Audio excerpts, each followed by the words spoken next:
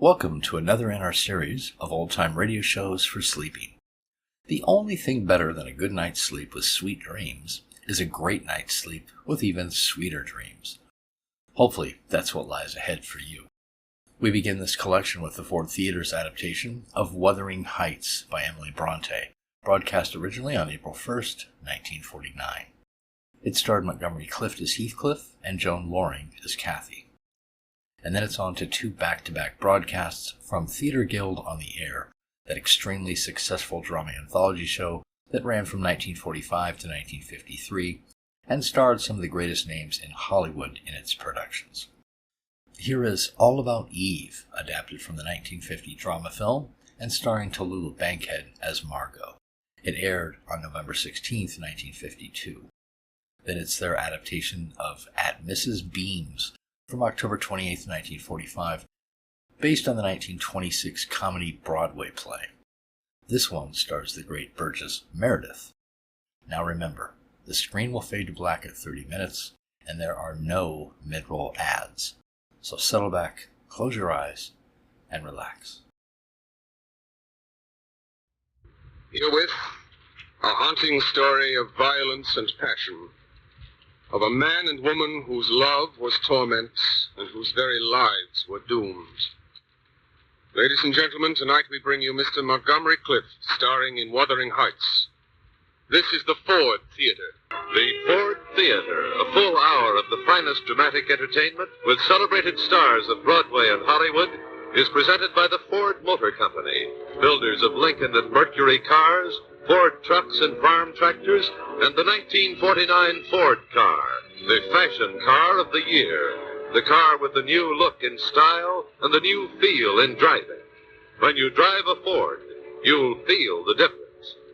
Now, to introduce tonight's program, here is the director of the Ford Theatre, Fletcher Markle. Tonight, we bring you the brooding magic of Emily Bronte's classic love story, Wuthering Heights. Once heard, this story can never be mislaid in one's memory.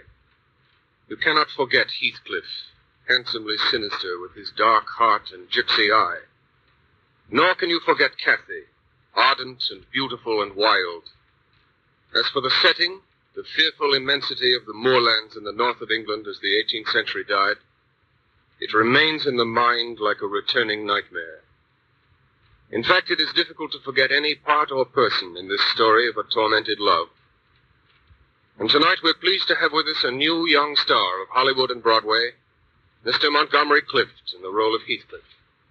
You'll be hearing Miss Joan Loring as Cathy, with Hester Sondergaard as Ellen and Hadley Rennie as Hindley. Mr. Clift and company, pleased to begin.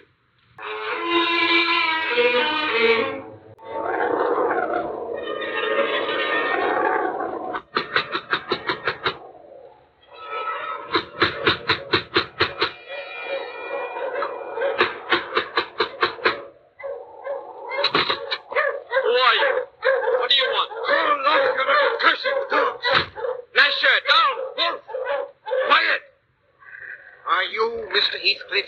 Yes? I'm Mr. Lockwood, your new tenant at Thrushcross Grange. Are you? Well, why aren't you there, then, instead of tramping the moors on a night like this? I fear I'm lost. This dreadful snowstorm, Could I get a guide from among your lads? No, you can't. I have only one, and he's needed here. Then I'm afraid I shall have to stay until morning. Do as you please. Thank you for your hospitality. Would you extend it to a cup of tea? Shall I get him some? You heard him ask for it.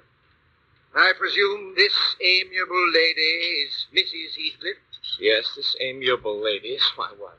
And would it be taxing your remarkable hospitality if I sat down? I hope my hospitality is a lesson to you to make no more rash journeys on these moors.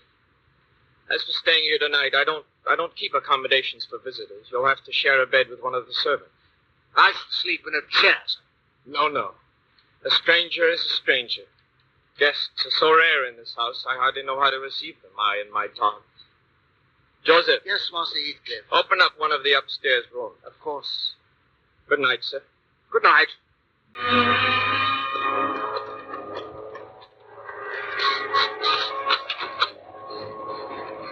Here's a room for you, sir. The bridal chamber. Well, we'd better close that window and fasten the shutter. The place is like an ice house. It won't stay closed, not in a storm like this. We'll see.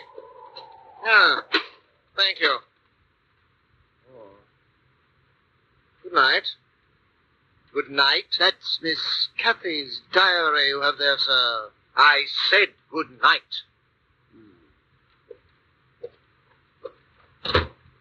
Well, now. Cathy, her book.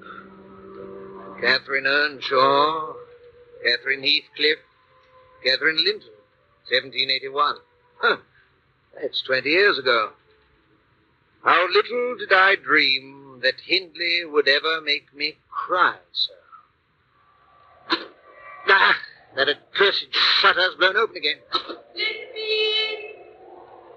Let me in. I'm lost on the wall. Who are you?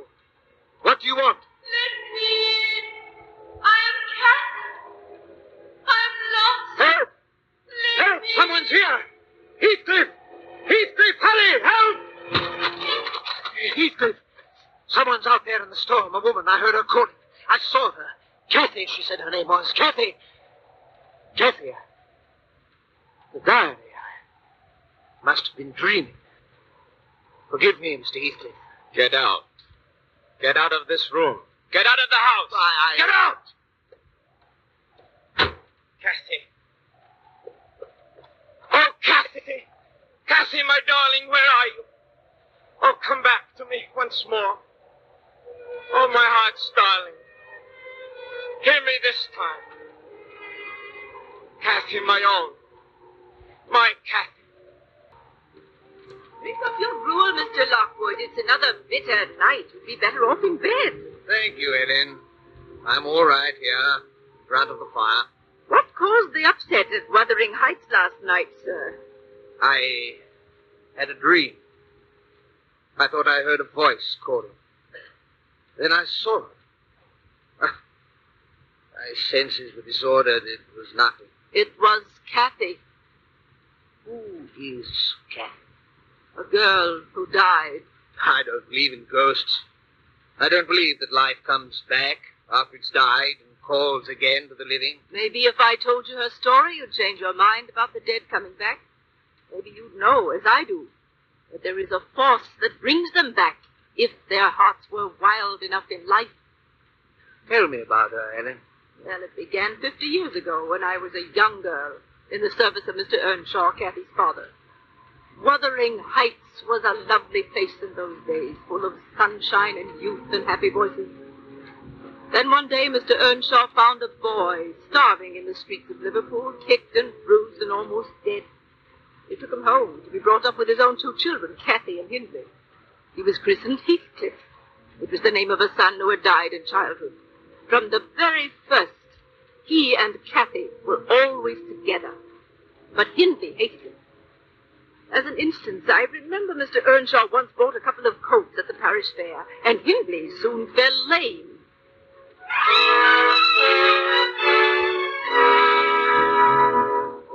I don't care, Heathcliff.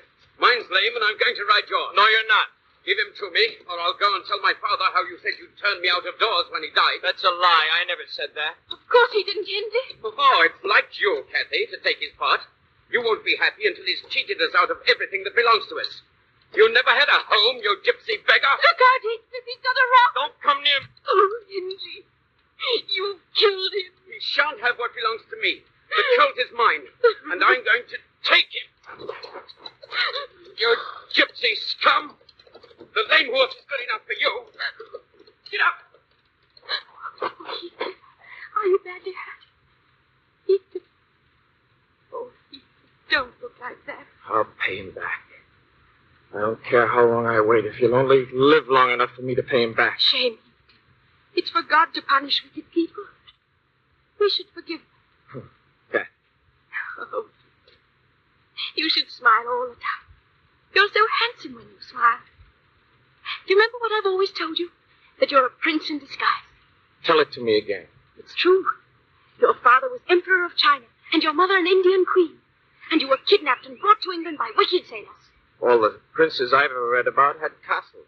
There is your castle. Look, Heathcliff. Over there. You mean those rocks? Peniston Crag? Yes. We'll take possession and never leave it. We'll live in it forever.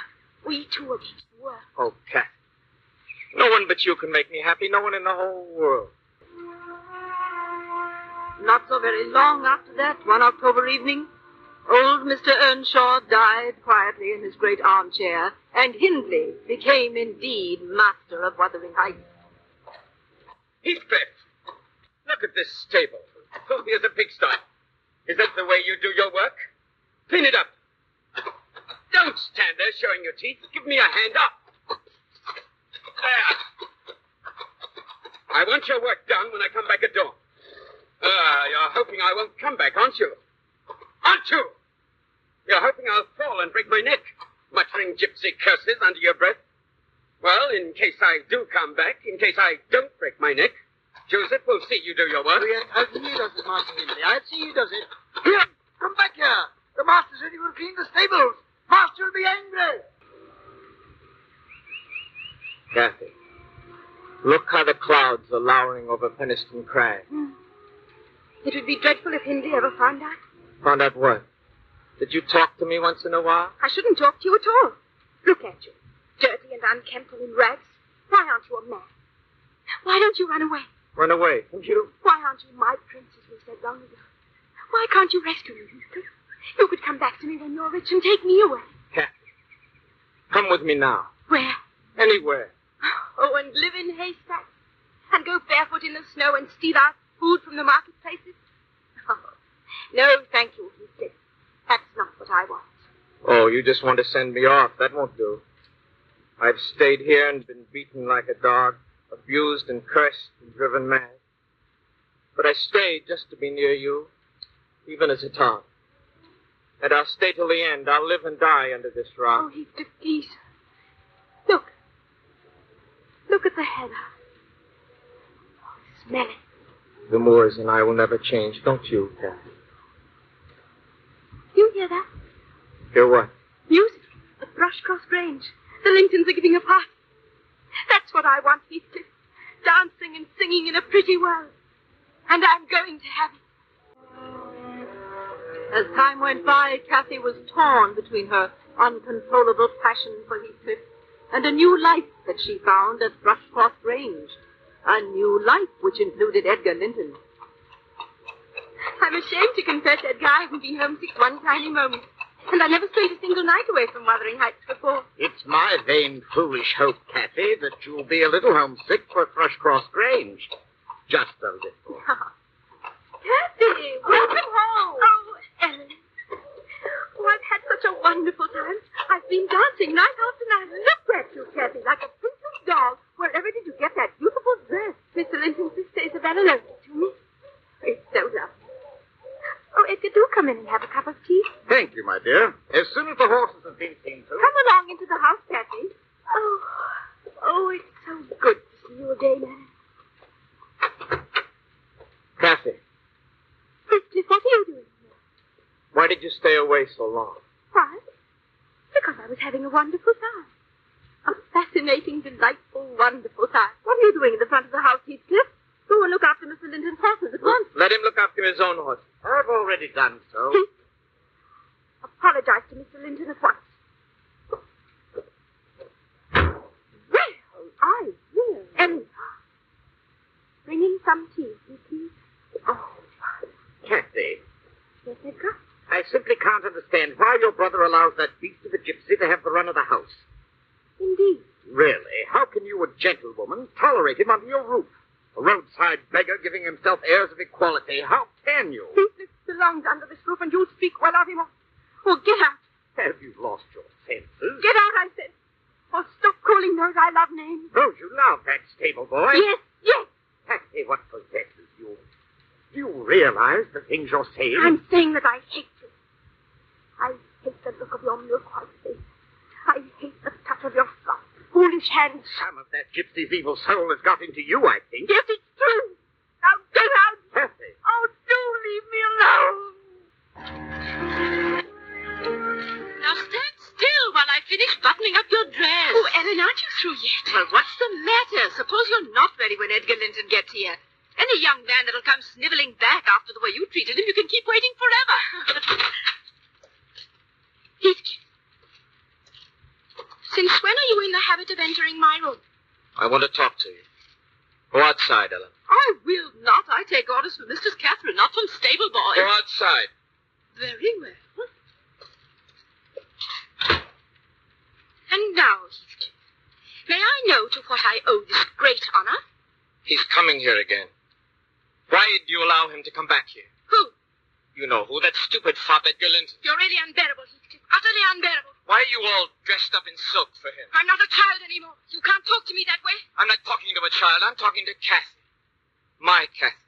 Oh, I'm your Kathy. Yes. And I'm to take orders from you, a dirty stable boy. You had your chance to be something else. Now let me go. Yes, tell the dirty stable boy to let go of you. He soils your pretty dress. But who soils your heart? Linton does.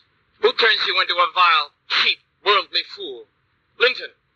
You'll never love him, but you let yourself be loved because it pleases your stupid, greedy vanity. Thief or beggar beside the road were all you were born to be. Begging for favors, not earning them, but whimpering for them with your dirty hands. That's all I've become to you, a pair of dirty hands. Have them where they belong. It doesn't help to strike you.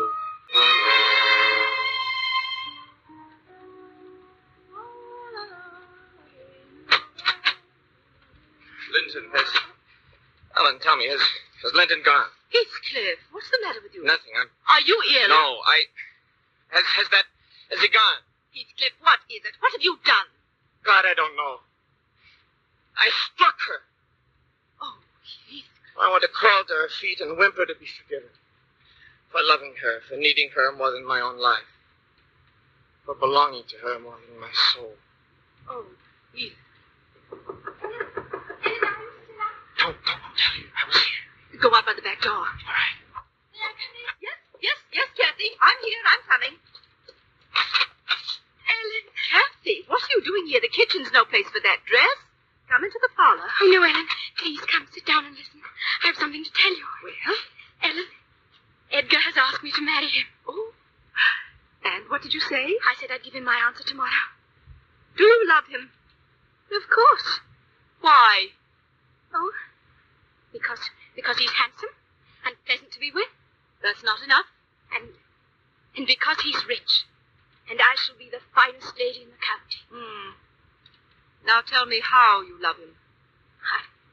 I love the ground under his feet, and the air above his head, and everything he touches. And it would be heaven to escape from this disorderly, comfortless place. Well, if Master Edgar and his riches and parties mean heaven to you, what's to stop you from taking your place among the Linton angels? Ellen, I don't think I belong in heaven. I once dreamt I went there, but it didn't seem to be my home. I broke my heart with weeping to come back to earth, and the angels were so angry they flung me out into the middle of the heath on top of Wuthering Heights. I woke up sobbing with joy. That's it, Ellen. I've no more business marrying Edgar Linton than I have being in heaven. But Ellen, what can I do? You're thinking of Heathcliff. He's sunk so low. He gets worse every day. It would degrade me to marry him. What was that? Well, nothing. The wind. Oh. Heathcliff seems to take pleasure in being mean and brutal. And yet, he's more myself than I am. Whatever our souls are made of, his and mine are the same. Ellen, I am Heathcliff. Everything he suffered, I've suffered. Every happiness he's ever had, I've had too. Oh, Ellen, if everything in the world died and Heathcliff remained, life would still be full for me. Heathcliff! Stop! Heathcliff! What's that? He must have been listening. Heathcliff listening to us? Back there in the passage. How much do you think he heard? Well, I'm not sure, but I think to where you said it would degrade you to marry him. Oh, that's when I heard him close the door. Oh, no. Heathcliff! Heathcliff! Calling for Heathcliff, Miss Cathy. Kathy, come in out of the storm. You'll catch your death of cold. Heathcliff! Heathcliff! Oh, back. I know him. He'll come back. No, he won't. I know him. Which way did he go, Josie? Over the moor. Kathy, come in. Come in out of the storm. Oh, fool. He should have known I love him. I love him. Heathcliff! Heathcliff!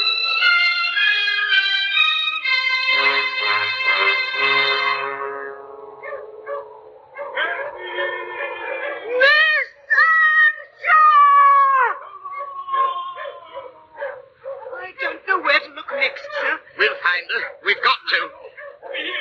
Duncan's found her. She's over here by this rock. Bring some brandy, quickly. Master Edgar? Is she all right? I don't know. I don't know.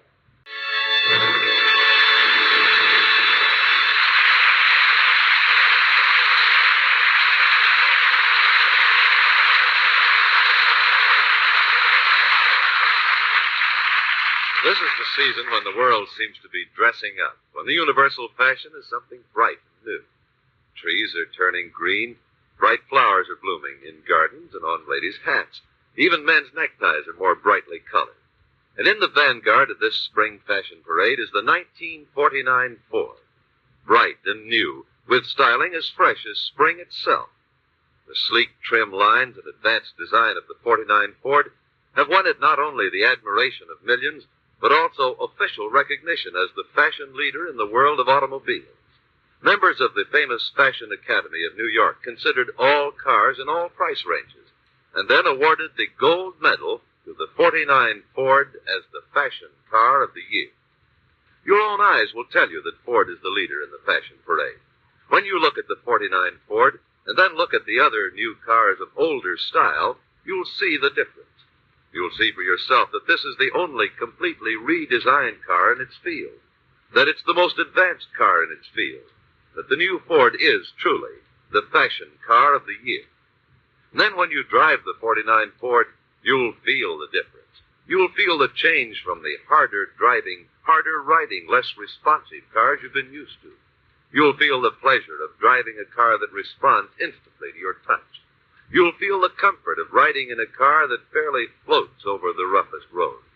And you'll feel the pride of owning the fashion car of the year. Before you settle for another new car of older style, drive a 49 Ford. Drive the only completely redesigned car in its field, the most advanced car in its field, the fashion car of the year.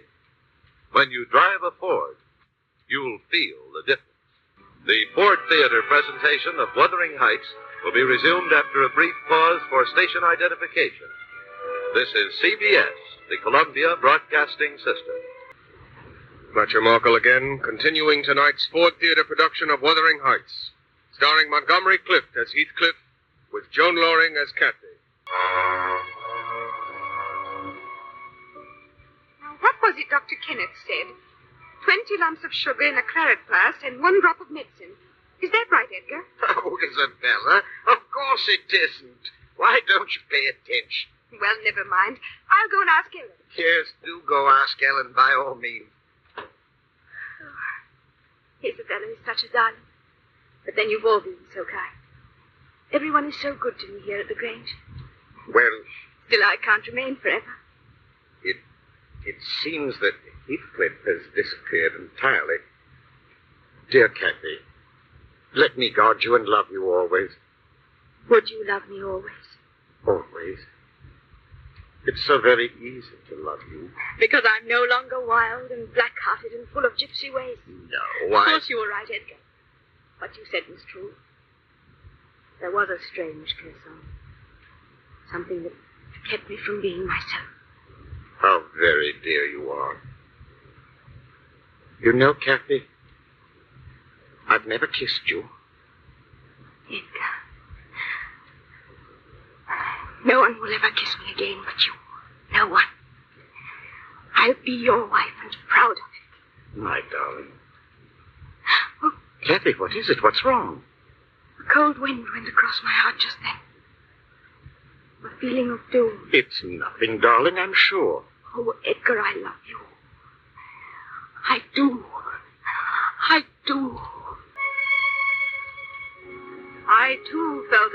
wind across my heart as I watched them come out of the church.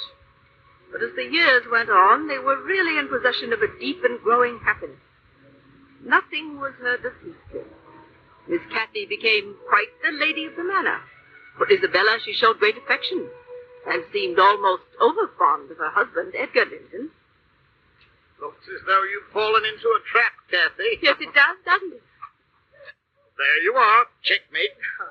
Shall we play another game? If you wish. Edgar, what do you suppose is the matter with the dog? It's probably one of the servants back from the village, Isabella.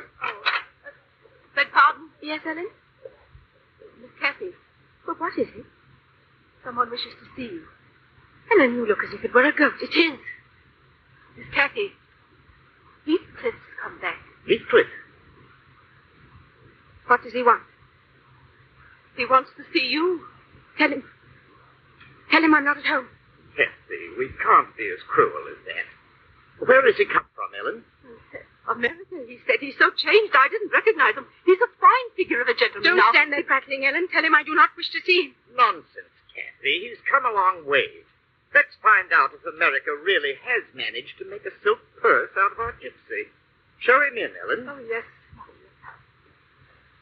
Oh, suddenly chilly in here. Do put another log on the fire, Edgar. Darling, why be nervous? The past is dead. You may smile at him without fear of offending me, because it's my wife who smiles. My dear wife who loves me. Yes, I was silly. Thank you, Edgar.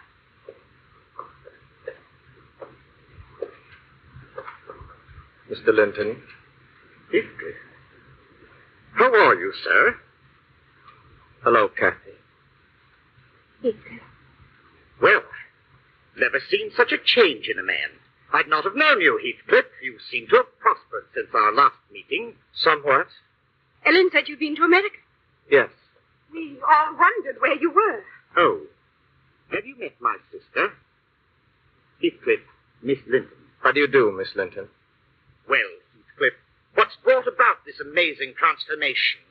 Did you discover a gold mine in the New World, or perhaps you fell heir to a fortune? Well, perhaps, Mr. Linton, I made it more spectacularly on the English highways. But the truth is, I remembered that my father was the Emperor of China, and my mother an Indian queen, and I went to claim my inheritance. It turned out, just as you once suspected, Cathy, I had indeed been kidnapped by wicked sailors and brought to England. Are you visiting here long? I mean in the village? The rest of my life. I've just bought Wuthering Heights, the house, the cattle, and the moors. You mean that Hindley has sold you the estate? He's not aware of it as yet. I'm afraid it will be somewhat of a surprise to him when he finds out that his gambling debts and liquor bills were all paid up for him by his former stable boy. Or perhaps he will merely laugh at the irony of it. I don't understand how it happened.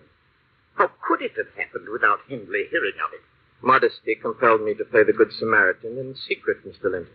By heavens, this is as underhanded a piece of work as I've ever known. Edgar, please.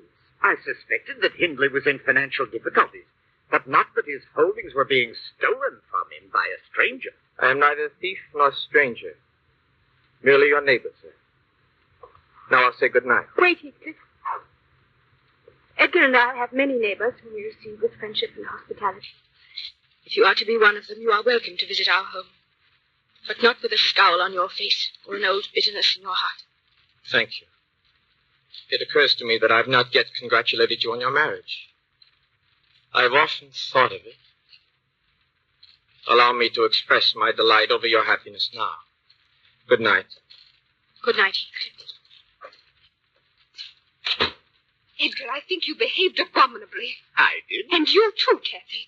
I'm dreadfully disappointed in you both. Isabella, what are you talking about? Why, you dismissed him as if he'd been a common servant. Don't tell me you thought him anything else. I thought him fascinating and quite distinguished. Joseph! Joseph! Yes, Master Hindley. Where's the key here? Isn't it in the door, sir? No, it isn't. Come in, man, come in. We're going to lock him out this time. And if he tries to get in, I'll shoot him. Now find the key. And get me a bottle of whiskey. You've had a wretched night, Master Hindley. Wretched night, you call it? How can I stay sober with that vulture's beak inside me? He struck me in the dark, Joseph. Robbed me of my home and gold. Where's the whiskey? Dr. Kenneth has forbidden it, Master Hindley. Blast Dr. Kenneth! Give him what he wants. But Dr. Kenneth has forbidden it, Mr. Heathcliff. Do as I tell you. Where's the whiskey? Dr. Kenneth has forbidden it, Master Hindley. Blast Dr. Kenneth! Give him what he wants. But Dr. Kenneth has forbidden it, Mr. Heathcliff. Do as I tell you. What difference to the world if he's drunk or sober? Get out. It's too early in the morning to look on the devil. Your ingratitude, Hindley, makes me almost sad. All I've done to you, Hindley, is to enable you to be yourself. My money has helped you to drink and gamble. You see, I remember that you once gave me a place to sleep, when you might have turned me out, and so now I allow you to remain, Hindley.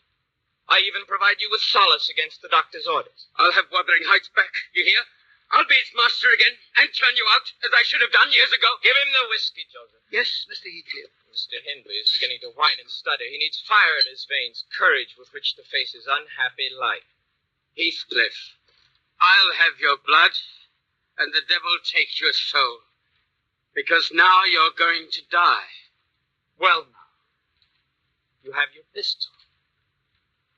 All you have to do is shoot. They'll thank me for it. The whole world. They'll say I did right in robbing it of a rotten gypsy beggar. Yes, they'll say that. Shoot, and you'll be master again. What a puling chicken of a man. You haven't enough blood in you to keep your hands steady. You remember that time you hit me with a rock, Hindley? And the times you shamed and flogged me as your stable boy?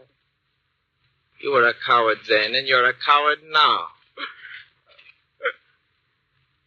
Give me the whiskey. Take him out, Joseph. Find some place for him to sleep. He's ill. I'll put him to bed. Not in the master's room. My master here now.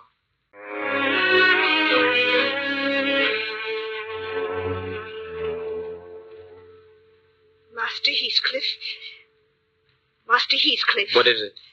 A lady wishes to see you. A lady from where? The Grange, sir. Why didn't you tell me? Where? Oh. Miss Linton.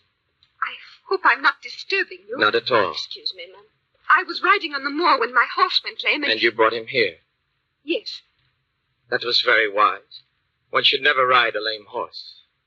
I want to tell you that I was furious with my brother, and with Kathy, too, the way they treated you. I told them so. I thought they acted most shamefully. Did your brother send you here with these apologies? Oh, no. He has forbidden me to... To speak to me? Yes. And Mrs. Linton? She is also angry with you. So that in all the county you are my only friend? I would like to be.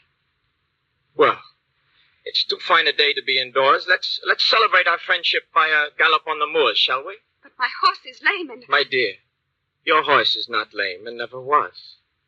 You came to see me because you were lonely. Because it is lonely sitting like an outsider in your brother's house. Lonely riding on the moors with no one by your side. Isabella, you won't be lonely anymore.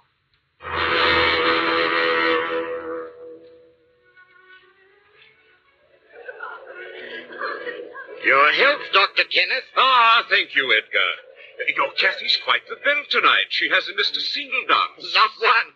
I'm quite worn out. What great heavens, is that Heathcliff?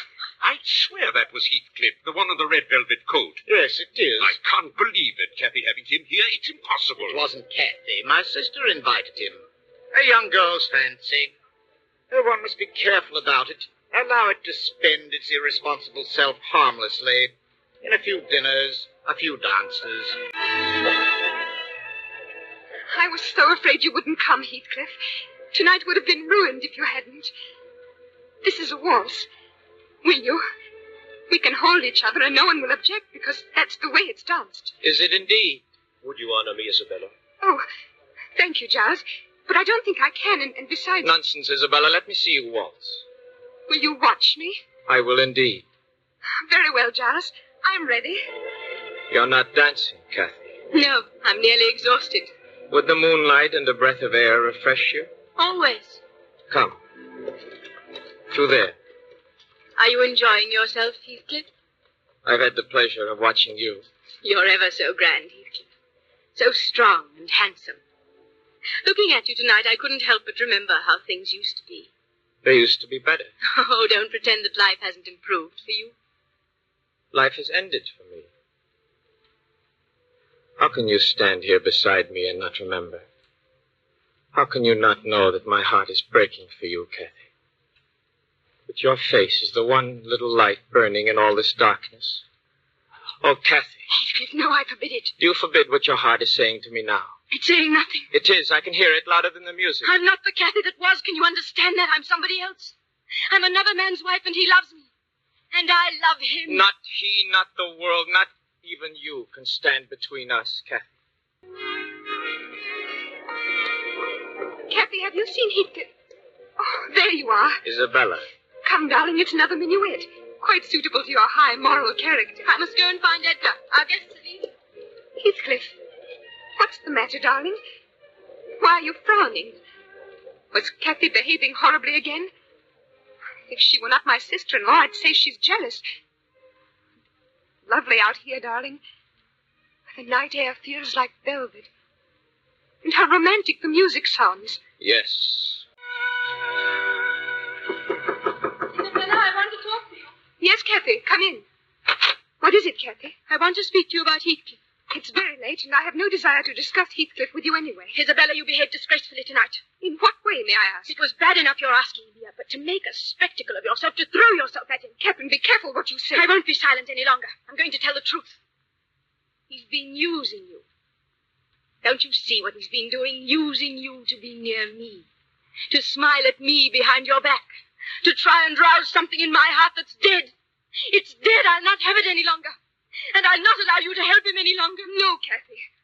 Heathcliff's in love with me. He's held me in his arms. He's kissed me. He's what? He's told me he loves me. We're going to be married. Heathcliff's going to be my husband. Good afternoon, Joseph. Miss Kathy, Mistress Kathy, I mean... May I come in? Master Hindley is away. It's Master Heathcliff I wish to see. He is in there, sitting by himself. Well, what brings you to Wuthering Heights, Kathy? Does Edgar know? I doubt he'd approve. Heathcliff. Is it true? Is what true? That you've asked Isabella to marry you? It is true. Oh, Heathcliff, you must not do this villainous thing. She hasn't harmed you. You have. Then punish me. I intend to. When I hold her in my arms, when I kiss her, when I promise her happiness. You'll marry her for that. Why not? It might teach you the ways of pain and let you taste the torment I'm in. Heathcliff, if there's anything human left in you, don't do this. Don't make me partner to such a crime. It's stupid. It's mad. Kathy, if your heart were only stronger than your dull fear of God and the world, I would have lived silent and contented in your shadow. But no. You must destroy me with that weakness you call virtue. You insist on torturing me with that cruelty you think so pious. Let me go.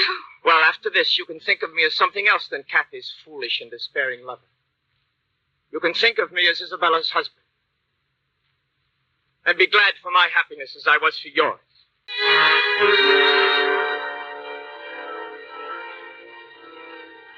So Heathcliff and Isabella were married.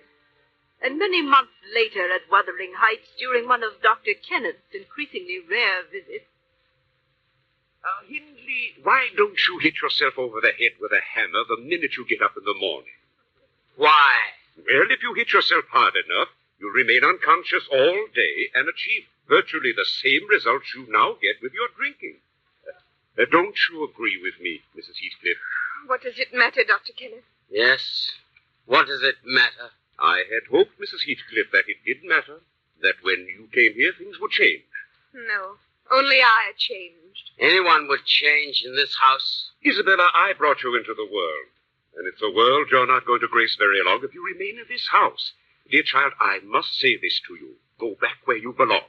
Listen to him, Isabella. Back to Edgar, if only for a month or two. It will mean your salvation and his.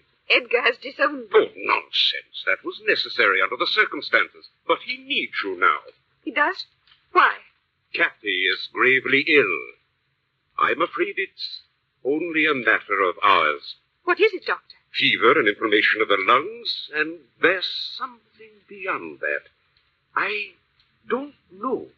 I'd call it the will to die. If she died, I might begin to live. Isabella, No one should hear you talk like this. I'm sorry. So am I. Goodbye. Goodbye, Dr. Kenneth. Begin to live, eh? In this house, with Heathcliff, nothing can live. Nothing but hate. Hate. I can feel it, like the devil's own breath on me. Hinder, you're not to talk like this. And you? He hates you worse than he does me. Each time you kiss him, he loathes you. Because it's not Kathy. Isabella, why don't you kill him? Kill him! Well, that's the first lucid talk I've heard out of Hindley in weeks.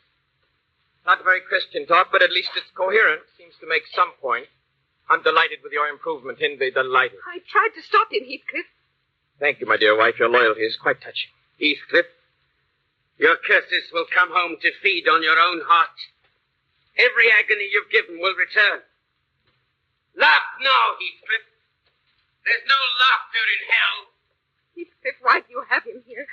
I can't breathe with him in the same house. Existence would be so much less interesting without my boyhood friend under my roof. Oh, Heathcliff, you poison yourself with hating him. Darling, send him away and love will come into this house. Why isn't there the smell of heather in your hair?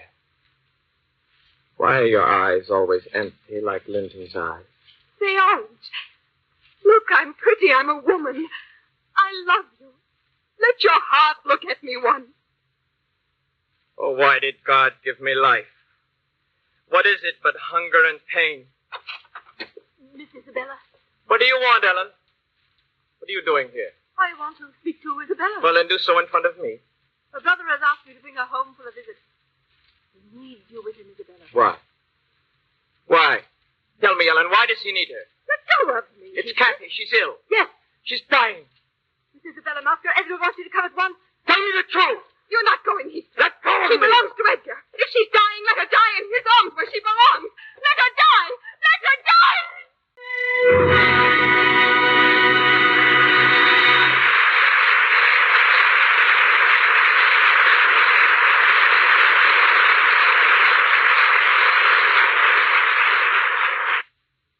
Remember when you were young, first time Dad let you drive the family car? You remember the thrill you got? The pleasure you felt as you went rolling proudly down the street? Well, that's what driving a car should be. A thrill and a pleasure all the time. That's why you should drive a 49 Ford. When you drive the new Ford, you'll feel the difference between it and the car you've been used to. Before you've gone a mile, you'll know that this is a car that responds as though it were a part of you, that answers instantly your touch and your wish. There's no fighting the turns, no worrying about starting, stopping, or passing, no wheel weariness when you're driving a 49 Ford. When you drive a new Ford, you just won't want to go back to a harder driving, harder riding, older style car. Now, there are sound reasons why the new Ford drives and rides as easily as it does. That new Ford feel was planned and built into the car when the 49 Ford was completely redesigned to give you easier, safer, more comfortable, and more efficient motoring. The solid roadability of the new Ford is the result of definite engineering advancements. Ford's new symmetrical steering linkage, new independent front-wheel suspension, new low center of gravity, a new midship ride. The feeling of aliveness of the new Ford comes from the power and pickup and flexibility of the great new Ford engines, the 95 horsepower 6 or the famous 100 horsepower V8. The effect of those advancements, easier driving, smoother riding, instant response, is what we call the new Ford feel, because that's what you feel when you drive a 49 Ford. And as for appearance, well, the Fashion Academy of New York examined all cars in all price ranges and awarded the gold medal for the fashion car of the year to the 1949 Ford. Your eyes will tell you why. You should get pleasure out of driving and owning your car, pleasure that continues over the miles and through the months. So before you settle for another new car of older style, drive the new Ford. Drive the only completely redesigned car in its field, the most advanced car in its field, the fashion car of the year. When you drive a Ford, you'll feel the difference. Now again, Fletcher Markle. And here's Act 3 of tonight's Ford Theater production of Wuthering Heights, starring Montgomery Clift as Heathcliff, with Joan Loring as Kathy. Edgar, please open the window. I want to smell the heather on the wind. Very well.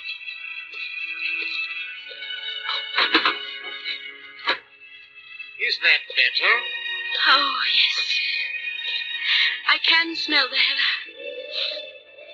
Edgar, isn't there a south wind? And isn't the snow almost gone? It's quite gone down here, darling. Just a few patches left. Oh, the sky is blue. And the larks are singing and the brooks are all brimming full. Edgar, will you get me something? What do you want, my darling? Some heather. There's a beautiful patch near the castle. I want some from there. Near the castle? What castle, my darling? The castle on the moors, Edgar.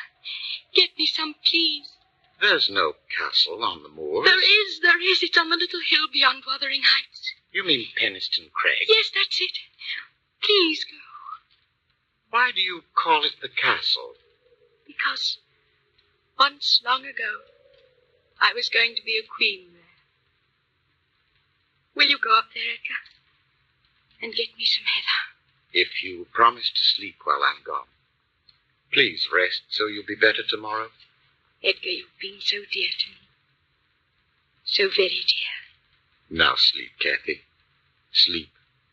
I'll be back with your flowers.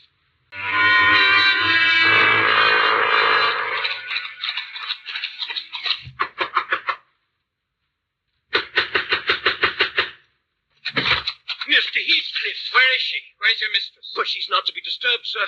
The master's just gone for Dr. Guinness. Get out of the way! Mr. Heathcliff! Mr. Heathcliff!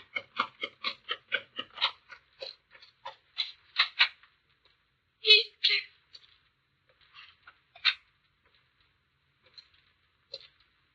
Kathy. I was dreaming you might come before I died. You might come and scowl at me once more. Kathy. Does it hurt so much to see me dying? Well, I'll not pity you. How strong you look. How many years do you mean to live after I'm gone? Kathy, you're my life. You're my soul. Oh, my darling, hold me. Don't let me go. If only I could hold you until we were both dead. Oh, Kathy. Why shouldn't you suffer? I do. I dread to die, Heathcliff. I don't want to die. Kathy, don't speak of dying. Will you forget me? Will you be happy when I'm in the earth? Will you say, this is the grave of Catherine Earnshaw? I loved her long ago and wept to lose her. But it's all past. Tell me, will you forget? I could as soon forget you as my own life. If you die, Kathy, there'll be no peace for me. Poor Heathcliff. Kneel down beside me. I want to feel how strong you are. Strong enough to bring us both back to life, if you want to live. No, I lied. While you held me, I forgot what life was. I forgot that life is not as sweet as this. Oh, Heathcliff, I lied. I do want to die. I want to die to escape. Why did you betray your own heart? Kathy, why did you kill yourself? Hold me, my darling. Just hold me. No, I'll not comfort you. My tears don't love you, Kathy. Heathcliff, don't break my heart. I never broke your heart. Kathy, you broke it. Kathy, you loved me. What right had you to throw away love for a handful of worldliness? I've lain in the night cursing your wantonness. Heathcliff, I found out. Misery and death and all the evils that fate a man could have hammered down would never have parted us. You did that. You alone. You wandered off like a greedy, wanton child to break your heart and mine. If I've done wrong, I'm dying of it. Forgive me. We've so very little time. Oh, my darling. Kiss me again. Heathcliff, he's coming. Mr. Linton, for heaven's sake, go and be quick. Oh, you mustn't go. You can't go. This is the last chance. Oh, I'm not going, love. I'm here. I'll never leave you again. Why, Miss Kathy. I told you, Ellen, when he went away that night in the rain. I told you my life, my being. Oh, you mustn't listen to her ravings. It's true. I'm yours. I've never been anyone else's. Never. She doesn't know what she's saying. Heathcliff, take me to the window. Let me look at the moors once again with you. Oh, my darling, once again. Here. Let me lift you up. Oh, how lovely the day looks. The sweet blue sky. Heathcliff, can you see Penistone Crag? Over there where our castle is? I'll always wait for you there. Till you come to me. Miss Kathy. Oh, Miss Kathy. She's gone. She's gone. Heathcliff, what are you doing here? She's gone. Miss Kathy is gone. Place her on her bed, Heathcliff. She's mine. Place her on her bed. Kathy. Leave her alone, all of you. She's mine now. You've done your last black deed, Heathcliff. Now leave this house. There's no use for words, Doctor. She's at peace now. In heaven. Beyond us. What do they know of heaven or hell, Kathy? Who know nothing of life? They're praying for you, Kathy. I'll pray one prayer with them. I repeat till my tongue stiffens. Catherine Earnshaw, may you not rest so long as I live on. I killed you. Haunt me then. Haunt your murderer. I know that ghosts have wandered on the earth. Be with me always. Take any form. Drive me to madness. Only do not leave me in this dark, alone, where I cannot find you.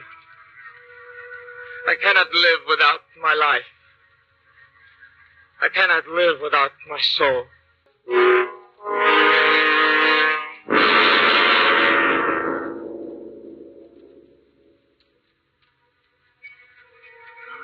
My dear, sweet Kathy. I can still see and hear that wild hour. With poor Heathcliff trying to tear away the veil between life and death, crying out to Kathy's soul to torment him and haunt him. And that was Kathy's ghost I heard at the window? Not her ghost, but Kathy's love, stronger than time itself, still sobbing for its unlived days and uneaten bread. Why, who would be about in a night like this? Well, I'll go and see. Why, Dr. Kenneth, what in the world are you doing out this night? Come in. You must be frozen. What's the matter, man? Well, I've gone stark raving mad. Dr. Kenneth, what is it? I saw Heathcliff out on the moors in the snow with a woman. A woman? I saw her with him plain as my own two eyes. It was Kathy. Kathy! Go on, man. What happened? I was trying to get near them when suddenly my horse reared and plunged and I was thrown. I called out to them, but they didn't hear me, so I followed them. I saw them both. He had his arm about her. I climbed up after them. But there he was, lying on the ground, frozen, alone, with only his footprints in the snow. Not alone, Dr. Kenneth. No. At last they are together. And when spring comes, they will lie under a benign sky, where the moths flutter among the harebells and the heather, listening to the soft wind breathing through the grass. There'll be no more unquiet slumber for the sleepers in that quiet earth.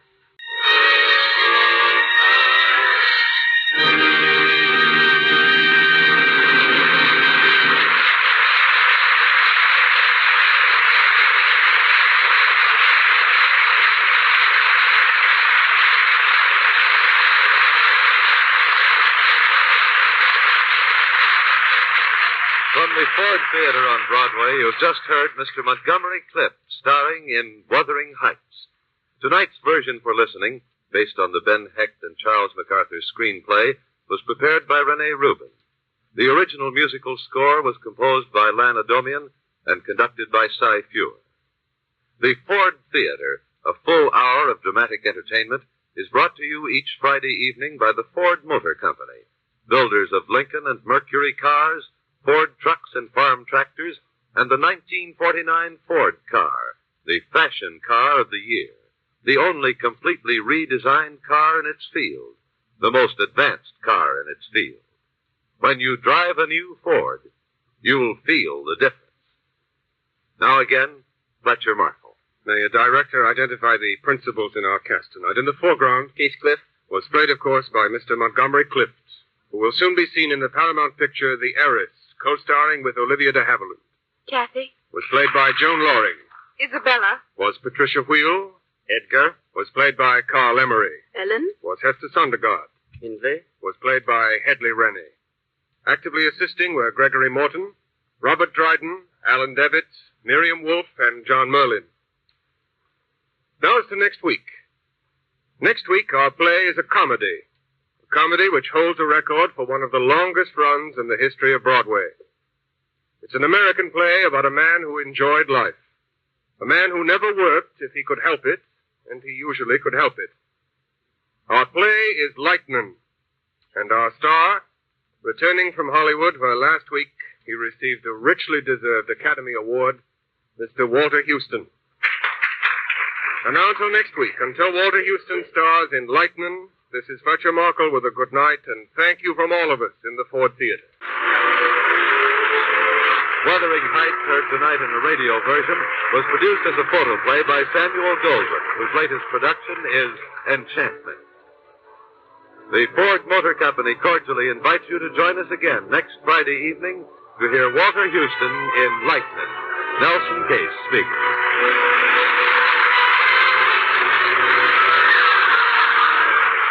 This is CBS, the Columbia Broadcasting System.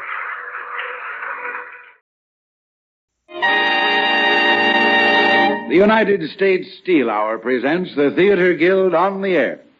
Helping to build a better America through better steels and products of steel is the job of the industrial family that serves the nation, United States Steel. Look for our trademark, USS, on any steel product. It's your guide to quality steel. Our broadcast, produced by the Theater Guild, one of America's foremost theatrical producers, will be introduced. Thank you, Mr. Brokenshaw, and good evening, darlings. The play we're performing for you this evening on Theater Guild on the Air is called, and I never could understand why, All About Eve. True, there is an Eve in it, and what a part that is. But there's also a glamorous and brilliant leading lady of the theater whose true identity has been kept a secret too long. Tonight, darlings, tonight, baby intends to do something about that. So to get on with it, we raise the curtain on All About Eve. Adapted for us by Arthur Arendt and directed by Homer Pickett. Hello. Permit me to introduce myself. My name is Addison DeWitt. I am a drama critic and columnist, which means I am essential to the theater, as ants to a picnic, or the boll weevil to a cotton field. The story properly begins one rainy night backstage at the current theater on Broadway. Seated in the Star's dressing room are Max Fabian, the producer, and Lloyd Richards, the author of Miss Margot Channing's current smash hit. The curtain has run down, the last bows have been taken, as the door opens and Miss Channing enters. Max, did you hear that applause, darling? Did you hear it? Lloyd, did you hear it? Oh, those curtain calls, those divine people, those divine people. 10 months the play runs, Margot, and we still got standees. And why? Because they come to see you, darling. You, the most talented, the most inspired. Oh, thank you, darling. You're a wonderful producer, but let's not forget the play and the author. Thank you, Margot. True, there's always been that third act of yours, darling. It's lovely. Oh? A little pale, a trifle anemic, perishing on its feet, in fact. No one else has ever noticed it? Naturally, darling, I shan't let them. That's what I'm there for, to tie up the loose ends into an enchanting Christmas package, all pretty bows and ribbons, so that everybody will forget to look inside. Now, just a minute. Lloyd, she's right. Third act.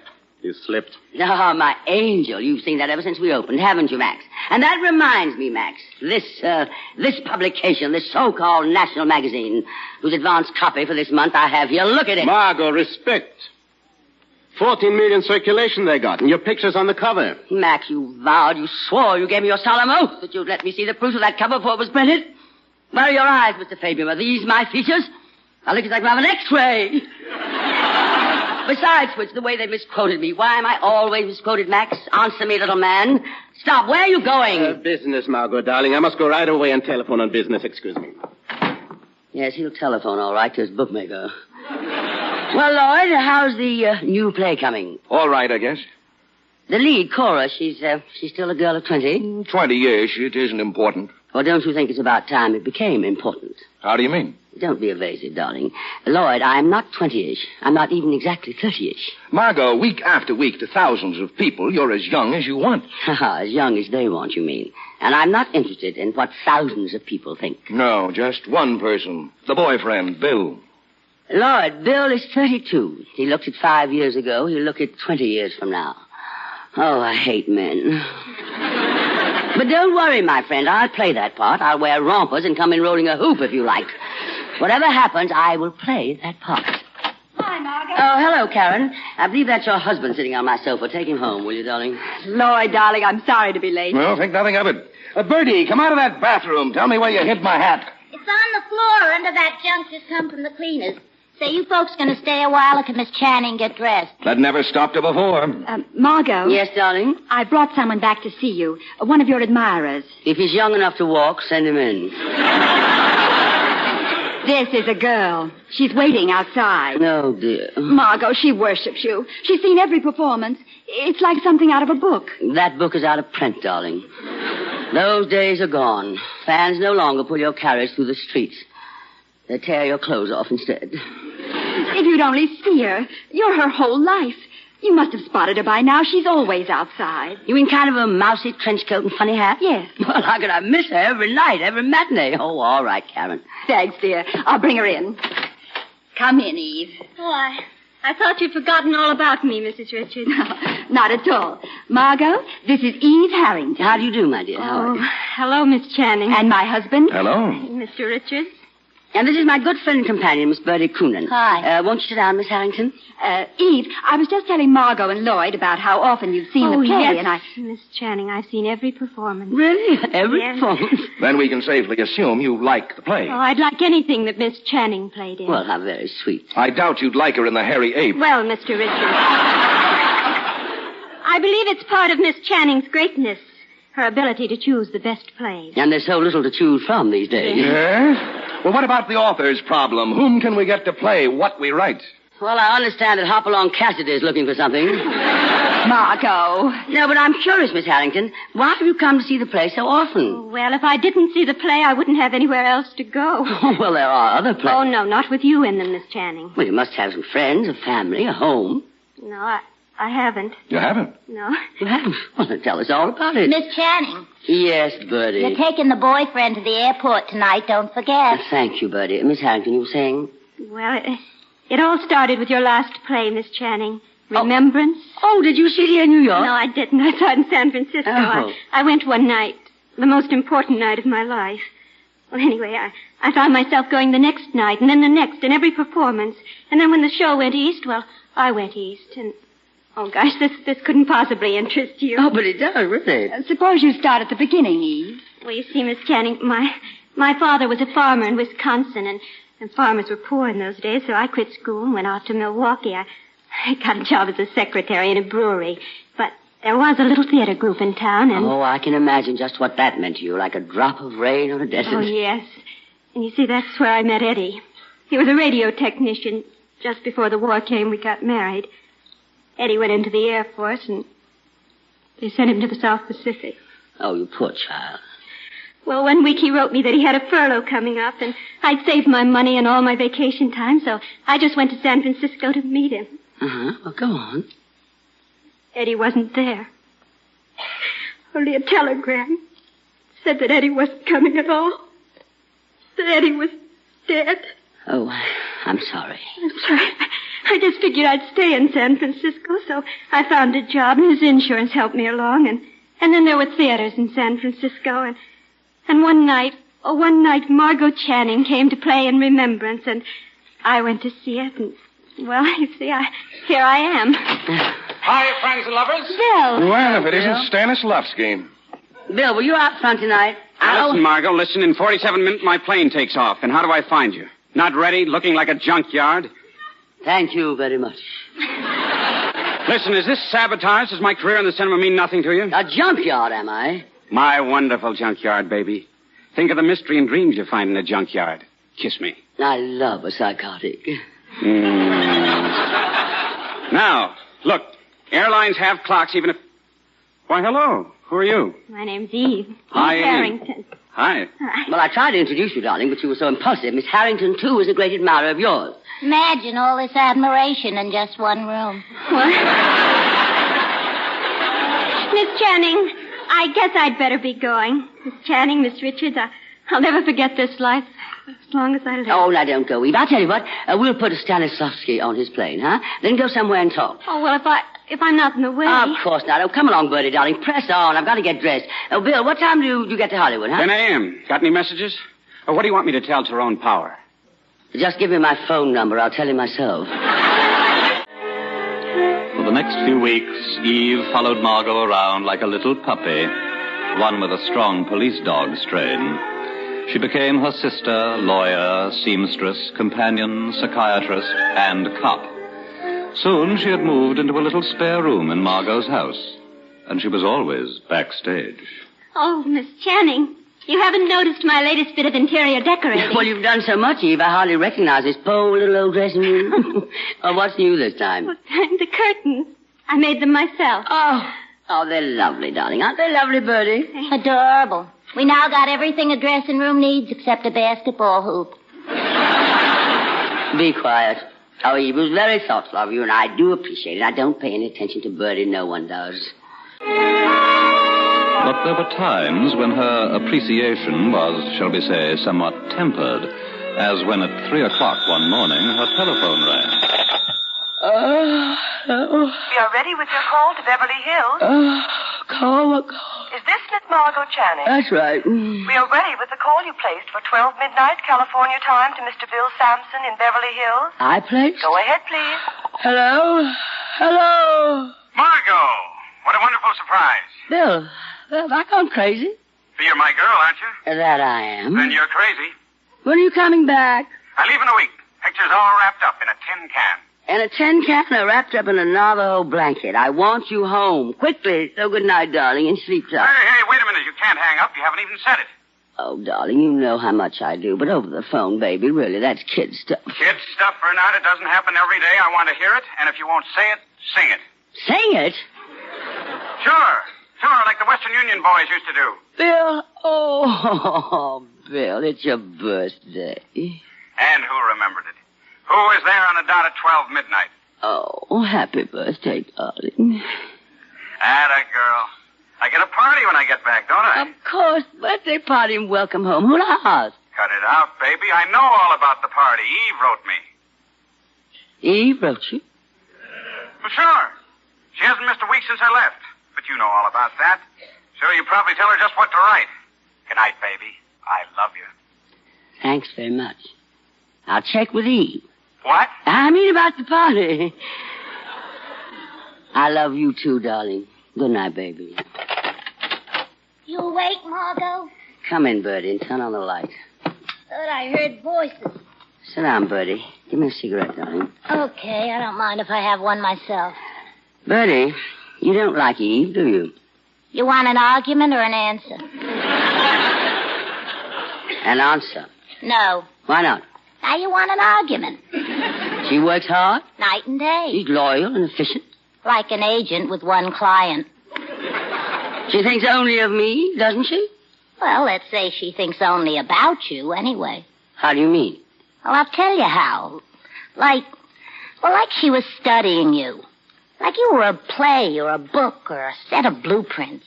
How you walk, talk, think, eat, sleep. Well, I'm sure that's very flattering, Bertie, and I'm sure there's nothing wrong with it. Oh, sure. Oh, Bill's coming home next week, Bertie. We'll give him a welcome home party Sunday night. Would you mind arranging it? No, I don't mind. And, Bertie, you might consult with Eve about things, okay, huh? Okay, I'll consult. Now, let's see. Get a pianist. Get a flock of pianists. Now, Bill likes Horowitz and Rubinstein. Get both of them. But don't pay more than union scale. Now, don't forget, Bertie, the party's next Sunday night. Hello, Eve. Welcome to the party, Mrs. Richards. Well, how are things going with you, Eve? Happy? That should be a new word for happiness. You know, Miss Channing's been so wonderful to me. You've been good for her, too. Mrs. Richards. Yes? Isn't this awful? I'm about to ask you for another favor. And after all you've done for me already. Nobody's done so much, Eve. What is it? Well, you know, the other day, when he was here to lunch, I heard Mr. Fabian tell Miss Channing that her understudy was going to have a baby and they'd have to replace her. You want to be Margot's new understudy? Oh, no, I don't even let myself think about it, but, you see, I do know the part so well, and oh, no. Gosh, what if I had to go on all of a sudden? No, I couldn't possibly. Oh, don't worry. Margot just doesn't miss performances. If she can walk, crawl, or roll, she plays. Yes. Well, you know, Mrs. Richards, you know, the show must go on. No, dear. Margot must go on. However, I see no reason why you shouldn't be Margot's understudy. Then you will talk to Mr. Fabian about it? Of course. And you won't forget? I won't forget. Thank you. You all dressed, Miss Channing? Come in, Bert, and zip me. How's the party going? And where the devil's Bill? He's late. Late for what, Miss Channing? He's been downstairs in the living room for 20 minutes. Well, I certainly think it's odd he hasn't even come up. What's he doing? Making dialogue with Miss Eve Harrington. Oh. Your zipper's all zipped. Thanks, Bertie. I think it's time I made an entrance. No, that's what he said, Eve. He really said it. No, he didn't. Margot. Hiya, baby. I was just telling Eve a Hollywood story. I hope I didn't kill the point. You heard it. You know the one about the time when I looked through the wrong end of a camera finder. Eve, remind me to tell you about when I looked into the heart of an artichoke. Oh, I should love to hear it, Miss Channing. Some snowy night in front of the fire, dear. In the meantime, would you mind checking about the hors d'oeuvres? It seems the caterer forgot them. The paint wasn't dry or something. Yes, of course. Excuse me. Well, I had no idea you were here, Bill. Oh, I ran into Eve on my way upstairs. She told me you were dressing, so... That's my modest boy. Oh, well, we started talking. She wanted to know all about Hollywood. She seemed so interested. She's a girl of so many interests. It's a pretty rare quality these days. She's a girl of so many rare qualities. So she seems. So you pointed out. So often. So many qualities, so often. So loyal. Her loyalty, efficiency, devotion, warmth, affection, and so young. So young and fair. I get it. Get what? You know, somehow I can't believe you're making this up. It sounds like something out of an old Clyde Fitch play. Clyde Fitch, though you may not think so, was well before my time. Now, listen. Margot, this is... well, it's so laughable, it's funny. Is it? You know what I feel about this age obsession of yours. And this ridiculous attempt now to whip yourself up into a jealous froth because I spend 10 minutes with a stage-struck kid. 20 minutes. 30 minutes, 40 minutes. Stage-struck kid. She's a young lady of qualities, and I'll have you know I'm fed up with both the young lady and her qualities. Studying me as if I were a play or a set of blueprints.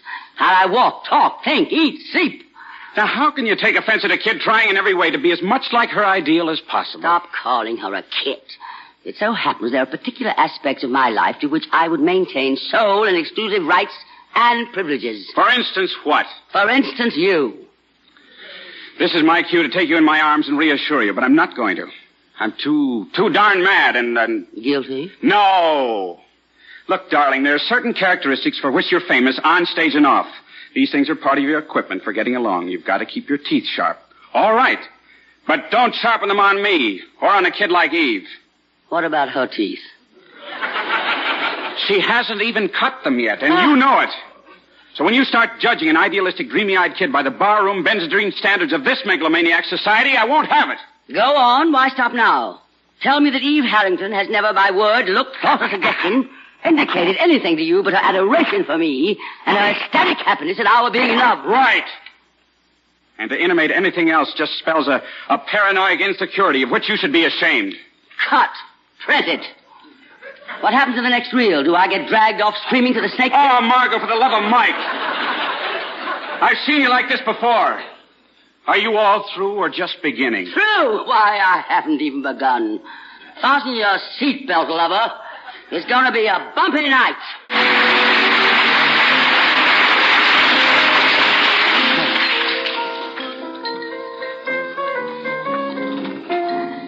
Lieberstrom! I just played Lieberstrom, Miss Channing. Play it again, darling. That was the fourth straight time. This will make the fifth straight time. I'm just crazy about Lieberstrom. Margot. Here I am, darling. Fetch me a martini from that tray, please. Fetch me two. Margot, some of your guests are wondering when they'll be permitted to view the body. Where has it been laid out? It hasn't been laid out, darling. We haven't finished with embalming. As a matter of fact, you're looking at it. The remains of Margot Channing. Sitting up. It is my last wish to be buried sitting up. Wouldn't you feel more natural taking a bow? Bill, you know nothing about feelings natural or unnatural. Your guests are also wondering whether the music couldn't be a shade more on the, shall we say, happier side. If my guests do not like it here, I suggest they accompany you to the nursery, where I'm sure you will all feel more at home. Margot, I must speak to you. Speak, Max. You got any bicarbonate of soda in the house? Of course I've got some bicarbonate of soda in the house. I've got some. There's a box in the pantry. We'll put your name on it. Max Fabian. It'll stay there, always. Just for you, Max. You hear that, Bill? I got Fred. I love you, Max. I really mean I love you. Go to the pantry. Well, Mr. Sampson, shall we stroll among the guests? Margot, baby. Your arm, lover. Look now, I think you've had enough firewater for tonight. Your arm.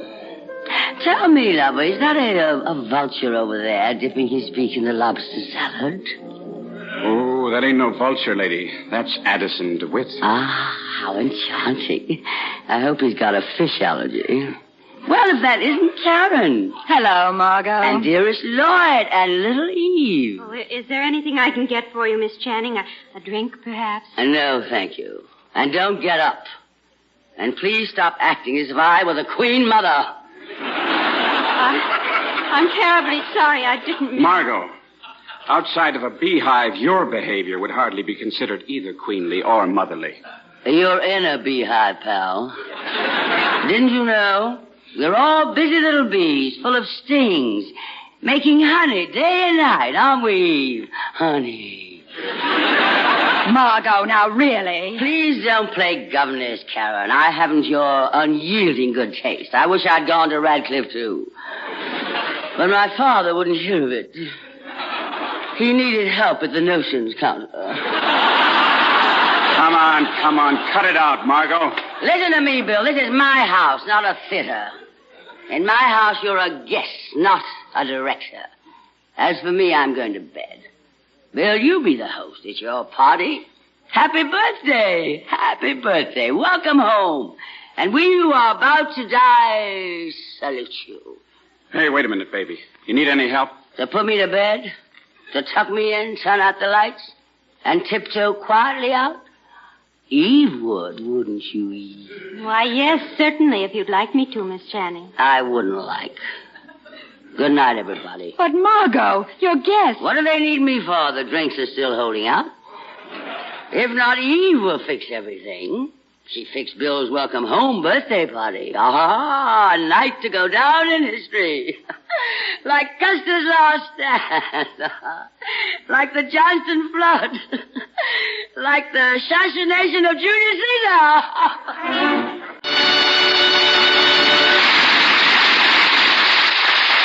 You are listening to All About Eve, produced by the Theater Guild on the Air, presented by the United States Steel Corporation. And here speaking for United States Steel, George Hicks. Good evening. Chances are most of you never heard of a Frenchman named Nicolas Appert, who was born 200 years ago.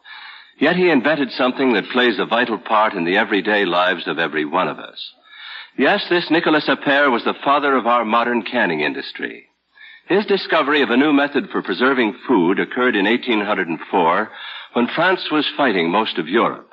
As Napoleon said, an army marches on its stomach, and so critical was the problem of maintaining food supplies for both the armed forces and the civilian population that the French government offered a 12,000 franc prize to the citizen who could devise a practical method of preserving foods. After long years of effort, Nicolas Appert, an obscure confectioner, figured out the answer, and in 1809 was awarded the prize by Napoleon Bonaparte himself. Today, the production of the canning industry in the United States amounts to nearly 20 billion containers with a total value of $2.5 billion. Most of these containers are what we call tin cans.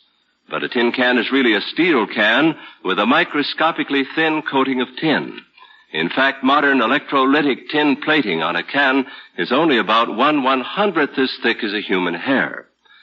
Now, just as the French wars of the 18th century caused the birth of the food preserving industry, so did our own participation in World War II produce a crisis in the manufacturing of sufficient cans to meet the enormous needs of our armed forces and civilians. When the Japanese invasion cut off a major portion of our tin supplies, it soon became evident that the established hot dip method of tin plating used up too much tin. American resourcefulness came to the rescue. Intensive research, which began long before Pearl Harbor, produced amazing developments in the new electrolytic tin plating process. These improvements enabled us to stretch our dwindling tin supplies and maintain the needed production of cans to serve our huge armed forces and to meet civilian needs. United States Steel is very proud of the fact that it's long been one of the major suppliers of tin plate to the canning industry. Proud, too, of the fact that in research and development work, its staff of experts has worked hand in hand with the scientific experts of the can industry, while improved and expanded facilities for the manufacture of electrolytic tin plate has been one of the key objectives successfully achieved by the industrial family that serves the nation, United States Steel. You are listening to the Theater Guild on the Air, presented by the United States Steel Corporation. And now the curtain rises on the second act of All About Eve, starring Tallulah Bankhead as Margot, with Beatrice Pearson as Eve and Kevin McCarthy as Bill Sampson, and featuring Mary Orr as Karen Richards. What was it the wise man said? This too will pass away. And so 2 weeks later, all was well again with Bill and me. It is at this point, friends, that I must once again call attention to myself, Addison DeWitt. You see, I had somehow become acquainted with a certain exotic blonde, Miss Claudia Caswell, a graduate of the Copacabana School of Dramatic Art. And in a weak moment, I had promised her an audition with Max Fabian, the Broadway producer. Okay, Addison. You mention my play in your column every day for 1 month, and I do it. 2 weeks. 1 month. 3 weeks. 1 month, and I get Margot Channing to read with her. Margot? She'll do it for me. Is it a deal? It's a deal. And so the day of the audition arrived. It was a Friday. I was smoking a cigarette in the deserted lobby when Margot came into the theater, late, as usual. Well, Addison, why so remote? I should think you'd be at the side of your protégé, lending her moral support. The audition, my dear Margot, is over. Over? It can't be. I've come to read with her. That audition was called for 2:30. It is now nearly 4. Oh, is it really? Well, I must start wearing a watch.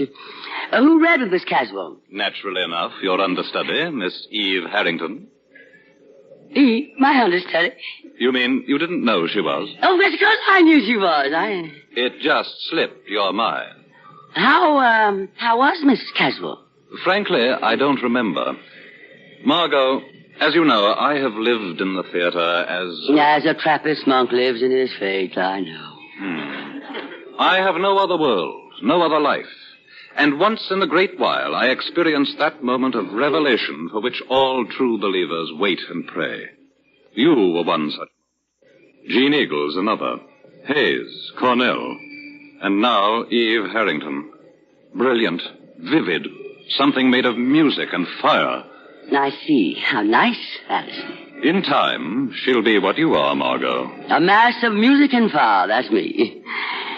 Tell me, was Bill swept away too, or were you too full of revelation to notice? Bill didn't say, but Lloyd was beside himself. He listened to his play as if someone else had written it, he said.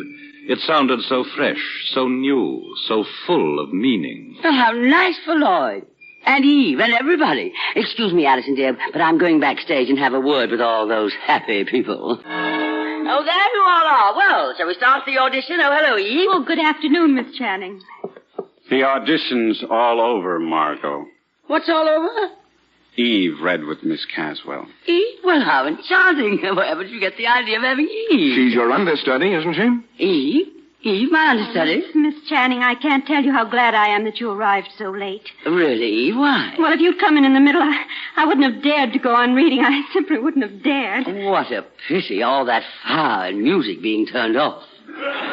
Fire and music? You wouldn't understand. Oh, now, Miss Channing, believe me, I was dreadful. I was awful. I have no right to be anyone's understudy, much less yours. I'm sure you underestimate yourself. Doesn't she, Lloyd? Margot, you'd have been proud of her. She was a revelation. Really? To you too, Lloyd? Okay, what do you mean? Eve, go in my office. Oh, yes, Mr. Fabian. I mean, among other things, that it must have been a revelation to have your 24-year-old character played by a 24-year-old actress. So she says. That's beside the point. It's right to the point. Also, that it must have sounded so new and fresh to you, so full of fire and music. Addison. Oh, so you've been talking to that venomous fishwife, Addison DeWitt. In this case, as trustworthy as the World Almanac. You knew when you came in that the audition was over, that Eve was your understudy, playing that childish little game of cat and mouse. Not mouse. Never mouse. If anything, rat. Margot, you have a genius for making a barroom brawl out of a perfectly innocent misunderstanding at most. Perfectly innocent men have been hanged for less. I'm lied to, attacked behind my back, accused of reading your silly dialogue inaccurately. Please, children, may I say a word? No, you keep out of this, Max. Go over there and sit down next to Bill. Look how calmly he takes everything. But after all, why should one expect anything else? Huh, directors. Go on, my sweet. Don't stop for me. I wouldn't think of stopping for you. Actresses, stars, they never die, they never change. You can change this star any time you want. For a new, fresh, exciting one with built-in fire and music. Any time you want, starting with tonight's performance. Did you hear that, Max? Margot, please, this is for lawyers to talk about. You have a contract.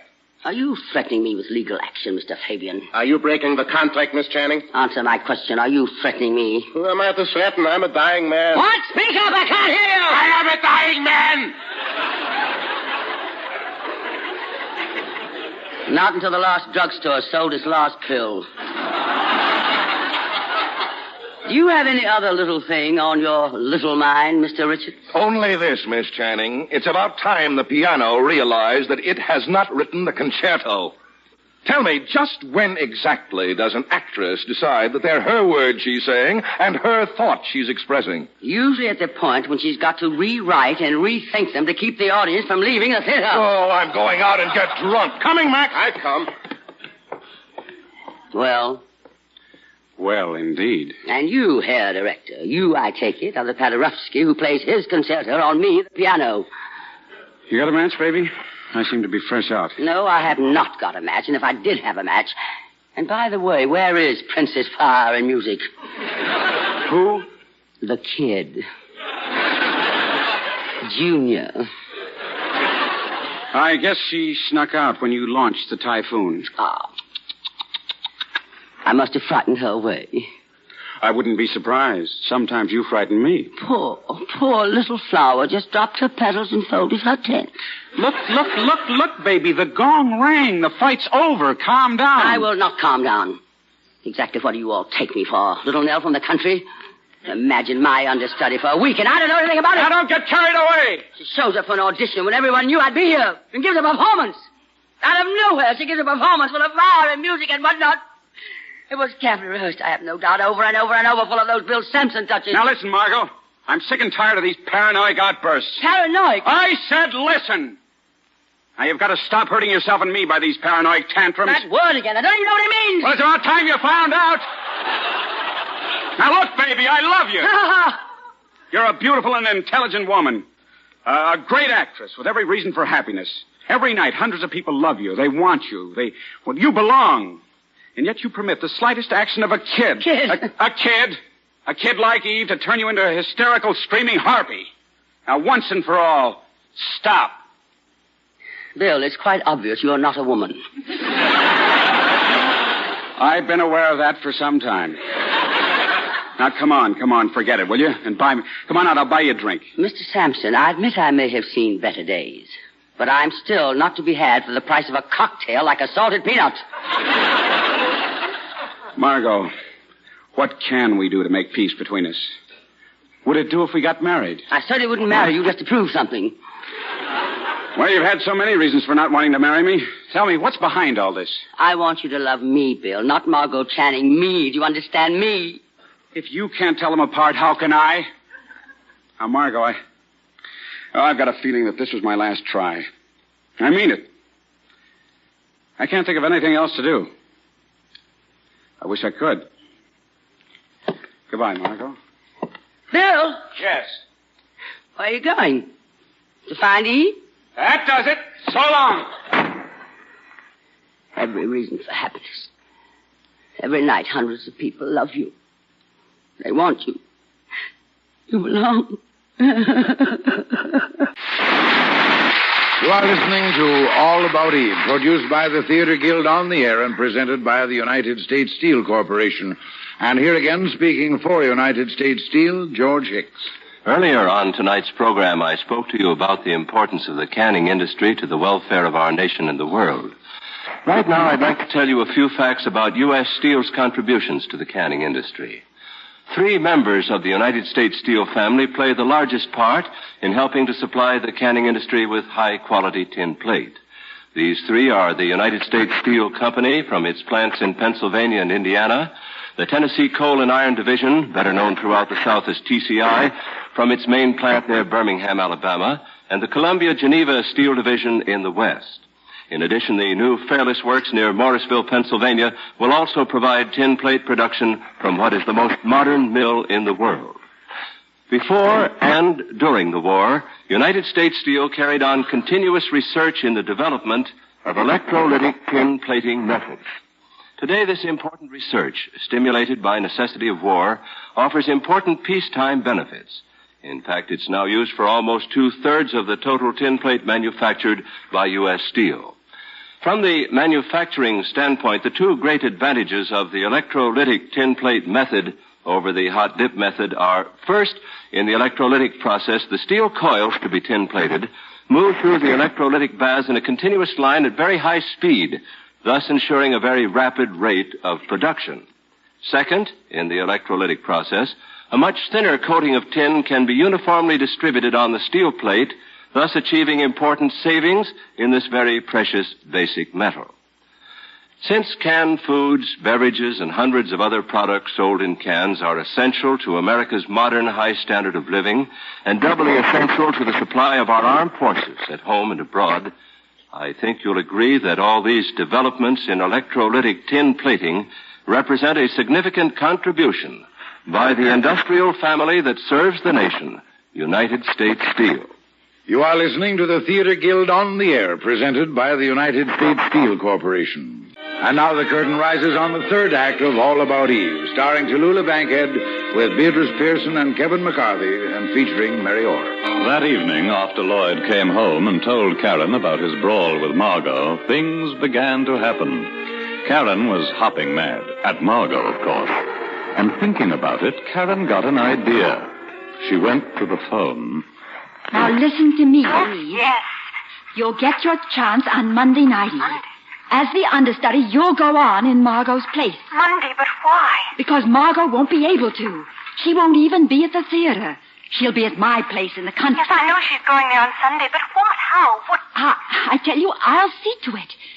Goodbye now, Eve, and good luck. And so Karen persuaded Margot to stay in the country until late Monday afternoon. And then, halfway to the station to catch the last train in time to get to the theater. What's the trouble, darling? Why have you stopped? I don't know, Margot.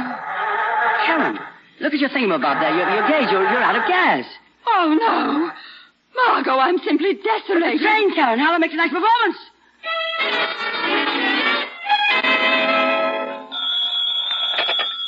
Fabian speaking. Max, darling. Oh, what have I done? I can't get over. Will you ever forgive me, darling? I'm simply flayed by Margot, Max. The box office. Did you have to pay me any refunds? Oh, Max, how could I have let the audience down like Margot, that? listen. I've never done such a thing in my life, darling. Never unless I've been dying in Canterville on a stretcher. Margot. Yes, darling, I'm so upset. What is We it? are giving a performance. A performance? Your understudy is on. Well, kid, you can be proud of yourself. Who are you proud of me, Bill? I'll admit I was worried when Max called me and said Margot Oh, didn't no, show. you shouldn't have worried, Bill. You did it, Junior. You know, with work and patience, you'll be a fine actress. If that's what you want to be. Is that what you want me to do, Bill? I'm talking about you and what you And want. so am I. What? Oh, don't run away, Bill. From what would I be running? Oh, you're always after the truth on the stage. Now, what about off, Bill? I'm for it. Then face it. I have since that very first night here in this very same dressing room. Ah. You're quite a girl, Eve. You think. I'm in love with Margot. Hadn't you heard? Oh, well, you hear all kinds of things. Of course, I'm only human. Are you? The only thing, what I go after, I want to go after. Oh, Bill. I don't want it to come after me.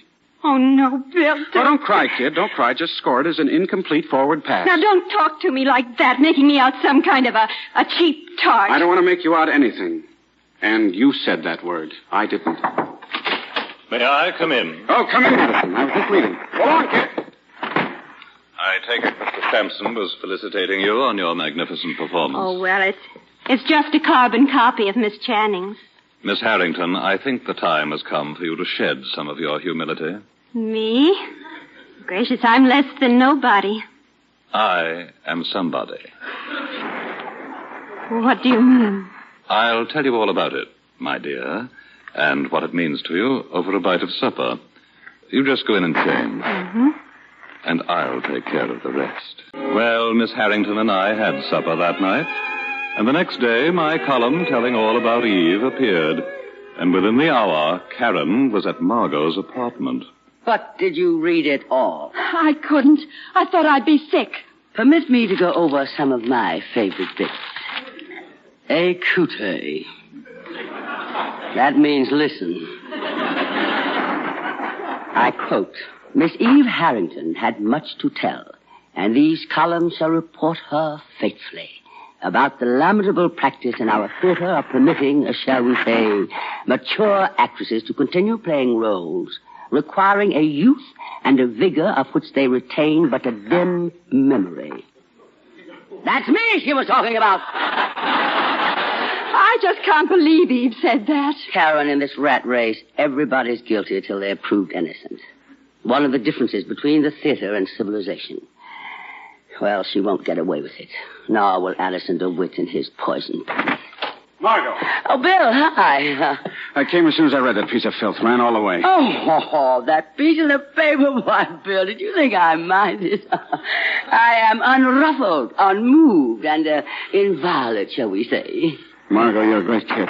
Great. But I'm your director, remember? I'm the guy who knows about you. And the next night, everybody who was anybody was at the Stork Club. Bill had a private party at his table. Attention, friends, especially you, Lloyd. Quote, tonight, Miss Margot Channing gave a performance in your cockamamie play, the like of which I have never seen before and expect rarely to see again. Unquote. He does not exaggerate, unquote. You were great. Ah, that's my boy. It's been quite a night, huh? I understand that my understudy, a Miss Harrington, has given her notice. Oh, too bad, too bad. And now, attention, a toast.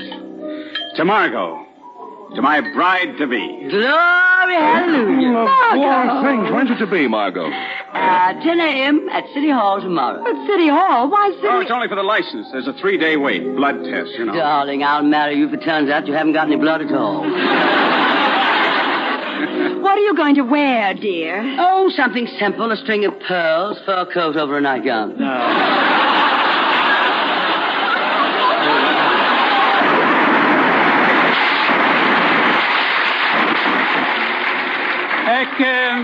Excuse me, Mrs. Richards. Oh, yes, waiter? A note for you. Oh, thank you. Well, if this doesn't beat... Here, Margot, read this. Dear Karen, please forgive me for butting in, but it's most important that I speak with you. Meet me in the ladies' room. Eve. I understand that she's the understudy in there now. What gall. Karen, in all the years of our friendship, I have never let you go to the ladies' room alone. But now I must. I am bursting to know what goes on in that feverish little brain waiting in there. Go along, darling. Hurry up, and hurry up back. Eve, I wish I could believe you. You didn't really say any of those things? They were all Addison? Oh, you've really got a very low opinion of me, haven't you? Oh, Eve, don't cry. I just wish I'd never met him. I'd like for him to be dead. Eve, I don't think you mean to cause unhappiness. And believe it or not, if there's anything I can do. Yes. Yes, there is something. Yes? Your husband's new play. I've read it. Oh, have you? Yes. Addison says that I must play Cora. It's just the part I need for my career. What? Margot's part? Over my dead body, Eve. That won't be necessary. Karen, Addison knows how Margot happened to miss that performance. It's quite a story. Addison can make quite a thing about it. Imagine how snide and vicious he could get and still write nothing but the truth. You know, I had a time persuading him last night. That's right. You better sit down, Karen. You look a bit wobbly. And your friendship with Margot, your deep, close, warm friendship. What would happen to it, do you think, if she knew the cheap trick that you'd played on her and for my benefit? And then you and Lloyd, how long, even in the theater, before people would forget what had happened and ever trust you two again? No. No, it would be so much easier on everyone concerned if I were to play Cora. And you know, it would be so much better theater, too. You do all that just for a part in a play? Well, you know, I'd do much more for a part that good. What happened, Karen? Oh, nothing much. She apologized. With tears? Yes. Oh, but not right away. First, the business of fighting them off. Chin up, a stout fellow. Check. Very classy stuff. Lots of technique. Groom. Huh? Oh, you mean me? Naturally. May I have a wedding present? What would you like, Texas? I would like everybody to shut up about Eve. Just shut up about Eve. That's all I would like. Tonight, I'm happy. Isn't this a lovely room? The Cub Room. What a clever name. Where the elite meet. Never have I seen so much elite. And all with their eyes on me, waiting for me to crack that little gnome over the noggin with the bottle. But not tonight. I'm forgiving tonight. Even Eve, I forgive you. Groom. Yes, dear. You know what I'm going to be? A cowboy? A married lady. With a paper to prove it. I'm going to have a home. Not just a house I'm afraid to stay in. And a man to go with it. Oh, you'll be there, won't you, Groom? Oh, often enough to keep the franchise. A four-square, upright, downright, forthright, married lady. That's for me. And no more make-believe. Off stage or on. From now on, I play grown-up women only. I might even play a mother. Huh? Only one child, of course, and not over 8. Atta girl. And something else. Lloyd, Karen, will you promise not to be angry with me? Baby, tonight I couldn't be, no matter what. Then listen. I don't want to play Cora in your new opus. What? Now, wait a minute, darling. Don't get so touchy. I haven't said it isn't a great part in a fine play. I think it is. But not for me anymore. Not a four-square, upright, downright, forthright, married lady. What's your being married got to do with it? It means I've finally got a life to live. I don't have to play parts I'm too old for. Just because I've got nothing to do with my likeness. No, Lloyd, darling. No, Cora. Now, I know you made plans, but I'll make it up to you. Believe me, I will. Karen, what's the matter? Karen, what are you laughing at? Oh, darling, you must be awfully funny. In fact, it's contagious. Needless to mention, when Lloyd's new play went into rehearsal, Eve got the part of Cora. I presume it was a mere oversight that Lloyd neglected to consult Karen about it. The denouement, as we say in the theater, took place opening night in Eve's hotel room, a few hours before the curtain went up. Come in. Oh, Miss Channing, thank you so much for coming. I was so afraid I wouldn't come? Mm-hmm. I admit I was doubtful, but I'm dying to know what's agitating that feverish little brain this time. Oh. Well, won't you wish me luck on my opening night? For what it's worth, I wish you luck. I thank you. Now, what else? Well, I wanted to tell you. Well, that is, I wondered if you'd care to do something for one of your dearest friends. One of my dearest friends? I'm referring to Karen. It's also about Lloyd. So, it's about Karen and Lloyd. Continue, pray. By all means, continue. Margot, Lloyd and I have come to know each other. Understand each other during these weeks of rehearsal. And we know Lloyd is a wonderful man, Margot. Yes, I know. And commercially, the most successful playwright in America. Let's not forget that, shall we? Margot, Lloyd is going to leave Karen. What do you mean? He loves me. He's going to marry me. Do you understand that? Nothing can stop that, I promise you. Nothing? Mm-hmm. Then what did you want to see me about? Well, it's just that... Oh, well. Now, look, why should there be any unpleasantness? Aren't we civilized? We're adult. Now, you could speak to Karen, Margot. You could tell her that nothing in the world that she might do or say will prevent Lloyd and me from going on... I see. Nothing that Karen can do. But what about what I could do? You? What could you possibly do? I could speak to Lloyd. I could say to Lloyd, Lloyd, darling, you love Eve Harrington. But do you love Gertrude Kleinhauser? That is your name, isn't it? What of it? I could continue thus. It's quite true, Lloyd, that our Eve, or Gertrude, once worked in a brewery. But life in the brewery was apparently not as dull as she has pictured it to us. For example, the boss's wife had him followed by detectives. She never proved a thing, not a thing. That $500 brought you straight to New York, didn't it? Well, she was a liar, a complete liar. Answer my question. Weren't you paid to get out of town? And you've never been to San Francisco, so how could you have ever seen me act out there? Also, there was no Eddie, no pilot, and you've never been married. That was not only a lie, but an insult to dead heroes and to women who love you. Get out! Get out! Eve, your arm is much too short for that gesture. Besides, it hasn't been used since Olga Petrova. Get out! Go on. And don't throw that vase, dear. Don't even put your little hand on it. There. That's better. Goodbye, darling. Oh, get out. Oh, Addison. My. Temper, Eve. Why is this ersatz porcelain strewn across the floor? But now, what do you want here? I've been waiting for Miss Channing to depart. You knew she was here? I surmised she would be. Oh, that woman, Addison, she's a liar, pure and simple. Why, not a word that comes out of her mouth is the truth. That shouldn't bother you, Gertrude Kleinhauser. Oh, I see. She's told you, too. No, dear. I told her. You told My her? problem was how best to use this odd information that I had garnered. Printed in my column? No, that wasn't quite the answer, since... Well, my dear, surely you've gathered, somehow you must have known. Know what? You and I were meant for each other, Eve. You and I? We have a lot in common. A contempt for humanity, insatiable ambition, talent.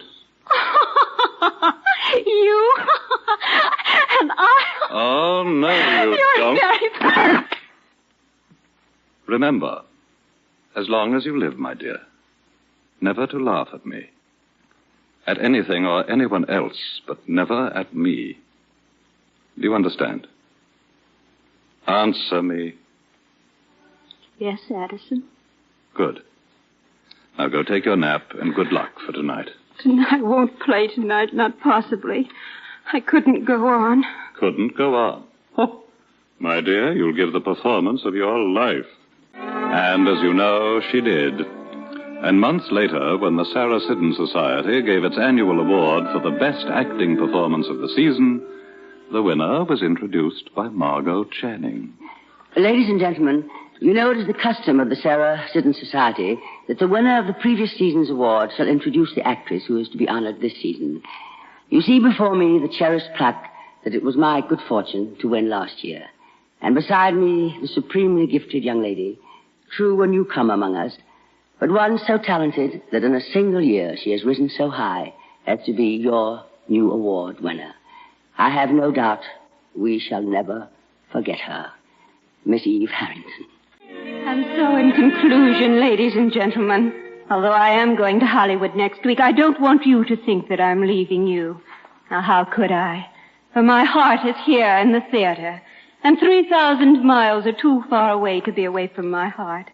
I'll be back to claim it, and soon. That is, if you want me back. Beautiful, Eve. Beautiful. Oh, thanks, Matt. And, well, Margot, how did you like my speech? Very nice, Eve. Only one thing. I wouldn't worry too much about your heart. You can always put that award where your heart ought to be. Come on, Bill, let's go home.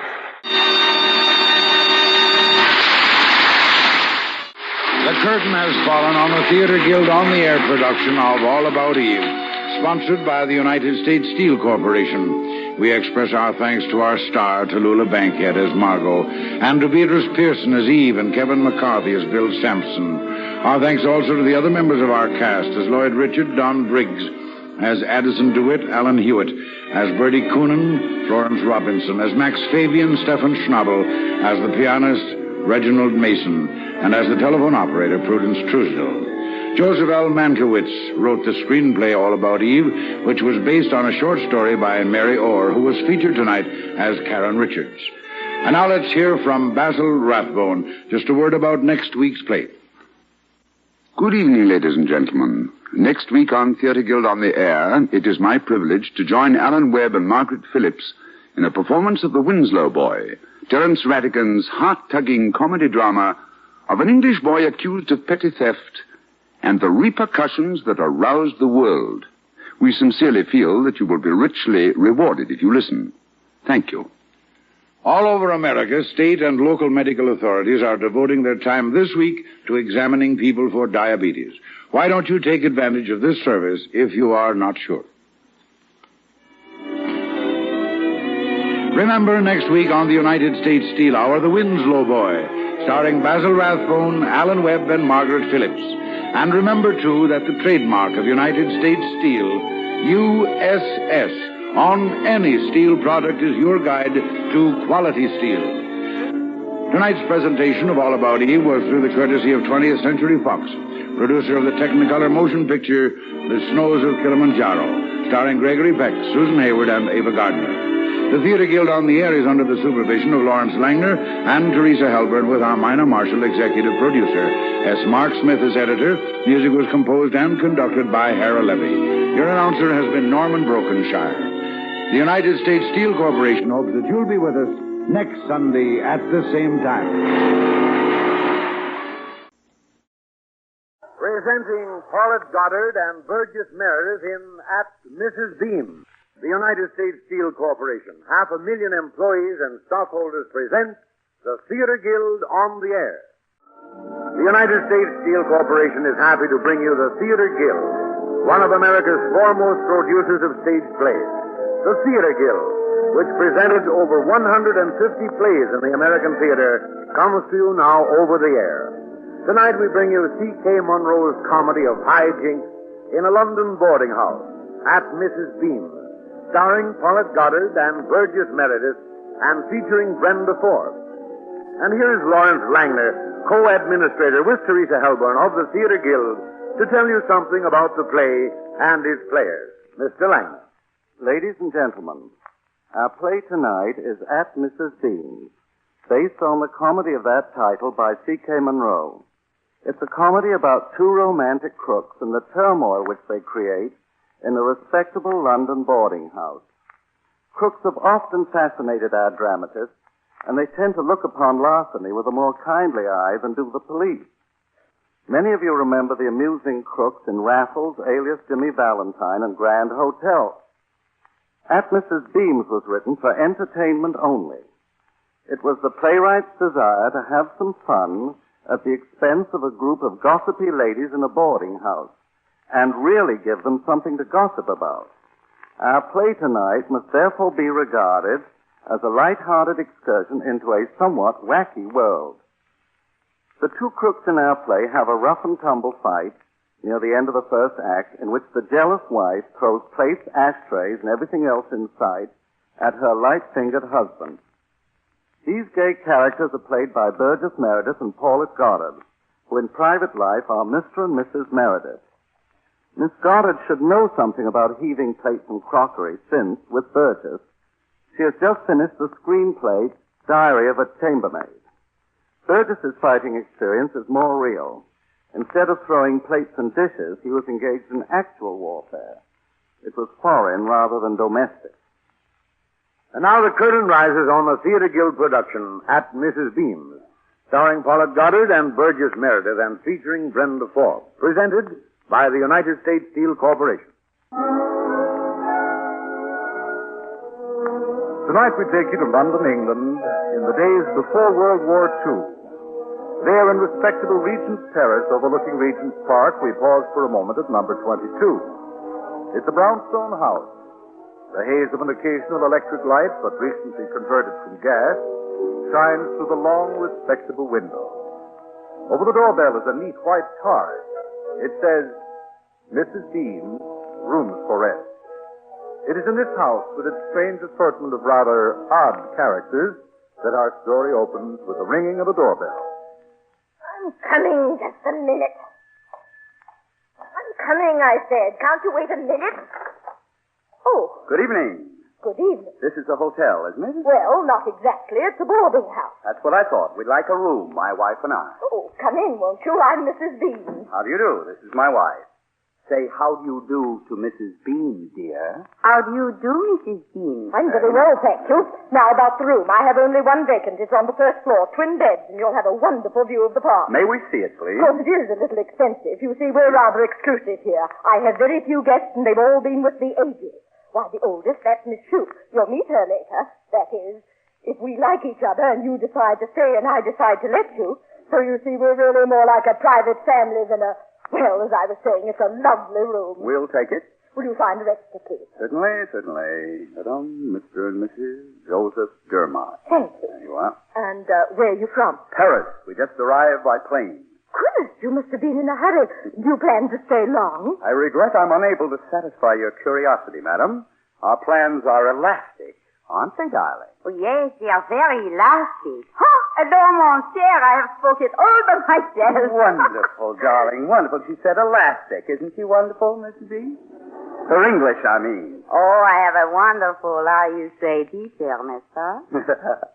She's French, you know. Could you tell that, Mrs. Bean? Oh, I guessed it. You can't fool me on nationalities. I have a trained ear. You don't say. Mrs. Bean, her father is the Marquis de Saint-Just. Joseph, Well, I'm telling dear, oh dear, the daughter of a French Marquis in Regent's Terrace. And now, madam, if you'll show us to our room. Oh, no. That is, won't you come into the drawing room first and meet our little family? Oh. I'm sure they'd never forgive me if... the daughter of a French Marquis in my house. But couldn't we Oh, just leave your bags and trunks out there. We'll take care of everything, and come this way, please. Oh, they're such lovely people. I'm sure you'll just love meeting them. Watch the steps. Each one is a jewel, just a jewel, right this way. Here we are.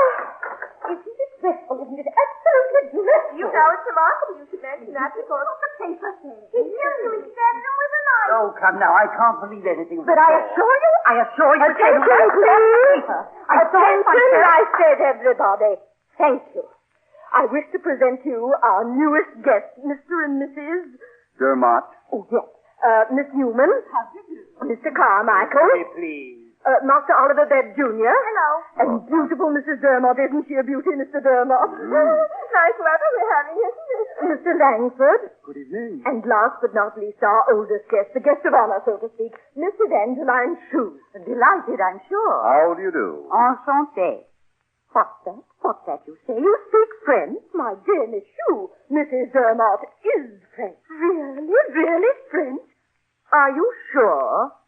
1, 2, 3, j'irai dans le bois. 4, 5, 6, cuillère des cerises. Oh, Joseph, monsieur has not heard this nursery rhyme since. Oh, is she not wonderful, this kind, monsieur, to bring it so back to me so français? You are French, oh, my dear. And at Mrs. Bean. My dear, we're going to be the very closest friends. I just feel it. You dropped your handkerchief, Mrs. Stone. Permit me. Oh, thank you, Mr. Dermott. Thank you very much. That's a lovely handkerchief. Oh, thank you. Very lovely.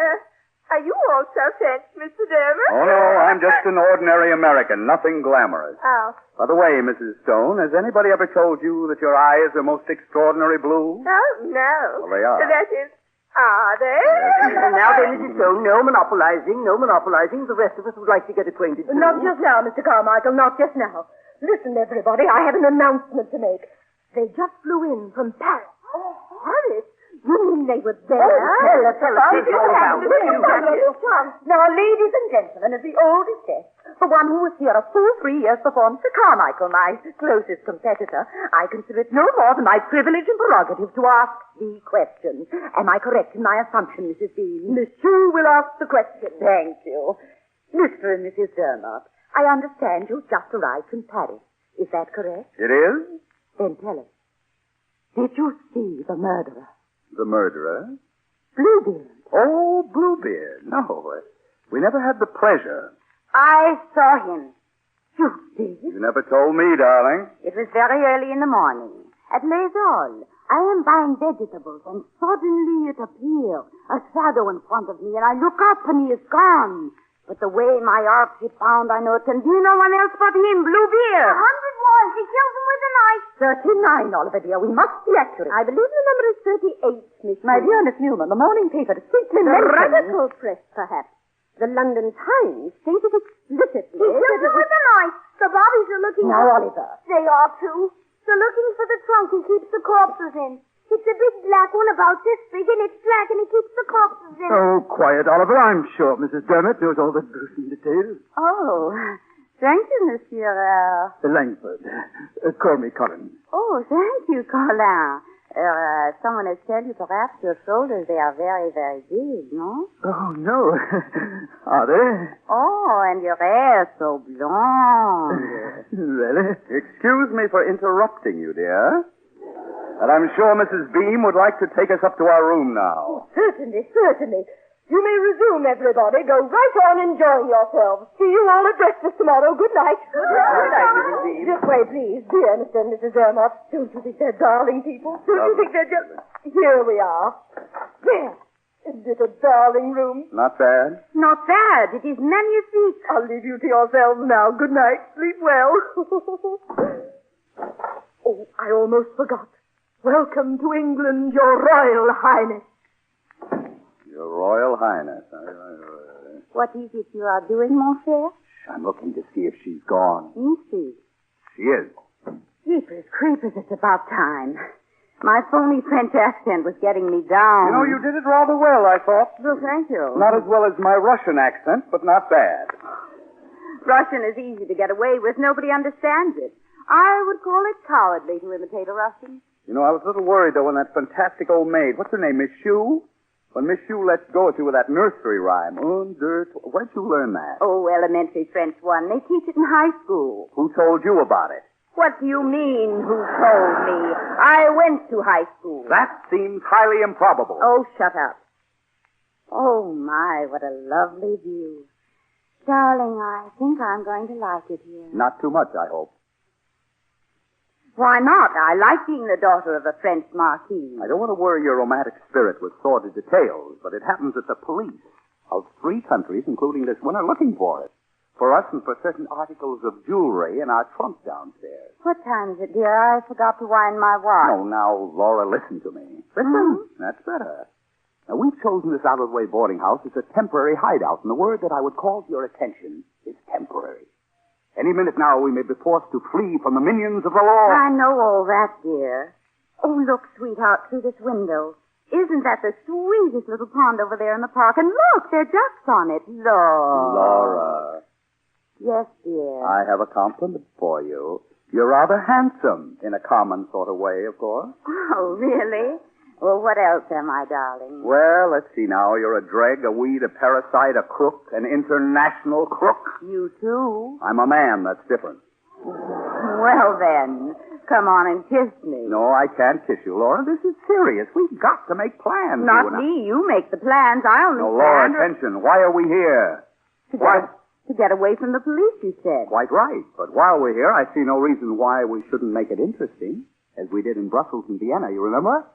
You mean a flim-flam? My dear, I've told you many times I don't like the word flim-flam. What's the matter with it? It's good American. Yes, but it's too common an expression for my type of work. I prefer to think of my dishonest exploits as noble and artistic inventions, created by a prince of thieves, an exalted genius, high above ordinary crooks. I'm speaking of me. Here, here.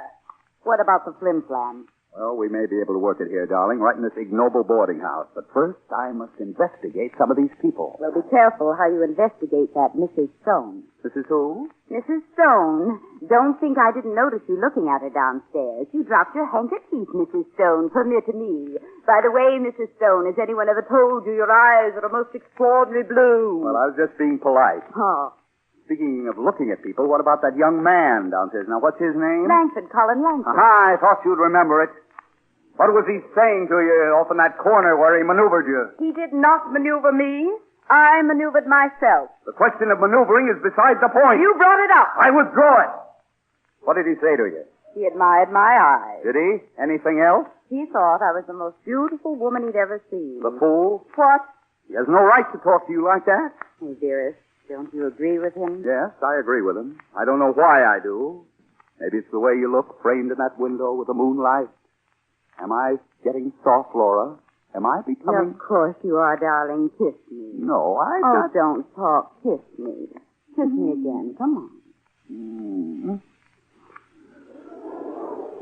Okay, darling.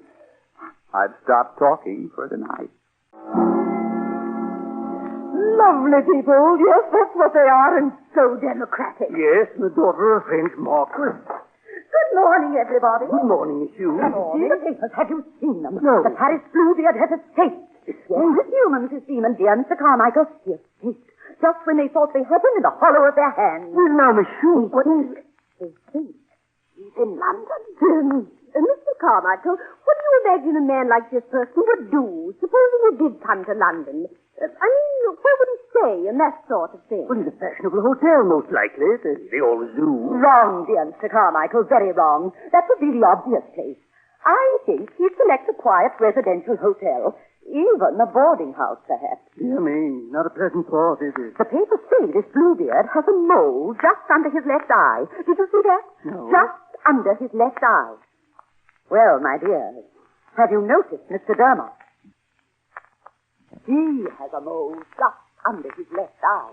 Nonsense, monsieur. Were you trying to say that? I tell you, in addition, I saw his luggage last night when they arrived. Paris label. But they said this. And did you notice the trunk? A large trunk, yes. I mean it. An enormous black trunk, just like the one the French police are looking for. With the bodies of dead females in it. Yes. Now, the finger of suspicion definitely points. Did you see the extra all about Bluebeard? They No. found out he wears a toupee.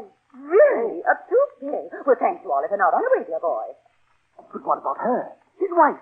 Mrs. Bean said she was the daughter of a French nobleman. I was coming to that. And my answer is, how do you know that she is his wife? Well, And if she isn't his wife, what then is she? A prospective victim. Exactly. And if that's so, why then any day we may find in his room. Of course. Go Go on, say it, a bloody and battered corpse. Yes, indeed, most uncertain. Yes, and moreover, thereafter, any of us may become the next victim. Having disposed of this unsuspecting woman who passes as his wife, he might attack anyone, Miss Newman or Mrs. Beam or me. Hello, everybody. Has anyone seen my wife? I believe I saw her talking to Colin Langford. Talking to... Really? Well, to change the subject, Miss Shue, I see it's confirmed that this French Bluebeard is somewhere in London. Not a very pleasant idea, is it? Oh, I don't know. Seems to me the man himself's the victim as much as anyone else. Well, I can't say that I am exactly sorry for him. I think he's unfortunate. Consider now. A criminal does things because he must, like the rest of us. If he needn't, he wouldn't do them because he knows the consequences as well as you do. Well, I think he should be flayed alive, just flayed alive. I don't. He's probably a very charming rascal. Well, see you at dinner. Well, dear Mrs. Beam, how could you do it? Surely that wasn't very wise. Laid alive, that's what I said. But surely you didn't have to tell it to him to his face. You mean, you think he's Bluebeard? My dear, what else have I been saying? And did you see the way he defended himself just now? What more proof could you want? He's Bluebeard, I tell you. Good heavens. We'd better get the police. No. We need further evidence. We'll watch his every move. A few days more, just a few days more, and we will have him in the hollow of our hand. Why are you staring out of that window, Laura? What do you see? The pond. Fascinates you. Why? Because it reminds me of something. It reminds me of the one in Kansas City when I was a child. We were poor, terribly poor. I lived in a slum. Did I ever tell you that? Laura, will you stop dramatizing everything? You lived in a brand new apartment house and your father was a bookie. Tell me. Oh, tell your little wife what's hurting you. You're so bitter, dear. Yes, bitter, that's what I am. Well, it's better to be bitter. Better. Bitter. In fact, heroes are always bitter, aren't they? Darling, there is something bothering you, not tell me. No, I tell you there's nothing. I haven't the slightest hesitation in telling you that because I know you won't believe me. If you thought that I didn't have some interesting hidden trouble, some secret sorrow or something, like the hero in the third act of a bad melodrama, you'd lose interest in me. Oh, no, darling, no. Why, I love you for yourself alone. No, Laura, the secret of my power over you is that you don't know why you love me. You never know what I'm going to do. You're not sure of me. You're not even sure that I love you. And so as long as I can keep that up, I'm quite certain of you. Why, I love you because you're the first man who was ever kind to me. Oh, Laura.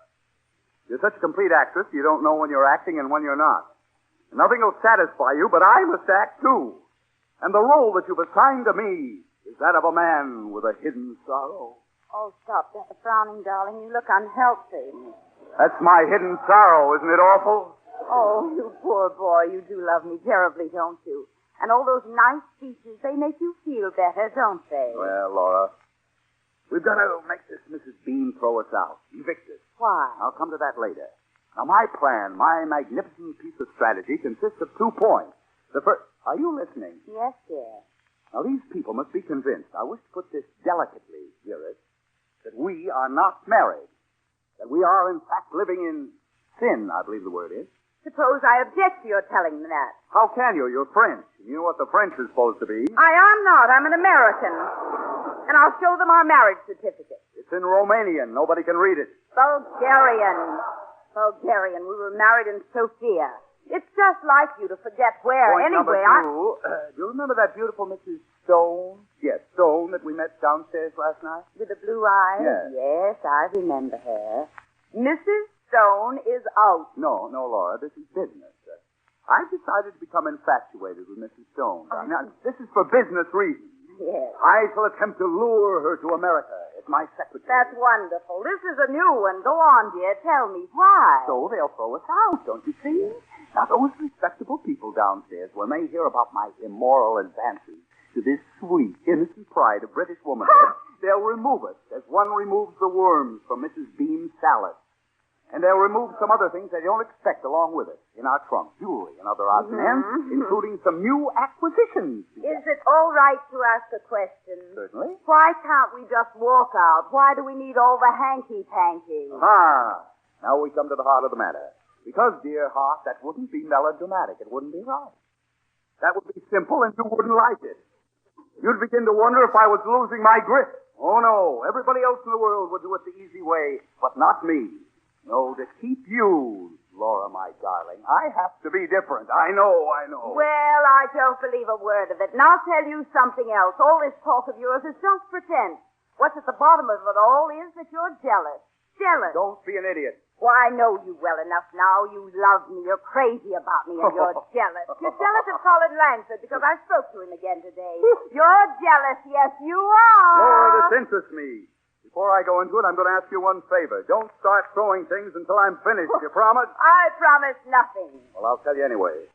It's you that's jealous. Yes, you're jealous because I dared to look at somebody else.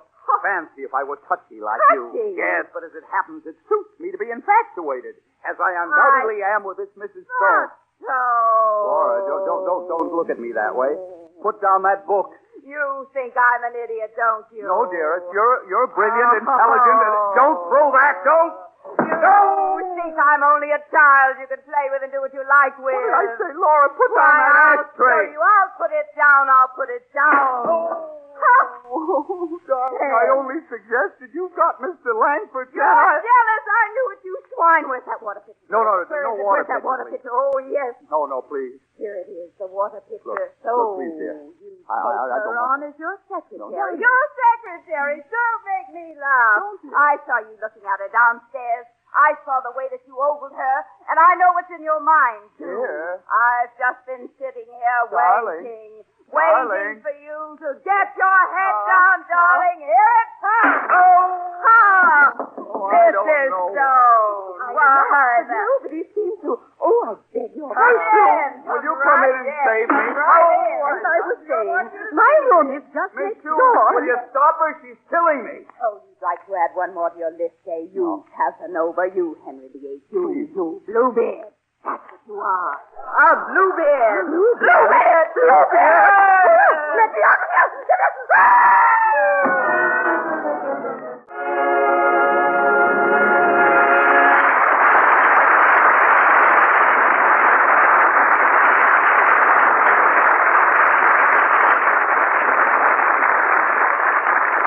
The curtain has fallen on the first act of the Theater Guild on the Air, presented by United States Steel.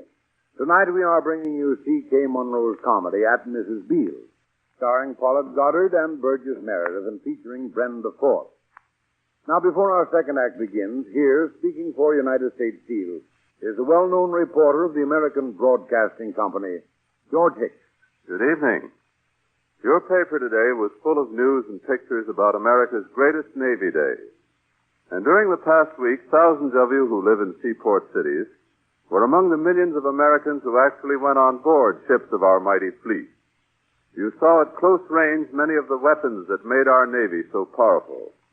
But what you probably didn't see was something down in the engine room called the high-speed steam turbine, an amazing mechanical development that promises to be just as important in peace as it was in war. Yes, this special type of high-pressure, high-temperature turbine will work wonders for peacetime shipping, just as it does for our Navy. And here's why. Because of it, more power is obtained with less steam. That means a saving of 25% in fuel, or to put it another way, an increase from 1,000 to 2,000 miles in the distance a ship can go without refueling. What's more, since a ship using this turbine needs to carry less fuel and water, there's more space available for cargo. And because the turbine itself is relatively small and light, the saving in weight means greater speed for the ship. This power miracle was one of the many developments pioneered long before the war by the Federal Shipbuilding and Dry Dock Company, a subsidiary of U.S. Steel. But there was one big problem that had to be solved before the new turbine was ready for operation. The pipe, then in use, was not strong enough to handle the tremendous heat and steam pressure it required. So Federal called in another subsidiary, the National Tube Company, and U.S. Steel's research department to develop a special alloy steel tubing capable of withstanding the pressure and the heat. It was a problem that had long baffled pipe engineers, but the experts threw every resource into its solution and saw that they did in record time. The new turbine and the new pipe were first tried out by the Navy back in 1936 in two destroyers built at Federal Shipyard in Kearney, New Jersey. From then on, the use of this turbine was adopted in ship after ship, including the newest battleships. And today it's standard equipment with the greatest fleet in world history. In the days to come, this modern miracle pioneered by U.S. Steel will continue to serve Americans through faster, more efficient, and more economical peacetime shipping. We continue with the second act of At Mrs. Beam, starring Paulette Goddard and Burgess Meredith and featuring Brenda Ford. You remember that extraordinary pair of international crooks, Joe and Laura Dermott, whose professional activities are so greatly complicated by their stormy marital relations? Well, here they are, snugly installed in that first-floor room in Mrs. Dean's genteel boarding house. Also in the room is that trunk. It does not contain, as Monsieur imagines, the dismembered bodies of murdered ladies, but it does contain jewelry and other valuable articles which the Dermotts have acquired during their previous travels. How to get it out of the house? Dermot will make love to Mrs. Stone, one of the more susceptible lady boarders, and cause so much trouble that he and Laura will be expelled from the house, and the trunks along with them. Laura, played by Paulette Goddard, does not in the least approve of this scheme. Nevertheless, Dermot, played by Burgess Meredith, has taken Mrs. Stone out into the garden for a tender conversation. The garden is lovely in the moonlight, isn't it, Mrs. Stone? Yes, it is. Shall we sit down on this bench? Are you quite sure we're alone? Oh, quite. I take it you got my note. Well, what do you say? You really mean that you'd like me to be your secretary? Yes. Why not? Well, I'm sure it's very kind of you. But you see... Yes? Well, you see, my husband, he might object. Oh, but why? Well, you see, you travel about, don't you? And I should have to go with you. If I was your... Yes, but why on earth should he object? Well, I don't know. I think he would, you know. He's Yes, but why? I mean, that would be extraordinary, wouldn't it? Yes, oh, yes, I suppose it would. But then, you see, he's an extraordinary... Mr. Dermot, isn't there someone standing behind that tree? Certainly not. Your husband doesn't treat you very well now, does he? Oh, no. What? Oh, no. I mean, yes. That is, I mean...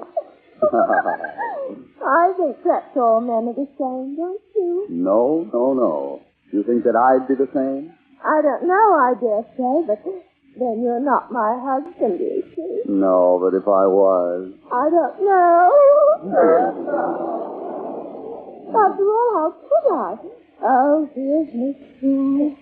Why, Miss Sue, how nice to see you. I believe I left my glasses out here somewhere. On the bench there. They're not on the bench.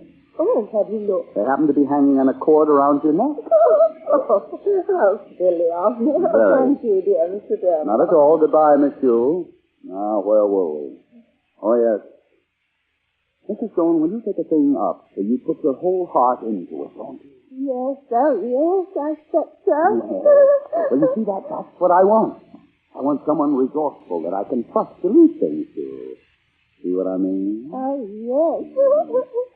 Can you write shorthand or type or anything? Well, I did take it up once, only I gave it up. Mm-hmm. I didn't write it. I didn't get on very well. Well, that's all right. It's only a question of will. If one only has the will, one can do anything in the world. Don't you think so? Yes, I should think.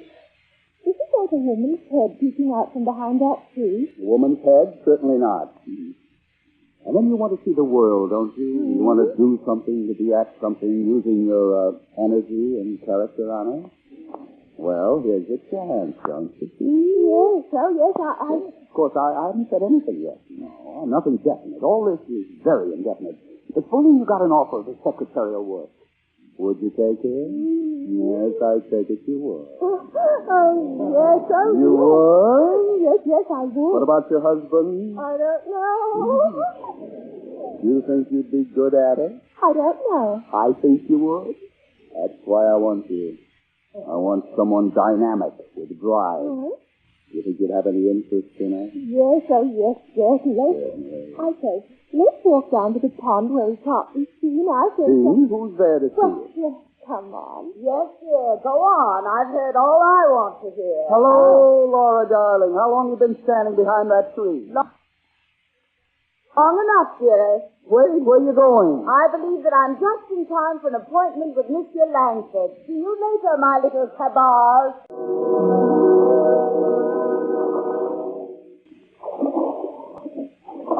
Colin. Yes, Laura? Oh, so soon. Why do we have to go back to the pier so soon?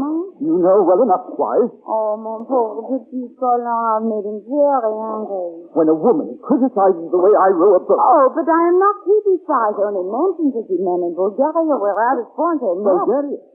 What?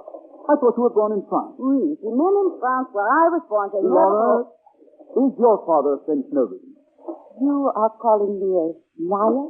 Oh, no, of course not. Oh, please forgive me, my dear. With pleasure. Kiss me, mon cher. I said kiss me. Oh, I can't. It'll upset the boat. Bon, let us uplift you, Bon. Oh, Laura, stay where you are, Good. please. Thank you. What would your husband say if he saw us together? He would not care. He don't care what I do. Are you fond of him, Laura? No, I hate him. You don't. Oh, oui, I do. Oh, you can't. You couldn't sit here and say it like that if you did. And why not? I hate him. I tell you, I loathe him. I spit on him. I hate the ground he walks on. Corlan, darling, you think we can be seen from this shore? No. Then let's go over where we can, huh? Oh, Laura, be serious. I want to talk to you about this. Why did you marry him if you hate him? I not know any better, I think. I not know him as he really are. What do you mean? How is he? Really? He is the master. I am the slave. A slave? Oh, Laura, you're not a slave. Not a slave, not a slave, you say. Why, this ear, this knee, this head, this body, this hand, every one of them are slaves. You would not think so to look at me, eh, Corlan? Oh, do not look so puzzled. Kiss me. Oh, Laura, don't get up. Please, you're a Oh, thank heaven we're at the pier. Now, get up carefully. Step on the end seat. That's it. Now, walk off. You see anybody watching us with all you say, spyglass, monsieur, a man perhaps? No, there's nobody around. Well, we'll walk towards the house. On the dry land, you have more confidence, perhaps, eh? You kiss me, maybe? Oh, Laura. No conversation, please. Ah, this is a very pretty spot, no? Very pretty. But, are you safe, secluded, huh? Come, we look for some other spot, more open. We are not ashamed of our great love. We tell the entire world. No, Corlan, moment. No, quel pretty spot with the hanging garlands of gardenia, the flower of our love. Oh, there are no gardenias in Edenville. Oh, for the love of logic, how I hate men. Oh, yeah, this is pretty. Now stand still over here, huh? Laura, you are crazy about me, Faith. I'm crazy about you. You worship the ground I walk on, Faith. I worship the ground you walk on. Then kiss me. But... No good. Not good, I say. You know, I do not think you love me one bit. Also, you are too self-conscious. You think you do not look pretty. If someone should see you, well, it's so. But that is only because your old Artie is not working. You think what you look like and you are pained. But if you put in the old Artie, it looks very nice indeed. Everybody who sees you will wishing they were you. Now, come on, we try again. Now, come on, put your arms around me. Hold me close. Closer, I say. Now, kiss me, now. Kiss me. Oh, no, please. Now, kiss me. Another one. Yes. Oh, Laura, there's someone coming. What are you? Laura, please. Good evening. Good evening, Mr. Dermot. Oh, Laura, please. Good evening, darling. Laura, please. Well, this is nice weather we're having. It is not, dear. You were not looking for me, were you, darling? Oh, no, I was just out for a stroll. Well, so long, darling.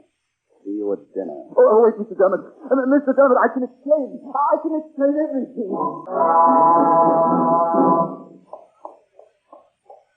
Mrs. Dermot? Mrs. Dermot? Oh, Mademoiselle Sue. Bonjour. Before you go inside, I would like to apologize to you. That is about last night.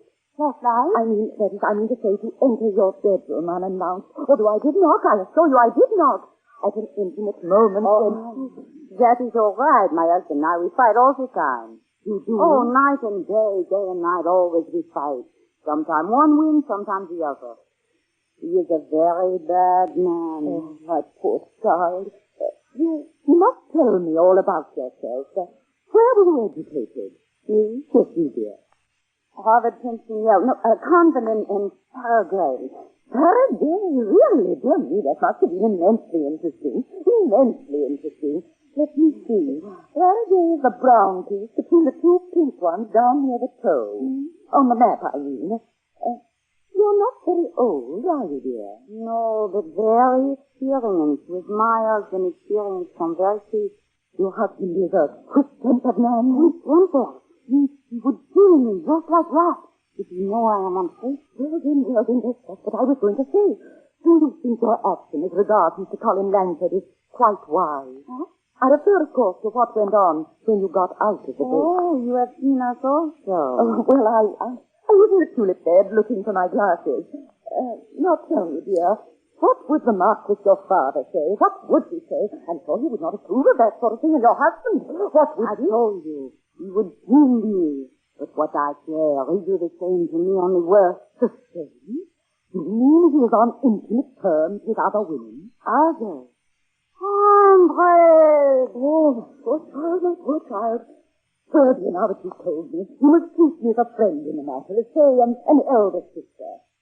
Where was it you first met Mr. Burnett? In Paris. He was what we call well-known roué. But this I do not know, not then. If I know then what I know now... Yes? I cannot say he would kill me. Oh, don't be frightened. Frightened? I'm terrified. Day and night and day, I live with his shadow over my heart, with this insane jealousy. If he but see me look at a man, I am dead. My dear, I guessed it. I guessed it the very first evening you arrived. I guessed that you were frightened of him. But, my dear, how rash of you to marry him. I say, how rash of you to marry. We are not married. Now you know. Oh, thank you, Laura. It touched me. Touched by your confiding the truth. This is my husband. No, I tell you this. You know what he do to me. And you too. Yes, I am convinced he would kill you too. Oh, dear. Then we must cling together, you and I. We must cling together, must we not? And trust each other implicitly. And as a mark of my trust in you, dear Laura, I will tell you, I know all about that big black trunk of yours. I know exactly what's in it. You know? Yes, dear, I know. I've known from the beginning. I can call off every article in it, item by item. Oh. After all, it has been well publicized, you know. Oh, but not all. There are some items that haven't even been listed yet. You mean there are more? More, but... Dear husband, I must fly. Goodbye, dear child. Keep a stiff upper lip. I'll send you. Bye, Miss Sue. Well, Laura, how's your friend, Miss... Stop it, darling. She knows what's in the trunk. She just told me. Wow, I guess that does it. What are we going to do? We'll have the police here in 10 minutes. Well, maybe not. Maybe we'll have time. No, it's no use. We wouldn't have a chance together. Here's all the money we've got. You beat it. What? No, go get your hat. Both of us can't get away. We'd be recognized. But one, you... You mean you want... Aha! At last I know. At last I see what you really are, you... What? Oh, Laura, cut out the melodrama. Stop acting. When the police come, I'll take the blame. Alone. Alone, that's it. Alone. But alone with whom? Alone with Mrs. Stone. That two, alone together. Dear. That's what you want. That's what you've been scheming for ever since we got Laura, here. will you please? So that's it, and you offer me money. You want to buy me off.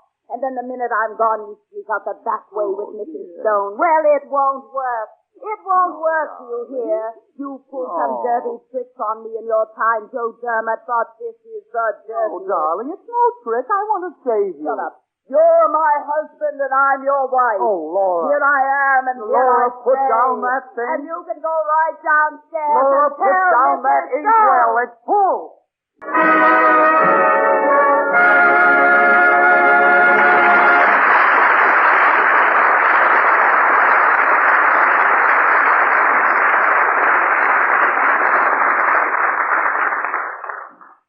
The curtain has fallen on the second act of the Theater Guild on the Air, presented by the United States Steel Corporation. Tonight we are bringing you C.K. Monroe's comedy, At Mrs. Beam, starring Paulette Goddard and Burgess Meredith and featuring Brenda Forbes. Here again for United States Steel is George Hicks. As I speak to you now, it's 7:40 tomorrow morning in Arabia, and the sun is shining brightly on the Persian Gulf. Already heat waves are shimmering on the desert, and in an hour or two it'll be so hot in that distant land that metal will burn bare hands. On a spit of sand jutting into the Gulf, thousands of Americans and natives are at work building a modern city. This is Ras Tanara, the new capital of the tremendous Arabian oil fields. The men who work here are thousands of miles from America, but they work with the finest machinery, their houses are air-conditioned, and their hospitals have the latest equipment. Practically all of this equipment has been carried to them via the Isthmian Steamship Company, one of the members of the United States Steel family. For almost 40 years, Isthmian has been carrying the products of America to the far places of the world and bringing back their products in exchange. The house flag of Isthmian Lines is a familiar sight in dozens of ports of the East, from Alexandria to Manila. For years, Isthmian ships have sailed round the world, from New York through the Panama Canal, to stop at places like Honolulu, Shanghai, Saigon, Manila, Java, and Singapore, and through the Suez Canal back to New York, while sister ships sailing in the opposite direction came through the Mediterranean and Red Seas to call at such ports as Bombay, Colombo, Rangoon, and Calcutta. To replace the 17 ships lost in the war, Isthmian has authorized a new and finer fleet, so that every major harbor of the East will again be a port of call for Isthmian ships as they deliver the things America makes and bring back the things America needs: rubber and silk, pepper and mahogany, cinnamon and tea, hemp and manganese, tin and rugs, oil of sandalwood, and 1,000 other things. Those ships will link this country with the other countries of the earth for the benefit of all. That is the task of this member of the industrial family that serves the nation, United States Steel. We continue with the third act of At Mrs. Beam, starring Paulette Goddard and Burgess Meredith and featuring Brenda Ford. Nothing is more upsetting to a really genteel boarding house than a pair of international swindlers flirting with the younger and more presentable boarders, quarreling with each other, and formulating desperate plans for escape. Miss Shue, the oldest and most respected of Mrs. Beam's boarders, has an even more sinister interpretation of the whole situation and has called the boarders together for a council of war. I didn't tell you this before, but it happened the very night they arrived. Why didn't you tell us? I've been biding my time, Miss Newman, biding my time. I was reading, you know, when I was interrupted by a series of piercing shrieks. Yes, a series of piercing shrieks. When I approached their door very carefully, their room is next to mine, you know, and I knocked. Then I opened the door and went in. And what do you think I saw? Well, what did you see, Miss Shue? Well, there she was, just under the window, lying in a poor little heap on the floor, unconscious. And there was he, the brute, towering over her, the perspiration streaming down his face. To protect herself from his evil design, she was throwing things at him, a book, an ashtray, anything her puny little strength could manage. How could she throw things if she was unconscious? And I was under the impression he had been beating her. Yes, I think I saw a stick in the corner. Yes, there was. I'm sure there was one right in the corner. And so I have called you all together for the last time before I act. The police say it's about time. Where's my hat? No, please, not yet, not yet. First, I want to present you all, especially you, dear skeptical Miss Newman, the final proof. The final proof. Not 5 minutes ago, I talked to her. Yes, I talked to her. His wife, I mean. Oh, Huzzy, I saw her with Colin Langford. And she told me that he is the man I guessed from the beginning he was, the very first night. And then she told me, I tell you, at the risk of life and limb, they are not married. Legally, you mean? Legally, or any other way. Then why does she live with him? I'll explain in due course. And finally, as a climax, my whole theory is proved to be true in every particular. That, dear skeptical Miss Newman, is the grand climax. What is? The trunk. She told me what was in the trunk. You mean she knows there are the bodies of his victims in there, and she still... In due course, dear Mr. Carmichael, in due course. Very well, then, Miss Shue. She told you what was in the box. What is it? Trunk, dear, not box. Well, trunk, then. What did she say was in it? Oh, really, Miss Newman, I don't think we need go into that. Did she say there's the bones of the lot when he killed in that trunk? Did she? My dear, you mock me. You're doing your best to mock me. Did she say, for instance, there's the bodies of 4 dead females in that trunk, and I'm to be the next one? Did she? Well, dear, though I forgive you freely, I must say this is most trying to What did she say? What did she say? Oh, no shouting, please, no shouting, please. I am not shouting. You are. Of course, I know it's difficult for skeptical people to control. I am not shouting. Yes, you are. I am not. You are. I am not. You are. You are. You are. Stop getting us into doing.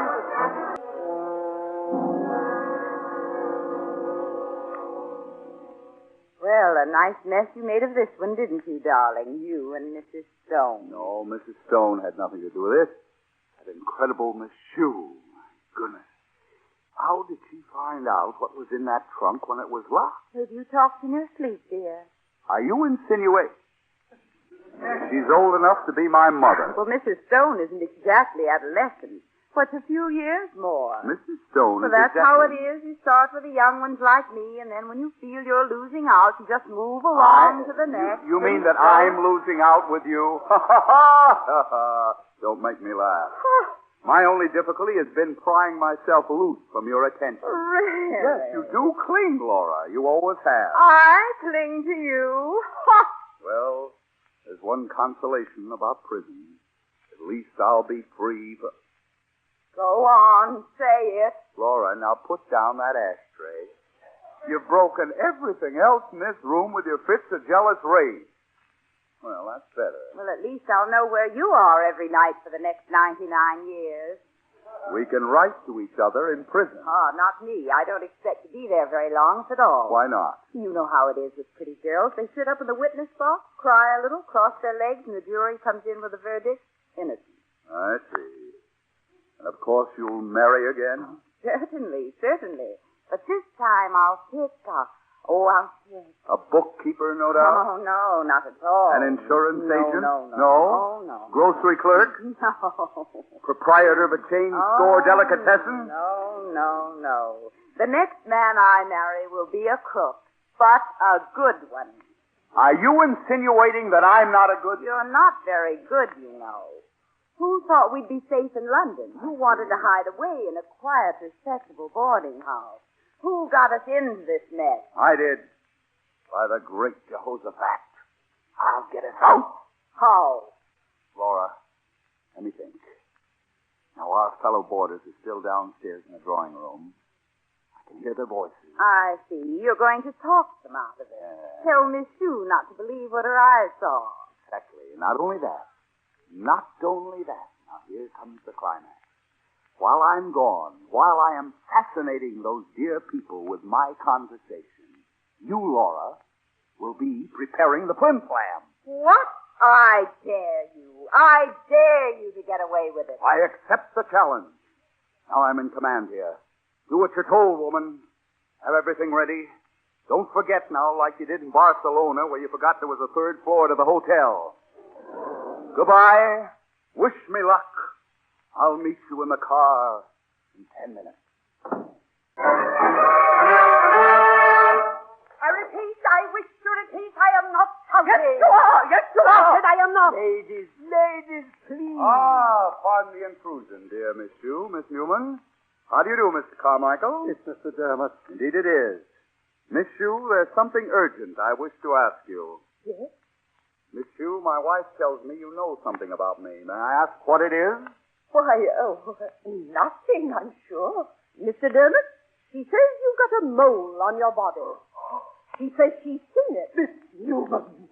Personally, I shouldn't be a bit surprised. Mr. Dermot, I never said anything of the sort. Yes, you did. I didn't. Now, ladies, perhaps I'm lacking in a sense of humor, but what has a mole on my body got to do She with... also said you own a big black trunk. I do. And she said there's something in that trunk. Aha, now we come to it. Tell me, Miss Shue, what is in that big black trunk? Tell him, why don't you? You've told us often enough. Very well, then. I'll tell him. Miss Shue says... Newman! Miss Shue says... She says your trunk is full of the bodies of dead females. What? She says, furthermore, that you're the Paris Bluebeard, the one that murdered 39.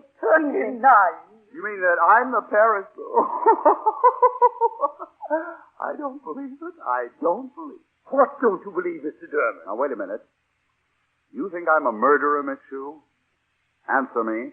Well, Yes or no? Well, yes, I do. Fine. What do I murder my victims with? Answer me. The papers say, they say you usually use a knife. A knife? A knife, eh? Would you say that the knife looked like this one? Miss Shue, how old are you? This is 47. 47. Uh-huh.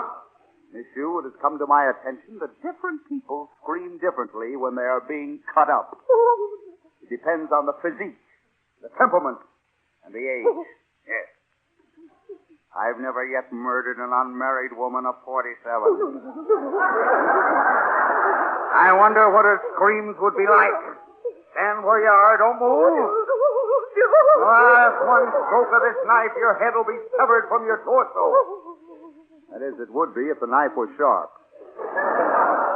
You know, as a matter of fact, Miss Hugh, it's an antique gold letter opener. It might cut through butter, but it wouldn't cut through you. Listen, everybody. I'm not Bluebeard. You're not? Of course not.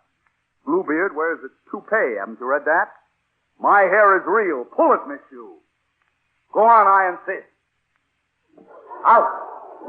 Bluebeard has only 4 toes on his left foot. Look, I'll take off my shoe. Count those toes. 5 of them. Count them. They're all real. Look, I'll wiggle them for you. See that? Then you're not. Perhaps there's been a slight mistake. Think nothing of it, Miss Hugh. Think nothing of it. And now, to show you there's no hard feelings, I present you, Miss Hugh, with this antique gold letter opener. Oh. Not so much in the hope that you will cut your throat with it, but as a farewell token of my affection and esteem. Oh. Goodbye, everybody. Goodbye, dear Miss Hugh. No, don't follow me, please. Look, I blow you a kiss. Goodbye. Well, now, what do you think of that? Oh, what a sweet, kind, generous, forgiving man. To give me this beautiful letter opener. Isn't it a beauty, dear Mr. Carmichael? Isn't it lovely, dear skeptical Miss Newman? Has anybody seen Mr. Dermot? He's just left here, Mrs. Stone, and look what he gave me for going away, Fred. What are you doing with my letter opener in your hand? You've been sneaking into my room again. You stole it. Why, of all the secrets... Sylvia's gone. He's gone. They just drove off in a blue and green sedan. My car! My car! They've stolen my car! The thieves! The thieves! They've cleaned out every room in my house. The candlesticks, the linens, the silver. They even took the bed warmer from Miss Hugh's bed. Oh, my God!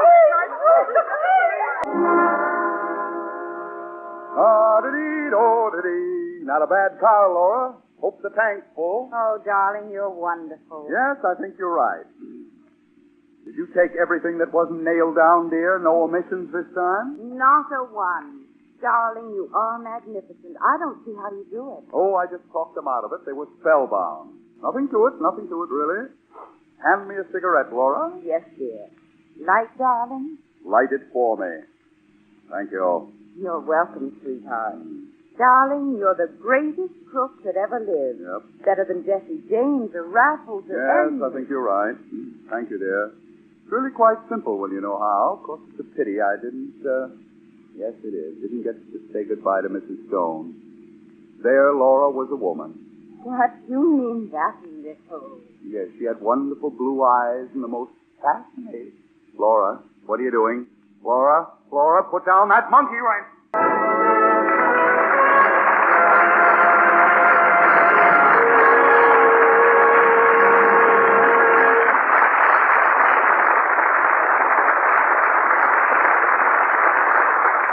You have heard At Mrs. Beam's, a production of the Theater Guild on the Air, presented by the United States Steel Corporation.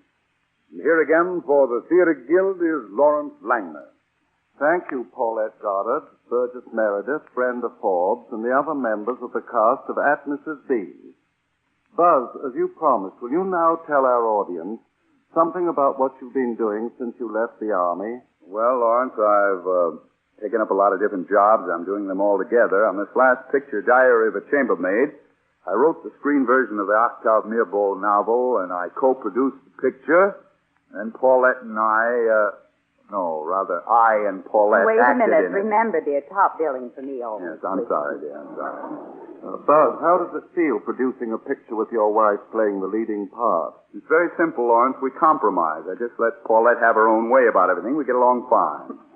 What do you say to that, Paulette? Oh, well, it was lovely. When we didn't agree, he'd say, darling, don't throw that, and then we'd agree. I see. Well, good luck, Buzz and Paulette. We hope your new picture will be a great success. Thank you. Thank you.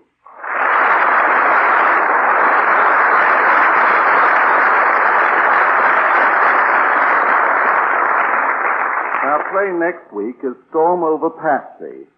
Patsy isn't a girl, as you might imagine, but a very attractive dog. Although Storm Over Patsy has a mutt in it, it's mostly about human beings in love and in politics. The dog who played Patsy in our original production was a great problem to us. On the opening night of the play, he stared at one of the dramatic critics and wagged his tail all through the scene, obviously trying to get a good notice. All the actors were furious because the audience kept looking only at the dog.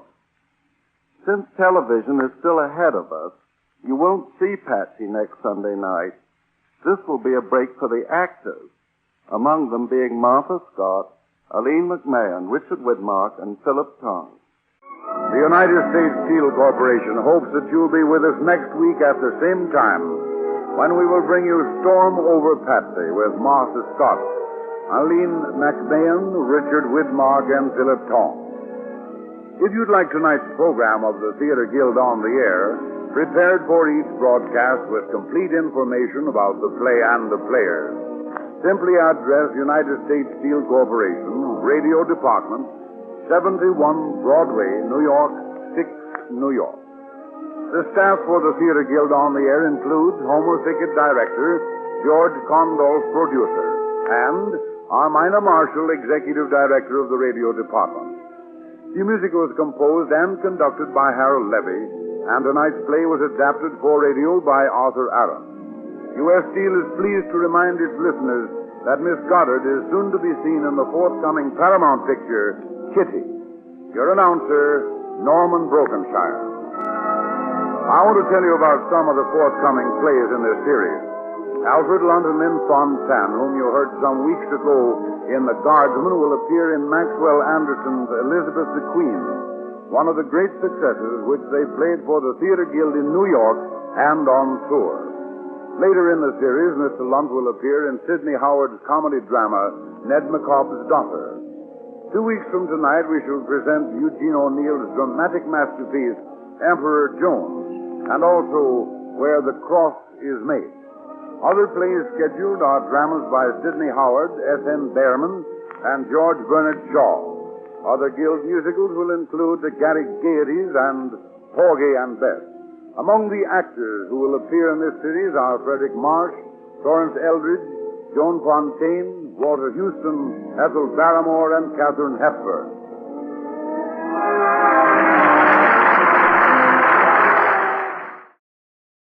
I hope you're either deeply asleep or, if you're still awake, you're enjoying the shows for you tonight. We begin the next segment with a very unique historical information show called The People Act, which ran in 1951. It used dramatization to highlight real-life community problems and challenges that were overcome by regular, everyday citizens, such as this episode called The Women Did It, from January 20th, 1951, about how women fought for improvements in their communities, despite having almost no civic rights compared to the men. Next, we're bringing you not one, but two great dramas from Lux Radio Theater, that legendary anthology show that ran from 34 to 55, starring, again, some of the biggest names in Hollywood. Here is Hired Wife, based on the 1940 romantic comedy, and starring William Powell and Myrna Loy, in place of Rosalind Russell and Brian Ahern from the movie. It aired on November 3rd, 1941. Then it's Lux's adaptation of that great 1942 romantic drama, Casablanca, starring Alan Ladd, Hedy Lamarr, and John Loger, in place of the original film actors Humphrey Bogart, Ingrid Bergman, and Paul Henreid. Even so, it is a fantastic adaptation. It aired on January 24th, 1944. Now settle back and enjoy these great radio shows. Listen to the words of old Dan English of Lawton View, Oklahoma, as he tells us how he feels today. I feel much helped up, and I'm 70 years old, and I expect to go from Lawton View to heaven. And I believe that's going to be a little heaven here on earth for me. A little heaven on earth. Today, that's how Dan English feels about his hometown of Lawton View. But it wasn't always so. This, then, is the story of how Dan English and his neighbors have found a new kind of comfort and contentment in their town.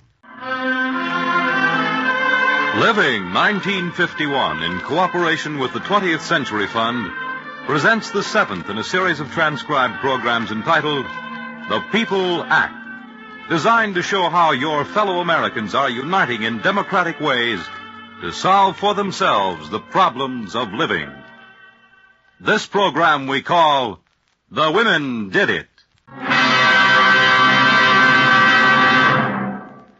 Your narrator, Ben Grauer. Greetings, America. Lawton View is a suburb of Lawton, Oklahoma, which this year celebrates its 50th anniversary. There are commonly three interesting things about Lawton. First, it was open to settlement by lottery. Second, its citizens annually perform an Easter pageant, enacting all the biblical roles themselves. Finally, it is the home of Fort Sill, the only field artillery center of the U.S. Army. But let Elmore McKee, our field reporter who was there, tell you what we found interesting about Lawton.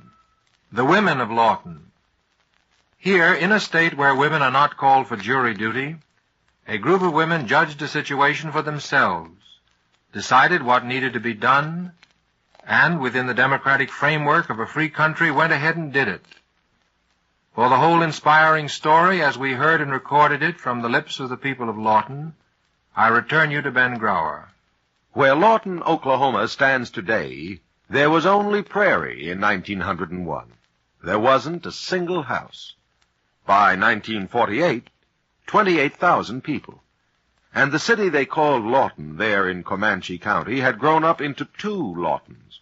Lawton proper, a pleasant and proud community, and Lawton View outside the city limits.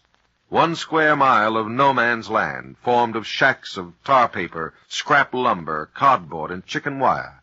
A dark and dangerous eyesore, whose people seemingly didn't count and actually weren't counted in Lawton's census. In the words of longtime resident Tom Hooker, It's a mud hole most of the year whenever it's wet and damp, and the rest of the time, why, it's sort of a dust bowl, flies and filth and everything else.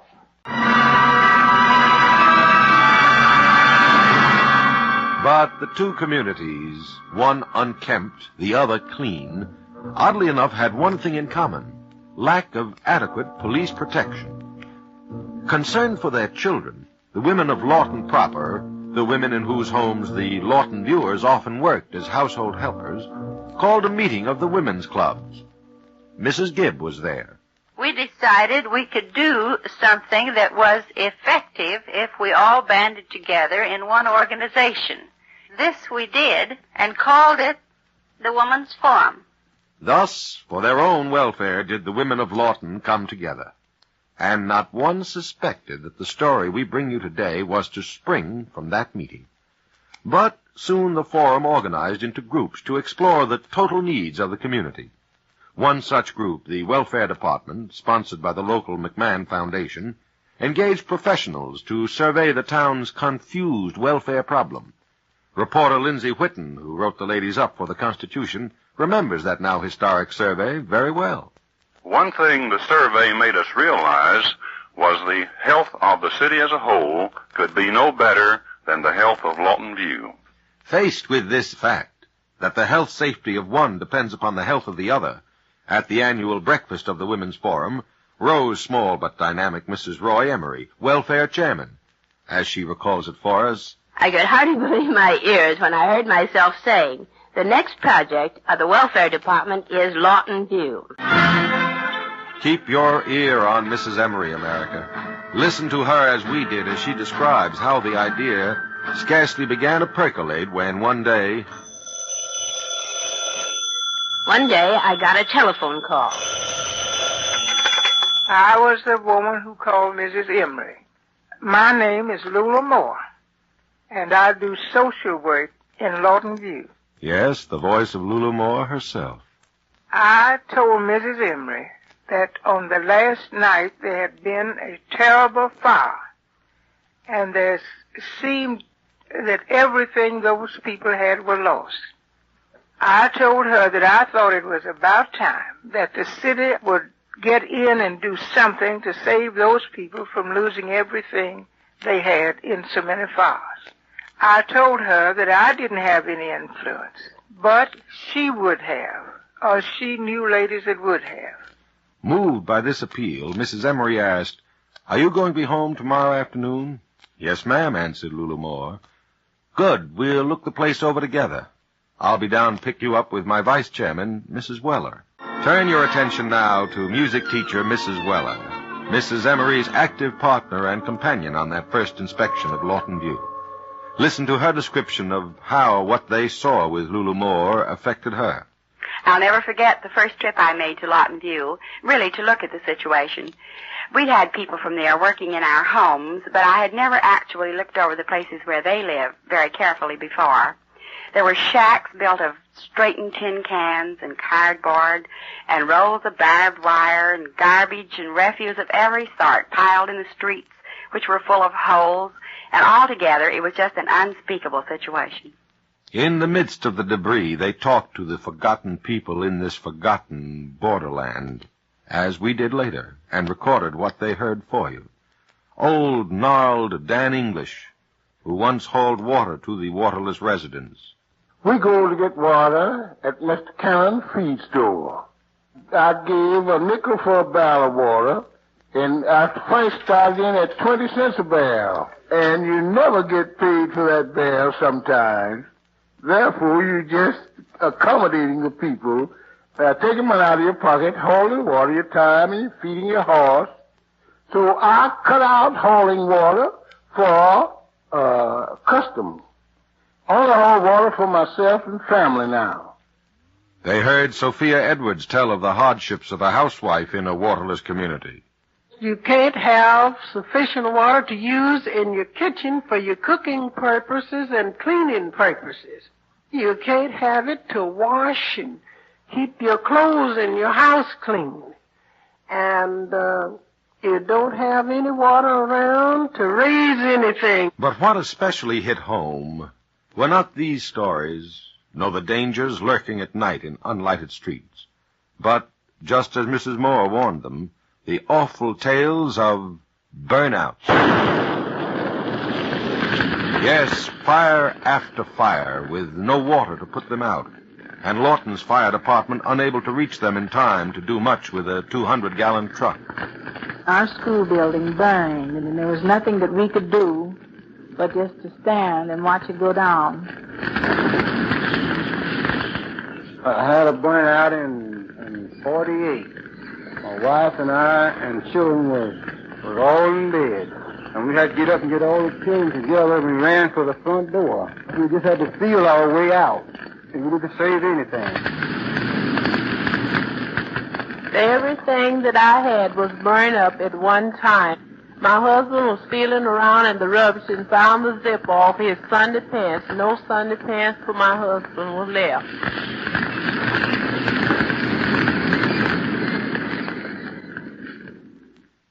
The three women, Lulu Moore, Mrs. Emery, and Mrs. Weller, walked back to their car and climbed in. They drove back to Lawton, but it wasn't in silence. Mrs. Moore remembers it well. The greatest civic meeting I ever attended was in that car with Mrs. Waller and Mrs. Emery, because in that car we planned a new Lawton View. Planning a new Lawton View is one thing. Bringing it into existence is another. The women bring fire department officials out to tell a meeting of Lawton viewers how they can secure a measure of fire protection through the purchase of fire bombs. They also promote a cleanup campaign, only to discover city rules will not permit city trucks to pick up the garbage there. Disgusted and impatient with their slow progress, one day they meet Paul Busby, a lawyer, who gives them, free for nothing, this sound advice. I told the women they were on the wrong track, that they could hope to do anything to accomplish their purposes until such time as Lawton View was brought into the city limits of Lawton. Only by bringing Lawton View Addition into the city could the city give them the relief they sought. Now here was an idea. Get Lawton to adopt its neglected offspring. Legally bring it into the city limits. Then will have to come water, electricity, sewers. Then almost all of Lawton View's immediate problems would be solved in one fell swoop. City Attorney Godlove tells them how to do it. By petition. Eagerly the women draw up such a petition for the citizens of Lawton View to sign. Turn it over to respected citizens of Lawton View like Louis Baker. I had a hard time for the first time from signing a petition, or they'd been informed that they would lose their homes. But on the second time I made the trip, that I had 9 out of every 10 to sign for the petition of city limit. Tom Hooker, unlike Louis Baker, doesn't have any trouble getting the residents to sign, but does confess to a different problem. Well, I circulated the petition and secured as many names as possible, but I failed to pay too much attention to the legal qualifications. Remember that phrase, legal qualifications. For innocent of the required property status of the signers, the women sent the signed petitions on to the city officials and impatiently awaited the next council meeting. As Mrs. Weller tells the story, Mrs. Emery had to be away and insisted that I attend a meeting of the council. I didn't want to go at all because I'd never attended a meeting of the council before, but due to her insistence, I persuaded a very good friend, Mrs. Ford H. Mugg, to go with me.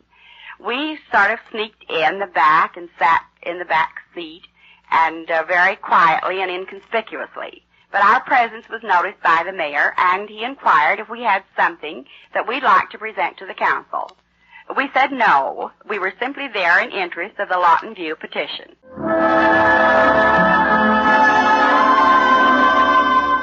Day follows weary day, and the women learn what distilled frustration dwells in the term under-advisement.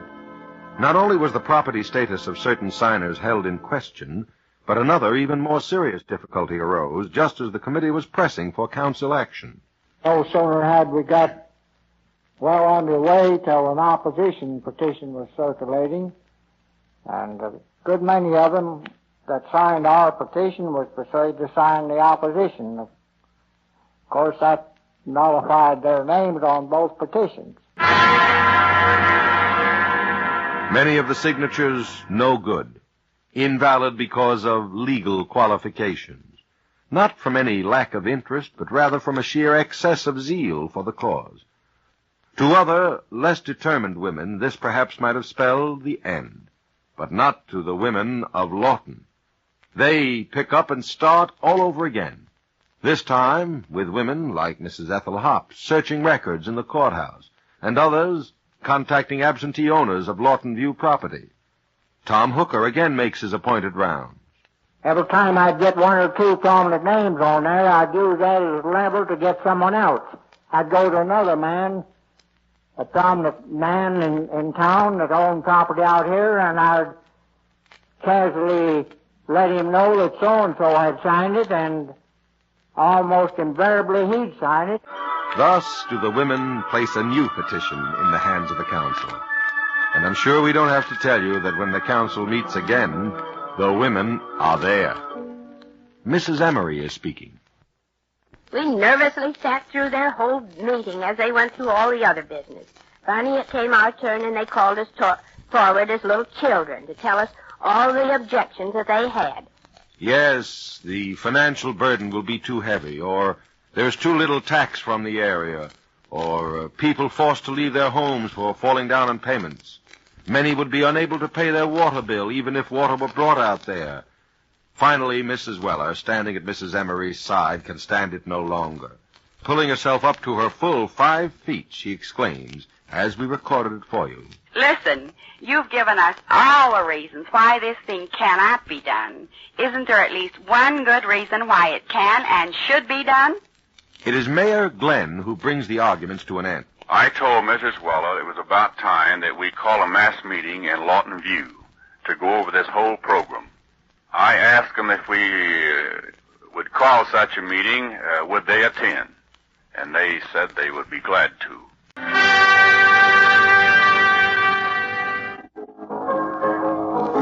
Hear this meeting, called by the mayor in Lawton View, as it was reenacted by the people themselves that we might record it for you. See the people in your mind's eye crowded into the school, opening their meeting, as they always do, with the battle hymn of the Republic.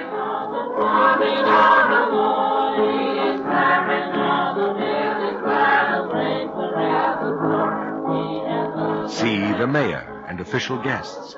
See the women seated up front. Hear the principal, Professor Harkey, call the meeting to order. Patron and friends, at this time, it is a great pleasure for me to present to you His Honor, the Mayor, R.E. Glenn. As Mayor Glenn gets to his feet, the crowd is tense. What will he say? Do they dare to hope? Will he give them any encouragement at all? This, in his own words, is what he said. Friends, I have good news for you. Tomorrow night, the city council will vote to bring you into the city limits. So, the women did it. Later, the city of Lawton endorsed their action, voting a special bond issue to put in water, highways, sewer facilities, and electricity. Already, Lawton View is cut with ditches to make way for these improvements. And how do the people feel about it out there? We went out with our recording machine and asked them. Asked Jimmy Hinson, the grocer, who meets enough people over his counter to know. I've seen people come into my store and was real happy because they was going to have things in our part of town that other people was enjoying too. Sylvester Thornton, who hauls water for a living, is going to be put out of business, but just the same. Arcade Express, how glad I was when I saw the first load of pipe hauled out here and dumped alongside the streets, because I knew then that it wouldn't be long before that we'll have water out here so that we wouldn't have to haul any more water. And with the water due any day now, many Lawton viewers, like Charlie Vanice Marshall, can't wait to invest in their new future. I went down to Montgomery Ward, and I bought my bathroom tub, and hot water heater, and sink, and so I'm all ready to put them in just as soon as the line get up to my place. I had to pay for them on time, and I don't mind spending the money one bit. Already, the anticipation of the great new day Charlie Vanice is preparing for has made a difference in the attitude of the school children. Professor Harkey has noticed it. We can notice the condition of the children, the happiness and the peace and the sense of belonging that they've acquired since this thing has happened. And I'm sure that it will grow by leaps and bounds in the time to come.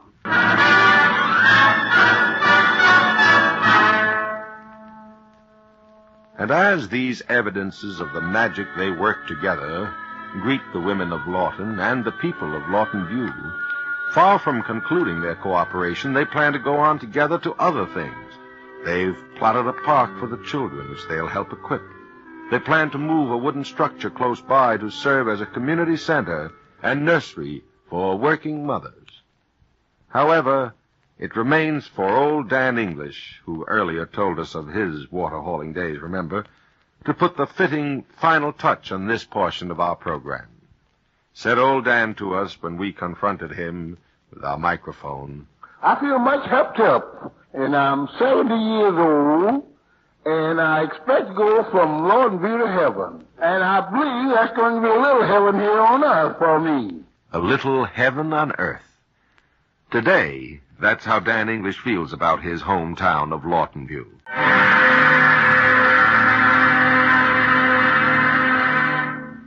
And now, back to our field reporter, Elmore McKee.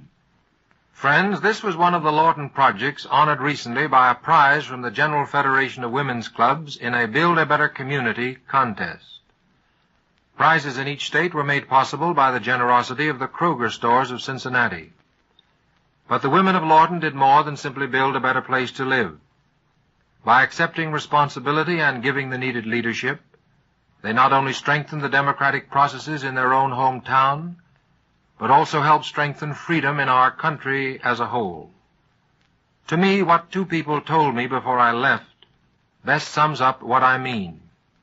First, Mrs. Weller, now president of the Women's Forum, whose project it was. I think we women have learned that when we work together and for each other, that we gain the solution of problems that otherwise might seem almost insurmountable. And finally, perhaps speaking for all the men, Mayor Glenn. But I guess it all proves again to us men that when women get together and make up their minds to do something, there's absolutely no stopping them.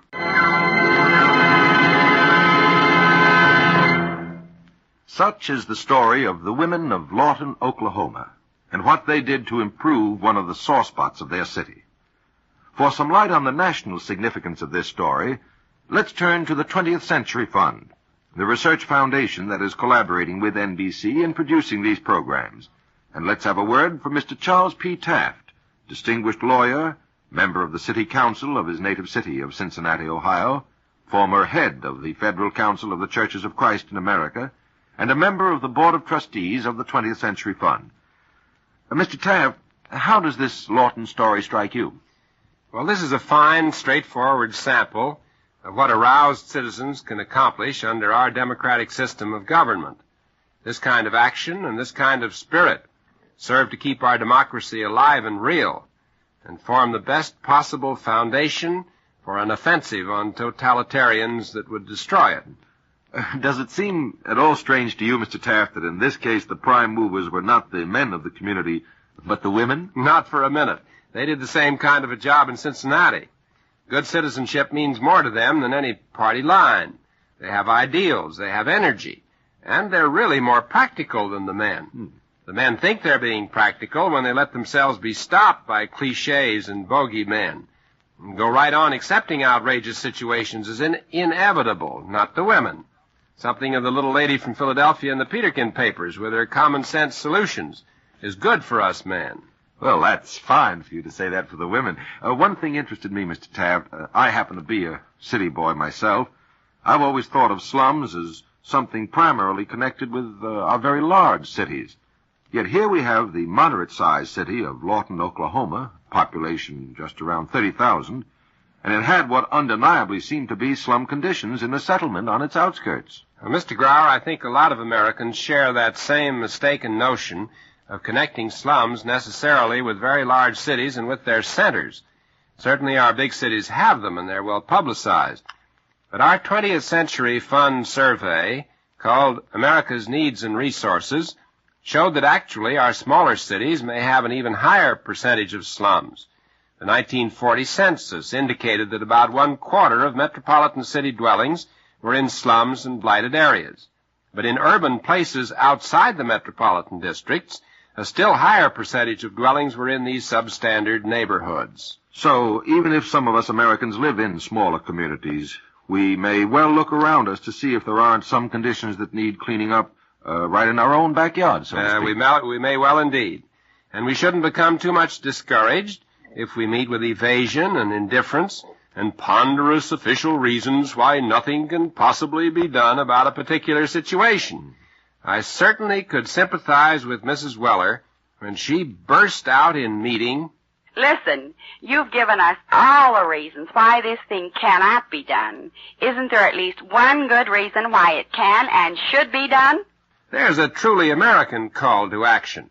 This Lawton experience brings out another point that is important for those who want to improve conditions in their own communities. And what's that point, Mr. Taft? Well, this whole Lawton story illustrates the fact that you can't think of a city's welfare just inside its own city limits.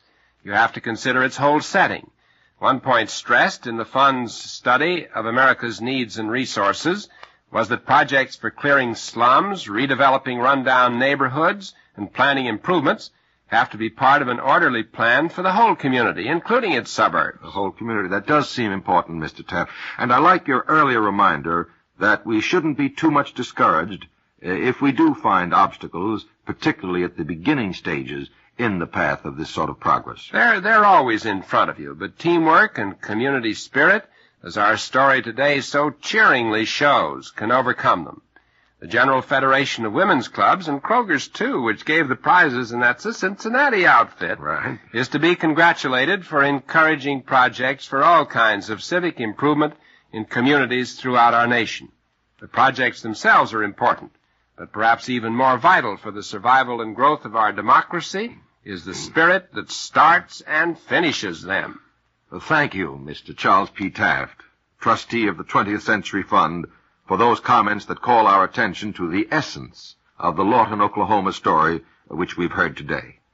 And again, all honor to those fine women of a fine community, and to the national movement of which they're a part, for showing us what can be accomplished by American democracy in action.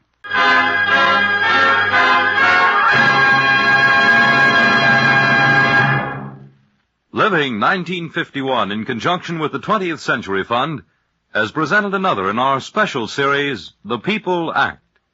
If you wish to receive a copy of today's script, or to ask questions pertaining to the possible application of the Lawton View story to your own community, you're invited to write to the 20th Century Fund, 330 West 42nd Street, New York 18. We repeat that address. The 20th Century Fund, 330 West 42nd Street, New York 18.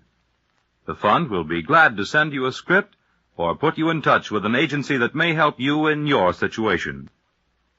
1 week from today, our program will be heard an hour and a half earlier over many of these same stations. Consult your local newspaper and join us again next week when our field reporter will introduce us to some people who put democracy to work in Baltimore, Maryland. The People Act is transcribed for NBC and the 20th Century Fund by the Program Unit for Living 1951. Wade Arnold, producer and editor. Edward King, director. Lou Haslam, writer. Elmore McKee, field reporter. Ben Brower, narrator. And William Schwartau, recording engineer. Lux presents Hollywood. The Lux Radio Theater brings you William Powell and Myrna Loy in Hired Wife. Ladies and gentlemen, your producer, Mr. Cecil B. DeMille.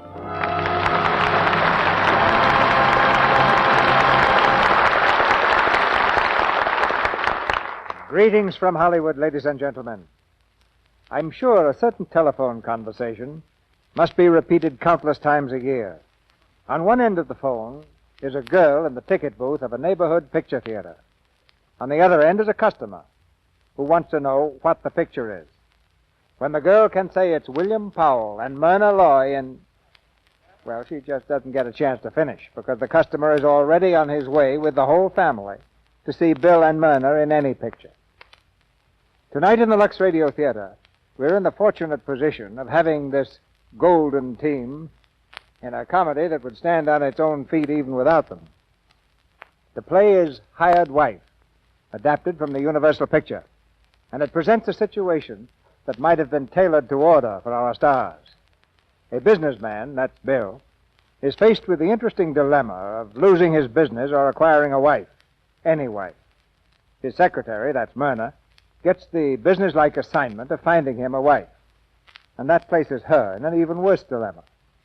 But I believe what she does about it is what any woman would do in her place. Not every business office, unfortunately, can boast a secretary as lovely as Myrna Loy, but the average in this land of the free and the beautiful is rather high.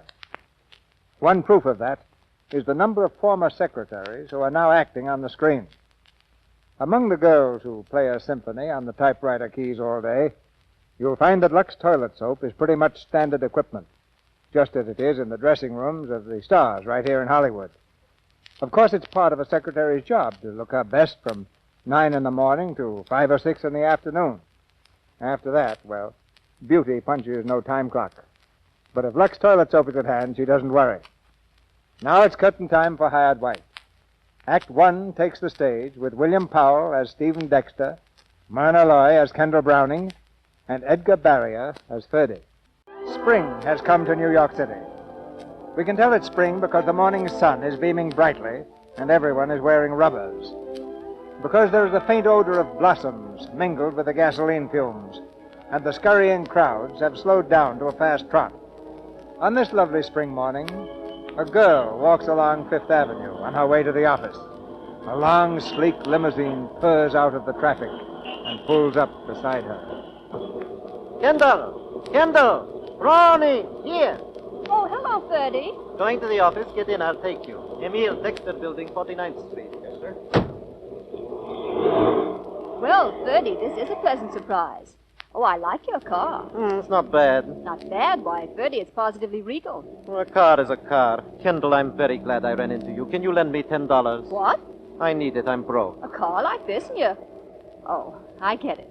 You didn't marry the girl. No, she is not going to marry me. And I'm not going to marry her. I come from saying goodbye to her. And to $5 million. 6. She was nice, too. She did not make me walk home. This is her car. Well, what happened, according to you? Well, she say if we marry, it would spoil a beautiful friendship. Ferdinand Braganza, you're a liar. You said that to her. Well, you said it to me 4 years ago. And I could not tell a lady I had made love to that I had caught a cold in the feet. You'll never marry one of those rich lollipops, Ferdy. Your heart isn't in your work. With your heart. It is in your work, yes? Yes. Every good secretary is in love with her boss. She has to be to put up with him. Your Mr. Dexter is a nasty fellow? No. Stephen's a good egg. You must beat him sometime. He is made of his own cement. Every day for years he is near you. And what does he do? He makes more cement. Oh, Stephen. Is no woman hater, Ferdy? He has a mad moment now and again, especially in the spring. That is not love. That is hay fever. It's very much like it. He seems to catch it from blondes, and his taste is terrible. Oh, is he ill now? No, but I never know when he'll show symptoms of a relapse. Now, you're the sort of man who was born with a flower in his buttonhole. But when Stephen Dexter wears a flower, I start to fill the ice bags. And when he goes round humming My Bonnie Lies Over the Ocean, look out. I still do not like him. How dare he hum at blondes when he can hum at you? Oh, he did make a pass or two the spring I went to work for him, but I put him in his place. A good opening move. No, bad. He stayed there. Right here, driver.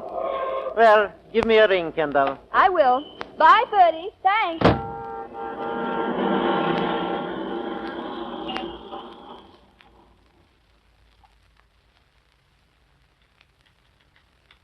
Morning, William. Good morning. Lovely day.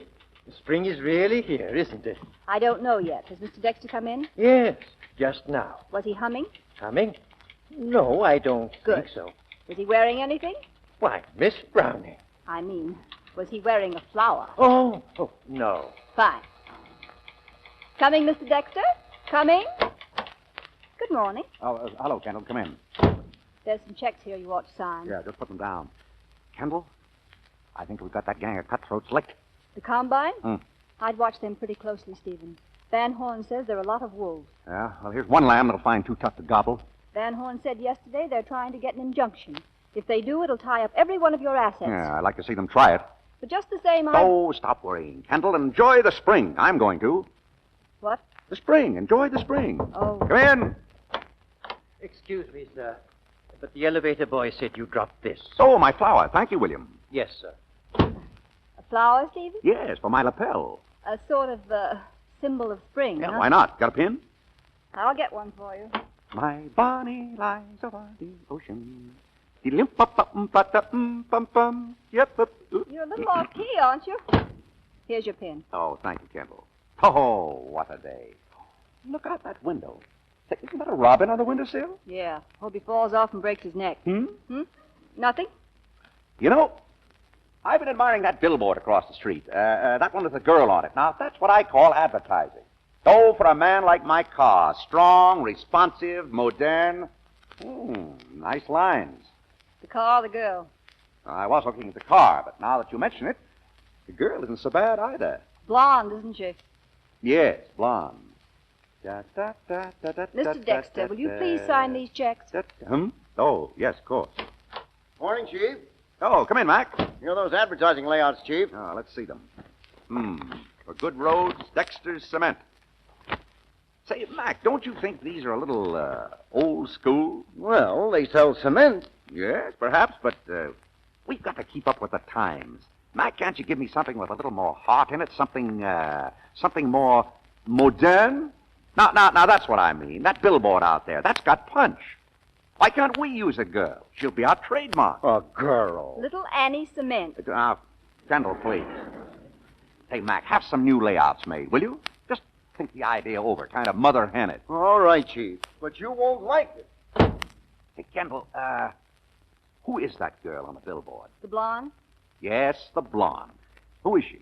I don't know the name, but the face is on the canned tomatoes I use. Well, get hold of her. I'll see her myself. Wouldn't it be easier and quicker to pay her off right now? You heard me. Get her. All right. Yes?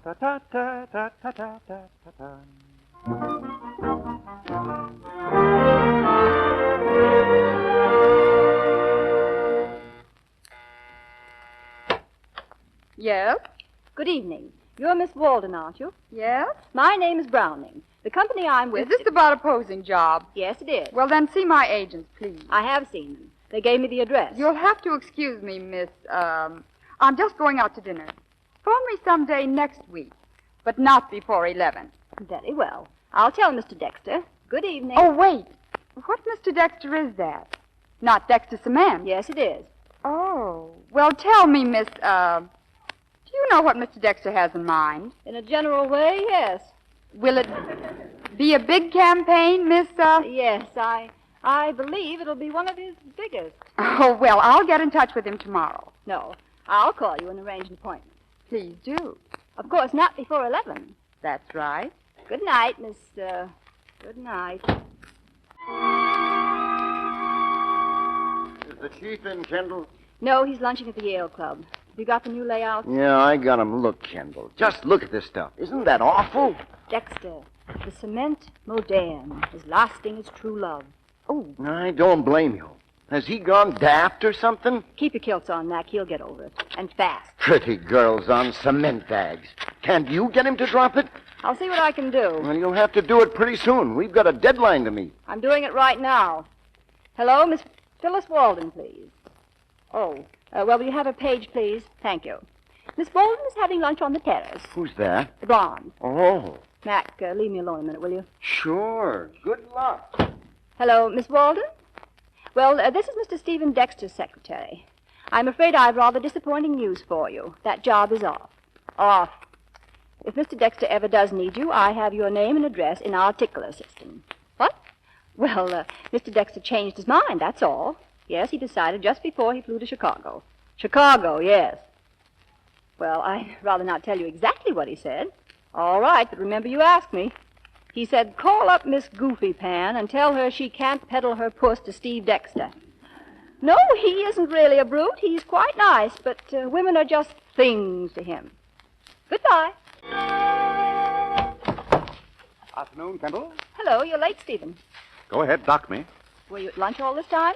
My dear, I was attending to some business, okay? You must have had a particularly good lunch. Oh, so. I had to break 3 important engagements you had this morning. Sorry, kid. Kid? Now, Stephen, give me a little advance notice next time you're going to be off with your boola friends getting tiddly. I'm not the least bit tiddly. Then let's get some work done. By all means. Van Horn called about those contracts. The combine... By the way, when is Miss, that poster girl coming in to see me? Oh, I'm afraid I have rather disappointing news for you. You couldn't get her? No, not available. Van Horn's worried What did she say? Well, it boiled down to no. She gave no reason? No, he did. He? Who's he? Her fiancé? Her what? The man she's going to marry. They were eloping. Oh, I see. I just caught them at the airport. Oh, I suppose they flew to Chicago, too. What do you mean, two? Oh, just two. And now... Now, about Van Horn. Oh, yes, but he said... Chief, can I see you? Yes, of course, Mac. You got the layouts? Yeah, here. You don't like them, do you? No. No, that girl on the bag stuff is out. Women are just things to me. Huh? Yes, call her up, Kendall. Tell her she can't peddle her puss to Steve Dexter. Stephen! Mac, we'll go back to the old reliables. Fine. And, Mac, you might file those in our tickler system. Right. Stephen, this is unworthy of you. How could you do anything so dishonorable, so low? Me? What did I do? Eavesdropping, wiretapping, listening in on my private conversations. What'll it be next, keyholes? Kendall, my dear, I happened to be lunching with Miss Walden when you phoned. Oh, I see. You leave it to me to get her, and then you sneak off and date her behind my back. She phoned my house last night. I thought it would save time if... Why am I apologizing to you? Call me some morning, but not before 11. You certainly have bad taste in women, Stephen. Kendall, I'm going to say just one thing, and then we'll drop the matter. You're my right hand. I'm not at all sure that I could run this business without you. But I think I can run my own life. Suppose you let me try, All right. Van Horn's I worried don't about... like the way you said all right. I'm sorry. She's not like the others. No, none of them was. Phyllis Walden is a lady. She has character. What kind? What do you know about her? What you? She's fine. She's real. She's honest. And I'm not. Yep. Well, you keep yourself out of this.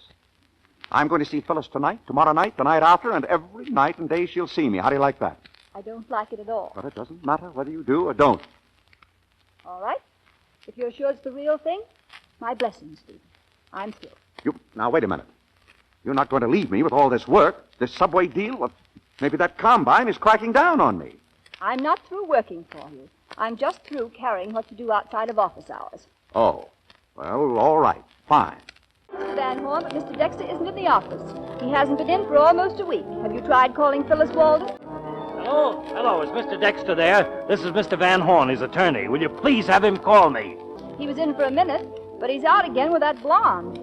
Listen, he's got to get this message. Tell him to be at General Cement tomorrow at 9. There's a board meeting. Tell him they're going to close him out. There it is, Dexter. We're in, you're out. We gave you a chance to sell your company to us at a fair price. Fair? We're going to get that injunction the first thing tomorrow morning and tie your assets up tight. It's a technicality, a trick. I agree with the learned counsel. Nevertheless, we're doing it, Mr. Van Horn. That's all, I think. Unless Dexter has something to say. Gentlemen, I can think of only one other honest man who found himself in worse company, Alibaba. He had to deal with 40 thieves. I'm a little fellow. You're big. You had me come here so that you could prove to me that I'm cornered and outnumbered. Here, here. It would be wise to hand over, here and now, the business that my associates and I have worked to make. I would be smart and surrender. But I'm going to be foolish and fight. Oh, come on, David. Think, will you? That's what I pay you for. How are we going to get out of this? I'm your lawyer, not a magician. I called you every day for a week. Well, that's neither here nor there. What are we going to do? Hello? Just a moment. William wants to see you, Stephen. Let him come in. Come in, William. Look, David, if they get that injunction, it means every cent I have. I know that. Mr. Dexter? Yes, William? Mr. Dexter, I heard about the combine, and, well, I've got a financial proposition. I happen to have a couple of $1,000 lying around, and I thought I might take a little flyer in cement. Well, thank you, William. I may call on you any day now. Of course, the cash won't be available for a week or so. I'll start negotiations immediately with a certain party. You mustn't mortgage anything, William. Oh, the party is my wife. She makes me put everything in her name. Can she do that, Mr. Van Horn? No, but it's sometimes a good idea for a man to have his property in his wife's name. It's a perfectly legitimate way to stop unscrupulous persons from... Hey, Stephen. What? Stephen, did you hear what I just said? Sure, but... Oh. Well, now, wait. William, get out. Yes, sir. Certainly, sir. Stephen, it's the idea of the century. Is it? Stephen, you've got to get married. Married? It'll But stop them cold. are you sure? They can't tie up your money or your business if you haven't any. I'm going to have you put every last penny, every sack of cement, your house, the shirt on your back in your wife's name. But I haven't got a wife. And you'll have to get one. You've got to be married today. I can't be married today. My friend, you've got to be. All right. Kendall. Yes? Kendall, get Phyllis Walden on the phone. Walden? Yes, get her. Very well. I'll run over to the bank and get things straightened out. Okay, and find out when the marriage license bureau closes. That's no good in New York. You have to wait 3 days. 3 Hello? days? Miss Walden, please. That's out. Let's see. The nearest state you can get married in right away is South Carolina. Hello, what? Kendall, find out when I can get a plane to South Carolina.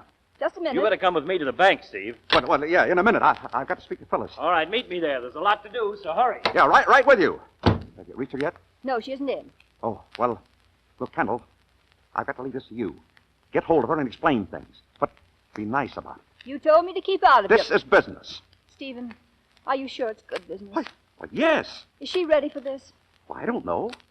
If I'd had 2 more weeks, 1 week. She loves you? Well, I'm not asking her to love me yet, just to marry me. Just to marry you. Stephen, to a woman, marriage is serious, sacred, no matter what she is. Never mind the sarcasm. You find her and deliver her to that plane. With a bill of lading? Get her. I can't drag her here by her phony eyelashes. Now, look, Kendall, you're a woman. Has that got round? You know how to talk to another woman. You know what to say to her and how to say it. Yes, of course. I'll speak to her, Stephen. Oh, fine. That's thanks, Kendall. I'll see you at the plane. See you at the plane. You have a message from Mr. Dexter? A very important message. Really? And what is it, please? Well, here's Dexter's proposition. He wants you to marry him tonight. He does. Well, I hardly know what to say. Yes or no will do nicely. It isn't a very romantic way for Stephen to pose, but, well, I suppose he has a good reason. He has. Look, Walden, for certain financial reasons, it would be very convenient for Dexter to have a wife. In fact, he's got to get married. He's in a spot, eh? What a break for Blondie. Do I meet him at the old Red Mill at midnight? At the airport, 5 o'clock. Oh, good. We're flying. Yes. To Chicago, I suppose. No, Charleston. How nice. I've never been married in Charleston. Do you think I'm a dope? I'm only telling you. Well, get this. When I do marry you, and I'm going to, I'll keep you around for laughs. I love your lies. They're not good, but they're very, very funny. Thank you. This last one was a positive howl. Would have been so nice if you'd been able to say, Steve, that Walden number has a price tag, but I'm not that kind of a girl. Browning, your button should be brass. Dexter just told me to tell you. Tell him I'd love to marry him tonight, but my trousseau is in the laundry. Thank you. I'll give him your answer. Sit down, Steve. Sit down. You're making me nervous as a bridegroom. Well, it's nearly time to take off. They won't hold this plane forever. Will you stop having pups? You know you can count on Kendall.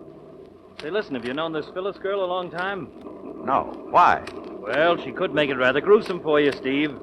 I mean to say, after all, she'll have control of all your goods and chattels. She could refuse to hand them back if she turns out to be a stinker. Oh, she's all right. Don't worry. Look. There's Kendall, but I don't see Phyllis. She doesn't seem worried. What has she got to worry about? Hello. Where's Phyllis? Where is she? I couldn't get her to come. Not for love or money. What? You mustn't blame her, Steve. No woman wants to get married just as a favor. Well, it was a nice business while I had it. Had it, you've still got it, and you can keep it if you work fast. All you have to do is marry somebody. Fine, just marry somebody. Anybody who can say I do will do. Just a formality. Needn't mean any more than having your hair singed. Go away. Steve, we've got to get you a wife, and in a hurry. Doesn't matter who she is. Of course, it would be better if she was some girl you could trust. Somebody like, Kendall even. Why, all she... Hey. Kendall. Sure, why not? Kendall. Kendall, dear. Hello. What do you say, Kendall? Will you marry him? Kendall. Well, isn't this rather sudden? I mean... Kendall, it's strictly business. It's just somebody to say I do. What do you say? Well, I do.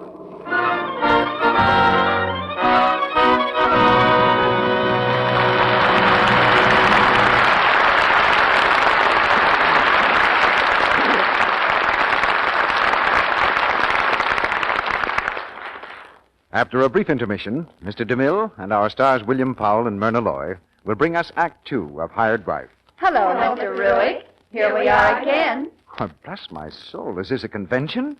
1, 2, 3, 4, 5, 6. 6 girls, and all of them pretty.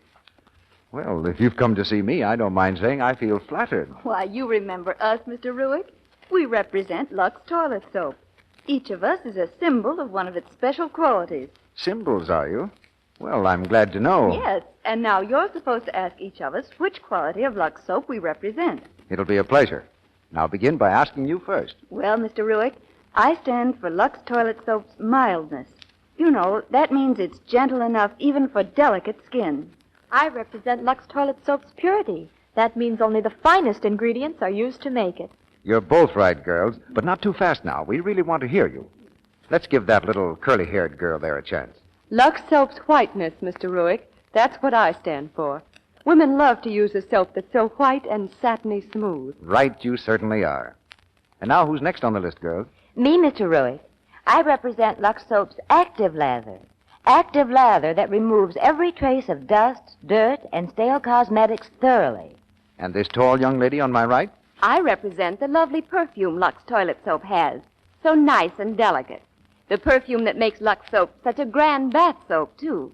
Every woman who uses Lux Toilet Soap as a bath soap will agree with that. And now here's our last little girl. Will you tell us what quality of Lux Toilet Soap you represent? Something very important these days, Mr. Ruick. I stand for Lux Soap's economy. It's thrifty to use because each cake is hard milled, and so it lasts and lasts. Thank you, girls, one and all. I wish our audience could see what lovely Lux complexions you all have. You've done a grand job of telling us that Lux soap has every quality a really fine toilet soap should have. No wonder it's the choice of 9 out of 10 lovely screen stars. And no wonder pretty women everywhere say, this is the complexion soap for me. Well, thank you again, Lux Toilet Soap girls. And good night. Good night, Mr. Roy. Good night. We pause now for station identification. This is the Columbia Broadcasting System. Act 2 of Hired Wife, starring William Powell as Stephen Dexter and Myrna Loy as Kendall Browning. A plane to South Carolina, a flying visit to the Justice, a plane back to New York, and the honeymoon is over. Time consumed, 10 hours and 40 minutes. Now the happy couple, looking very weary, has arrived at Stephen's house. David Van Horn is there to welcome them. Come on, David. Wake up. Wake up. Try sticking pins in him. David! Huh? Wake up. Oh, it's you. Congratulations. Thank you. Here's the marriage certificate. Let's see.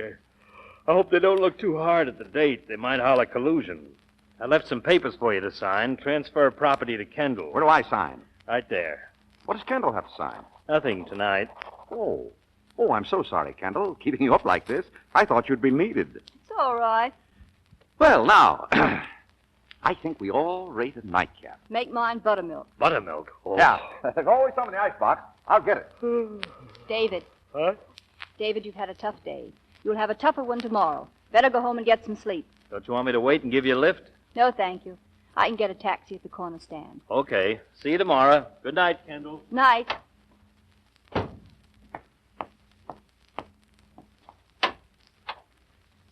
Hello. Hello. Here's your buttermilk. Thanks. Where's David? He went home. He said he was tired. Oh.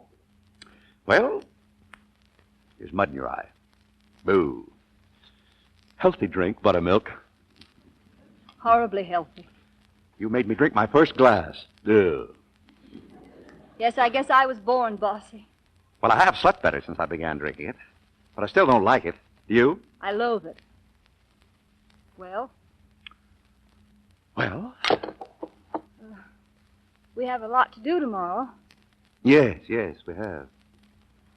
So, well, good night, Stephen. Oh, wait a minute, Kendall. Yes, Stephen. You're a rare woman. You don't let people down.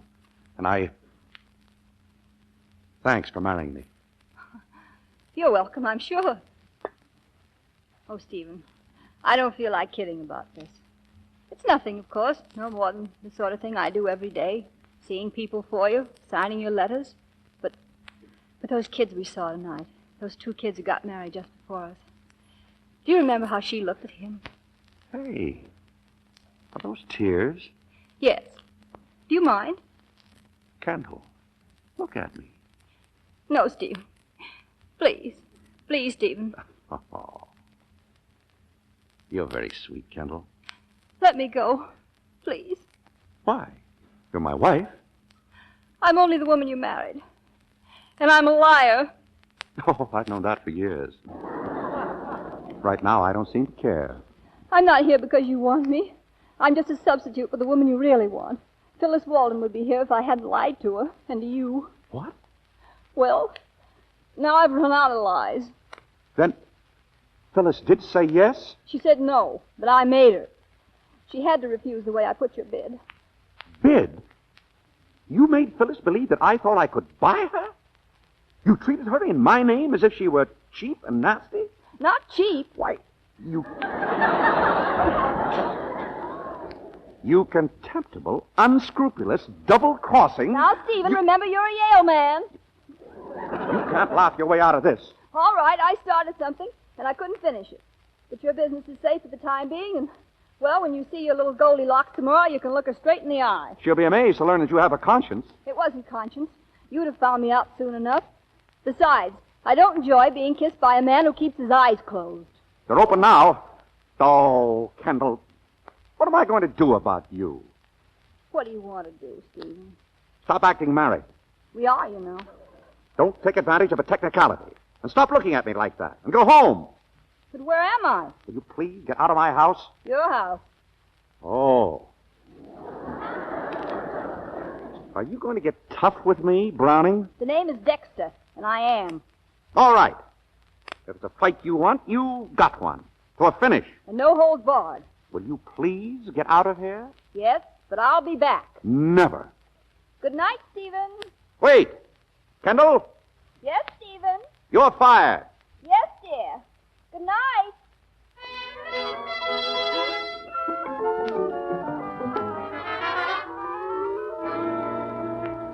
Oh, now, look, Phyllis, listen, I can explain the whole thing. Phyllis, don't hang up on me, please. Look, Phyllis, it's true I married, but the whole thing was a mistake. I meant to marry you. Yes, I know it sounds silly, it's ridiculous, but listen, Phyllis, she isn't even staying at my place. No, that's what I'm trying to tell you. She went home. What? Well, certainly not. Look, Phyllis, you meet me tonight, and Oh, wait a minute. Yes? Mr. Van Horn is here, sir. Send him in. Yes, sir. Hello, Phyllis. Look, you meet me somewhere tonight, and I'll tell you the whole story. What? Morning. Morning, Stephen, darling. Wait a minute, Phyllis. Hey, what are you doing here? You're fired. Tell him, David. It's like this, Steve. Your wife has to be here. Quiet. Hello, Phyllis. Look, Phyllis, I'm very busy, dear. I'll see you at the 41 Club. Yes, the 41 at 8 o'clock. Right.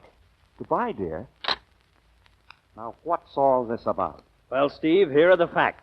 In a marriage, a legal marriage, where both interested parties hold themselves forth as being... David, please get to the point. I've got to go home and start packing. Why? You going away? No, but your attorney advises me to move. Move where? To your house. My house? My house? Naturally, your house, your house. Would Kendall move into my house? My house? Why not? He's capable of anything. That'll go on your bill. Steve, you've hit some more heavy trouble. More? The Combine smells a rat, so we've got to convince them that this marriage is on the level. We haven't a chance unless Kendall lives at your house until the storm blows over. Get the idea? I do, and I dislike it heartily. The only way to do it.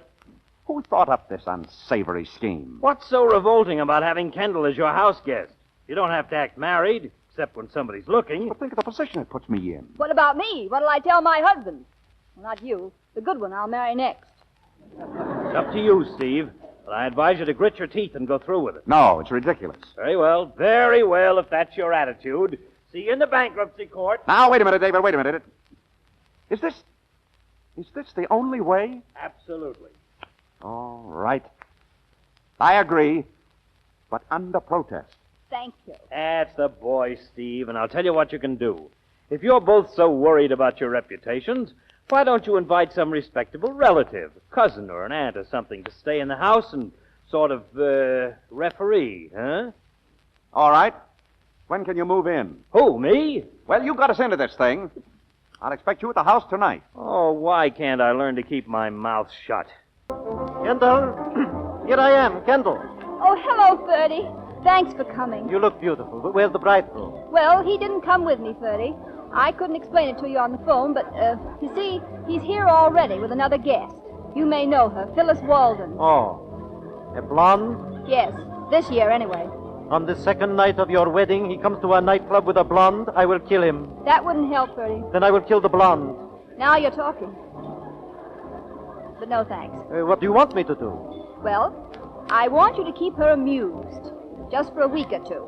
Maybe a month. Oh, I understand. Is she pretty? Yes, in a ghastly sort of way. There she is now over at that table. There was Stephen. Not bad. Yes, I think I could disturb her a little. I want you to disturb her a lot. Will you do it, Bertie? Well, for you I will do anything, but alas, I am not in a position financially. I'll take care of the finances. You take care of Phyllis. Come on.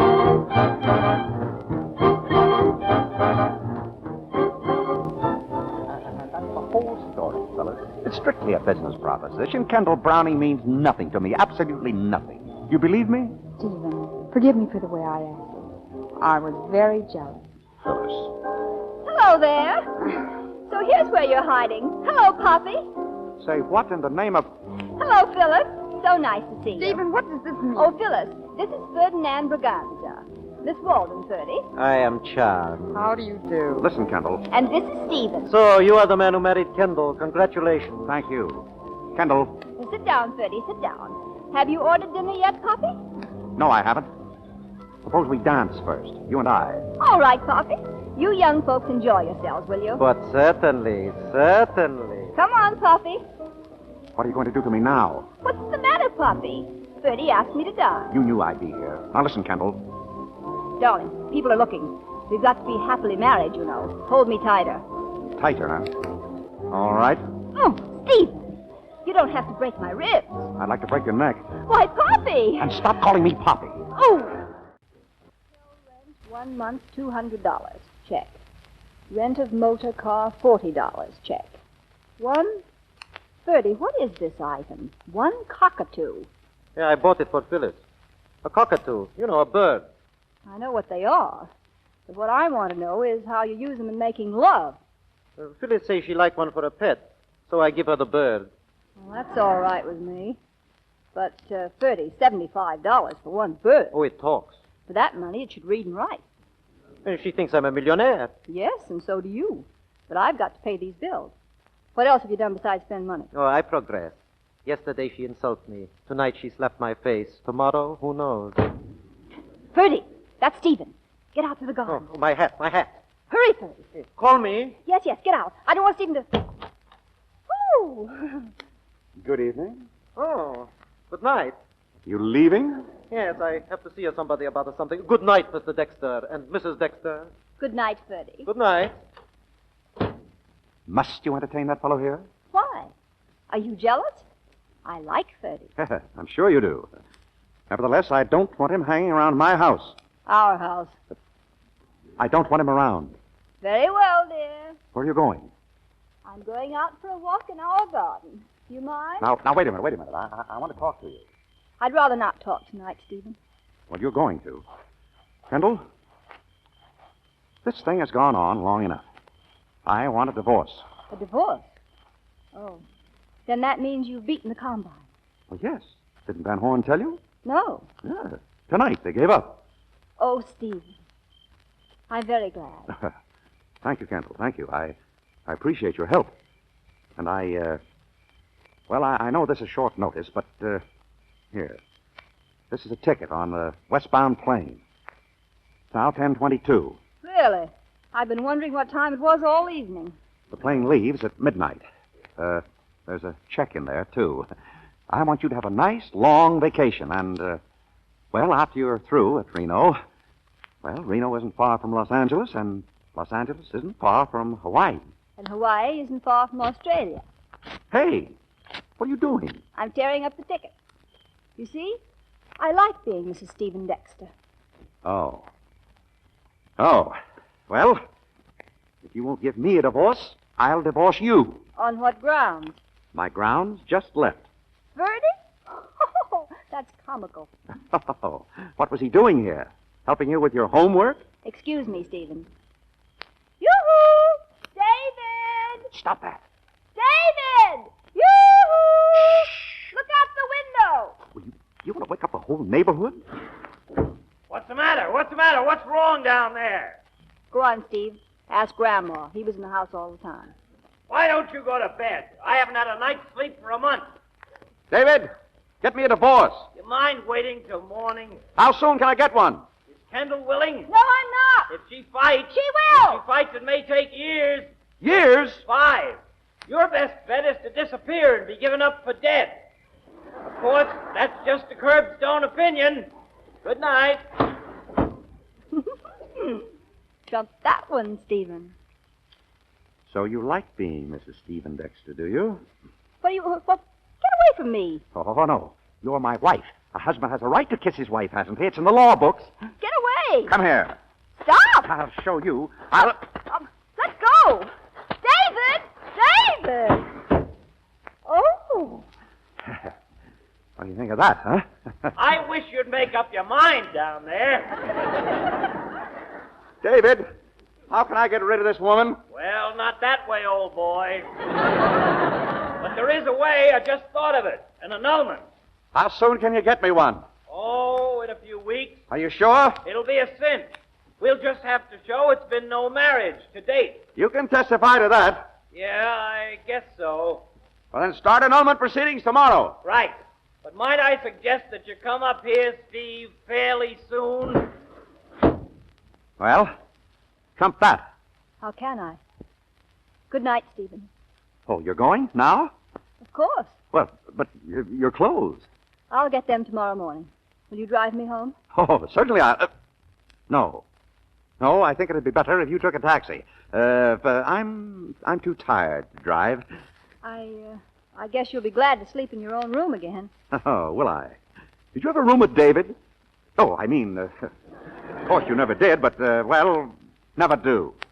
Good night, Stephen. Good night. Steve, you worry me. Why? More coffee, David? No, Steve. I want to know what happened last night. Well, you know what happened? I'm afraid I don't know everything. What are you talking about? Well, let's be honest, Steve. I could still get you that annulment. But now what am I going to say when the judge asks me where was your client on the night of May 4th? Last night? Well, you know where I was last night. I'm sorry to say I do. In your own room. Of course. I saw you go in. Well, what of it? I was in my own house, my own room. Is that a crime? Certainly not. But Kendall can come into court and tell her story. What story? Kendall wasn't here. She went home early. Huh? Kendall went home. Last night? Last night. Oh, well, that's entirely different. You may consider the annulment in the bag. Thank you. Hello! Keep the coffee hot. I'll be right down. Who's that? That, my friend, is Kendall. But how did she... Say, listen. Exactly how big a chump do you think I am? I ask you, Steve, is this playing the game? You told me she went home. She must have come back to get her clothes. Likely story. I tell you she left here last night. If you don't believe me, ask her yourself. I intend to. Good morning, David. I've already said good morning to Stevie. That is a lie. Why, Stevie. Listen, Kendall. You caused me enough trouble. I'll take care of this. Kendall, look at me. Where were you last night? Last night? Answer his question. Kendall, I want you to tell him exactly what you did last night. Exactly. I want you to tell him you went home and you stayed there. Oh, yes, dear. I went home and I stayed there. Is that all right? Thank you. I've heard enough. Good morning. Now, what? David, wait a minute. She's lying. I mean, she's not lying. It's just the way she's saying it. Steve, I'm very disappointed in you, and that annulment is definitely out of the bag. Oh. Stephen. What? Ha! Trump that.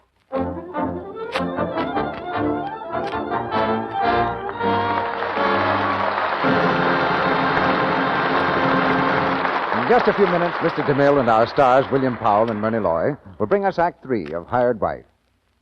Now, here are Mr. and Mrs. Smith. They're driving home from a weekend spent with the Browns. We certainly had a grand time, didn't we, Jim? Yeah, the Browns do things well, all right. Real luxury, I'd call it. I'll be glad to get home, though. Why, Jim, but I can't keep house in the style May Brown does. Maybe not so much style, but you do things mighty well just the same. And I'll say one thing. You know what kind of soap to buy for a man's bath. Never get that sissy stuff that won't give enough lather. Oh-ho, so that's why you acted a little glum this morning. Well, never mind, dear. We'll be home soon, and I'll see that there's plenty of Lux soap in the bathroom. Well, it is tough when a man doesn't have the right soap for his morning bath, especially when it's so easy and so economical to supply him with a real luxury soap, one that gives a quick, rich, active lather, even in hard water. That's why Lux toilet soap makes such a hit as a bath soap, too. That active lather carries away perspiration and every trace of dust and dirt in a jiffy, leaves you feeling like a million. Yes, a man likes the way Lux soap lathers fast and cleanses thoroughly, doesn't get mushy or soft. Because, you see, Lux toilet soap is hard milled into a firm, smooth white cake that you can use right down to the last thin sliver. And it's nice to know that you can let the men in your family have the very finest in soaps and still be thrifty. Lux toilet soap costs so little. Why not let everybody at your house use it as a delightful, satisfying bath soap, too? Make a note now to get 3 cakes of this fine white soap tomorrow. Now, our producer, Mr. DeMille. Curtain rises on the third act of Hired Wife. Kendall enjoys being Mrs. Dexter, and she's hanging on for dear life. In vain, Stephen tries to shake her off. He's asked her to come to his office to talk terms. Kendall is willing, but her terms are the same as ever. No divorce, no annulment, no Phyllis Walden for Stephen. But, Kendall, why don't you be reasonable? This marriage is no good for either of us. I think it could be, for both of us. You're not in love with me. That's the funny part. I am. And I'm not going to let you marry anybody else. All right. But I warn you, our marriage will be a thing of horror. You think Bluebeard was bad? I'll make him look henpecked. Stephen, if I believed that, I'd quit right now. I'd sign back everything to you. Throw up my job. Let Phyllis have you. But I don't believe it, Stephen. I believe you love me. Once, maybe, but not lately. You see these things I'm wearing? They're pants. And they're still a symbol of masculinity. A few men are left who do not like to be kicked in them, especially by a lady punter. Steve, I've just been checking over these bills. Which one of you bought a cockatoo? Oh, I did. My old one died. One cockatoo charged to living expenses. Very peculiar. What are you doing, checking up on me? No, it's just to keep my income tax record straight. Yes? There's a gentleman to see you and Mrs. Dexter. He says it's personal and urgent and very serious. Who is he? He says he's a judge from South Carolina, Judge Peabody. Oh. Show him in. Judge Peabody. He's the fellow who married us. Don't worry, he'll suffer for it. Morning. Come in, Judge Peabody. Good morning, Your Honor. Morning, ma'am. Morning, sir. I see you remember me. Yes, and with good reason, Judge Peabody. Well, I might as well come right out with what I've got to tell you. By all means. Now, mind you, it's not as bad as it sounds. But the fact is, Mr. and Mrs. Dexter, you aren't married. What? That is not legally.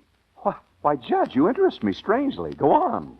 Well, you see, one of the boys down at the courthouse made a little mistake. Sort of forgot to renew my license. I thought he had, but a couple of days ago I found out different.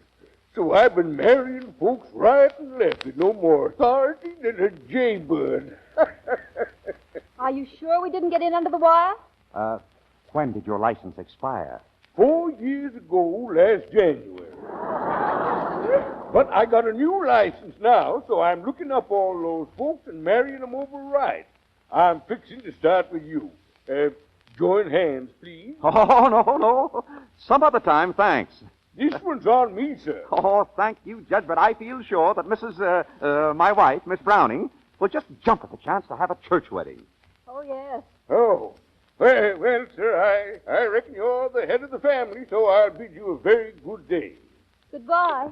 Goodbye, Judge Peabody, and thank you very much. Not at all. Goodbye, sir. Goodbye, Judge.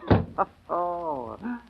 Well, Miss Browning, I imagine that settles it. Hello? So who are you calling? What are you up to now?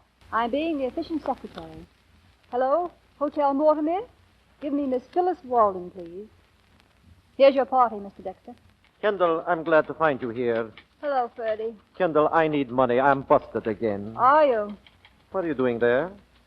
Cleaning out my desk. I should have done it weeks ago. Oh. Kendall, listen. I am madly in love. That's why I need the money. I am madly... In love with whom? My sweetheart. My Phyllis. Are you trying to tell me? Yes. She is going to marry with me. Has she said so? Oh, she will say so. At lunch, I will pop the question. Tomorrow, I will find a job. Saturday, we will be married. Sunday, we will live happily forever after. But have you told her about yourself? Certainly. Everything? All at once? Oh, no. But I have begun to hint. Last night, I told her I do not own 2 yachts, only maybe one little one. She smiled so sweet. She'll laugh right out loud when you tell her where you got your courting money. That I will save for the honeymoon. You better tell her now. She's in Stephen's office. I know. I brought her here. She's in there letting your husband down easy. But Stephen's not my husband. She is telling him... What did you say? Stephen's not my husband. He never was. Then you mean that... Oh, he is free and she is in there? I will kill him. Phyllis, my sweet one. Say, what is this? Phyllis, you must choose, him or me. Who do you think you are breaking in here like this? Get out! Over your dead body, I will get out. You'd rather I kicked you out, I will. Stephen, don't lose your temper. Your darling Phyllis is madly in love with Ferdy. Since when? Since always, since time began and the world was young and damp, and I was a bullfrog and you were a cow frog. Ferdy. Phyllis, look, I can't honestly claim that my acquaintance with you dates back as far as his, but you know me, who I am, what I do. Phyllis, you owe it to yourself to find out a lot more about this fellow. He's rich, yes, but where does his money come from? I know all about that. Ferdy told me. Oh, do you mind telling me? Not at all. It comes from the same place yours does. Cement. I see. Excuse me, Steve. What is it now? Well, I'm a bit dubious about this check, a rather biggish hotel bill. Steve, do you use your suite at the Mortimer Hotel for business? My suite at the... I never lived at the...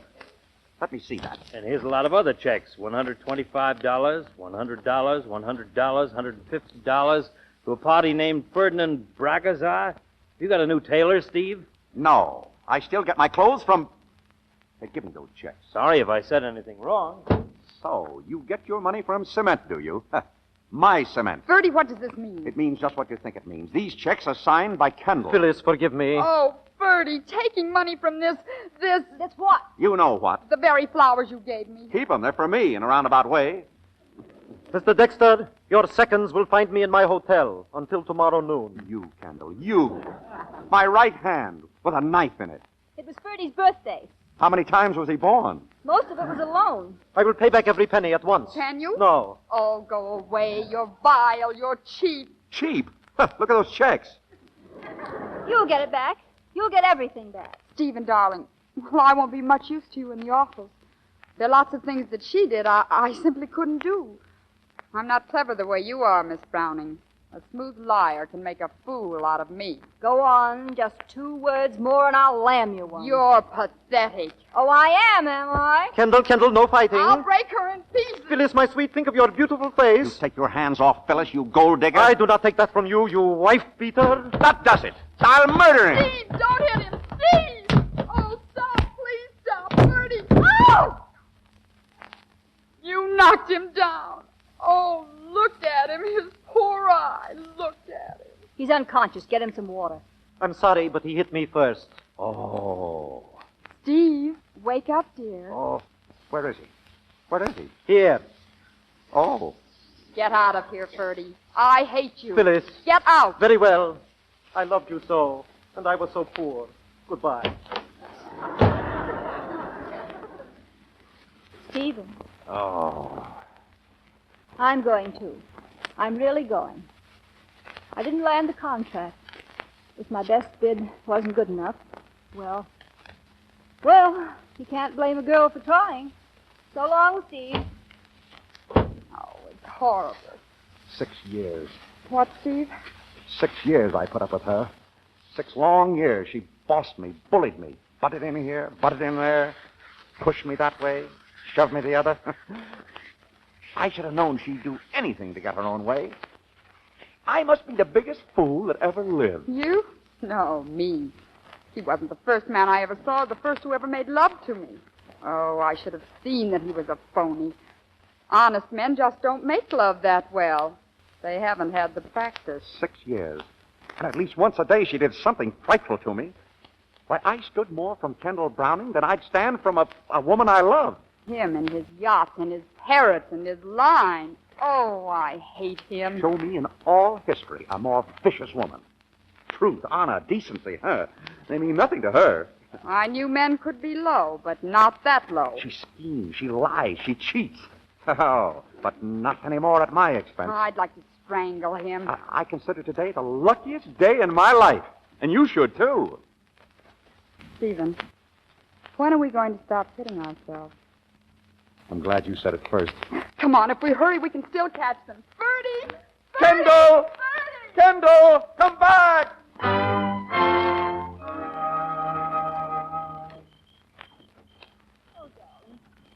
It's so nice being Mrs. Stephen Dexter again. And this time it's for keeps. Mind you, I'm not giving in. No, darling. That's my department. See this thing I'm wearing? It's a skirt. Oh, no more bossing me around? From now on, your word is law. Oh, really? Kiss me. Yes, dear. Stephen, are you down there? I've just been thinking about that annulment. I said I've just been thinking. Who's that with you? Stephen! If you want that annulment, get up here. Stephen! All right, I resign. Da da da da da da da da da da da da da da da.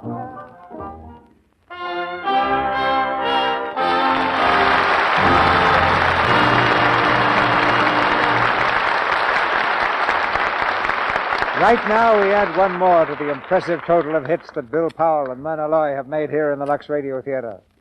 Time for a bow, Bill and Myrna. Thank you, Cecil. Thank you, Mr. DeMille. Our statistical department reports that you two have appeared together here as a team more often than any stars in Hollywood. Oh, you mean that Myrna and I are the corned beef and cabbage of the Lux Radio Theater? No, Bill. The champagne and caviar. I'm getting hungrier by the minute. Hungry? That reminds me. Whatever happened to the thin man? Well, there's been a little investigation into that over at MGM. Still trying to find out who done it? Oh, Bill and I done it. With a little better grammar, however. It's called The Shadow of the Thin Man, Cecil. You know, I wonder why there's never been a famous woman detective, Mr. DeMille. I think most women are very good detectives, Myrna. They look for the facts. They... Well, that certainly applies when it comes to choosing the right soap. And as far as I'm concerned, it means Lux soap. I've used it for years. That's a very sound deduction, Myrna. And Lux Soap has been proud of you for years, too. What are you planning here for next week, Cecil? Next week, Bill, it's Hold Back the Dawn. A neat trick. You can do it. It's a very neat trick, Bill. In fact, one of the finest pictures Paramount or any studio in Hollywood has made this year. Hold Back the Dawn has just been released. And next Monday night, we'll have the same stars who appear on the screen. Charles Boyer and Paulette Goddard. It's a love story with a strange dramatic background and an exciting finish that hard-boiled critics and audiences alike have applauded. So don't miss the first act curtain at the regular time. I certainly won't, Mr. DeMille. I think it's a perfectly wonderful picture. My husband produced it. Good night. Good night, Cecil. Good night. Good night. 130 million Americans can't be wrong about stars like you.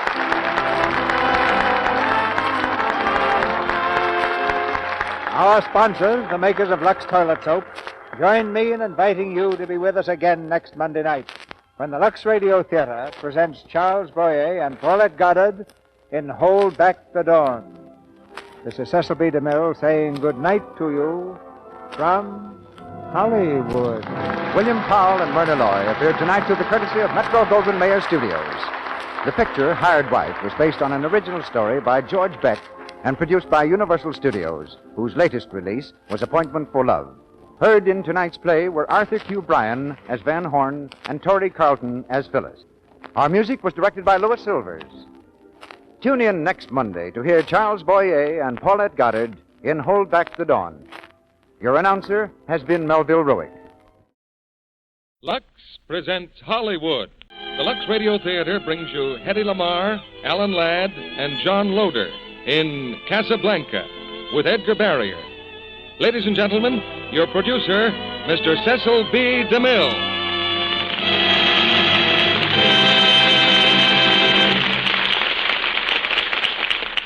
Greetings from Hollywood, ladies and gentlemen.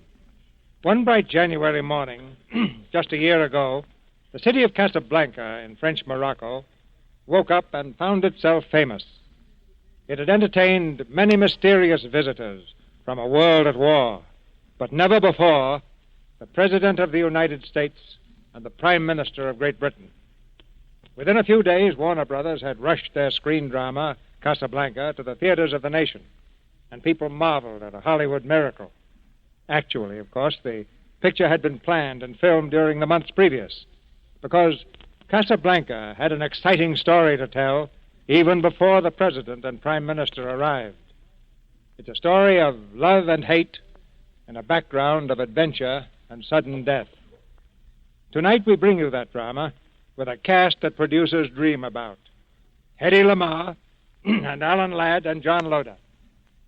Hedy came back to town last week from Texas with the applause of the soldiers at Camp Hood still ringing in her ears. And so we borrowed her from Metro-Goldwyn-Mayer, where she's just completed the picture, Heavenly Body. Alan Ladd, of course, came to us from Paramount. I'm hoping to have Alan for my next picture, following the story of Dr. Wassell.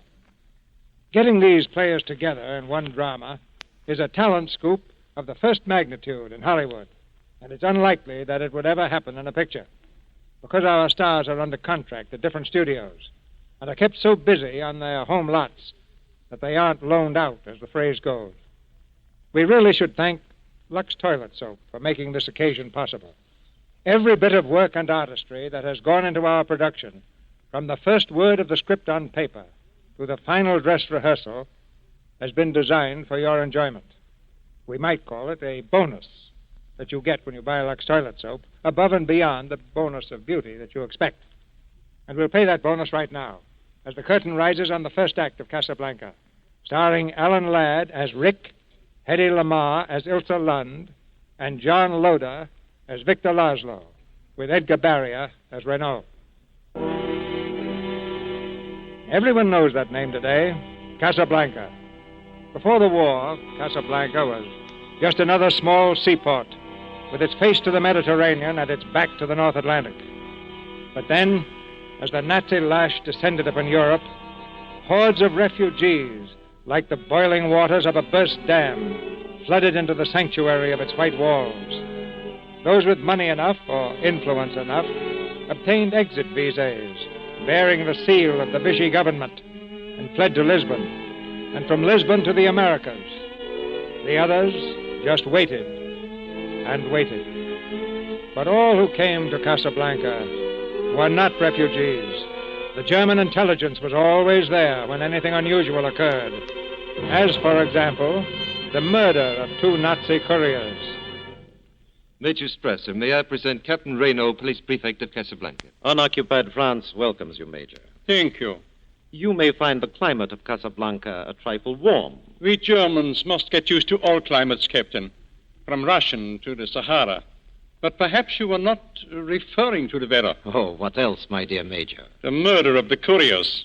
What has been done about it? Captain Renault already knows who the murderer is. Excellent. He is in custody? There is no hurry. Tonight, he will come to Rick's. That cafe, Major, I pointed it out to you. Everybody in Casablanca comes to Rick's, but this one will not leave. Frankly, Captain, I did not journey here simply to find an assassin. The real reason for my visit is Victor Laszlo. I thought as much. Has he arrived yet? Yes, this afternoon, with a very beautiful young woman. I met them. Renault, Laszlo must not leave Casablanca. I have learned that he is prepared to offer a fabulous bribe for a visa to Lisbon. I am prepared to refuse it. Where is he staying, you know? Major, I even know the time he intends to bathe. I would like to talk with Laszlo. Can it be arranged? Undoubtedly, he too will be at Rick's tonight. Everybody comes to Rick's. Or did I mention that before? Yes, monsieur? I reserved a table. Victor Laszlo. Yes, monsieur Laszlo, just one moment, please. Victor, are you sure we should have come here? So in public? There's often the greatest safety in what appears to be a risk. I see no one here who forgot his description. Neither do I. He'll be here, though. Excuse me. I have a ring here. What? A ring. Forced to sell it at a great sacrifice. Well, I hardly think that Perhaps the lady. The ring is quite unique. You see? That's it, Victor. Yes, it's a very interesting ring. What's your name? Berger, monsieur. I recognized you from the newspaper photographs. We read 5 times that you were killed in 5 different places. As you see, 5 different places? As you can see, it's true each time. Thank heaven we found you, Berger. I'm looking for a man by the name of Ugarte. He's supposed to help us. He's here somewhere. You'll need all the help you can get. Yes, this time they mean to stop me. Oh, I'm so afraid for you, Victor. We've been in difficult places before. Quiet. Waiter's coming back. That's all, Berger. Meet us at the bar later. Oh, I don't think we want to buy the ring, but thank you for showing it to us.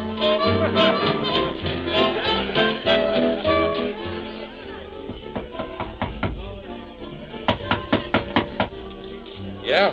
It's Franz, Rick. Franz Ugarte. Come in. What do you want? Oh, nothing much, Rick.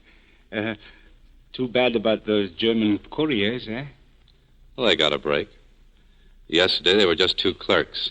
Today, they're among the honored dead. You will forgive me for saying this, Rick, but you are a very cynical person. I forgive you. You despise me, don't you? Well, if I gave you any thought, I probably would. But think of the poor refugees who must rot in Casablanca if I did not help them. Is it so bad that through ways of my own I provide them with exit visas? For a price, Ugarte, for a price. Oh, those poor wretches who cannot meet Renault's price, I get it for them at half. Is that so parasitic?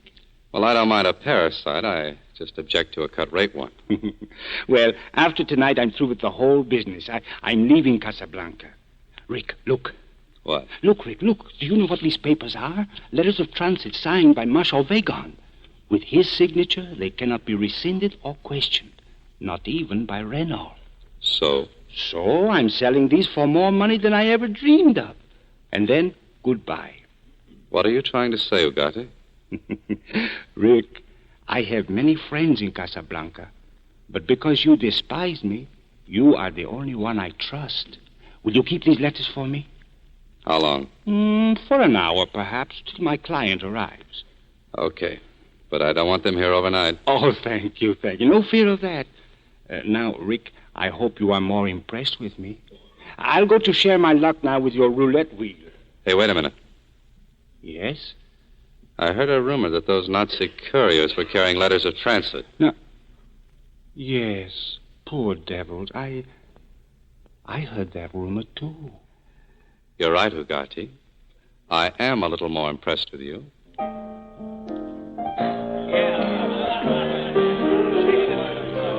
Good evening, Rick. Well, hello, Renault. Hear that plane, Ricky? It's going to Lisbon. You'd like to be on it? Why, what's in Lisbon? The clipper that goes to America. Rick, I have often speculated on why you do not return to America.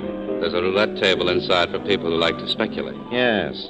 I noticed Ugarte just went in. Yes, he'll come out poor. What was it, Rick? Whatever brought you to Casablanca? Did you abscond with the church funds back home?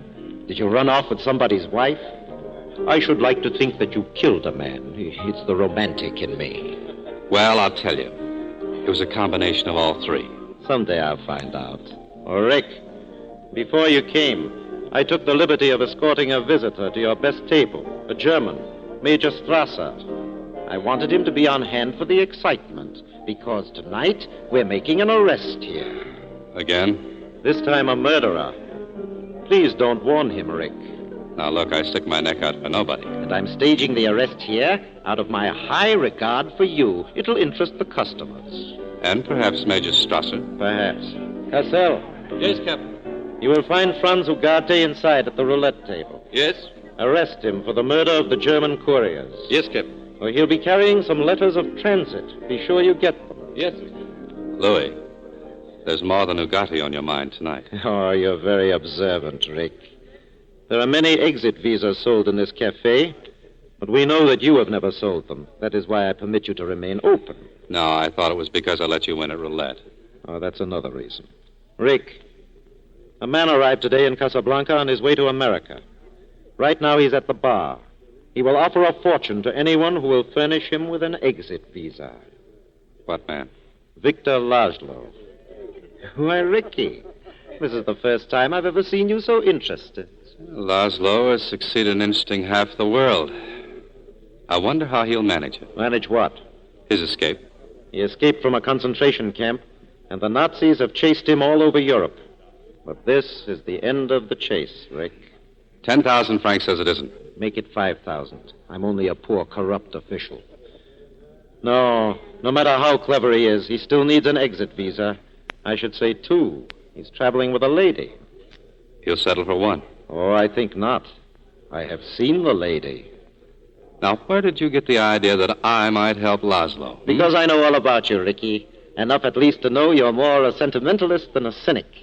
I know that in 1935 you ran guns into Ethiopia. I know that in 1936 you risked your neck with the loyalists in Spain. And got well paid on both occasions? The winning side would have paid you much better. Maybe.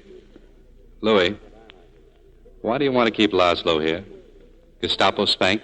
You overestimate the influence of the Gestapo.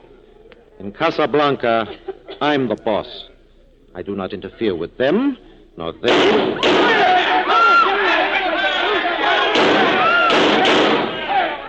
Cassell is a very noisy policeman. Monsieur Laszlo, Mademoiselle Lund, welcome to Rick's. You welcomed us this afternoon at the airport, Captain. I welcome everyone, everywhere. Oh, my profoundest apologies for the recent disturbance. Most unfortunate. Yes, for the poor man who was killed. Horrible. Horrible, mademoiselle? But then may I ask, why did you remain? Oh, permit me. Major Strasser, Mademoiselle Lund, Monsieur Laszlo. We've heard of you, Major. The Major asked, why did you remain after the regrettable shooting? We were here to meet someone. He's not yet arrived. Ilza, I think perhaps we should leave now. It might be wiser, monsieur. I do not think your friend will come. They just removed the body of Franz Ugarte to the morgue. Franz Ugarte? Your friend. I'm sorry, Captain, but the name Franz Ugarte means absolutely nothing to me. Oh, come now, monsieur. We know that This is enough for tonight. Tomorrow at 10, Monsieur Laszlo, in the captain's office. With Mademoiselle. We are not under your authority, Major. This is French soil. Captain Renault, is it your order that we come to your office? Let us say it is my request. Very well. At 10 o'clock in the morning. Good night.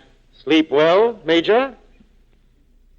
Now, my friends, after all this unpleasantness, a little relaxation. Sit down, please. Waiter. Yes, Captain. A bottle of the best champagne. Put it on my bill. Oh, now, please. Oh, they put it on my bill. I tear the bill up. It's just a little game we play. We shouldn't stay. We seem to be the only ones left. I'm afraid Ricky will be very cross with me. Killing one customer and driving the others away. Oh, but that's no reason why you shouldn't be entertained. Sam. Evening, Captain. Sing something nice for my guest, Sam. Sure, boss.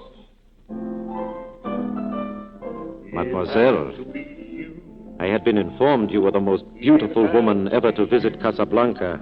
That is a gross understatement. Thank you. You're very kind.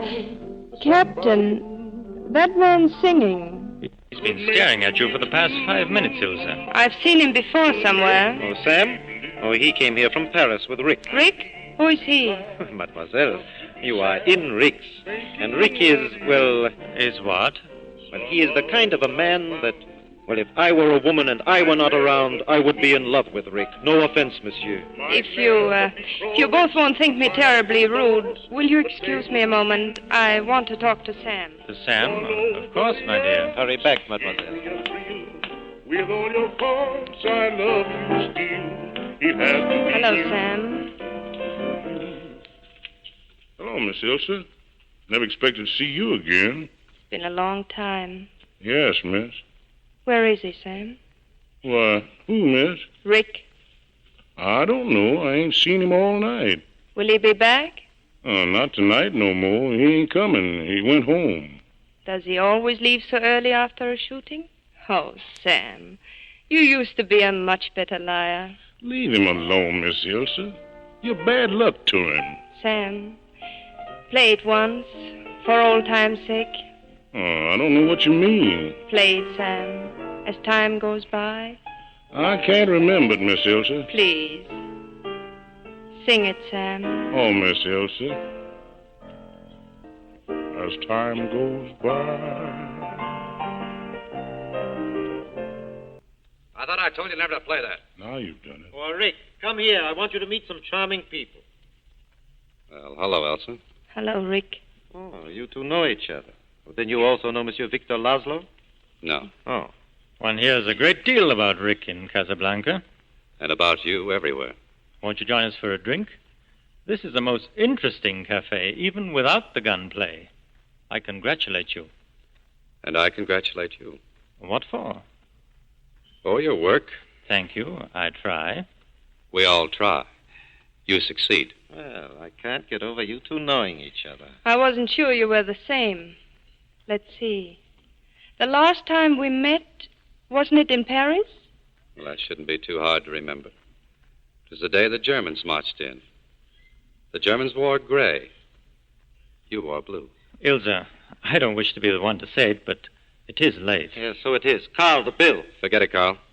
It's my party. Oh, it is. Well, all in all, a most unusual evening. We'll come again. Do that.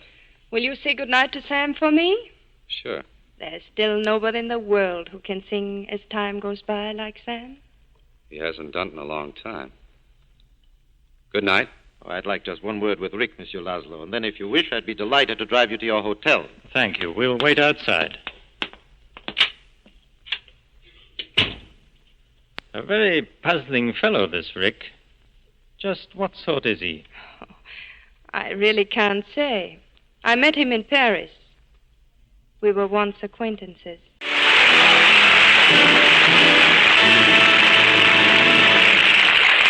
In just a few minutes, Mr. DeMille presents Hedy Lamarr, Alan Ladd, and John Loder in Act Two of Casablanca. And now, here are two young workers in a busy office getting ready to leave for the day. Sue, if you look in that mirror any harder, you'll break it. Why the anxious expression? Oh, no letter from Jim today? Yes, Jim wrote, and he may get a furlough next month. Say, Peggy. Yes, Sue? You know, everyone used to say what a swell complexion I had. Guess it was my best feature. But lately it doesn't look like anything. Lost the old sparkle, eh? And now you're worrying because Jim's coming home. You've been working all hours lately. Been neglecting your beauty care, I'll bet. Well, it is easier not to bother sometimes, I'll admit. Yes, and it's practically fatal to take that attitude about your looks. Now, listen to your Aunt Peggy, Susie. She's going to prescribe for you. Every day without fail, an active lather facial. Active lather facial? With Lux toilet soap. The soap screen stars use. And believe me, it works. I know because Lux Soap Care helped my skin to look lots nicer. Now, here's what you do. And this is the Lux Soap Beauty Facial Peggy told her friend to take. Cover your face generously with that nice, creamy lather. Work it in gently, but thoroughly, too. Now, rinse with warm water, splash with cold, and dry with a soft towel. Easy, isn't it? Just try that every single day from now on. And only a few weeks later, Sue said, Oh, Peggy, I owe you and Lux Soap a world of thanks. What a thrill it was to have Jim tell me. Sue, darling, you look lovely. Prettier than ever. Many a girl has found daily Lux toilet soap facials really make skin lovelier. Recent tests show that actually 3 out of 4 complexions improved with this care, grew softer, smoother. Why not let this fine white soap give your skin protecting care it should toilet soap tomorrow? And if you find your dealer is temporarily out of stock due to wartime conditions, he's sure to have more soon. Remember, Lux Toilet Soap, Hollywood's beauty soap, is worth waiting for. And now, Mr. DeMille returns to the microphone. Act Two of Casablanca, starring Alan Ladd as Rick, Hedy Lamarr as Ilsa, and John Loder as Victor, with Edgar Barrier as Renaud.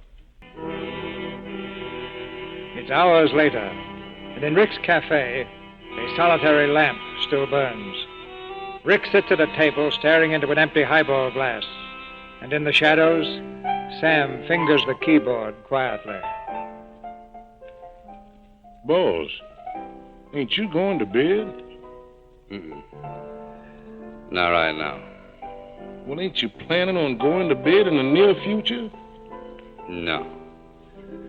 Go on, keep playing, will you? Okay. Boss, let's get out of here. There ain't nothing but trouble for you here. She's coming back. I know she's coming back. Well, we could take the car, you and me, and drive till morning. We go fishing somewhere and stay until she leaves. Ugarte dies and she walks in. One out, one in. Of all the joints and all the towns and all the world, she walks into mine. Hey, what's that you're playing? Oh, just a little something of my own. Oh, stop it. You know what I want to hear? No, I don't. Now you played it for her, you can play it for me. Yes, boss. Boss, listen. What? You got company. I was counting on it. Rick, may I talk to you? So long, boss. Miss Ilsa, you shouldn't have come. One drink? No, Why did you have to come to Casablanca? I wouldn't have come if I'd known you were here. Believe me, Rick, it's true. Why, about your voice? Still the same. Rick, dear, I'll go any place with you. We'll get on a train together and we'll never stop. Don't, Rick. Please don't. I understand how you feel. How long did I know you, honey? Oh, I didn't count the days. I did. Every one of them. Mostly I remember the last one. Paris. The wow finish. Guy waiting at a station in the rain with a marriage license in his pocket and a funny look on his kisser because a sledgehammer just hit him between the eyes. Can I tell you a story, Rick? There's a go. Wow finish? I don't know the finish yet myself. Okay. Maybe one will come to you as you go along. It's about a girl who met a man she's heard about all her life. A great and courageous man. And soon, everything this girl knew or ever became was because of this man. She looked up to him and worshipped him with a feeling she thought was love. I've heard better stories in my time. Tell me, was he the guy you left me for? Was it Laszlo? Or were there a few others in between? Rick. A lot of people ran away from Paris that day. I wonder if they all left notes. You left a note, didn't you? Sam brought it to me at the railroad station. I guess it was the love light in my eyes that helped him spot me and all that mob. Yes, I wrote you a note. I know it was cowardly, but I just couldn't face you. I cannot go with you or ever see you again. Remember? I must not ask why. You just believe that I love you, and God bless you. It's a literal translation, Elsa. I thought if I came here tonight and spoke to you, I could make you understand. I'm sorry, Rick. Don't give up, honey. I'm just a slow study. Call again sometime and give it another whirl.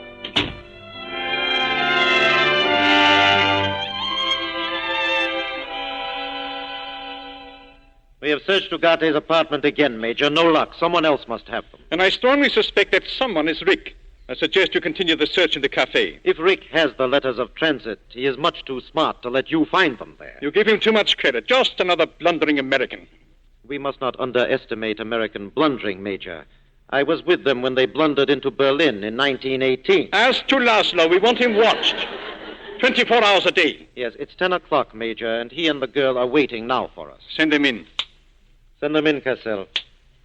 I do not think we're going to get very far with Laszlo this morning. Nevertheless, there's no loss in making him the obvious offers. Only a loss of time. Oh, good morning. I'm delighted to see you both. Laszlo, mademoiselle. Good morning. Good morning. Won't you sit down? Thank you. Laszlo, we will not mince words. Good. Let's begin by saying that I'm an escaped prisoner of the Third Reich, from whom no one ever escapes. I do not deny you are an exceptional man.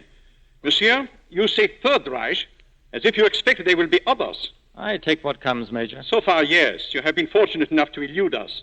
You have reached Casablanca. I intend to make certain you stay here. Whether or not you succeed, Major, is of course problematical. Not quite. On all exit visas issued here in Casablanca, Captain Renault's signature is necessary. Captain, would you think it possible that Laszlo will receive a visa? And I'm afraid not, monsieur. Well, perhaps I'll like it here. And you, mademoiselle? You needn't be concerned about me. As a matter of fact, you could both be on your way to Lisbon this very night. But, of course, under certain conditions. Well, Major, what are your terms? As leader of the underground movement, you know who the other leaders are. In Paris, Athens, Prague, Amsterdam. And Berlin? Furnish me their names and exact whereabouts, and you will have your visa immediately. And the honor of serving the Third Reich. Major, what if he did give them to you? What if you did track them down and kill them? From every corner of Europe, hundreds, thousands would rise and take our places. Even Nazis can't kill that fast. You make only one mistake.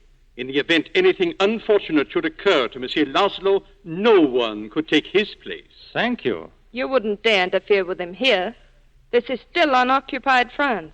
Any violation of neutrality will reflect on you, Captain. Monsieur, so far as it is in my power, that neutrality will be respected. Are you finished with us? For the moment, yes. Then good day. Come, Ilse. Your next step toward securing a visa is what, monsieur? I don't know. Well, let me save you some time. Sooner or later, the man to see will be Senor Ferrari, and he operates the Blue Parrot Cafe across the street from your hotel. Good day, mademoiselle.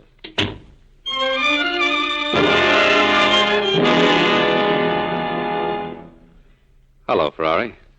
I saw the supply truck come in. I thought I'd stop by for the American cigarettes. But why yourself? My boy will bring them over. Every time he does, the order's a little bit short. Carrying charges, my boy, carrying charges. I'm glad you're here, Rick. I want to talk to you. The news about Ugarte upset me very much. Now, look, you don't feel any sorrier for Ugarte than I do. Of course not. What upsets me is that no one knows where those letters of transit are. Practically no one. If I could lay my hands on them, I could make a fortune. And so could I. And I'm a poor businessman. I have a proposition for whoever has those letters. I'll handle the entire transaction, get rid of the letters, and take all the risk for a small percentage. That's the proposition I have for whoever has those letters. Well, I'll tell him when he comes in. Rick, I think you know where they are. The Altenstrasser thinks so, too. That's really why I came over here. To give them a good chance to tear my place apart. Excuse me, senor. Yes? There's a man who wishes to see you. Monsieur Laszlo. I was rather expecting him. Send him in. Is he alone? There is a lady also. She said she would wait outside. But she will not wait alone, hey, Rick? Well, suppose you just concentrate on Laszlo. Hey, Ferrari? Send him in, Sasha. The back way. A little courtesy for Rick. Good morning. Hello, Rick. I'm sorry about last night. Doesn't matter. The story had me a little confused, or maybe it was the bourbon. Forget it. You can repeat it now. I'm reasonably sober. I don't think I will. Why not? After all, I got stuck with a railway ticket. All right. Victor Laszlo is my husband. Well, what do you know? And he was, even when I knew you in Paris. I don't believe it. There seems to be so much you don't believe. What about it? It happened almost a year before I met you. He loved me, and I thought I loved him. Soon after we were married, he had to leave France. And this time he has to leave Casablanca. Yes, he must. Oh, you are so changed, Rick. The Rick I knew in Paris, I could tell him, but not you. I'll be leaving Casablanca soon, and I hope we'll never meet again. If we leave it that way, maybe we'll remember those old days and forget last night. Well, I'm not leaving Casablanca. I'm settled now. Above a saloon. You walk up one flight of stairs. I'll expect you. It will take a miracle to get you out of Casablanca, Monsieur Laszlo. And the Germans have outlawed miracles. I got tired of waiting, Victor. Do you mind? Sit down, mademoiselle, please. You see, as leader of all illegal activities in Casablanca, I am an influential and respected man. But I am helpless to do anything for Monsieur Laszlo. You, however, are a different matter. He thinks it might just be possible to get an exit visa for you. To go alone? Yes. We're only interested in 2 visas, senor. Please, Ilse, you must get to America. And believe me, somehow, sometime, I'll join you. What if things were different? What if I had to stay and there was only 1 visa? Would you take it? Yes, I would. Then why didn't you leave me in Lille? When I had trouble getting out of there, or in Marseille when I was ill, and you were in desperate danger every second. Why didn't you leave me then, Victor? I meant to. But something always held me up. I, too, am a very sensitive man, monsieur. I know. I happen to love her very much. So, for the present, senor, we'll go on looking for 2 visas. Thank you. I am moved to make a suggestion. You are aware of Ugarte and the letters of transit? Yes, slightly. I'll venture to guess that Ugarte left those letters in Rick's cafe. He is a difficult customer, but it is worth the chance. You have been very patient, senor. Good day. Now, what's all this about? A near riot in your own cafe. You don't even bother to get up and see for yourself. I've got other things on my mind. What happened? Some German officers started to sing the Watch on the Rhine. They wanted the customers to join in. Well? They did. Except what they sang sounded more like La Marseillaise. Oh, with my usual tact, I handled the situation perfectly. Now, Rick. My men gave this place a rather thorough going over this morning. Yeah, we just barely got it cleaned up in time to open. As I told my men to be especially destructive. You know how that impresses Germans. Where are the letters, Rick? You see, Captain, the situation is not as much under control as you believe. That song is verboten. How dare they sing it? Now, my dear Major, we cooperate with your government, but we cannot control the feelings of these refugees. Captain, are you entirely certain which side you are on? Oh, I blow with the wind, Major. And right now, the prevailing breeze is from Vichy. Well, I have been thinking. It is too dangerous for us to let Laszlo leave Casablanca, but it may also be too dangerous to let him stay. We know all of North Africa is honeycombed with traitors just waiting for someone to lead them. Yes, it poses an intricate problem. There's one man who could solve it. Who? He just walked in. Victor Laszlo. I'm a very bright boy, Laszlo. I figured you came here to see me, and I figured you preferred seeing me in my office, alone. You do nothing but bewilder me. But you hope I may also be able to help you. You told me once you knew of my activities. Then you must know how important it is that I get out of here to help continue the work of a very great movement. The problems of the world are beyond me, Laszlo. I'm just a saloon keeper. My friends in the underground have told me differently. They mentioned Spain and Ethiopia, and a strange tendency of yours to be always with the underdog. Well, I found it a very expensive hobby. But then I never was much of a businessman. Are you enough of a businessman to appreciate an offer of 100,000 francs? I appreciate it, but I don't accept. 200,000? Make it 1,000,000 francs or 10 francs. The answer is still no. There must be some reason why you refuse to sell the letters. There is. I suggest you ask your wife. I beg your pardon? I said ask your wife. Are you leaving, Victor? Where are you going? Oh, I thought I mentioned it. There's a meeting of the underground. Oh, please don't go, Victor.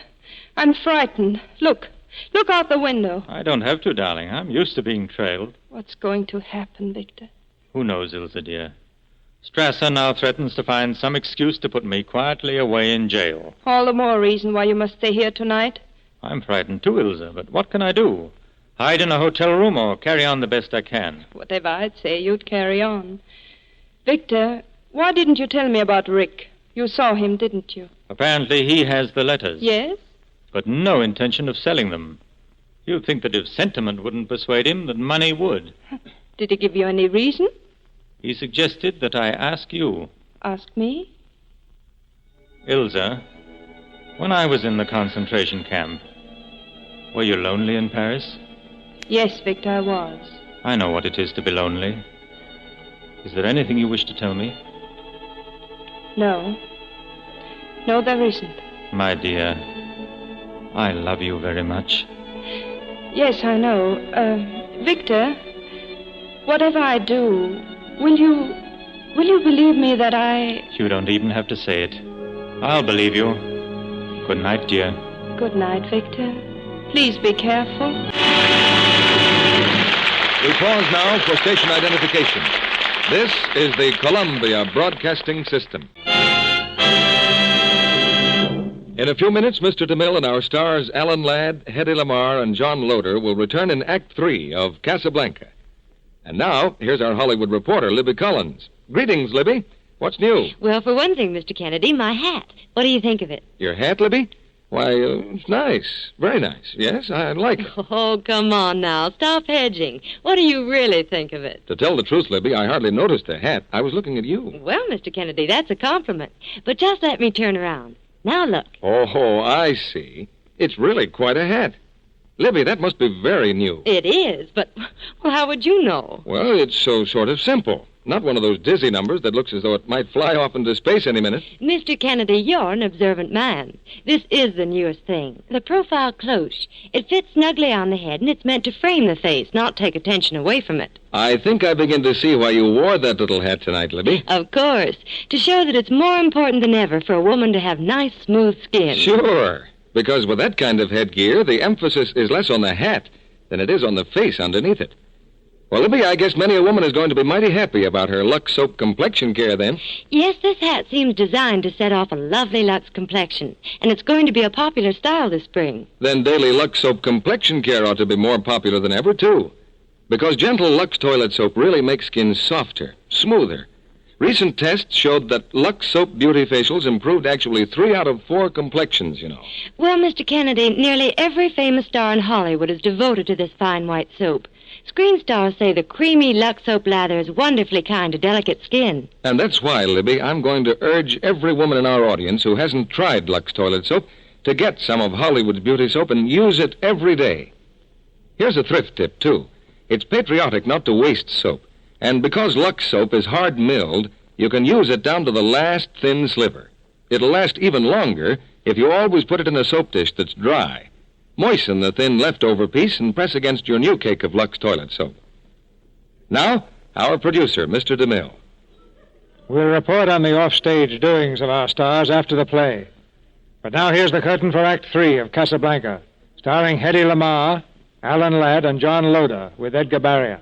For nearly an hour after Victor Laszlo left for the meeting of the Underground, Ilsa sat motionless in the drab hotel room. Suddenly, her mind made up, she takes an object out of her husband's briefcase, walks through the dark, quiet night to Rick's Cafe, and up the outside stairs that lead to the second floor.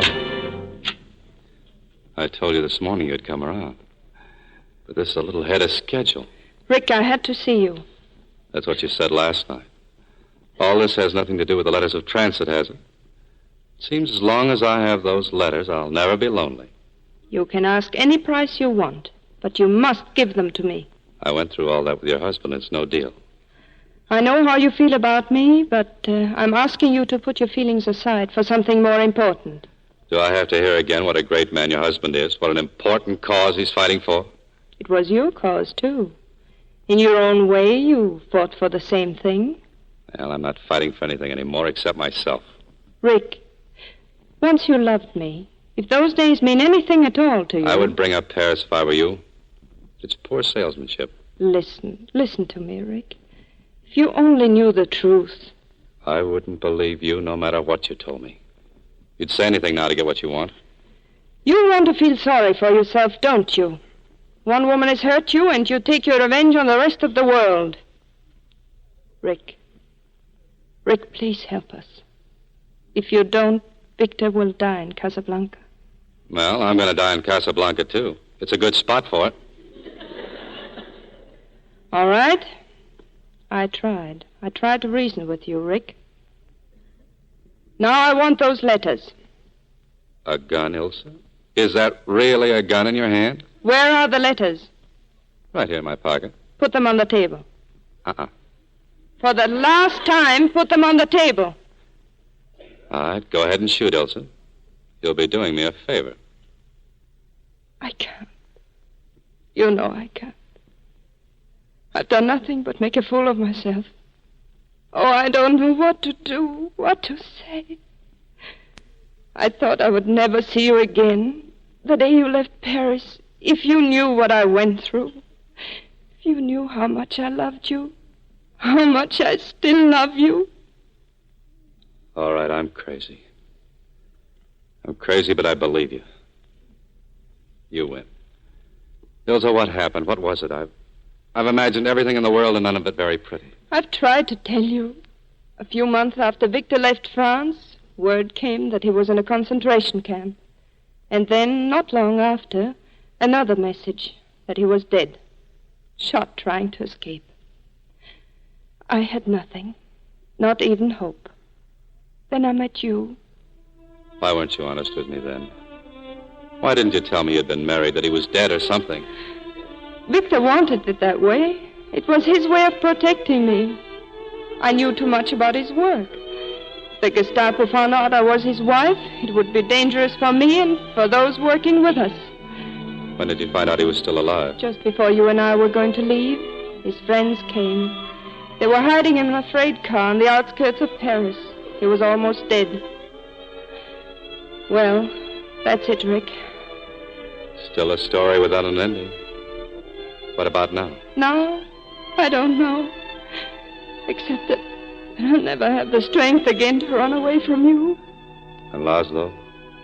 You'll help him, won't you? You'll see that he gets out, and then he'll live as his work. All that he's been living for. All except you. Oh, I can't fight anymore. I don't know anymore what's right and what's wrong. You'll have to think for both of us. For all of us. Okay. Okay, I will. If only I didn't love you so. How else? Wait a minute. What's the matter? Just heard a door close. Quiet. Hey, Sam. That you? Yeah, boss. What's the matter? That Mr. Laszlo, I found him crawling through our cellar window. Victor. Come up here.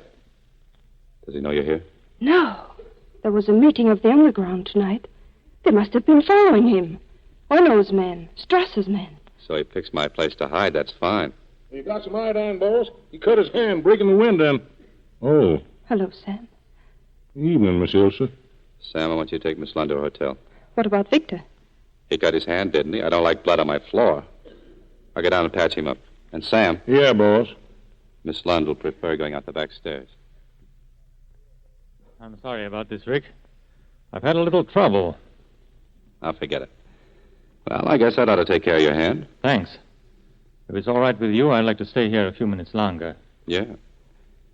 Don't you sometimes wonder if it's worth all this, what you're fighting for? We might as well question why we breathe. If we stop breathing, we'll die. If we stop fighting our enemies, the world will die. What of it? You know how you sound, Rick. Like a man who is trying to convince himself of something he doesn't at all believe. Each of us has a destiny, for good or evil. I get the point. I wonder if you do. I wonder if you know that you're trying to escape from yourself, and you'll never succeed. You seem to know all about it. I know a good deal more about you than you suspect. I know, for instance, that you're in love with a woman. It's perhaps a strange circumstance that we should both be in love with her. No one's to blame, and I ask no explanation. I ask only one thing. You won't give me the letters of transit? All right. But I want Ilsa to be safe. I ask you as a favor to use the letters to take her away from Casablanca. You love her that much? Apparently you think of me only as the leader of a cause. Well, I'm also a human being. Yes, I love her that much. You should not leave your back doors unlocked, Monsieur Rick. Yeah, that's right, Cassell. No telling who might break in. Monsieur Laszlo, you'll come with us. We have a warrant for your arrest.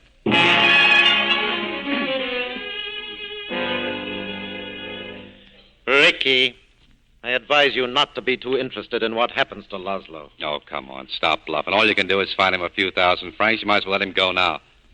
Hey, what are you charging him with? I haven't quite decided. Meanwhile, if by any chance you were thinking of helping him to escape... And what makes you think I'd do that? Because, one, you bet 5,000 francs that he would, and two, you've got the letters of transit. Don't bother to deny it. All right, get ready for a shock, Louis. Yeah, I have the letters, but I intend to use them myself. I'm leaving Casablanca on the last plane tonight. What? And I'm taking a friend with me. One you'd appreciate. What friend? Ilsa Lund. And that ought to put your mind at rest about my wanting to help Laszlo escape. He's the last man I'd want to see get out of here. You didn't come here to tell me this. Since you have the letters, you know very well you can fill in your names and leave any time you wish. Yeah. We have a legal right to go, but people sometimes are held in Casablanca in spite of their legal rights. Laszlo, for instance. What makes you think I'd want to hold you? Ilsa's Laszlo's wife. She knows things that would interest Strasser tremendously. Louis, I'll make a deal with you. Go on. If you could get something really big against Laszlo, something that would chuck him in a concentration camp for years, that would be quite a haul for you, wouldn't it? Yes. Germany, Vichy would be very grateful. Mm-hmm. Then release Laszlo now. You'll be at my place half an hour before the plane leaves. I'll arrange to have Laszlo come there to pick up the letters of transit. That will give you criminal grounds to arrest him. You take him, and Ilsa and I get away. There's something about this I don't quite understand. You were never before interested in any woman. Well, she just isn't any woman. I see.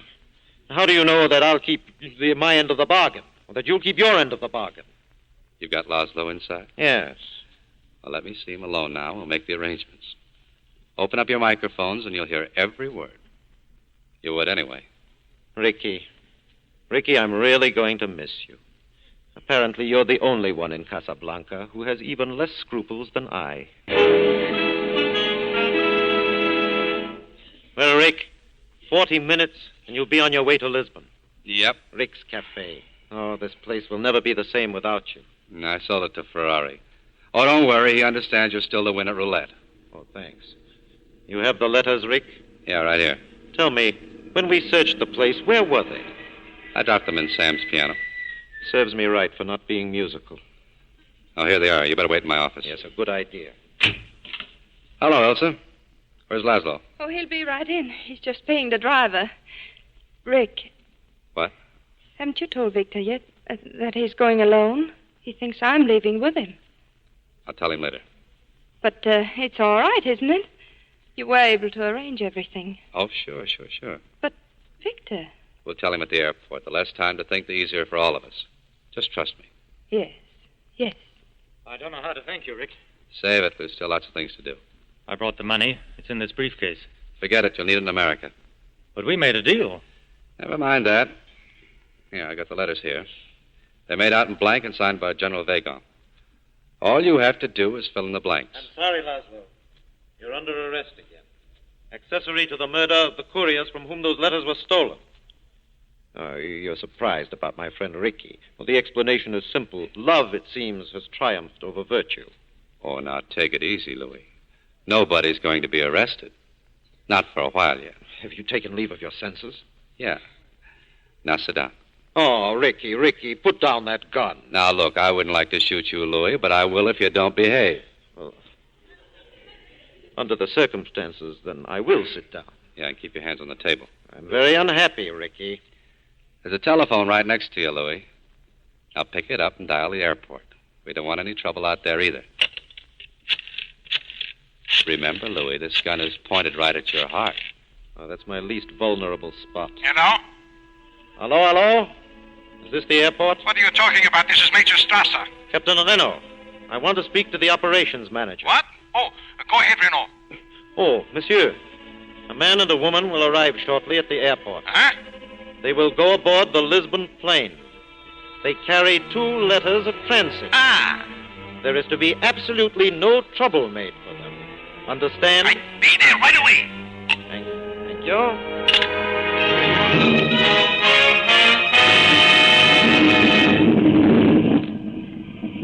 Lisbon plane taking off in 5 minutes.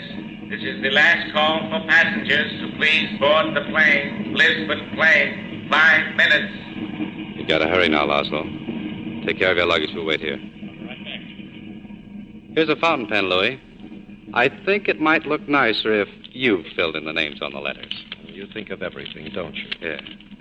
And the names are Mr. and Mrs. Victor Laszlo. Rick, why my name? Because you're getting on the plane. I don't understand. What about you? Yes, what about you? I'm staying here. No, Rick, what's happened? Last night you said... Last night I said I'd do the thinking for the both of us. Well, I've done a lot of it since then. It all adds up to just one thing. You're getting on that plane with Laszlo. I won't leave you again, Rick. I won't. Listen to me. Do you have any idea what you would have to look forward to if you stay here? We'd both wind up in a concentration camp. I'm afraid Major Strasser might insist. You're saying this only to make me go. I'm saying it because it's true. Inside of us, we both know that you belong to Victor. And what happens to you? Well, I've got a job to do, Ilse. And where I'm going, you can't follow. I'm sounding noble now. I'm not very good at it. But it doesn't take much to see that the problems of 2 little people, well, they just don't amount to a hill of beans in this crazy world. Someday you'll understand that. Everything's in order. All except one thing. There's something you have to know before we leave. Please, you don't have to explain anything. But I'm going to, because it may make a difference to you later on. You know about Rick and me? Yes? But you didn't know I was with him last night at his place when you were there. No. She came to get the letters. She tried everything to get them and nothing worked. She did her best to convince me she was still in love with me. But that was over a long time ago. For your sake, she pretended it wasn't. Well, I let her pretend. I understand. Now, here are the letters. Good luck. Welcome back to the fight, Rick. Are you ready, darling? Yes, I am. Goodbye, Rick. God bless you. Come on. You better hurry. You'll miss that plane. Well, there they go, Rick. I was right. You are a sentimentalist. I don't know what you're talking about. You know I'll have to arrest you, of course. Yeah, as soon as the plane takes off, Louis. Renault! Oh, I may still win my bet, Rick. Renault, what was the meaning of that phone call? Victor Laszlo is on that plane. No, stop him! What are you standing here for? Because Monsieur Rick has a gun in my stomach. I was I was willing to shoot Captain Renault. I'm willing to shoot you too, Major. Are you crazy? Guards! Guards! Don't call anyone, Major. I'll shoot. I'll stop it myself. Wait! Wait! The plane must not take off! The plane must... Over here! Did someone shoot? What are you doing? Oh, Captain Renault. Someone has just shot Major Strasser. Oh! Telephone Lieutenant Cassell immediately. And tell him to round up the usual suspects. Yes, Captain. Ricky, it might be a good idea for you to disappear from Casablanca for a while. There's a Free French garrison at Brazzaville. I could be induced to arrange your passage. Hey, look, you still owe me 5,000 francs. 5,000 francs should just about pay our expenses. Our expenses? Mm-hmm. Oh, Louis, I think this is the beginning of a beautiful friendship.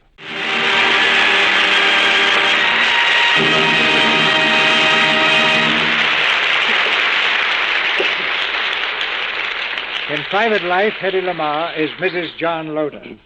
And so as we present our stars for a curtain call, I'll introduce them as Alan Ladd and Mr. and Mrs. John Loder. Although they've been married almost a year, it's our first chance to congratulate them. Thank you, Mr. DeMille. You know he beats me. What do you mean? Come on, take off your coat there. At Gin Rummy. You just saved me. We want your expert opinion on something, Mr. DeMille. For you, Hedy, anything. When a husband and wife are in one of your plays, do you recommend a little extra rehearsing at home? Oh, definitely, John. Offhand, I can't think of anything more pleasant than going over a love scene with Hedy. If Mrs. DeMille is listening, he's only kidding. We better drop this. Well, I'll change the subject, CB, because there's something I want to say to Humphrey Bogart's fans. It was a privilege for me to play a part that he made famous, but, well, really, nobody could play it like Bogey. And I'd like to wish him... And I'd like to wish him all the luck in the world over there in the Mediterranean area, where he's entertaining American soldiers. Luck and a safe return. I suppose Alan has shown you the photographs of his new daughter, Hedy. Why, no. Well, how'd I miss you? It seems I just have a dozen or so around here or something. Pure accident, pure accident. But her beauty reminds me of something that I must ask John as man to man. Straight answer? Yes, John. I want to know if Hedy sees that you get the right kind of soap at home. Why, Mr. DeMille? I'll answer that, Mr. DeMille, but I'm a little hurt you even ask. I have Lux soap in my dressing room at the studio, and naturally at home, too. I've used it for years. And lucky Lux to be on such good terms with you, Hedy. Now let me tell you what we've planned for next week. What's the show, CB? One of the big dramatic prizes of the past year. The Metro-Goldwyn-Mayer hit, Random Harvest.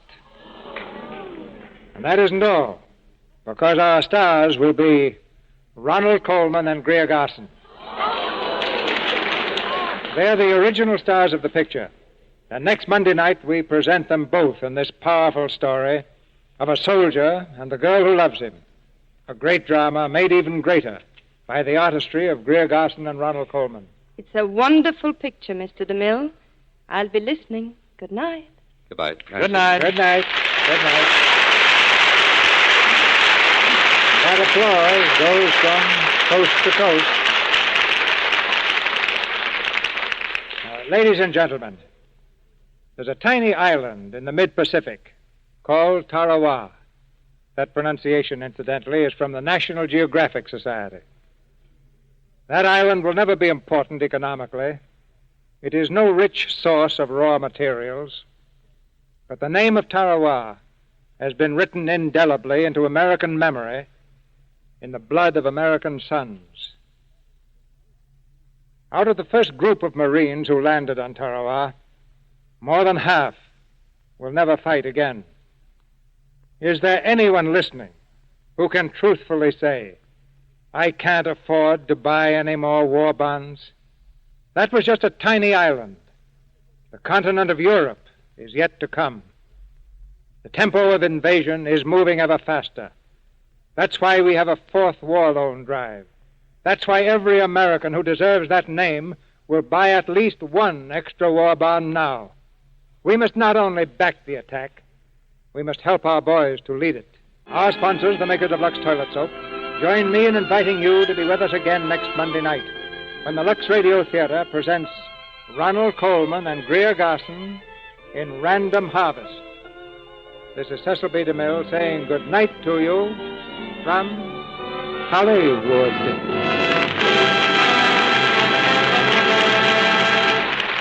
Alan Ladd appeared through the cooperation of Paramount Pictures, whose current production is Miracle of Morgan's Creek. John Loder is currently seen in the Warner Brothers picture Old Acquaintance and is now making the Jules Levy production, The Hairy Ape. Edgar Barrier is now seen in the Universal picture Flesh and Fantasy.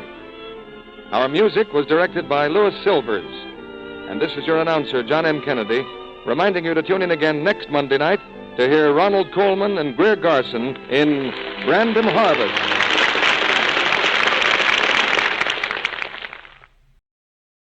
Welcome back. I hope this collection is serving as a relaxing background to your dreams. We begin the next segment with a show you've probably never heard of before, Inheritance. It aired from 54 to 55 for 49 episodes, all of which survive today, and was basically a patriotic show that focused on stories of America's history. This one is The Giant of Virginia from April 25, 1954, and tells about Peter Francisco, a relatively unknown patriot from the Revolutionary War. Next, from the Theater of Romance, that excellent drama show that focused, obviously, on romance dramas and romantic comedies, it brings you Mrs. Moonlight, based on the 1930 Broadway play by Ben Levy. This one starred Julie Hayden and Ted Osmond, and it aired on August 30th, 1943. Then, let's do yet another one from Lux Radio Theater, Pardon My Past, broadcast on May 13th, 1946. This one was based on the 1945 comedy film starring Fred MacMurray and Margaret Chapman. This adaptation features both of them reprising their movie roles. So if you loved the movie, you're going to love this radio version too. Now settle back and close your eyes if you haven't already done so. Enjoy. Inheritance. The National Broadcasting Company, in cooperation with the American Legion, presents a story out of that great composite of visions, struggles, and victories of the American past. Our inheritance. Yes, we Americans are heirs to a vast fortune. A fortune compounded of many things.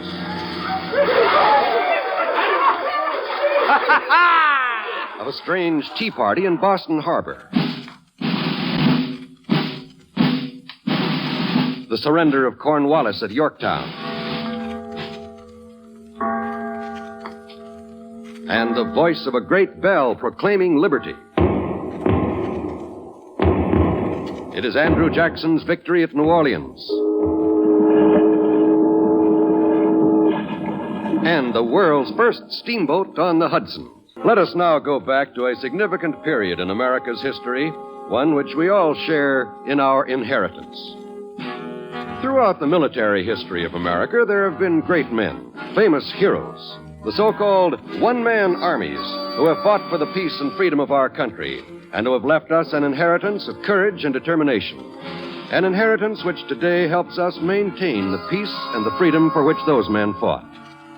But there is one name which is almost lost in our fast-moving and ever-changing history, the name of Peter Francisco, a name we must not forget. The fabulous and almost legendary Giant of Virginia, who distinguished himself during the Revolutionary War. This is his story, and the story of the inheritance which he left us. It begins early in January 1775 at Hunting Towers in Buckingham County, Virginia, the home of Judge Anthony Winston.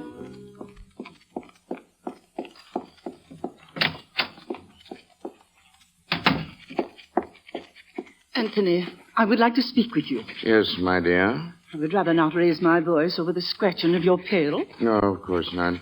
Judge, will you kindly lay aside your writing for a moment? Judge, is it? When you call me that, my dear, I know something important's on your mind. Indeed, it is important. Most important. Very well. What's distressed you so? Our son, Peter Francisco. And what's he done now? I shall never be able to speak with the Thomastons again. Well, perhaps Oh, if you... that he could do such a thing. My dear, would you kindly tell me what has happened? Not 2 hours ago, Peter pitched the Thomaston's nephew over the fence. That is what has happened. Pitched him over the fence? And for what reason? For what reason, indeed? Did he ever have a reason for doing the outlandish things he does? Lifting large rocks, carrying bales of cotton about as though they were bits of fluff? And that hateful name he's called the Giant of Virginia. Can you think of a better name for a man 6.5 feet tall and who weighs 260 pounds? Peter's just a boy, Anthony. Today is but his 16th birthday. Physically, my dear, Peter Francisco passed his 16th birthday several years ago. Oh, what are we going to do with him, Anthony? He seems unable to contain himself, and we cannot let him continue to go on as he has. This latest episode of the Thomaston's nephew makes me certain of that. Oh, it must have been quite a sight, seeing the lad sail and through the air. This is hardly a matter to be treated lightly, Judge Winston. And I insist that you have this out with Peter once and for all time. Very well, my dear. I suppose he must be taught to curb his extraordinary strength. Most assuredly he must. Hello, Father. Oh, Mother. Hello, Peter. May I come in? Certainly, my boy. As a matter of fact, I was about to send for you. I think I know why, sir. I shall go to the kitchen and leave you to your discussion. But, Mother, Sit down, my boy. Yes, sir. And first of all, let me wish you a happy birthday. Thank you, Father. You're 16, Yes, sir. Though I am told I look a bit older. You are somewhat large for your age. Yes, somewhat indeed. Oh, now you mustn't feel so bitterly toward yourself, my boy. You were destined to be a large man. Even when you were a child, Even then, my life was not normal. Born of Spanish parents, I do not remember. Kidnapped by Spanish sailors and abandoned on the wharf at City Point when I was only 6 years old. But we've tried to give you a good home since we adopted you. Yes, Father, you have, and for that I am grateful to you and Mother. But that's all for which I can be grateful. Perhaps if you were to pursue a profession, Peter, like my cousin Patrick Henry? No, Father, I would not presume to enter the same profession as anyone as illustrious as Patrick. But what then? You can't continue to go about tossing people over fences. Oh, I'm sorry about that. I'm truly sorry about that. Your mother was most upset. I know. But I've determined that she shall not be upset by me again. What do you mean? With your permission, sir, I would like to enlist in the Army. The Army? Yes, Father. But you're no soldier, Peter. Is not any man a soldier who can carry a musket? Your mother will not accept your decision favorably, I'm afraid. She doesn't consider fighting as a proper pursuit for Virginia gentlemen. There is no place for me in genteel society, Father. And as for being a Virginian, I can only repeat the words Cousin Patrick said to the Congress. I am not a Virginian, but an American.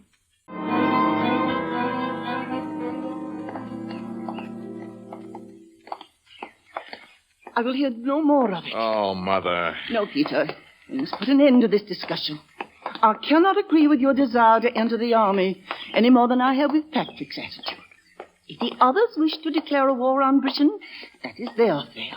But it's no concern of mine, nor should it be of yours and Patrick's. You should desire only peace. And so we do, Mother. But remember what Patrick said. Is life so dear or peace so sweet that they should be purchased at the price of chains and slavery? Slavery, indeed.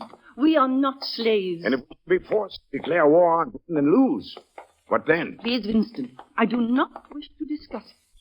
Since we are now on our way to church, we would do well to remember the words of the Bible. Nation shall not lift up a sword against nation, neither shall they learn war any more. Micah chapter 4, verse 2. Yes, my dear, I remember. And I also remember these words. They shall sit, every man under his vine, and under his fig tree, and none shall make them afraid. That is also from Micah chapter 4, verse 4. And what is that supposed to convey to me? That we must rid ourselves of fear for those who would deprive us of freedom. Then perhaps you too would like to join the army. If I were younger, perhaps. And you will give me permission to take up arms, Father? You are only 16, Peter. In age, perhaps, Mother, but in strength, I'm twice 16. Yes, I know. Perhaps your mother's right, son. Father, I thought you... Oh, I agree that your place is in the army, and I'm willing to give my permission, but can you not wait a year? At 17, you could still not be too old to fight. And in a year's time, perhaps you will have a change of heart. No, Mother, I do not believe so. But you will wait a year, please. Yes, Mother, I will wait. Peter Francisco kept his promise and waited. He waited while war was declared against Great Britain. Waited while General Howe defeated Washington's troops at Long Island. Waited while the war waged through the New England colonies, and then gradually moved toward the South. But there came a time he could wait no longer. Early in 1776, he enlisted in the 10th Virginia Regiment of Continental Troops. By May of 1777, he had joined the army under Washington at Middlebrook. And at the Battle of Brandywine in September of that year, the fabulous exploits of Peter Francisco began. Colonel, could I have a word with you, sir? Yes, what is it? My sword, sir. It's of little value to me. Your sword's of little... What is your name? Francisco, sir. Peter Francisco of Virginia. And you feel, Peter Francisco, Virginia, that there's something wrong with your sword, I do, sir. But from all appearances, it's no different from any other sword issue. Which is the very reason for my complaint, sir. You feel your sword should be different in some way? Yes, sir. I ask only that I be given a sword which is longer and heavier. Why? As you no doubt noticed, Colonel, I am quite large. I had noticed. And for that reason, I find that this sword is neither heavy enough nor long enough for me to handle efficiently. My boy, a sword is a sword. Not in my hand, Colonel. If I'm to do my duty as a soldier, You must have a larger sword? Yes, sir. Longer and heavier? Yes, sir. Yes. I've been in the Army for some time now, Francisco, but this is the first time such a request has been put to me. I'm sorry, Colonel, but this is also the first time I have been faced with such a problem. Your request may be difficult to grant. I hope it will not, sir. Colonel? Yes? Oh, General Washington, sir. Is there something wrong? Rather unusual request from this soldier, General. What is it? He claims his sword is useless. I see. What is your name? Peter Francisco, sir, from Virginia. Ah, from Virginia. Well, tell me, why do you find your sword so useless? Because of my size, sir. I see. I have no wish to be insubordinate, sir, nor to take issue with the army, but, General, would you expect a blazing forest to be extinguished with a teacup of water? No, I hardly think so. Just how large a sword would you consider sufficient? How long, sir? One which is at least 5 feet long? A 5-foot sword? Very well, Francisco. I will see what can be done. 5-foot sword. Up, boy. Well, Washington granted Peter Francisco's request, and he was issued a sword which measured exactly 5 feet from hilt to point. It cut quite a path through the British ranks, though it didn't render Francisco invulnerable to wounds. At Brandywine, he received a serious bayonet wound and was carried to the nearby home of a Quaker family named Gilbert. It was here that he met a man who was to be a major influence in his life, both as a soldier and later as a civilian.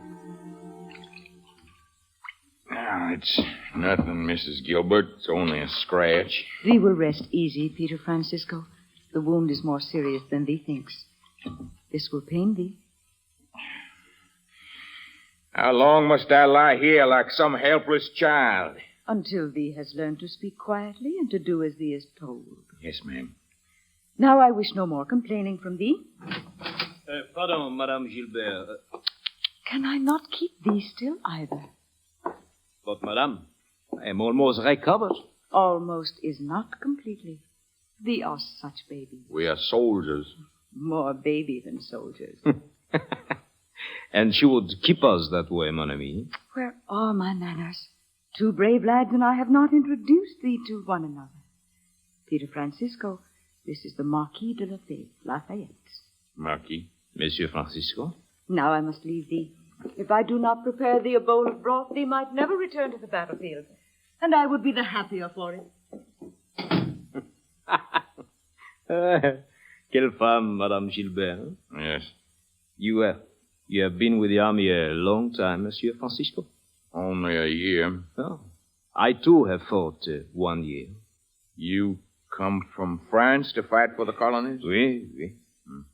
I was born in Spain. America is not your home? Yes, but I was adopted by Judge Winston of Virginia when I was 6. You know, it seems that in these troubled times there are many foreign-born who fight for the colonies. Consider, you are Spanish by birth, I am French. Generals von Steuben and de Kalb, they are German. Kosciuszko and Pulaski, Polish. Yet we fight together for a common cause, that all men may be free from oppression. We will be free. Oui. And perhaps you and I, we fight together, side by side. Let us hope so, my friend. The two soldiers, the Marquis and the private, thrown together by the fortunes of war, formed a friendship during their convalescence. A friendship which was to last long after the war was over. It was this friendship which ignited the firebrand from Virginia and made him a familiar figure on the battlefield, where he was admired by the colonial troops and feared and avoided by the British.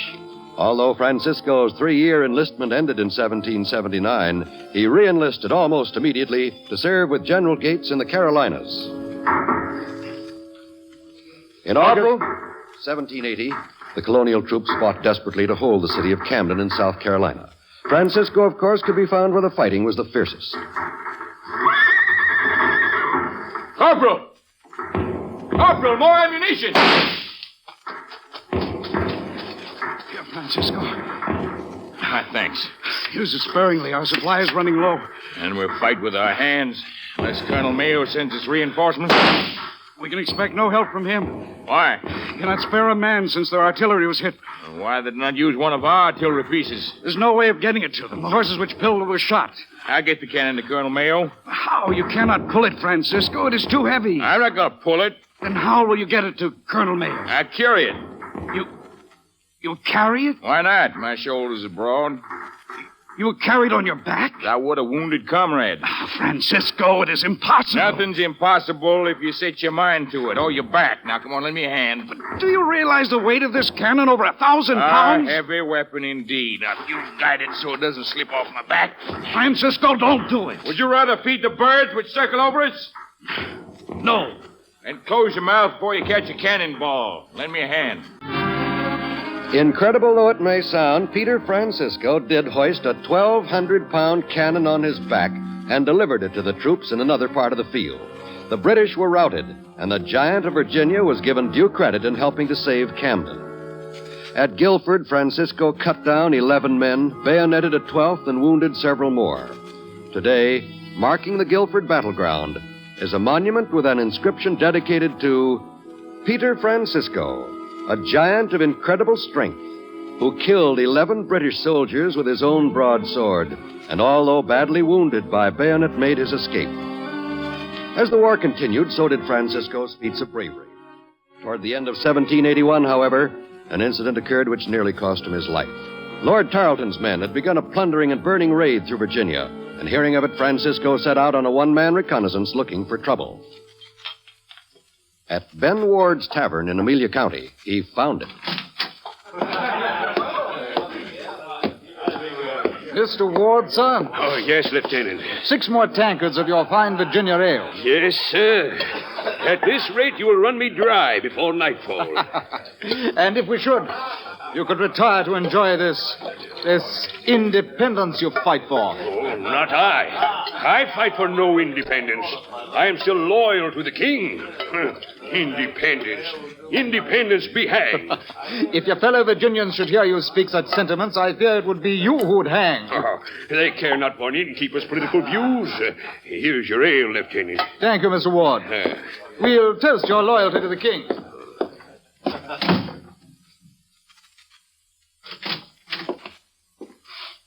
Gatekeeper? Oh, what is your pleasure? A tankard of ale. Aye.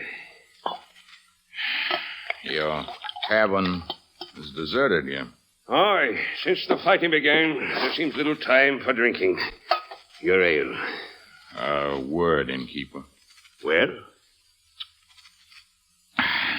I look for Tarleton's men. Have you seen them? What do you wish of Tarleton's men? I would settle a score with them for burning and looting our Virginia homes. You would settle the score? Yes. Alone? Alone. You may meet with some difficulty, me bucko. I can manage with my sword to speak for me. You are a young man and a boastful one, but I doubt if your actions would match your words. Peter Francisco is no idle boaster. Peter Francisco, is it? You have heard of me? Oh, I've heard mention of you. And you know I speak the truth. I must be on my way. I may come this way again. In the meanwhile, innkeeper, have a sharp eye open. I will. But before you leave, my friend... Yes? Would you care to sample something I have in the back room? An excellent import from England. You recommend it? I do indeed. You will be surprised at the quality. Captain! Captain, seize this man. He's Peter Francisco. What's his fault? Well done, gentlemen. Lord Tarleton will be quite pleased with so rich a prize. You have too long been a thorn in our side. Do not be so certain you've plucked out the thorn. You threaten us. I warn you. Your warning will avail you nothing. Lieutenant. Sir? Take him outside. We will join you presently. Very well, sir. All right now. Step lively. You did well to call us, Mr. Ward. Lord Tarleton will be known of your loyalty to the crown.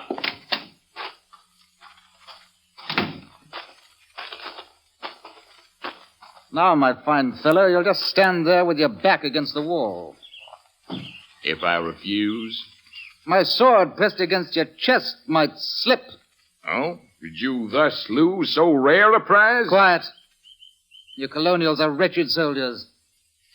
But your dress in style. Those buckles on your shoes. Silver, no doubt. They are? There's a prize worth having. But with which I do not intend to part. At the moment, you have little choice. So you'll remove the buckles and hand them to me. If you wish them, you can remove them yourself. I will do exactly that. Don't try anything foolish. I will try nothing foolish. Blast these buckles. They'll not come loose. No, they will not come loose. But your sword will. Oh. That was a mistake, my red-coated friend, to tuck your sword under your arm like that. Now your scabbard and sword shall be my prize. Quickly, Francisco unbuckled the dead lieutenant's scabbard. But as he turned to make his escape, he stopped short. Several hundred of Tarleton's men were riding down the road toward the tavern. Francisco knew he must act quickly if he was to get out of there alive. As the British soldiers drew closer, Francisco mounted his horse and pulled out in sight of them. Then, raising his sword to signal a charge, he called out in a loud voice. Come on, my boys! Now's the time! Tarleton's men will be ours! Charge! The ruse worked. The approaching British soldiers, hearing Francisco shout, figured he was supported by other colonial troops and turned and fled. Those in the tavern, hearing the commotion, panicked and also fled. In an old history of Virginia, there is an engraving which records the deed and is signed by Jacob Webster and James Worrell of Pennsylvania. Yes, fortune smiled on Peter Francisco that day in Ben Ward's tavern. And she smiled on him again a short time later when Francisco and a platoon of men, including his old friend Lafayette, were cut off from the main body of the army and found themselves trapped on the brow of a hill. Behind them was a sheer drop. In front of them were the British troops, with their lines stretched straight across the base of the hill. Lafayette had sent for Francisco. The situation is most serious, Peter. Yes. What is to be done? There's nothing we can do but fight. Are we to see an end to our friendship so soon? Are you so certain this is the end? Our backs are to the wall. We are like the fox trapped by the hunter with little chance of escape. But with a chance. Remember, Monsieur le Marquis, the fox is not stupid. When he's cornered, he does not surrender without one last attempt to escape. And sometimes he's successful. Perhaps we, too, shall be successful. Peut-être, mon ami. Peut-être. Look, What is it? they're beginning to advance up the hill. And now the fox must make the last attempt to escape, Yes. You men there! Get to your feet! The British must be stopped! How fast can you load a gun, Lafayette? As fast as you can empty one. And you'd best start. Peter, one of the men has been hit. Keep loading. They're coming closer like a great wave. We cannot stop them. Hey, you'd best take my basket. Keep firing. What are you going to do? If they reach us, these barrels of powder will be no use to us. I use them now. But how, Peter? It's very simple, my friend. First, I place a fuse in this barrel of gunpowder. Got it? Peter, we shall be blown to bits. Not us, Lafayette. Why do you pick up the barrel of gunpowder? Watch. Here it goes. Ah!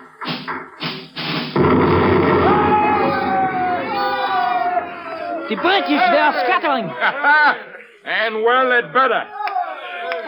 And here's a second salute for the king.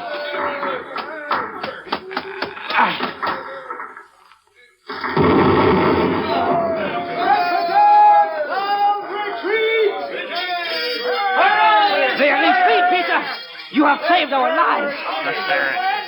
Now, let's say rather that the fox has found a way to outwit the red-coated hunters. Peter Francisco's great courage and strength, his devotion to his adopted homeland, won many friends for him. Lafayette, Patrick Henry, General Washington, and Chief Justice Marshall. In 1785, Peter Francisco married Susanna Anderson of Virginia and settled down to be a devoted husband, a good father, and a loyal American.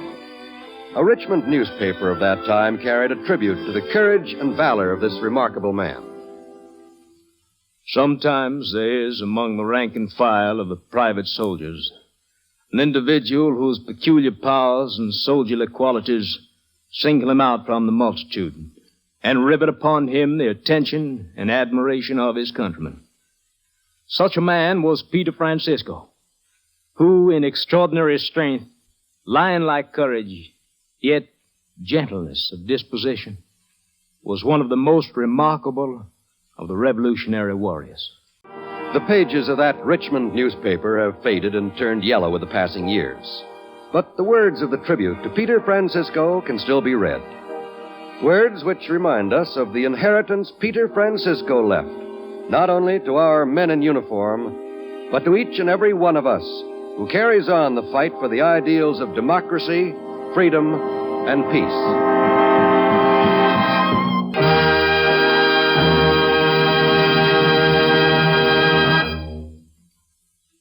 You have been listening to Inheritance, presented by the National Broadcasting Company in cooperation with the American Legion.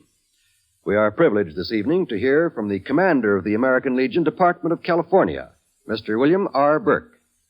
The story of Peter Francisco typifies the fighting men of our armed forces, who through legendary courage have won eternal fame as one-man armies. In each war fought for independence and human rights, such epic heroes have arisen. Peter Francisco has one-man army counterparts in such men as Alvin York of World War I, World War II's Captain Arthur Wehrmuth, and Captain Raven Harvey of the Korean conflict, to mention only a few. The records of such men are known, and our people have rightly accorded them the respect and admiration which is their due by citing and recounting tales of their moral and physical courage. There are, however, untold hundreds of thousands who have fought and died bravely whose names we do not know, and whose stories we are unable to recount. The valor demonstrated in the epic tale of a one-man army is in truth a reflection of the indomitable spirit of our people and of the insistence by all Americans on the dignity and freedom of the individual. Freedom has been attained and secured through trial by fire. Sung and unsung heroes have made it our precious inheritance. With infinite patience we guard it today. In the face of grave dangers tomorrow, we will always protect it. Thank you, Mr. William R. Burke. Next week, Inheritance will take you on another journey through the pages of history to a time when Americans dreaming of the future forged that which we possess today. Today's story, The Giant of Virginia, was written by Milt Kahn and featured Lamont Johnson as Peter Francisco. Included in the cast in order of their appearance were Janet Scott, Ken Christie, Paul Dubov, Larry Dobkin, Vivi Janis, Tony Barrett, Kurt Martell, Ben Wright, Nestor Paiva, and Marvin Bryan. The original music was composed and conducted by Robert Armbruster. Inheritance is produced and directed for the National Broadcasting Company and the American Legion by Albert McCleary. This is John Wall speaking.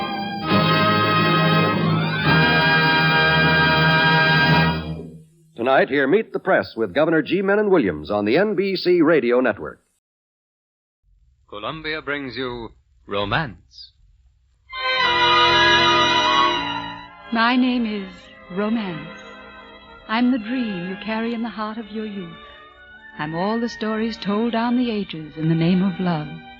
I'm one with each of you, part of the lover in all of you. I am Romance. Tonight I bring you the story of Mrs. Moonlight, Sarah Moonlight, a strange and lovely lady who is portrayed for us tonight by the distinguished Broadway star, Miss Julie Hayden. Men don't often understand this, but sometimes a woman is afraid to grow old. She's afraid because someone has told her that she's lovely, and she begins to think, will he love me less as the years pass, and I'm no longer young? Years ago, Tom Moonlight used to say that Mrs. Moonlight had the brightest eyes and the smallest waist and the most beautiful hair he'd ever seen. She loved to hear him say it, because she loved Tom Moonlight. And because she loved him so, she was truly afraid to grow old. That's why she did the things she did. And afterward, she wouldn't face it. Until one birthday, when she had to face it. Tom and her sister Edith were with her. Poor Edith. She had always been in love with Mr. Moonlight.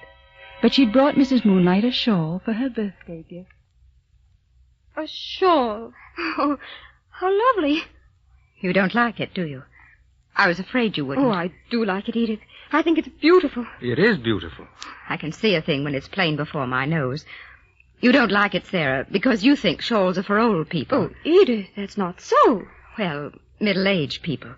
But if you don't look middle-aged yourself, at least you're a mother and a married woman. I should hope so. And married to a middle-aged man. I'm barely over 40. 44 is more than half of 80. And who knows that you won't die at 60? Oh, Tom. And just tell me this. Did Sarah look a day younger at 21 or 20 or 19 than she does today? Well, no. But is that a crime? I didn't say so. Do you think so? It's hardly my business. Do you think so, Edith? No, I don't think it's a crime. It's just bad taste. Is it my fault if I don't seem to change much? Whose fault would it be if not yours? Oh, Edith, I can't help how I look. Dressing older doesn't seem to help. If there were a reason that I couldn't help, it wouldn't be bad taste then, would it? It's just so odd, that's all. Isn't that a new dress, Sarah? Yes, Tom gave it to me this morning. Isn't it lovely? Pink's always been my favorite color. Mr. Moonlight picked it all by himself. It's not too bad. It's really not too bad at all. Sometimes I amaze myself. It is pretty. What jewelry will you wear? What shall I wear, Tom? My crystals? We'd want something with a touch of blue. Blue? I don't think I have anything blue. Yes, you have, my dear. What do you call it? You know, you haven't worn it for years. The Dreard. No. Why, darling. No. What in the world is the Dreard? Oh, it's a necklace made of turquoise. It's very pretty and very, very old. And it belonged to Minnie. It was in the family for centuries, and she gave it to me for a wedding present. Why not wear that? No. But, darling, it's just the right color. It would look wonderful. I'm sorry, Tom. I don't care for the Dreard. I don't think it looks very well on me. But you used to like it when we But were I first married. Don't like it now.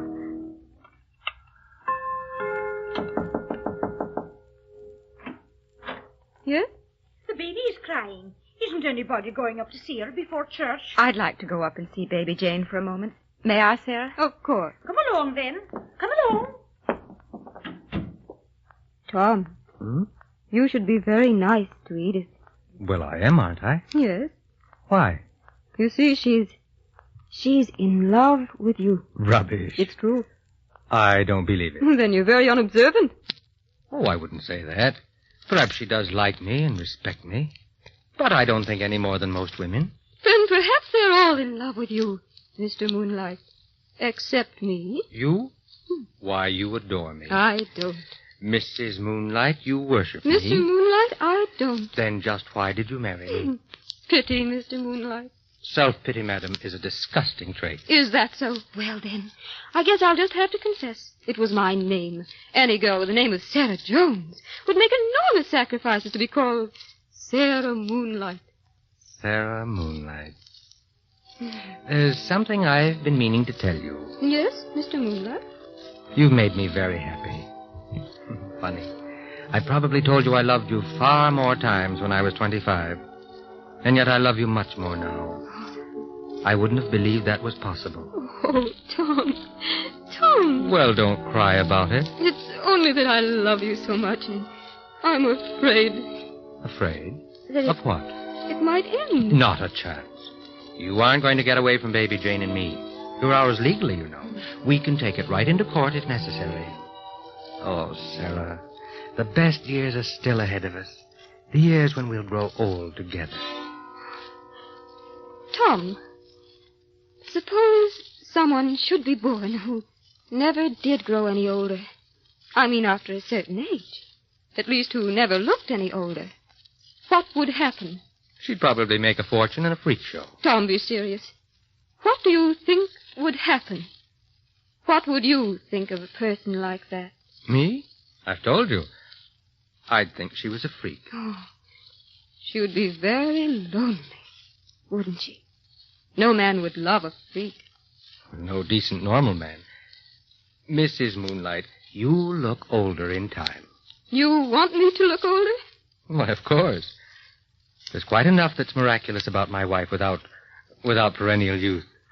It sounds silly when I talk to you about it, but not when I'm alone. It's like a nightmare that's always there. You see, it's growing stronger, not weaker. I don't know what's going to happen. Silly Mrs. Moonlight. Tom, whatever happens, you'll always believe it. I loved you. Won't you?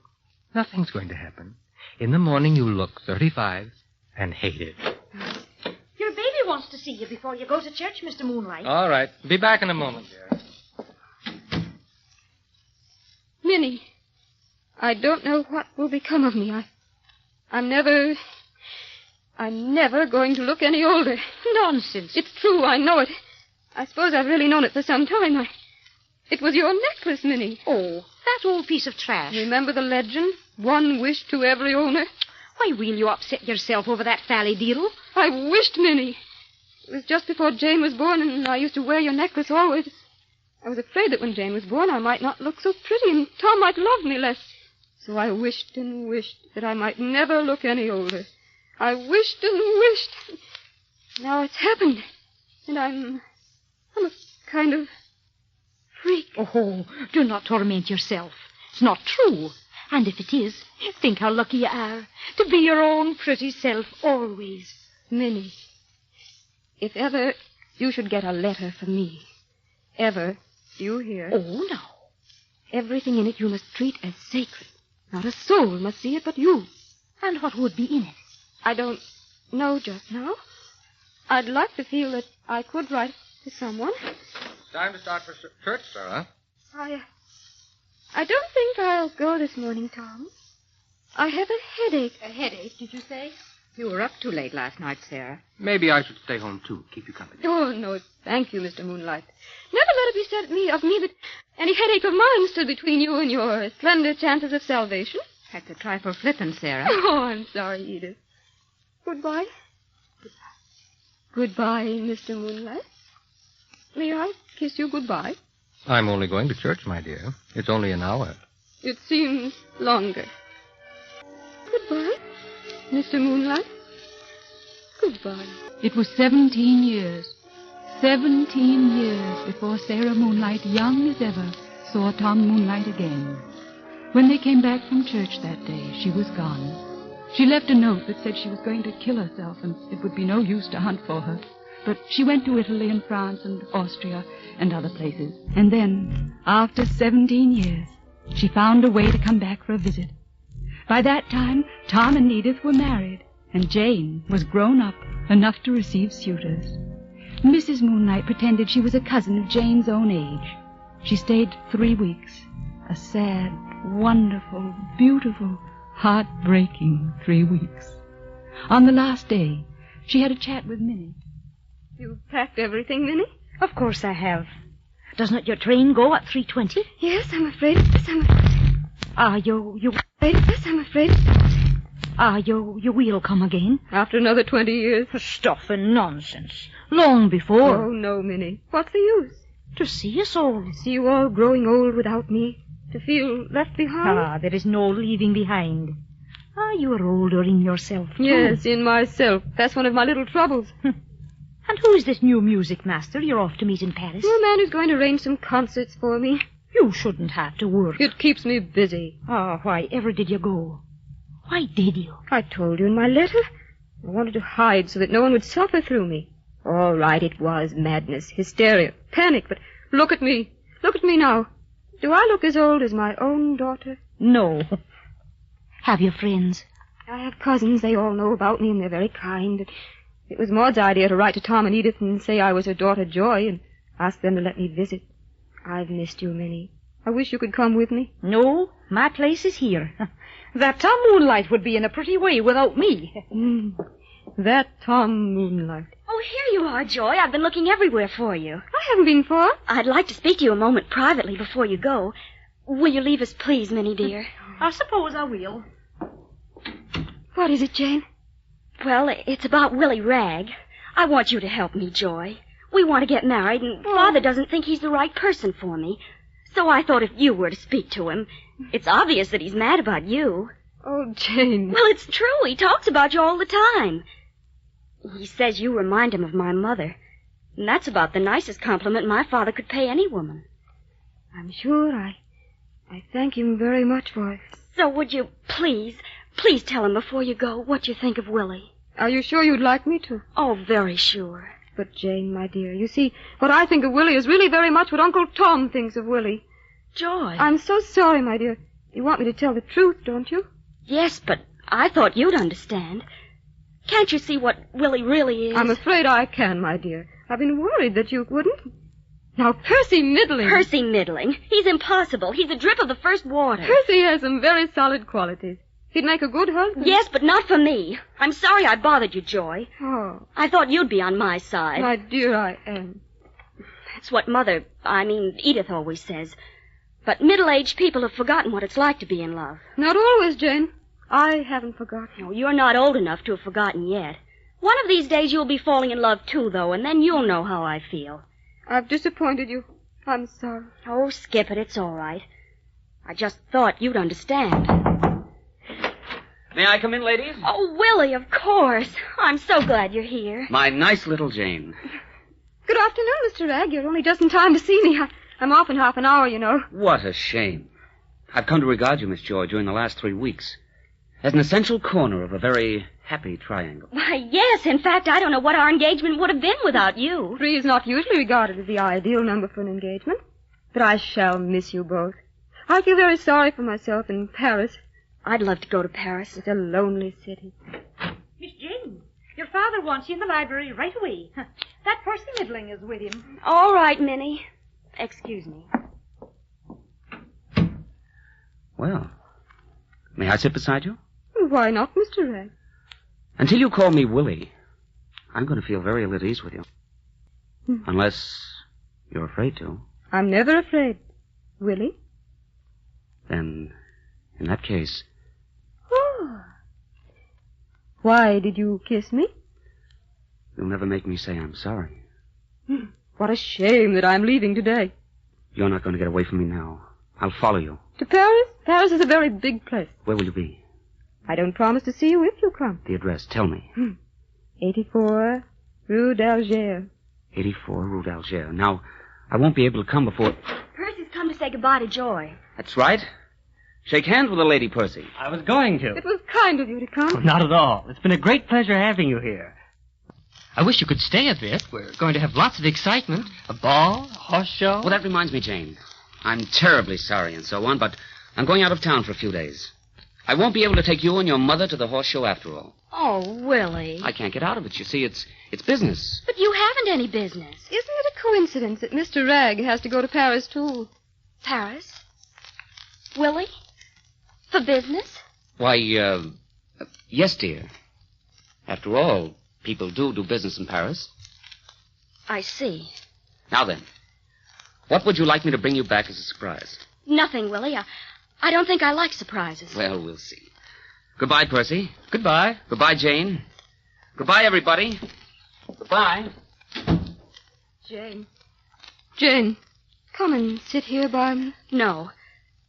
Percy, will you do something for me? Of course I will, Jane. You know where Willie lives. Yes. Then will you take him this ring, please? Of course. I'll be only too glad, but... Percy, do you still want to marry me? Of course I do, Jane. Very much, but... Then you may ask Willie to congratulate you. Jane, I don't understand. Never mind. Don't try to understand now. Just go and do what I ask.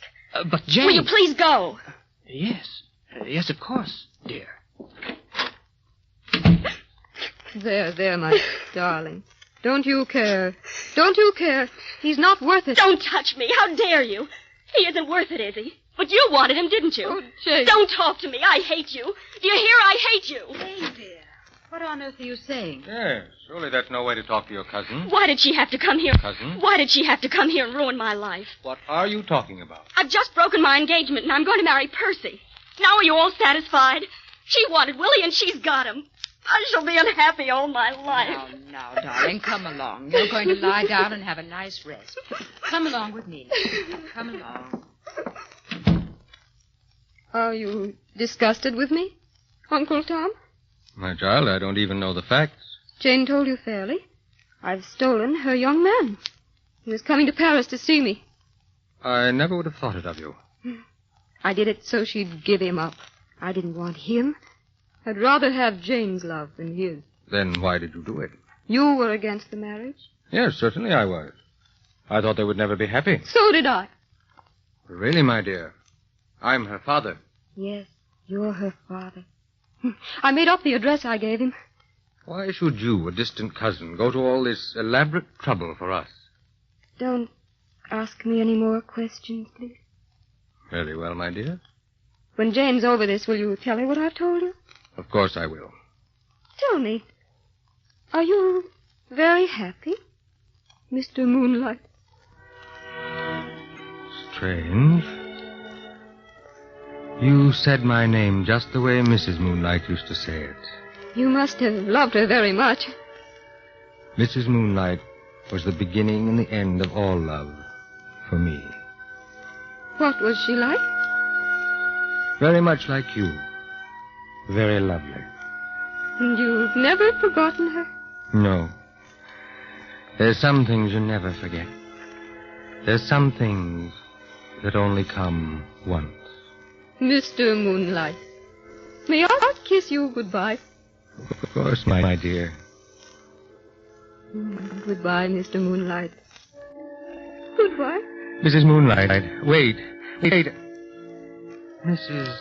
Moonlight.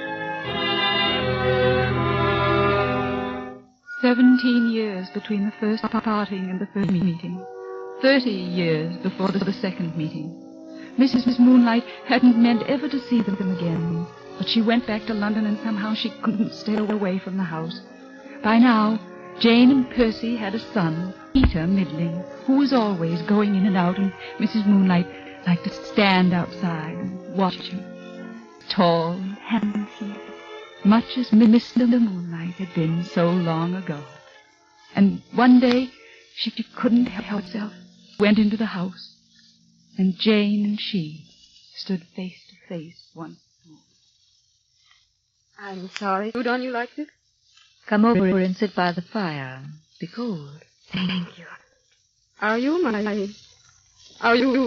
Peter's mother? Yes, I am. How did you know? I just know somehow. Is that why you're staring at me so? No. It's just that you remind me of someone I knew long ago. My cousin Joy. But of course it's only a resemblance. You couldn't be. Of course. Where's your father? He's upstairs. May I see him? No, I'm afraid not. You see, he's very old. He'd be asleep now. We have to take great care of him. Is he well? He's very feeble. The doctor isn't very pleased with him. His memory's gone. He really doesn't recognize people. He hasn't recognized any of us for months. Poor Mr. Moonlight. Is there anyone in here? It's very dark. It's dark? Oh, Father, you shouldn't have come down. Hush. Let me speak to him, please. Mr. Moonlight. Oh, Mrs. Moonlight. I've been asleep. I've had a good nap. Yes, dear. I know.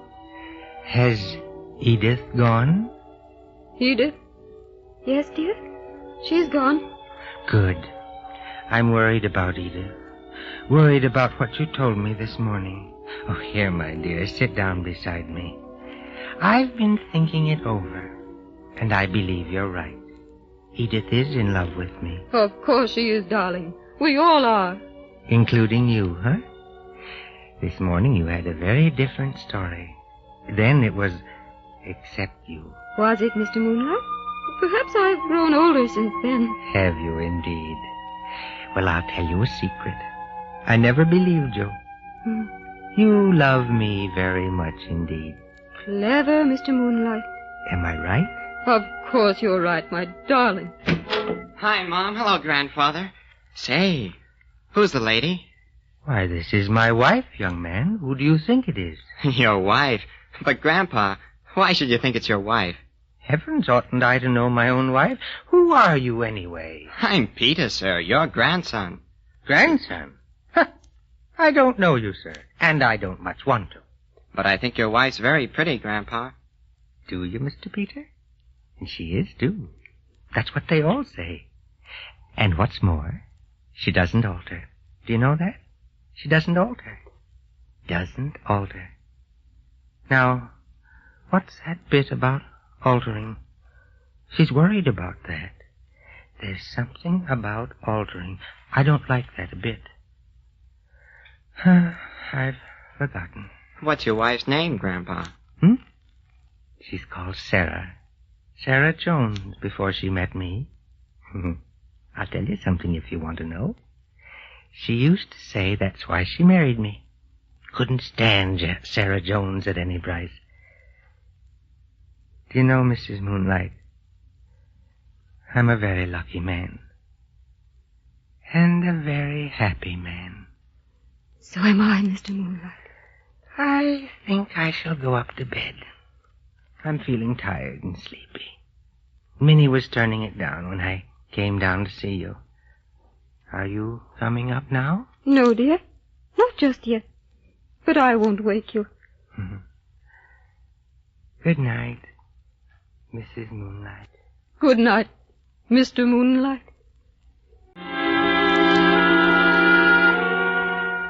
Why is she staying up there so long? And what's she doing here anyhow? I don't know. She just seems to belong here, as if she knew us all. I wonder if I should go up. Minnie said he was asking to see her and no one else. I do hope nothing's wrong. Minnie, what is it? Here. Sit down. Here, Mrs. Moonlight. Minnie? He's dead, is Jane. Oh, Minnie. She was with him. He was in her arms. Oh, how sad. It's all right. I'm all right, quite all right. I'm not unhappy.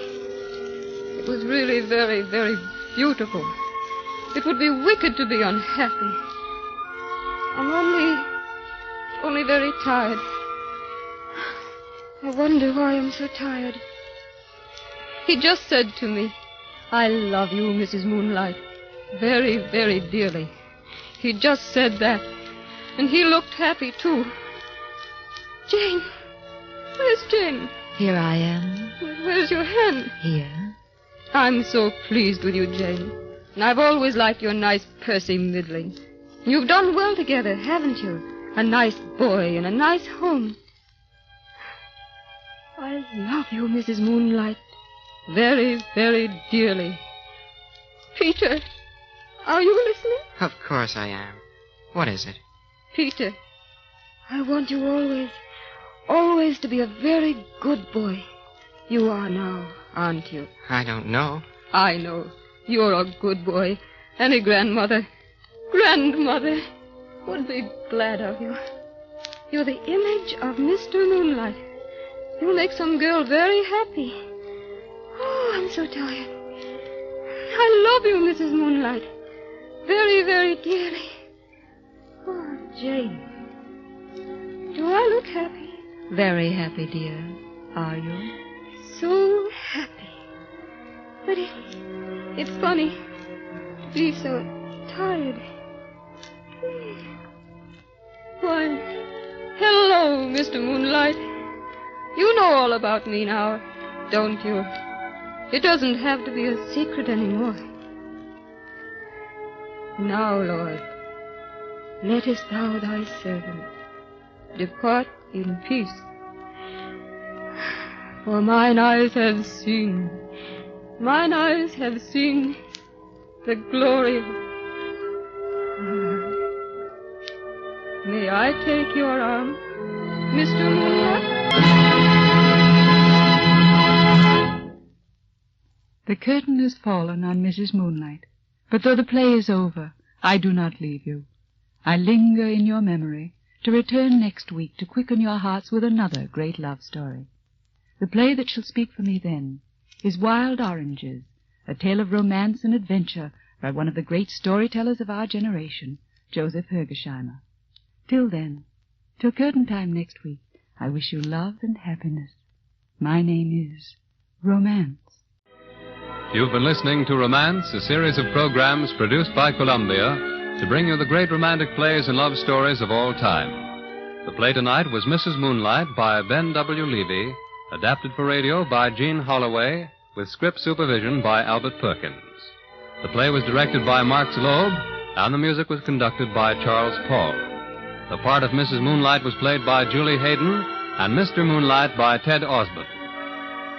Listen next week at a new time, 11:30 p.m. Eastern Wartime, when we will bring you our next great romance, Wild Oranges. Remember, beginning next Monday, Romance will be heard at a new time, 11:30 p.m. Eastern Wartime, over most of these stations. This is CBS, the Columbia Broadcasting System. Lux presents Hollywood. The Lux Radio Theater brings you Fred McMurray and Marguerite Chapman in Pardon My Past. Ladies and gentlemen, your producer, Mr. William Keighley.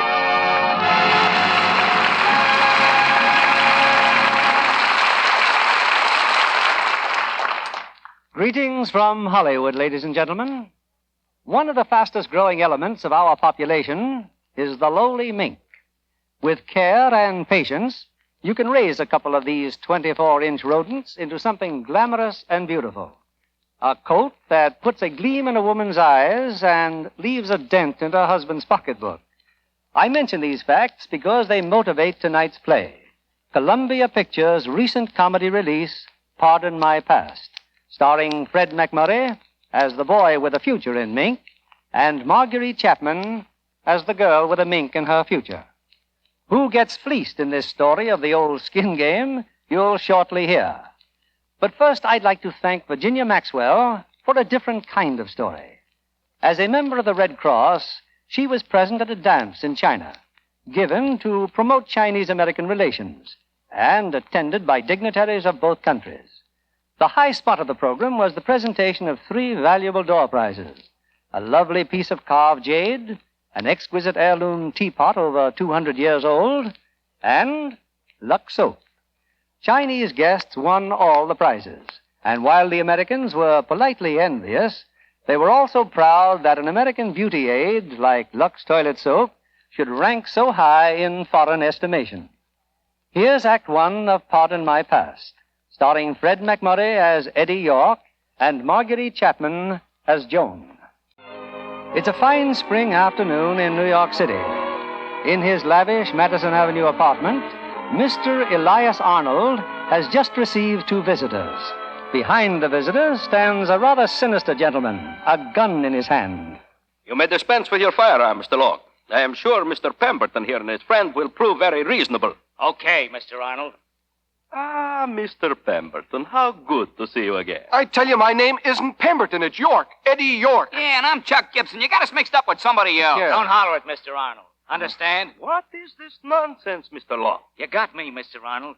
I seen him walking near Penn Station, see? I says, hello, Mr. Pemberton. And what happens? He gives me that Eddie York stuff. Ah, leaving town again, eh? A lot of stuff about going to Wisconsin to raise mink. That's right. I don't know what this is all about, but you've made us miss our train. We're supposed to be on our way to Beaver Dam, Wisconsin. We bought a mink ranch, see?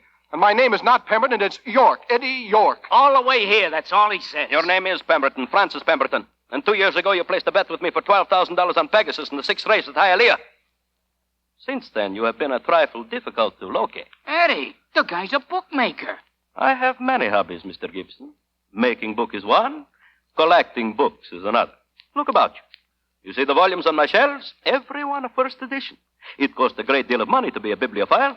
Oh, what he said. And that is why it is high time you pay your debt, Mr. Pemberton. Here, I'll show you. We just got out of the Army, see? Here's my discharge card. There, you see? Edward L. York. That's me. Ah, to think you would go to these lengths. Let me have that wallet. Hey, that's my money. Yeah, our money. Half that bankroll is mine. Not more than $3,000. I'll credit it to your account. Now, wait a minute. No. Mr. Pemberton, here you are, a young man with everything to live for, actually risking your life to cheat me out of money you wouldn't even miss. Wouldn't miss? It's every cent I got in the world. I shall call tomorrow morning for the remaining $9,000, and please have it read. I simply cannot bear the idea of live people owing me money. It makes me nervous. Mr. Long, you may drive them to where you picked them up. We'll be back. We'll get the cops. Don't use that word. Mr. Arnold don't like. Till tomorrow morning, gentlemen. Well, there goes that long guy, Eddie. Now what do we do? What do? We go straight to the police and tell them that... Chuck, did you get the address where that Arnold guy lives? No. Oh, fine. Did you get the license number of the car? No. A couple of smart boys. Hey, wait a minute. There's a cop. Hey, officer. What's the matter? Hey, officer, my friend and I here were walking down this street a little while ago. Pemberton, glad to see you back. And sober, too. Well. Look, officer, I'm not Mr. Pemberton. Oh, never mind. You in some trouble? No. Well, it's nice to have seen you again, Pemberton. Thanks very much. Hey, Eddie, I'm beginning to think maybe you do look like this guy Pemberton. No. Yeah. Hey, Chuck, I've got an idea. Well, it's about time. Look, all we got to do is find this guy Pemberton, explain what happened, get our money, and we're on our way. Right. A telephone book. All we got to do is look him up in the telephone.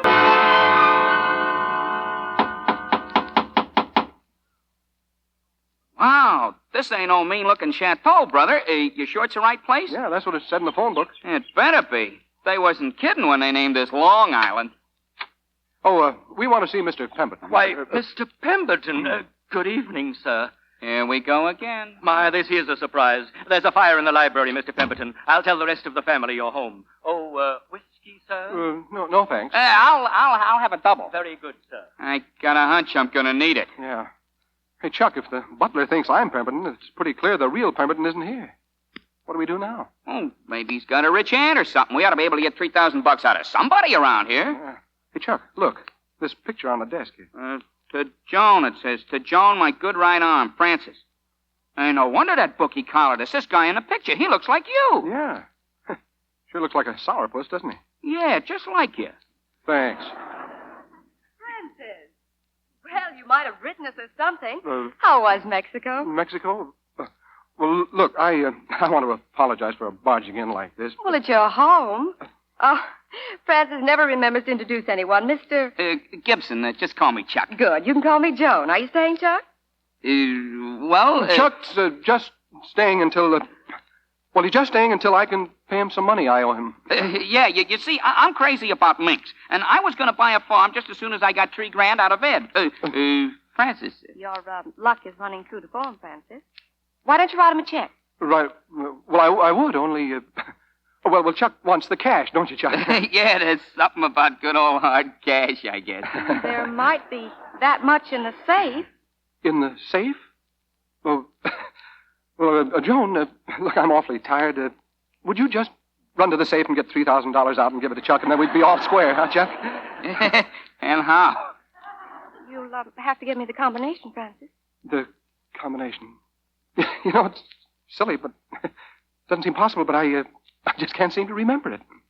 Well, Uncle Will can give it to you. Oh, that's right. I forgot about Uncle Will's. I'm sure he'll be home in the morning. In the morning. I wonder what happened to that drink. Oh, was that yours? I told Birch not to bother. I thought it was for Francis. Huh? I'll have it brought right in. At the same time, I'll speak to the housekeeper about your room. Looked like they got you pegged for kind of an elbow bender, my friend. Yeah. Chuck, look. We got to get out of here. Oh, just when we're all set to get our 3 Giolas? Next. Well, I wonder who that girl was. That's Joan. Her name is Joan. I know that, but I mean, what does she do around here? What's the difference? What's the difference? Well, what if she's my wife or something? No, Chuck, I can't stay here. Look, lunkhead, it ain't our fault this Pemberton Square don't pay off his bookie, is it? Well, no, but and unless we squat here until we get it, we whistle for our $3,000, don't we? Yeah, I guess so. Then what's the matter with your noodle? Tell me that. Did you notice if she was wearing a wedding ring? Well. Oh, good evening. Not back to stay, I hope. Your drink, sir. But they do run you out of Mexico? Well, here's to you, Pop. Ain't you having one? No. You ain't? Well. I see you're still picking your friends from the Bowery. Who are you, his old man? I could sue you for that. I'm just his grandpa. Now, Grandpa, don't mind him, Francis. You know how he is. Doesn't mean half what he says. Why don't you open the window and throw the old cockroach out to the petunias? Him? If he'd do that, I'd think there was some hope for him. Well, I suppose I'll see you in the morning, Francis, or maybe I'll be lucky and oversleep. If you'll come upstairs, Chuck, I'll show you to your room. Good night, Francis. Night. You're not going to bed, Francis? No, I just think I'll sit here and think a while. Think? Ha! You mean get drunk? Please, Francis. Not on your first night home. Oh, you're still sitting here, you bandy-legged warthog. Yeah, any objections, Grandpa? You sober? Certainly I'm sober. Say, what are you so mad about? What have I done? Nothing, as usual. The point is, what are you going to do? About what? About what? Young man, there's a little lady upstairs. 2 years you've been away, and she's been crying her eyes out every night. She has? Yes, she has. Now, you march right up there and do something about it. She's waiting for you now. Get... Chuck, which room are you in? Hey, Chuck, where are you? Oh. Oh, hello. Did I hear you calling someone, Francis? Well, no, it's really nothing important. Then come on in. Oh, no. You're probably busy or something. Come on in. Well, Grandpa said you wanted to see me. He did? Well, maybe I misunderstood him. Francis, is something bothering you? Well, Joan, you know how it is with a guy like me. Lots of things bother him. They never used to. Well, I'm different now. I'd like to believe that. Oh, it's true. I'm practically not the same fellow at all. You and Grandpa seem to think I'm pretty much of a heel, don't you? Oh, I think spoiled would be a better word for it. And a little spineless now and then. Well, I asked for it. Francis, what about Mary? Mary? Yes, Mary. Well, I was sort of hoping we could forget about Mary. I suppose you'd like to forget about Susan, too. Susan. Don't you even want to see her? Who? Susan, of course. I'll take you in to see her now. You mean she's here, right here in the house? Trust Uncle Will to see to that. The detective wouldn't let her leave. Detective? Why? Is she violent or something? Francis, are you sure you're quite yourself? No, I mean, well, with you here, it's a peculiar sort of setup, isn't it? I'd better not go in tonight. Maybe she's asleep, and, well, I'd better look in on Chuck. He might want something. Francis Pemberton, after 2 years, the least you can do is let her see you. Well, okay. Now, come along. We'll only stay a minute. Daddy! Daddy! Yes, dear. It really is. This is Susan? I don't wonder you hardly recognize her. She's grown so. Well, how are you, Susan? Fine, only I don't seem to know you very well, do I, Daddy? Are you going to live here now? Well, I wish you would. I'll bet Daddy will let Mommy come to see me, Aunt Joan. Daddy just came in to say hello, darling. It's sleepy time now. Will you let Mommy come to see me, Daddy? Why, sure, I guess so. Do you really mean that, Francis? Why, Sure, I mean it. A mother certainly ought to be able to see her own child. Tomorrow, Daddy? Tomorrow? Why, yeah, I guess tomorrow'd be fine. Well, good night, Susan. Good night, Daddy, and thank you. Sleep tight, darling. There. That's the girl. Good night, Aunt Joan. Good night, Daddy. She called you Aunt Joan. Yes. Well, then she's not, Well, you're it's usually not... the fate of most poor female relations to become aunts, isn't it? Oh. Well, you make a very nice aunt. I've tried to, Francis. Mary's going to be so happy. I'll phone her right away. Mary? Oh, yes, Mary. Mhm. Francis, I want to take back everything I said. I wouldn't have believed it, but you have changed. Something has happened to you. And you don't know how good it makes me feel. Good night, Francis. Hey, you kissed me. That was for Susan and for Mary. But... Good night. Will you wake up, Chuck? Come on, now get up and get dressed. We can't stay here. What's the matter? Your wife throw you out? No, she's not my wife. She's some kind of a relative, though. But I've got a wife. Well, congratulations. No, I mean Pemberton's got a wife. And I'm a father. Pemberton's a father. Look, Chuck, all the time this Pemberton's been away, he wouldn't let his wife see the kid, or this Uncle Wills wouldn't. And I just said she could. If we don't get out of here right now, we're going to be in the middle of a family reunion. Just a minute. Do you happen to know how much $3,000 amounts to? Yeah, but... Now, listen, Jughead. The money down in that safe is our money. If you just don't get excited, we'll have it back. We only have to stay until morning. Yeah, but... Oh, all right. Move over.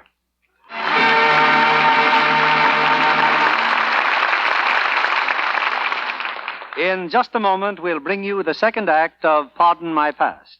Meanwhile, here's our Hollywood reporter, Libby Collins, with news about the stars. Two very lovely stars, Mr. Keeley. Katherine Grayson and June Allison. I've just seen them both in the title roles of Metro-Goldwyn-Mayer's Two Sisters from Boston. Oh, that's the new musical picture. Yes, with songs for everyone's taste, from music hall ditties to grand opera. Imagine seeing and hearing Jimmy Durante and Lauritz Melchior in the same picture. Mm-hmm. And handsome Peter Lawford for romance. In Two Sisters from Boston, MGM has given Katherine Grayson a good opportunity to display her fine coloratura voice. She's not only very talented musically, but she's so lovely to look at. One of our prettiest Lux girls, wouldn't you say, Libby? Oh, yes, indeed. Katherine's really adorable, especially in close-ups, with her glowing dark eyes and fresh, smooth Lux complexion. Another treat is the blonde loveliness of June Allison. Now, there's a famous Lux beauty for you, Mr. Kennedy. June Allison and Katherine Grayson. Gosh, Libby, what a recommendation for Lux soap when two such lovelies depend on it for beauty care. And they do, Mr. Kennedy. Both those famous stars say they wouldn't be without Lux toilet soap for a single day. Well, Libby, Hollywood stars know Lux toilet soap is a quality product. A real beauty soap. Right for delicate skin. 9 out of 10 famous stars use Lux toilet soap for their daily complexion care. I think any woman who follows their example will be delighted with the fresh new loveliness active lather facials can give her skin. And in these days of shortages, when everyone is being careful not to waste vital materials, it's good to know Lux toilet soap is hard milled, can be used right down to the last thin sliver. Why not try this fine white complexion soap, Hollywood's own beauty soap, tomorrow? Here's Mr. Keeley at the microphone. Act 2 of Pardon My Past, starring Fred McMurray as Eddie York and Marguerite Chapman as Joan. It's early the following morning. In the Pemberton dining room, Grandpa gets up from the breakfast table, walks to the window, and stands gazing out in a state of complete consternation. Cut off my ears and roast 'em over a slow fire. Grandpa, what's the matter? What did you say? Look out there, Joan. Francis Pemberton not only up at this hour, but out on the lawn playing with his daughter. He's been up for hours. I had breakfast with him. Liquid or solid? He hasn't had a drink since he came home. There's something wrong here. Maybe we've misjudged him. Say, what kind of a look is that on your face now? See here, Joan, you ain't beginning to get your... I ain't beginning anything, and if I were, you're the last person I'd tell. It's the spring weather. You better drink some sulfur and molasses. I beg your pardon. Yes, Bert? Mr. Wills is on the phone, miss. Oh, Uncle Wills. Thank you, Bert. Oh, tell Mr. Pemberton, will you please? But didn't you ask him for the combination, Joan? I mean, do I have to? He wouldn't give it to me. Well, pick up the phone, Francis. Does Uncle Will sound mad or anything? What if he is mad? I think it's high time you began standing on your own 2 feet. Oh, well, it's just that I'd rather... Well, here goes. Hello, Uncle Wills? Wills? Francis, why didn't you let me know you were home? Well, I just forgot to, I guess. Now, what's this nonsense about you wanting to get to the library safe? Well, I just want to get into it, that's all. Well, I'll be right up. Oh, no. Just give me the combination. Francis, are you sober? Of course I'm sober. Now look here, Uncle Wills. Are you going to give me the combination, or do I have to come down there and shake it out of you? Where? You have a pencil? Yes, I have a pencil. Left 21. Right 10. Left 21, right 10. Left 7. Left 7. Go on. Well, that's it. Left, right, and left. Oh, okay. Thanks. Francis, do you realize that you actually talked back to him? You were wonderful. I was, huh? Well, wonderful for you. Oh, Joan, how come you never got married? Well, looking after Susan in the house has kept me pretty busy, you know. Then I guess the right man just never came along. Oh. You haven't any commitments at all? No. Why? Oh, I was just thinking that... Well, it's natural that I should be interested in your welfare, isn't it? Well, I guess I'd better get that money for Chuck. Yes, I guess you had. Joan, it's been nice meeting you. I mean, meeting you all over again. You know, I almost feel the same way myself, Francis. As if I'm just getting to know you. You like me better this way, huh? Loads better. Well, you'd better get to the safe. Yeah, I guess I better. Well, stop looking so guilty. You remind me of a second-story man on his way to a window. I do? I don't know why I should look like that. Sorry to interrupt, but Mary's here. Oh, good. Where is she, Grandpa? On the patio with Susan. Well, Francis? Huh? Your wife's here. Aren't you going to... Oh, that's right, Mary. Well, I'll try and see her later. Francis, Chuck can wait a minute for his money. Now go on outside and see your wife. Oh, okay, if you say so. Daddy, look. She's here. Mommy's here. Hello, Francis. Oh, hello. Francis, you're letting me take Susan. This isn't some kind of a terrible joke, is it? Well, no. You can take Susan any time you like. Why, Francis, what's come over you? Why, you even look different. I do? Well, I've been outdoors quite a bit lately. I had a lot of fresh air and exercise. That must be it. Oh, no, that isn't it.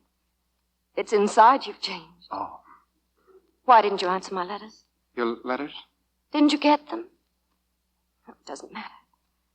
All that matters is that I'm with my baby again. Francis? Yes, Grandpa. A dang fool detective. He's trying to tell me The little girl ain't supposed to leave the house, Mr. Pemberton, unless I go along. That's my orders. Well, now you've got new orders. Okay, Mr. Pemberton. I bet Uncle Wills will sure be mad, Daddy. Well, don't you worry about Uncle Wills. Francis, you didn't get my letters, did you? No, I didn't. What Uncle Wills told you isn't true.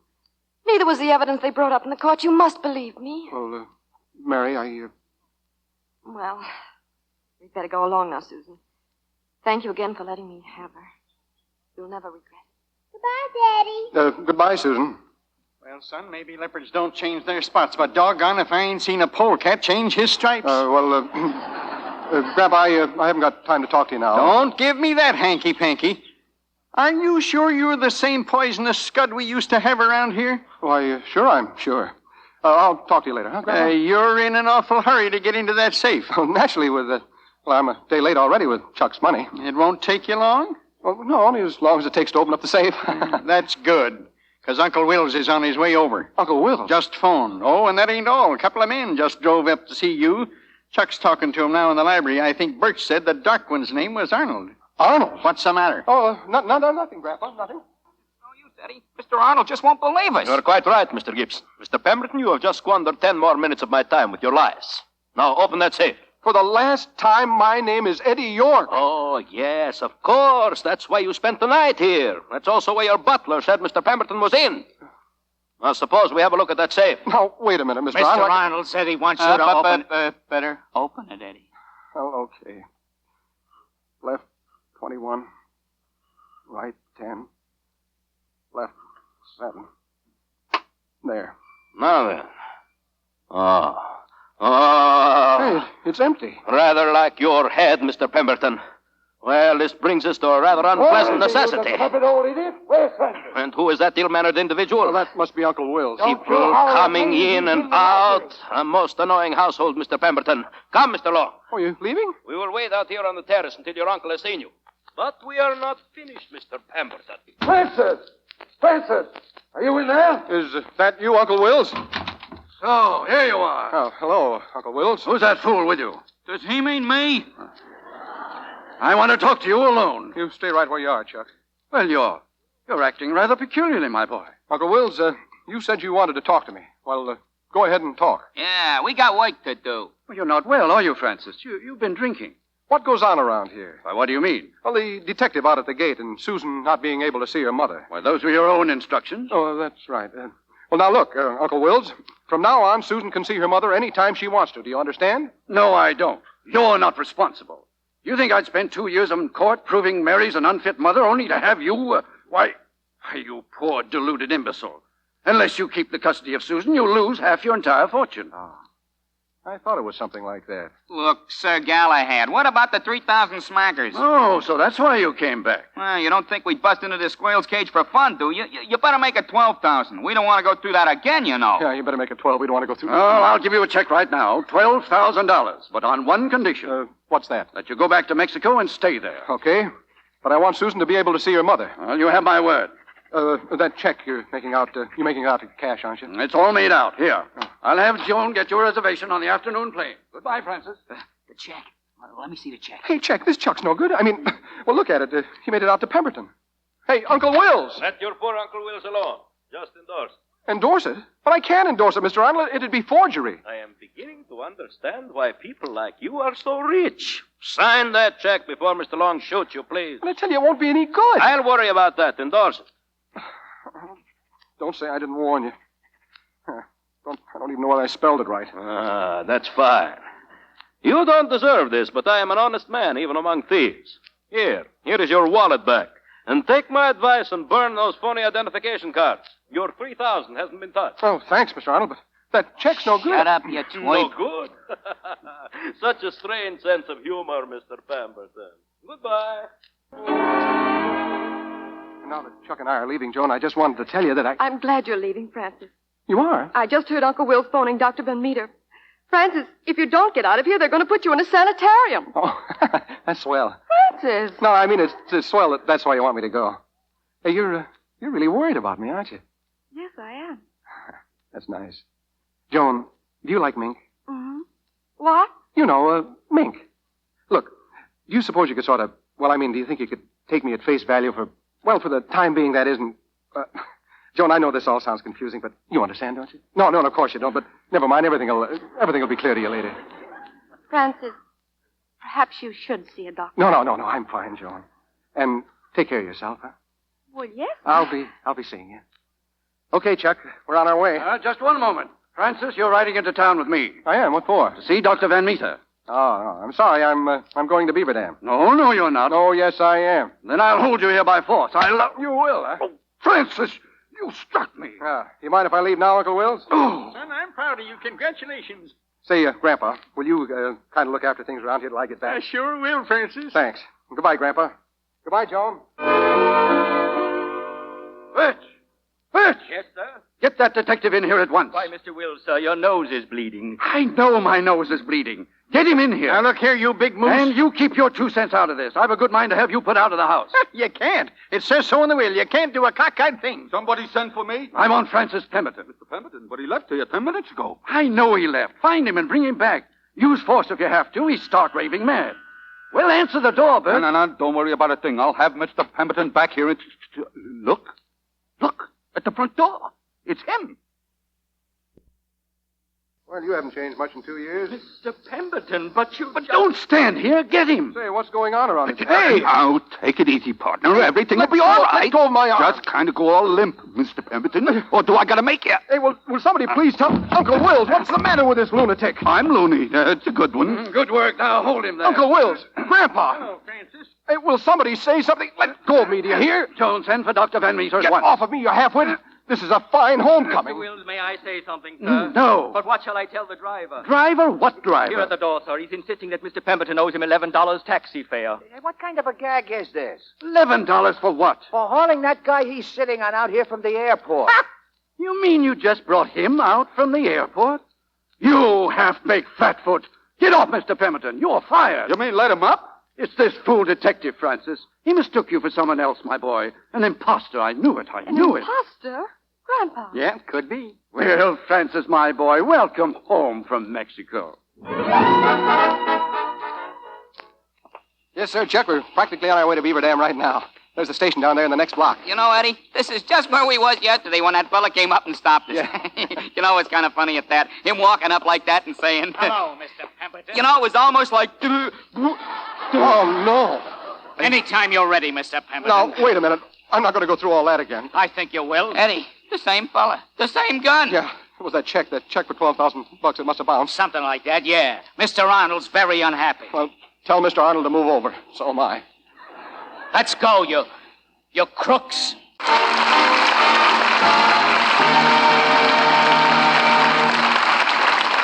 We pause now for station identification. This is CBS, the Columbia Broadcasting System. In just a moment, we'll return with the third act of Pardon My Past, starring Fred McMurray and Marguerite Chapman. We have as our guest tonight a young lady who, though very young, is known as one of the ablest actresses on the Columbia lot. Let me introduce Miss Jeff Donnell of the upturned Irish nose, hazel eyes, and piquant personality. Jeff, I understand you have a long list of fine parts to your credit. I'm still ambitious for more and better roles, Mr. Keeley. Like the part that Rita Hayworth has in Gilda. She's wonderful in that picture. Glenn Ford does a great job, too. Yes, and did you know that last week the Bobby Sox Club voted Glenn Ford the Man of the Year? Well, I know Columbia searched a long time for just the right story for Glenn and Rita. I was on the set while they were filming Gilda. I never tire of watching Miss Hayworth. And in this role, she proves herself a wonderful dramatic actress. She's so talented and so beautiful. We'll agree with you on all counts, Miss Donnell. Rita Hayworth is one of our favorite Lux girls, you know. So she tells me, Mr. Kennedy. And don't think I'm not a Lux girl, too. A nice complexion means so much before the camera. I'd say you've nothing to fear in any camera test, Miss Donnell. That gentle Lux soap care seems to work for you as it does for so many famous Hollywood stars. Thank you, Mr. Kennedy. I do think Lux toilet soap is as fine a beauty care as any girl could wish for. I really depend on my Lux soap facials. Thank you, Miss Donnell. Women everywhere have found that daily care with Lux toilet soap really makes skin lovelier. Recent tests by skin specialists showed that actually 3 out of 4 complexions improved in a short time. And here's the beauty facial screen stars use regularly. Smooth the creamy lather well in. Rinse with warm water, splash on cold, and pat with a soft towel to dry. Now, when you touch your skin, it feels softer, smoother, looks beautifully fresh. Try this gentle soap for your precious complexion. Use it as a luxurious bath soap, too. Why not put Lux toilet soap on your shopping list tomorrow? Mr. William Keeley returns to the microphone. Act 3 of Pardon My Past, starring Fred McMurray as Eddie and Marguerite Chapman as Joan. Trouble, trouble, nothing but trouble. You see, he looks like Francis Pemberton. Francis Pemberton owes Mr. Arnold $12,000, and no one will believe that Eddie isn't Pemberton. True, the real Francis Pemberton has just returned home from Mexico. But at this moment, Eddie and his friend Chuck are back in Arnold's apartment, with their livid host shaking a large and worthless check under Eddie's nose. For 2 years, Mr. Pemberton, for 2 years you cheat me out of my $12,000. And now you deliberately distort your signature on this check so the bank will not honor it. But how could I sign Francis Pemberton's name if I'm not Francis Pemberton? I tried to tell you. Please? You are degrading both of us with these childish lies. Mr. Long, go downstairs and get the car. We're going someplace again? Definitely. We planned on going to Beaver Dam, Wisconsin. Your plans have been altered. I'm taking you back home. Oh, no. Yes, Francis. Incredible as it seems, Joan and your imbecilic grandfather here allowed themselves to be taken in by an imposter. But who was he, Uncle Wills? Why, he looked enough like you to be your own twin brother. Why, you wall-eyed catfish, he was his twin brother. Ask Francis. Go on, ask him. I don't know, Uncle Wills. It's possible, I suppose. Mother and Dad told me I was adopted, of course, but they never mentioned a twin brother. I was there when they got you. Identical twin baby boys, but somebody else had spoken for the other one. That is before they knew what a louse you was going to turn out to be, Francis. So I got a brother, huh? Dead ringer, except he's got a backbone. Joan found him rather pleasing, didn't you, Joan? Yes, I did. Well, it's all ridiculously clear. He knows you're in Mexico. He looks up your ex-wife, and between the two of them, they scheme to kidnap Susan. Kidnap Susan? I don't believe it. Oh, don't worry. They won't get far. It isn't true, Francis. Mary only took Susan for the day. I know it isn't true. Uncle Wills, about Mary.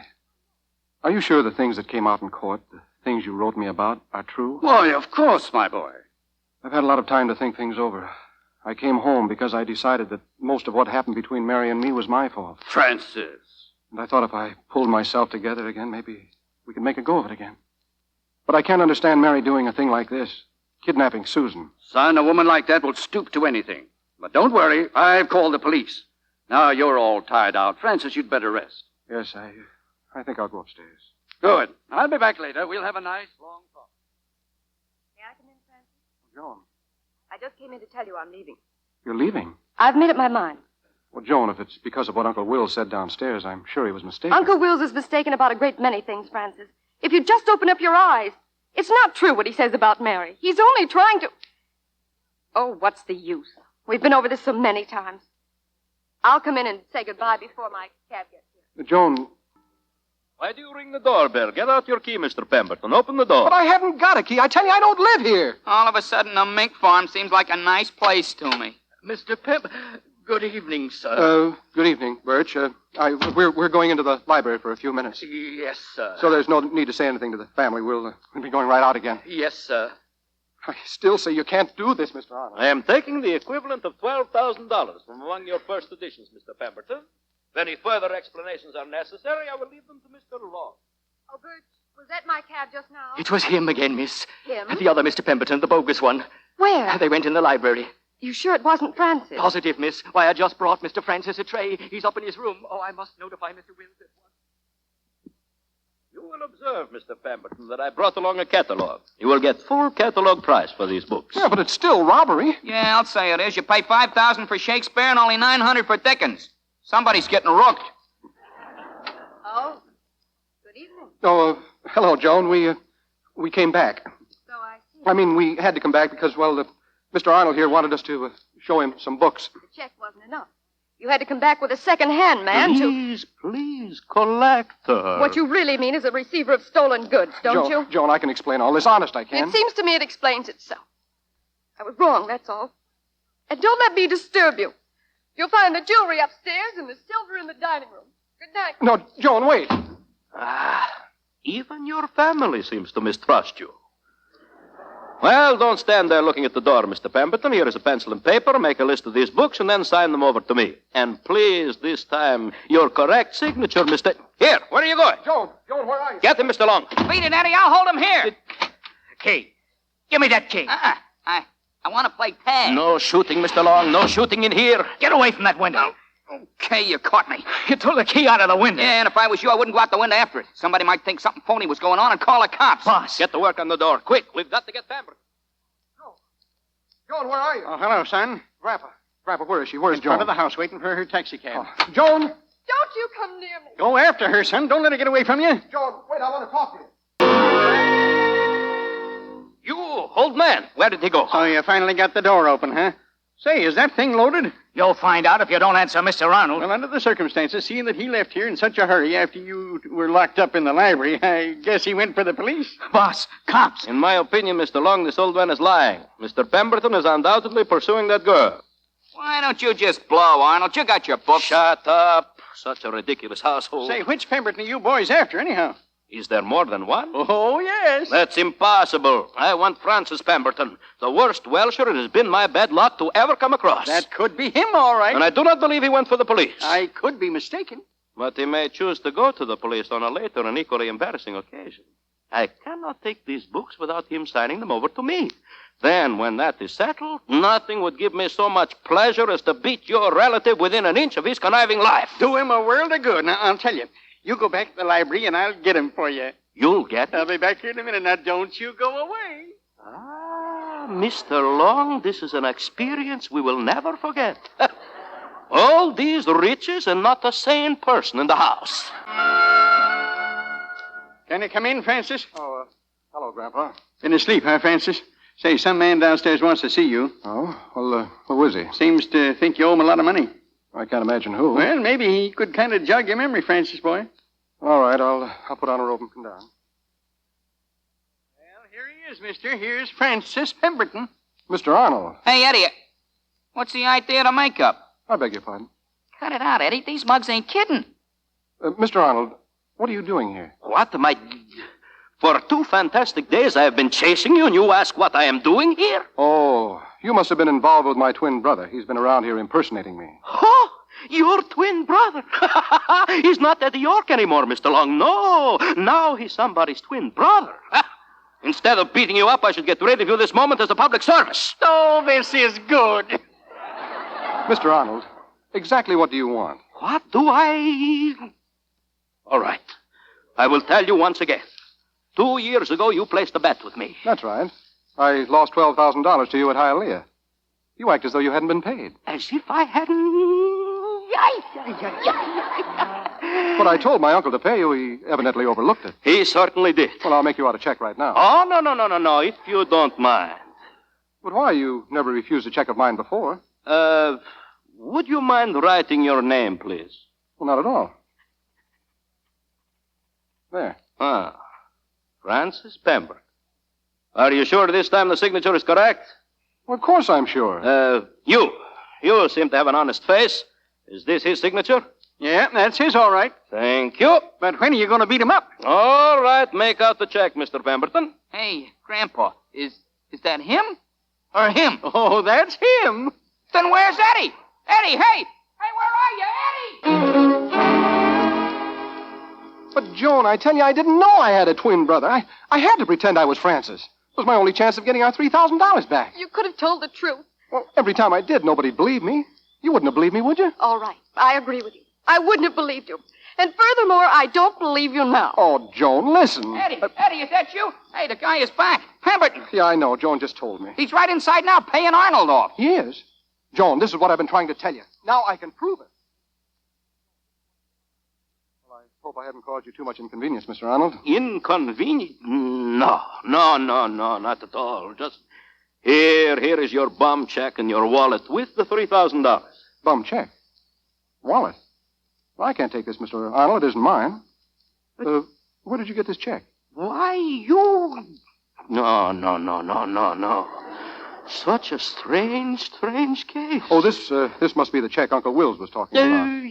Yes, Mr. Long, come, I must get out of here. Eddie, ain't that him? Coming out of the house? Mr. Arnold? Yeah, and he's still got our $3,000. Hey, Mr. Arnold. Mr. Long, look, Pemberton. What we just left him in. Mr. Long, certain things are beginning to dawn upon me. Well, you got your money, didn't you, from Mr. Pemberton in there? Just a minute. Here you are on the terrace, and inside the house, sitting in that library where the light is Francis Pemberton. So could I please have my wallet? Yes, I'm beginning to understand. Then you are... Eddie York. That's what I've been trying to tell you. Sure, we're mink ranchers. Only we ain't got a mink. Or a ranch. Well. Mr. Long, we made such a mistake. Yeah, some joke. Mr. Arnold, my wallet. Yes. Mr. York, I have done you a grave injustice. My profound apologies and your wallet. Here, now look, Joan. You see? There's our $3,000. Now do you believe me? Yes, I do believe you. Then let's go, Eddie, huh? We're off to the minks. Eddie, before you leave, would you go in and talk to Francis? What do I want to talk to him for? But he thinks Mary kidnapped Susan. He does? Kidnapped? Well, he can't be that stupid, can he? Didn't anybody explain to him? Yes, someone did explain. Uncle Wills. Oh, I see. And Uncle Wills has called the police. Well, all right, I'll talk to him. But, Joan, before I go in, there's something I want to tell you. Chuck, will you keep an eye on Joan's bags? They're down the driveway there. Huh? Oh, I get it. Sure, l'amour. You know, Joan, when I talked to you this afternoon when I thought Chuck and I were leaving? Yes? Well, I know I said a lot of things that didn't make sense then, but... Well, at the time, I figured the sensible thing to do was for Chuck and me to go on to Beaver Dam, and then after we got all set, why, I was going to come back and ask you to marry me. You were, Eddie? Yeah, but, well, I didn't go, and now you're leaving the house, and that changes everything, doesn't it? Well, yes, I guess it does. But I think it's better this way, don't you? Because now we can all go to Beaver Dam together, and, well, while you're fixing up the house, Chuck and I can be out working with the minks, and... How's that sound to you? Well, Eddie, I think it would be Hey, just Eddie, Eddie, I know you ain't interested, but do you hear that siren? The police? Yeah, coming up the driveway. Yeah, I'll take care of this. Eddie, but how? Look, that's Mary and Susan in the car. They found them. Yeah, I've been Francis Pemberton for 2 days now. I guess I can stand it for 5 minutes more. But if Francis should come out and found out... Don't worry. If he does try to come out, stall him. Well, I don't know, Eddie. I don't know John, hurry up to here. Oh, good evening, officers. You, Mr. Pemberton? That's right. Well, we got him. Oh, you and the little girl can get out now, lady. I'm afraid there's been a little mistake, officers. Well, this here is her, ain't it? Well, yes, Francis, what a horrible thing to do. Well, I'm sorry, Mary. You're not going to take Mommy to jail, are you? Oh, no, of course not, Susan. I'm very sorry about all this, officers. I thought this was a kidnapping. Well, no, not exactly. Well, yes, to pick him up, didn't you? Well, yes, I did, but it was a mistake. Say, what kind of a razzle-dazzle are you people trying to pull? You think we're running a taxi service? The minute I heard it was Pemberton, I said to myself... Well, you did your duty, officers. Thank you very much. Thank you very much. You better watch your steps, see? Wasting the taxpayers' money. Come on, Gus. Let's get out of this booby joint. Francis, you must be out of your mind to humiliate me like this. You told me I could take Susan. You told me so yourself. I know, Mary. Then what happened? Well, Mary, look, Joan's inside. Why doesn't Susan run in and Joan can put her to bed? She looks all tired out. Maybe you'd better, darling. Mommy will be in a minute. Yes, Mommy. Good night, Daddy. Good night, Susan. Mary, all I can say is that I didn't do what you think I did. It was Uncle Will's. Uncle Will? Yes. Well, you don't have to shout, Francis. Did Uncle Wills know when he telephoned the police that I had Susan with your permission? Well, you see, Or were you too weak-kneed to tell him? Oh, I was so hopeful this morning. It wasn't just that you let me take Susan. You seemed so changed, so different. I see how mistaken I was. Uncle Wills has you so completely hypnotized that you've absolutely no mind of your own anymore. You're the way you are, and I guess there's...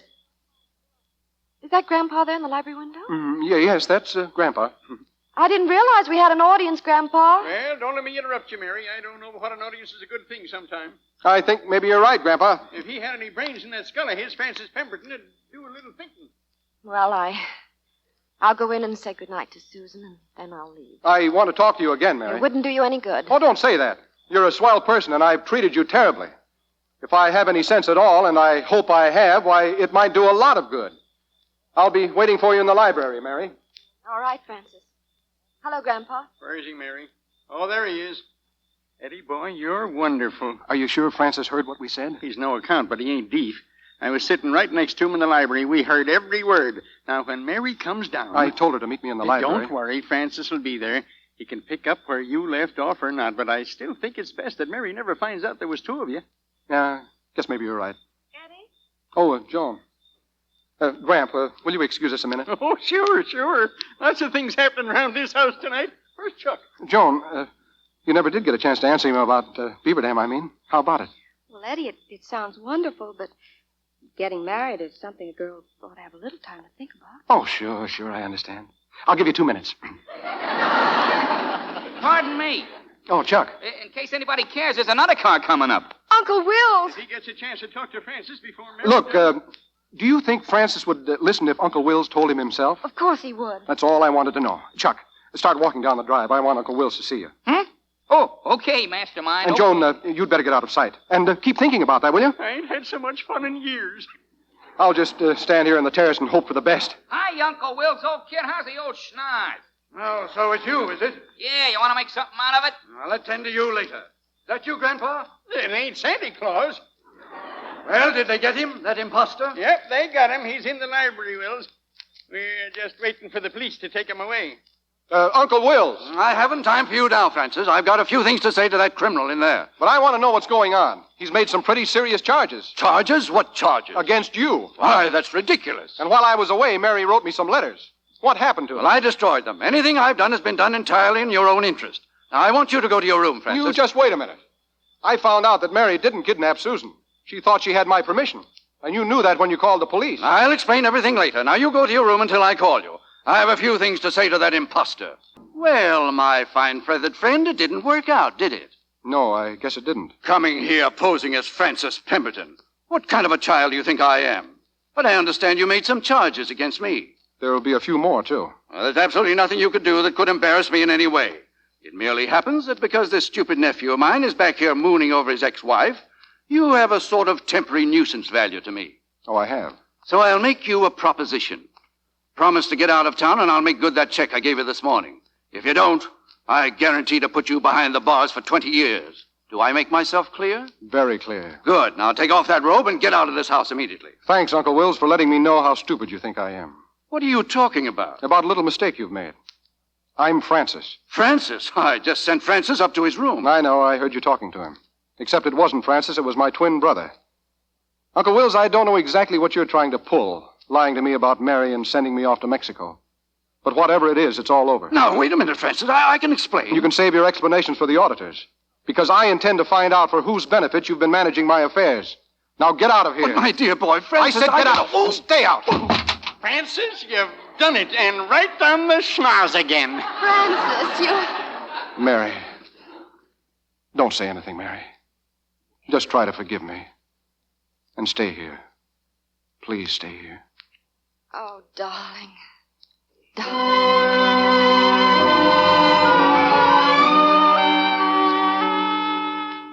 Well, Eddie, Francis has come to his senses at last, thanks to you. Yeah. You know, Gramp, I kind of wish I'd met him at that. He'd be worth meeting now. Yeah, but I don't think now's quite the time, Gramp. Eddie, can't we please get out of here? What about them minks? Oh, that's right. Well, come on, Joan. But, Eddie, I haven't said I'd go yet. Well, that's right. You haven't, have you? Well, will you? Of course she will. Won't you? Well, yes. There you are. Goodbye, Eddie. Goodbye, Grandpa. Goodbye, Joan, dear. Goodbye, Chuck. So long, Gramps. Hey, wait a minute. That's my car. That's right, Unky, and you're driving us into town, ain't you? I most certainly am not. Ain't you? Oh, very well. Get in. Everything's all set, Joan. We can get on the train in 5 minutes. Just a minute. Oh, no. Oh, relax, Mr. York, relax. I forgot for a minute. Here, this box with my compliments. For me, Mr. Arnold? Open it. Oh, look out, Eddie. It's probably a bomb. I regret so much the inconvenience I have caused you. A little gesture of apology. Eddie. Oh. Hey, this is wonderful, Mr. Arnold. Chuck, look. What are they, rats? Eddie, they're minks. Sure, they're minks. Pedigree. Here are the papers. Gosh, I don't know what to say, Mr. Arnold. Joan, this puts us right in business. They're beautiful. Mr. Arnold, thanks. If you ever get to Beaver Dam, well, you look us up, huh? Well, thank you. Well, goodbye, Mr. York. Goodbye, Miss. Goodbye, Chalk. Oh, I love to see happy people. Well, you know, Joan, we've been so busy I haven't had a chance to tell you how pretty you are. Well, you can start right now. All right. Here, hold this box, Chuck, will you? I hope I don't have to listen to this mush all the way to Wisconsin. Chuck can ride in the club car, can he, Eddie? Sure, Chuck and the minks. If anybody ever told me I'd wind up as nice mate to a couple of... Hey, Eddie. Hey, Eddie. What's the matter? The box. Something's happened to him, or I got the DTs. Why, Yes, they have. 1, 2, 3, 4, 5. 5 kittens. Eddie. Hey, what do you know? 250% profit already.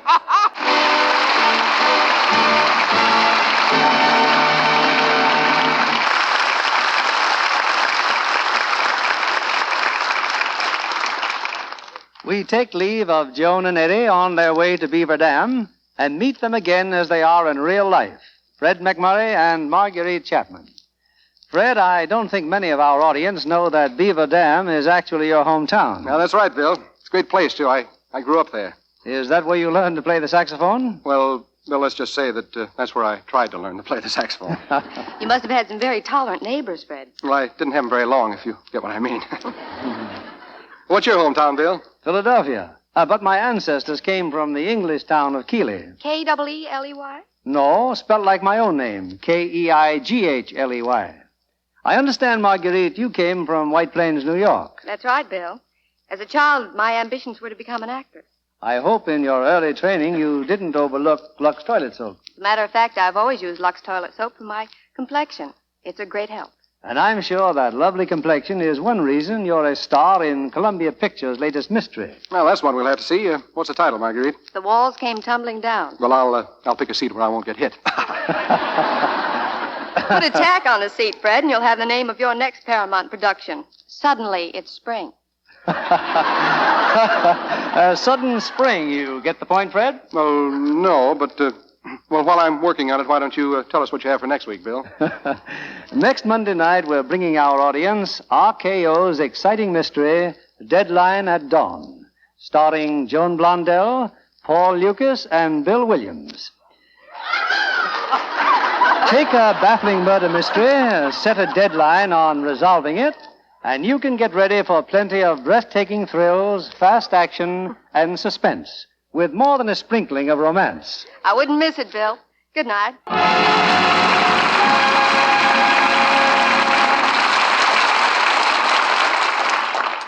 This is CBS, the Columbia Broadcasting System. We are heading into the last hour and a half of this old-time radio for sleeping collection, and I really hope you're having sweeter dreams than usual. Let's start out with another one from Lux Radio Theater, Graustark, from February 8th, 1937. This one was their adaptation of the 1901 romantic adventure novel by George Barr McCutcheon. It starred Gene Raymond and Anna Sten in the lead roles. And then to finish off this sleeping collection, Theatre Royal's December 26, 1953 adaptation of the Oscar Wilde story, The Canterville Ghost. Sir Laurence Olivier himself played the title role in this famous and beloved humorous drama. Of all the times that this story has been adapted for radio, and there have been dozens and dozens of them, I think this is probably my favorite. I hope you enjoy the remaining shows, and I truly hope you have had a great night's sleep. Hollywood, California, Monday, February 8th.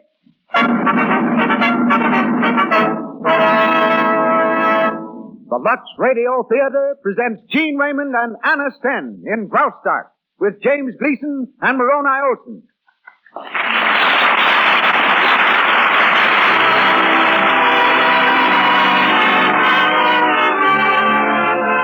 Lux presents Hollywood.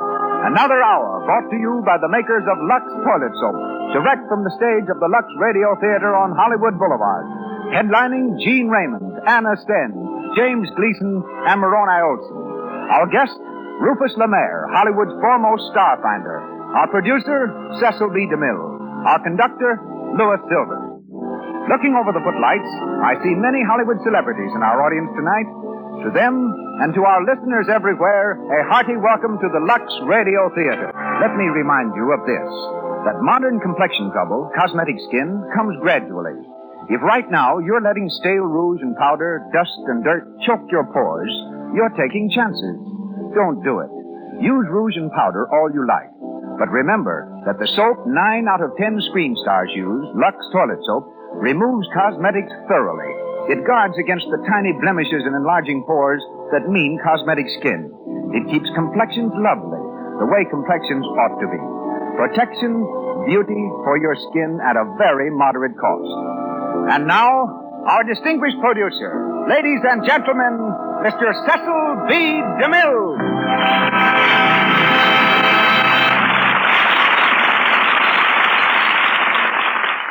Greetings from Hollywood, ladies and gentlemen. Tonight, by a strange historical coincidence, we observe 2 golden anniversaries in the motion picture industry. 50 years ago, Thomas Edison was completing the experiments that gave the world the motion picture. At the same time, Horace Wilcox was laying out this Cahuenga Valley subdivision called Hollywood. Those were days when Hollywood had an entirely different quota of celebrities. Its greatest hero, the subject of countless campfire tales, was still Kit Carson, who, as the American chief of scouts, helped capture Los Angeles. Its greatest villain was Vasquez, the bandit, who was captured while attending a dance on Sunset Boulevard, where most of Hollywood still dances. To Edison and Wilcox, Hollywood have seemed a mythical and fabulous place, a place that never could exist. Appropriately, therefore, we dedicate tonight's program to them with the international romance Graustark, in which we hear Gene Raymond and Anna Sten. On the stage at the age of 5, on Broadway at 14, Mr. Raymond was a matinee idol before he was old enough to vote. After spectacular success in Cradle Snatchers and Young Sinners, he turned to Hollywood, where he's not only a leading man, but a successful songwriter and noted horseman. Tonight, we'll hear him as Glenn Laurie. I first saw Anna Sten in one of the most effective scenes ever filmed. It was in a foreign production with Emil Jannings. Determined to place her under contract, I started negotiations for the service of this very young girl, who had starved with her parents in the Ukraine, to become one of Europe's most glamorous stars. Then one day, Samuel Goldwyn invited me to his office to ask my opinion of an actress he'd just signed. The actress was Anna Stent. I was greatly disappointed to lose her, but tonight have the privilege of presenting her in a DeMille production. She will be heard in the role of Yetive. In the part of Spud Gervey, we welcome back Hollywood's hardy perennial, James Gleason, whose ability to write comedy is exceeded only by his ability to play it. Moroni Olson is cast as Baron Oberlitz. And here we issue passports to the troubled land of Graustark, as the Lux Radio Theater presents the famous George Bar McCutcheon story, starring Gene Raymond and Anna Sten, with James Gleason and Moroni Olson.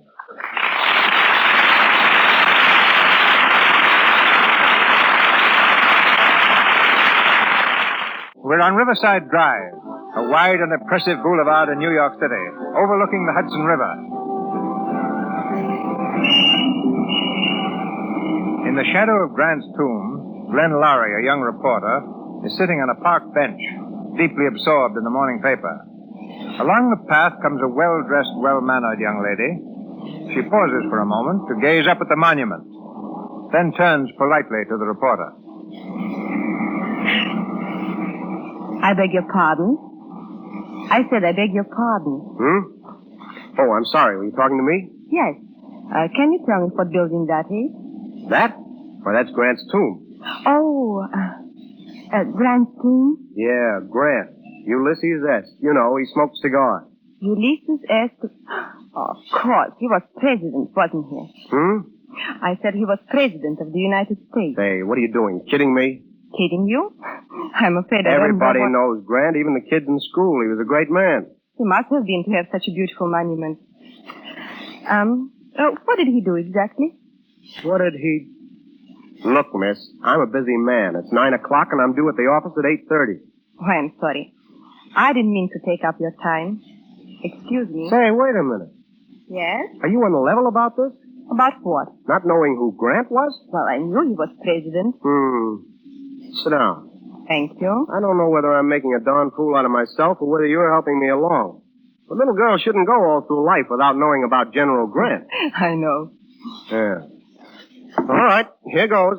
Full name was Ulysses Simpson Grant. Born Point Pleasant, Ohio, 1822. When he was 21, he graduated from West Point, went into the Army. He was best known for his work in the Civil War. Captured Vicksburg, won the Battle of Chattanooga. General Lee surrendered to him at Appomattox, April 1865. Grant was elected president 1868, re-elected 1872, died in 1885. You seem to be very well informed. I ought to be. I once wrote an article about him for the Sunday Supplement. Oh, you're a journalist. You flatter me. I'm a reporter. Well, come on. What's the gag? Gag? Come on. I've taken the bait. Now tell me what it's all about. I don't know what you mean.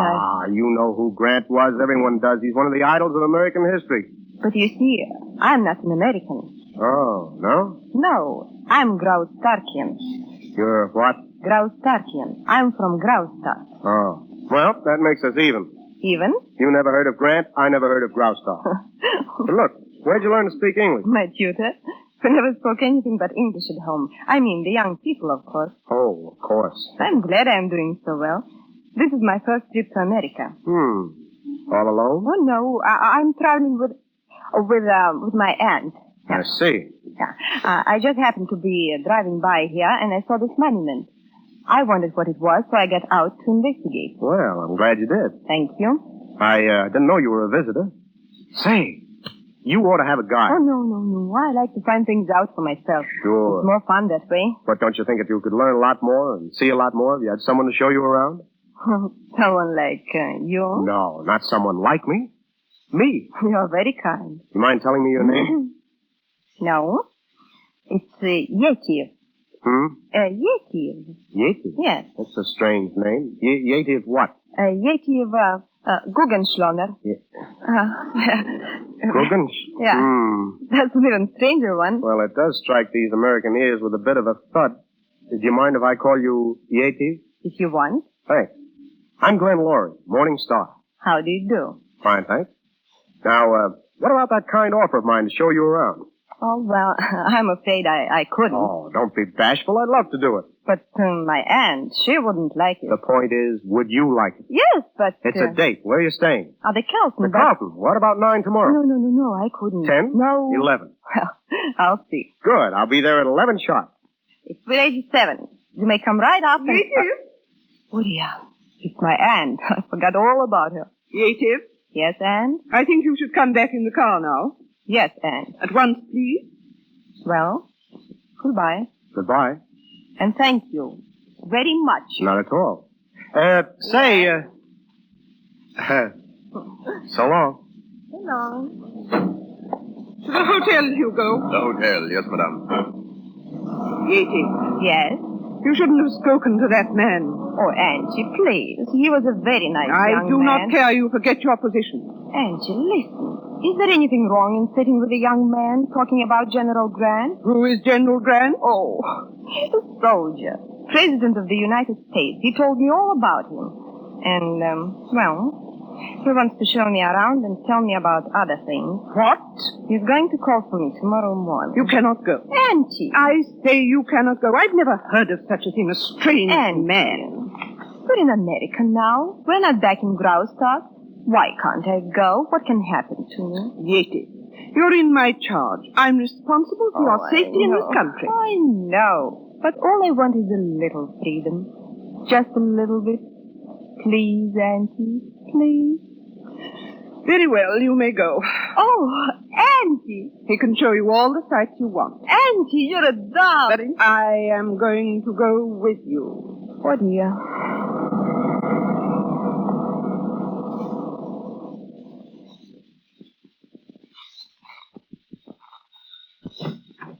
Good morning. Good morning. My name is Laurie. Miss Guggenschlan is expecting me. Miss Guggenschlan? It's all right, Hilda. Come in, Mr. Laurie. Good morning. Well, I'm right on time. Yes. Mr. Laurie, this is my aunt, Gertrude Penelope Lisa, Mrs. Dagmar. How do you do, Mrs. Dagmar? How do you do? It's very kind of you to invite my niece to see New York, Mr. Laurie. Oh, don't mention it. Where are you going to take her? I beg your pardon? I said, where are you going to take her? Why, my aunt is going too, Mr. Laurie. Oh, yes? Yeah. Well, that's fine. I thought the zoo would be nice to start off with, but of course, that's an awful lot of walking for your aunt. I enjoy walking very much. Yes, I thought you. Well, then I figured on seeing the parks and the statues and the Empire State Building and all of that. We can let the theaters and the nightclubs go for a while. Theaters and nightclubs? Yes, I've made up a schedule. It's a little strenuous, but I'm sure you'll like it. I certainly hope it won't be too tiring for you, Mrs. Dagmar. You need not worry about me. I never get tired. Oh, that's fine. Well, let's go.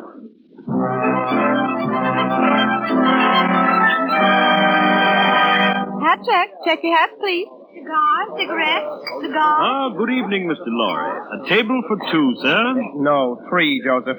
3? Yes, 3. Yes, sir. This way, please. Cigar, cigarette, cigar, cigarette, cigar.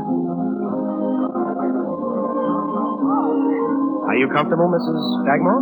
Perfectly. I was wondering if you'd mind very much if Yada's desk. If she wishes to. Thanks. Yada? Of course.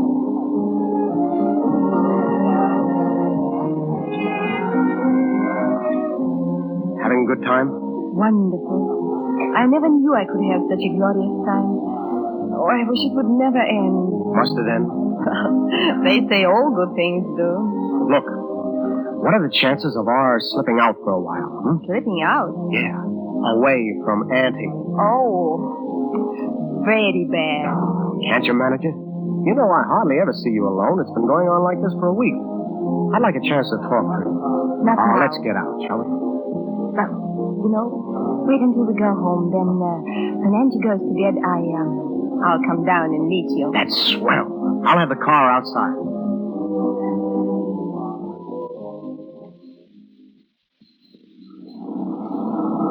Well, here we are. Where? Grant's tomb. Don't you recognize it? Oh, yes. It looks different by moonlight. Yeah. Glenn, what time is it? Oh, why worry? It must be awfully late. If my auntie wakes up and finds me gone. You probably raised the roof. So what? Look. Isn't the Hudson pretty? It's beautiful. Yeah. Park and moonlight. I guess I picked a pretty good setting. Setting? For what I'm going to say to you. Oh. Native, this is going to sound pretty silly, but I mean it. I've never said it to anyone before, and I don't think I'll ever say it again. Native. No, don't, Glenn. Please. You know? I think so. That's why I don't want you to say it. Why not? Because, let's not talk about it. But I want to talk about it. I want you to marry me, Native. I know I haven't got a fortune. I'm not making one yet. But I've got a pretty decent job now, enough for us to live on. And if you marry me, I'll go up by leaps and bounds. I know it. Will you, Native? I can't. But Native. Don't ask me why. I just can't, that's all. You want time to think. Is that it? No. It won't do any good. It might. I'm satisfied to wait. No. Glenn, I do like you. More than I'm willing to admit. Even to myself. Then what's the trouble? What's holding you back? Oh, I can't answer that. All right, I'm not going to be a pest. But I want you to promise me one thing. Yes? This objection of yours, whatever it is, I want you to promise me you'll think it over, carefully. And then if you still think it's impossible, I'll do a fade-out. No questions asked. But you've got to promise me. Very well. I'll think it over. Will I see you tomorrow? If you want. All right, let's say 5 o'clock. That gives you, 14 hours to meditate. Long enough? I think so. Good. Where are we going? Back to the hotel. Say, I don't want you to lose any time.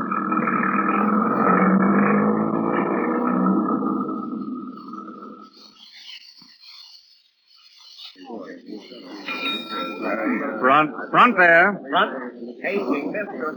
Say, clerk. Yes, Mr. Lorry. Check up on it again, will you, please? I have already, sir. Mrs. Dagmar and her niece have left the hotel. Oh, but that's impossible. I had an appointment with her at 5 o'clock. I'm sorry, sir. They checked out about 11:30 this morning. I believe their boat sailed at noon. Both? They've gone to Europe? Yes, sir, on the Empress. And she didn't leave any message for me. You're sure? Not a thing, sir. It's funny. I can't understand. If anything comes, I'll let you know.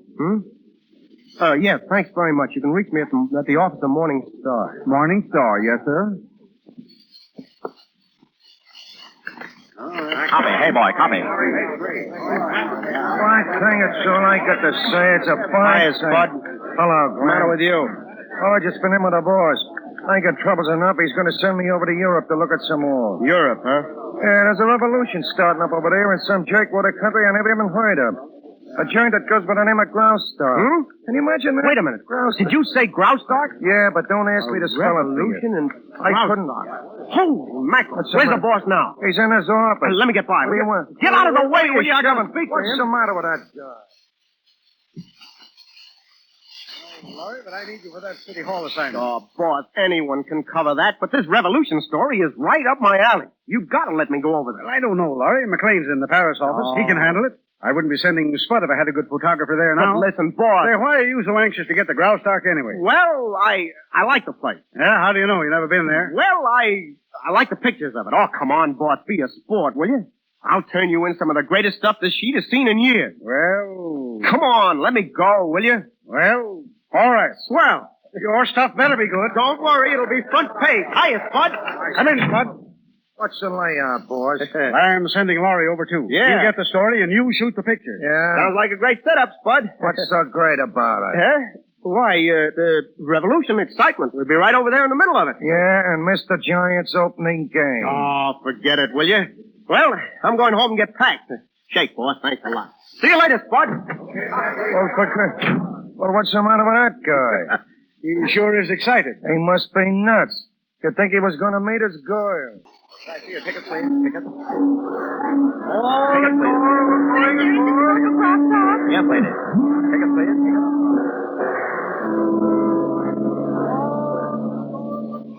Hello? Spud Gurvey on this end. I said Gurvey, not Scurvy. Who's this? What? Look, I don't understand you. I says I don't understand you. Look, no speak of the Graustark. I only been here a week. Talk American, will you? Now, what do you want? Yeah, this is Mr. Lowry's room. Who? Oh, yeah? Okay. I said okay. We'll be there. Who's that, Spud? Okay. Yeah, sure. Yeah, thanks a lot, Major. Well, my friend, where you been? American Embassy. Any luck? No. He went all through the records. Said he never heard of a girl over here named Guggenschlaner. With a name like that, he should ought to be glad of it. Ah, shut up. Who was that on the phone? Baron Albert's secretary. It's all fixed. What's fixed? The interview. You're going to meet the Baron personally. He's the big meat course around here, you know. Head of the cabinet, head of the army. He'll give you the whole lowdown on this tin-sword revolution that ain't taking place. Yeah, where do I meet him?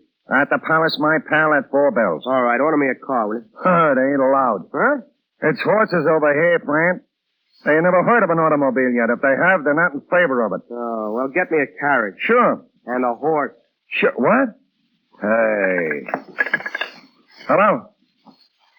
Say, I want a carriage. Can you get me one? A carriage. Look, a couple of horses and a buggy. No. Horses. You know, they gallop. Tick-a-dick, tick-a-dick, tick-a-dick, tick-a-dick, tick-a-dick, tick-a-dick, tick-a-dick, tick-a-dick.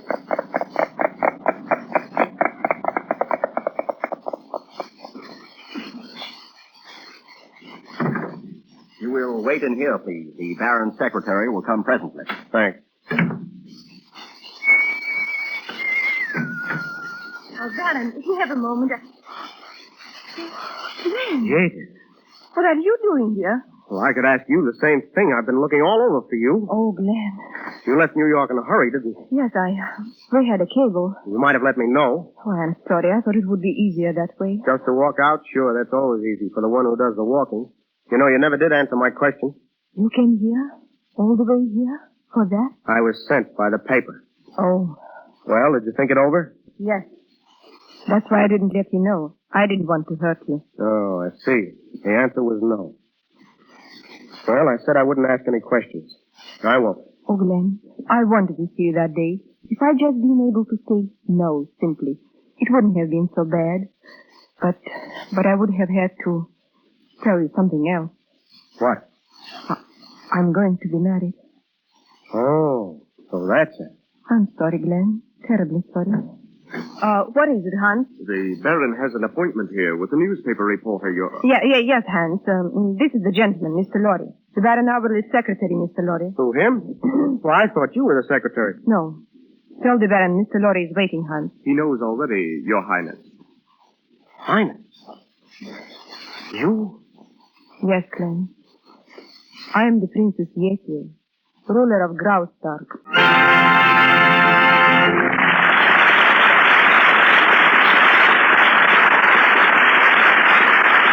In just a moment, we are going on with the Lux Radio Theater presentation of Graustark, starring Anna Sten and Gene Raymond with James Gleason.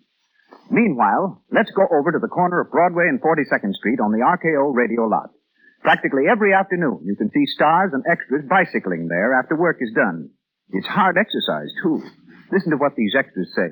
Phew, I'm hot. Pedaling around in this weather is too much for me. How about sitting down a spell? We could sit on the commissary steps if you're not too proud. Like to, but I can't. Have to go to Pasadena tonight. Dinner with friends. You'll never make it. Me, I couldn't move a step. Oh, I'll make it all right. Dead as a dog now, but life will look better after my bath. A few moments in a warm tub while that nice fragrant nut toilet so blather does its work will feel like a million. Now, the sequel to the story. If you could follow Linda tonight, you'd see her refreshed, full of pep, confident, as girls are when they are sure of daintiness. Linda knows she can depend on Lux Toilet Soap's rich, active lather to remove perspiration, every trace of dust and dirt. She knows it leaves skin sweet, delicately perfumed, attractive. Why don't you try a Lux Toilet Soap Beauty Bath? Once again, Mr. DeMille. We continue the story of Graustark, starring Gene Raymond and Anna Sten, with James Gleason and Moroni Olson. 1 week has passed since Larry discovered Yetive is the Princess of Graustark. We're in the Princess Council Chamber, where the Baron Alberlet and her aunt are scolding her. They resent the courtesy she has shown to the young American. Your Highness, if I may say so, your conduct with this young American is most unbecoming to the princess of our realm. Perhaps you will explain what you mean by that, Baron Alberley? There's no explanation necessary. He's been coming here to the palace every day. At my invitation. Exactly, and that's what I find so deplorable. Your Highness, you do not realize the seriousness of our situation. An armed force is rising. At any moment, General Dannox may strike. And were it known that more than half of our guards are at the border, they would strike tonight. And what would he have me do? Arm myself with a musket? We can do without that. Your Highness, our country is in desperate need of money. The powers refuse to advance us another penny. Our only salvation is an alliance with Prince Lawrence of Axphain. An alliance by marriage. I have already told you, Baron Alberley, I'm willing to marry Prince Lawrence, as much as I despise him, if it will save Graustark. But you refuse to see the prince. He's called repeatedly at the palace, and always you've made the same excuse. I saw him twice. That was enough. If I have to look at him for the rest of my life, I think I might despair it now. Well, you have no objection to looking at the young American. Not the slightest. Oh, how strange. A commoner takes the prince's fancy. I reserve the right to choose my friend. Well, do you realize that this friendship may result in our defeat? I don't see how. Prince Lorenz is not the man to play second fiddle to anyone, least of all a common newspaper man. If the prince withdraws his offer of marriage, and with it his financial support, our government falls like a rotten branch. Dannox and his troops will sweep the country. And all because we have a ruler who refuses to be loyal. Baron Alberley, I don't like your tone. And I don't like your accent. Be quiet. This friendship must come to an end. I demand it. You demand it. You. Baron Alberley, you are Minister of State, a loyal and trusted servant. But may I remind you that you are a servant? I'm the ruler here, not you. I beg your Highness' pardon. You will excuse me now? Gladly. Thank you. And don't return until you learn a little more respect. Very well, Your Highness.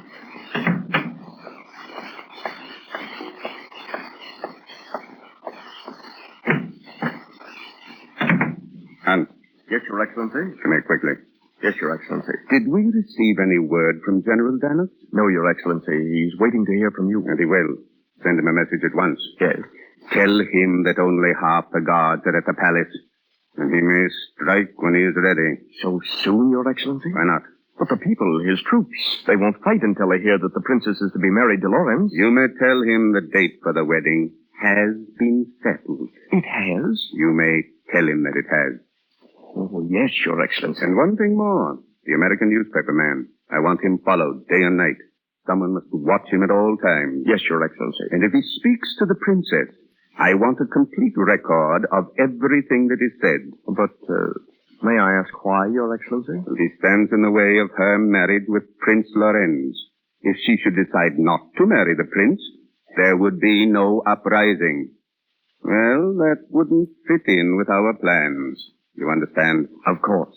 Now, I'm not certain what steps we shall take, but he must be put out of the way. That's why I want him followed. Every minute. Yes, Your Excellency. Now send that message to General Dannox and tell him to stir the people up about this marriage. The house of Graustark must fall. But, Excellency, if it does fall, if the people attack the palace and win, they'll demand a parliament. And they'll have a parliament, Hans. A very good one. General Dannox and myself. Your Highness. Yes? Mr. Glenn Lawyer is in the anteroom, Your Highness. Oh, all right, send him in. Very good, Your Highness. Mr. Lawyer? Thank you. Hello? Glenn, I asked you not to come again. Yes, I know. And why did you do it? Oh, just curiosity. I've given up not asking why. I told you why. It's causing trouble. I'm going to be married. When? I haven't decided. Good. Then there's still time. Time for what? To chuck the whole business and come to your senses. You can't marry this Lorenz fellow. I saw him yesterday around the hotel. Why, he looks like an overstuffed tailor's dummy. No, Yadiv, you can't do it. I'm not thinking of myself. I know. You're thinking of Graustark. They fed you with a lot of talk about what'll happen if you don't marry him. Well, what will happen? The country will go broke. And in a year or a couple of years, there'll be an uprising. If you do marry him, there'll be an uprising anyhow, only sooner. You seem very sure of yourself. Well, I've studied the situation, Yadiv. It's part of my job. The people want a parliament. You can't blame them for that. If you marry Lorenz, they're afraid they won't get it. They were promised I think perhaps my ministers know what's best for the people. All right. None of my business, anyhow. Oh, I'm sorry, Glenn. Let's not talk about it, please. We have so little time left. You mean they're going to announce the marriage ceremony? Soon, I imagine. And there is always the danger of an attack by Danet. He stormed the palace tonight if he knew half the guards were at the frontier. Who sent them there? Oh, I don't know. I try to keep track of everything and everybody, but I can't. You make a very bad princess, Yeti. I know. Why did you have to be one? Why couldn't you have just been plain Yeti Guggenschlann? Even with that name? Well, it has its compensation. You see, Yeti Guggenschlann wouldn't have had to catch the next boat back to Graustark. She'd still be in New York, seeing things, going places. And having the grandest time of her life. No worries. No headache. No revolution. No problems of state. And no Prince Laurent. Boy. She wouldn't have to get married unless she wanted to. A very fortunate girl. And I think she might have wanted to. Don't you? Perhaps. It's not too late. Please. You don't realize. Yeah, I know. I've got a lot of nerve proposing to a princess. Well, what of it? Before you were a princess, you were a human being.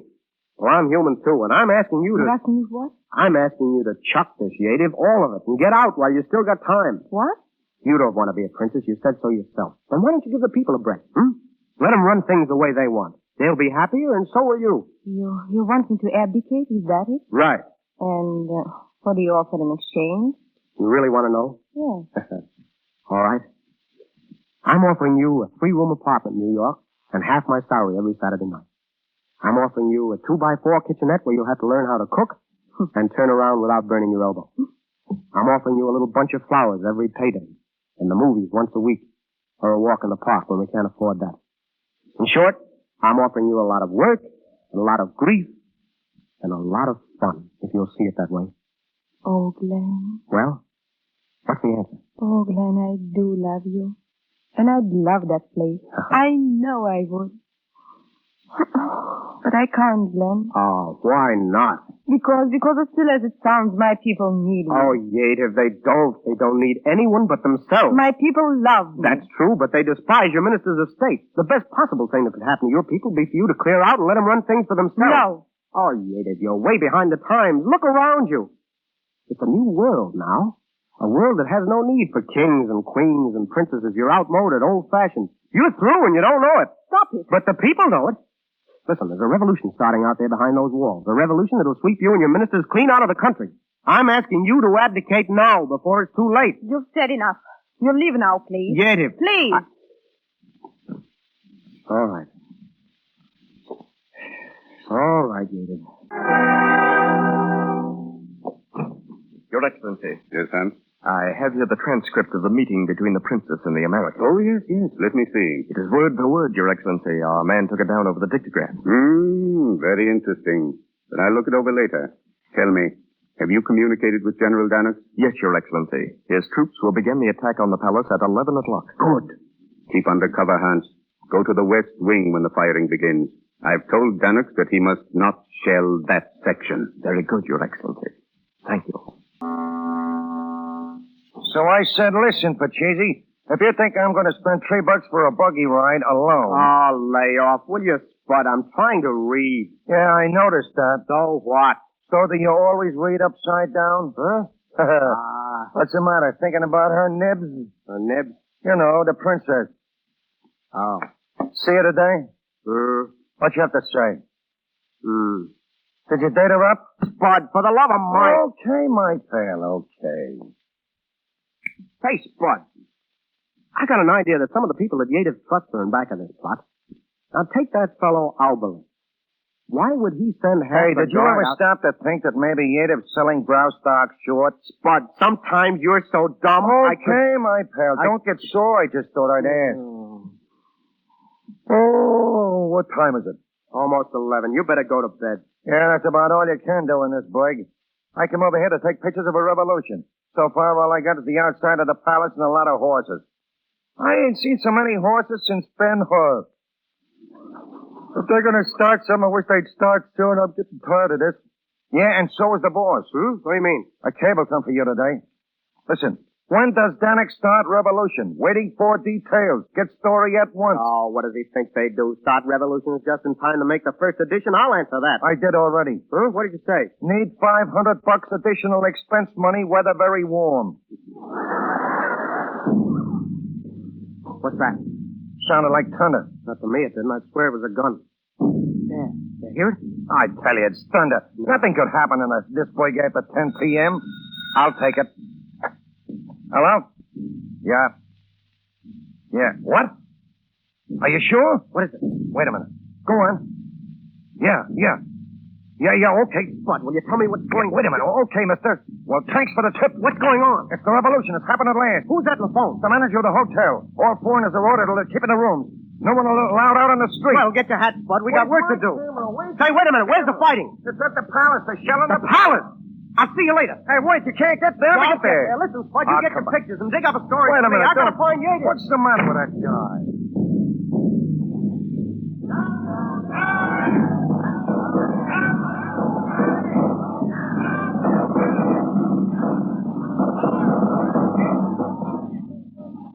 Highness, storm in the east gate. I entreat you to leave the palace while there's still time. I'll stay here, Captain Dolores. But, Your Highness. How many men have you?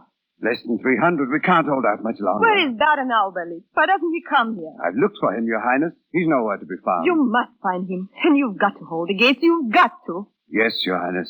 Captain Dolores. Your Highness? Captain Dolores, I can trust you, Captain. With your life, Your Highness. Then remember, it is my life. I'm staying here with my men. Tell them that. Yes, Your Highness.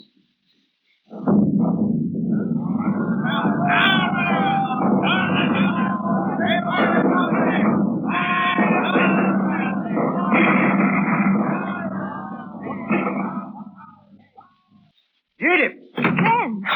Are you all right? How did you get in here? Never mind that. The question is how you're going to get out. I'm not getting out. Oh, don't be a fool, Edith. I've just come through that mob out there. They've got blood in their eyes. Now listen. I can get a carriage to the west gate. I'm not leaving. My men are out there giving their lives for me. Sure, those that aren't hiding in the cellar. My soldiers are loyal. Yeah. How do you suppose I got through the gate? By slipping one of your loyal soldiers $50. What? Yeah, now come on. Your Highness. Oh, Baron Alberly. Come here. Your Highness, I have just been informed of Herr Lotte's arrival. He bribed his way through the gate. Indeed. Do you understand? He bribed his way through. What's happening out there? Are my own men turning against me? Well, there is no need to excite yourself, Your Highness. Herr Lotte was allowed to pass through the gates at my specific order. What? And it is now my pleasure to place Herr Lotte under immediate arrest. What are you talking about? Arrest? What for? Well, if he were a citizen of Graustark, Your Highness, I would call it treason. Treason? What? The betrayal of military secrets to the enemy. Are you crazy? It's very simple, Your Highness. In your conversation with Herr Lotte this afternoon, you disclosed the fact that we have only half the guards at the palace.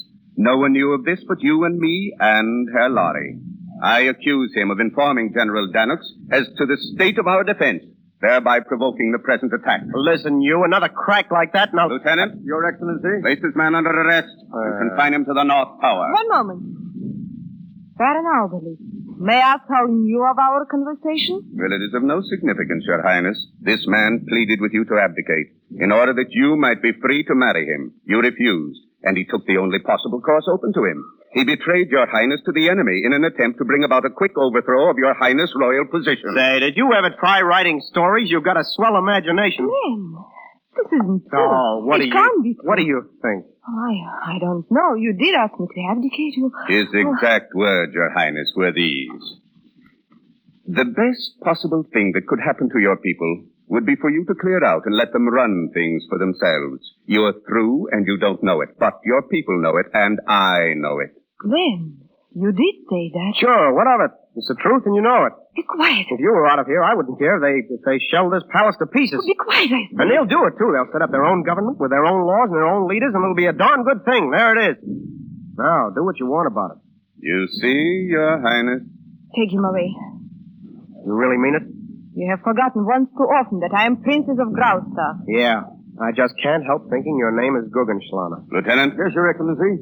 Come along. Take your hands off. I don't mind spending a night in a cell, but I won't be pushed into it. It will be more than a night, Herr Lotte. Oh, yeah?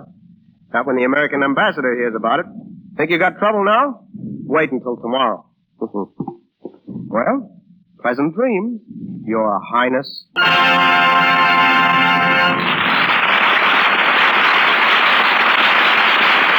pause for station identification. This is the Columbia Broadcasting System. We will continue with the Lux Radio Theater presentation of Graustark, starring Anna Sten and Gene Raymond, with James Gleason shortly. No modern Galileo glued to his telescope is more persistent in his endless search for new stars than the talent scouts of motion pictures. In this field of face-finding, none has a more glowing record than Rufus Lemaire. Since coming to Hollywood, he has brought over 200 new personalities to the screen for Warner Brothers, MGM, and Universal Studios. His more famous discoveries include Louise Reiner, Eleanor Powell, Betty Davis, George Brent, Dick Powell, and Gertrude Nielsen. Today, he is executive assistant to Charles Rogers, production head of Universal Studios. Ladies and gentlemen, Mr. Rufus Lemaire.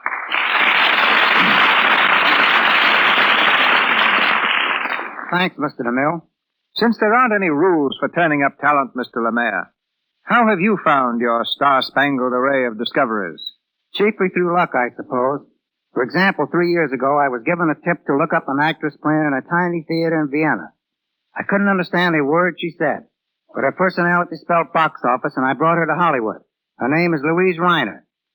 Eleanor Powell, another MGM star, was dancing in a Low State Theater in Times Square when a wire came from Hollywood to the MGM office, located in the same building. It was an order from Louis B. Mayer to find a dancer at once who could rank with Fred Astaire. I saw dozens, but never thought of Eleanor until I happened to glance at her name on the marquee as I was returning to the office. That is the only instance when I found a star literally on my own doorstep. I wish Betty Davis had wandered to my doorstep. Betty was already in pictures before she was really discovered. Another studio had cast her in gingham dress types, and no one paid any attention to her. I suggested we give Betty a little sophistication. It was a lucky guess, but Betty skyrocketed to fame overnight. Gertrude Nielsen I had seen in New York several times without being impressed. But when she sang at the Trocadero here in Hollywood, with a new style of song, a slimmer figure, and a new style of hairdress, I couldn't hand her a contract quickly enough. And Deanna Durbin is a Universal star only because another studio let her go, and I was fortunate enough to catch her on the rebound. Everyone always asks, what are the qualities that make a star? Well, there are three. A voice that you believe when you hear it saying, I love you. Second, charm. And third, appearance. A good complexion, for instance, is not only something nice to look at, but it is a definite reflection of character. No one knows this better than a star, and I've seen enough Lux soap in Hollywood to realize it is by far the favorite of those who must always look their best. Is there any reason why one section of the country should produce more stars than another? No, they'll come from everywhere. Though a great many of our future stars are right here in Hollywood, hoping to get a screen test. They haven't had experience, and you can't blame producers for hesitating to experiment with them. It's a big chance to take.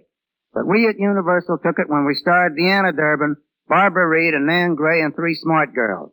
And we're going to take it again to the tune of $1 million in producing Top of the Town, with a cast composed entirely of new faces, headed by Doris Nolan, George Murphy, Gertrude Nielsen, and Ella Logan. I'm confident that when you see this film, you'll not only be seeing a fine show, but you'll get your first glimpse of at least 4 stars of the future. Good night. Good night, Stargazer.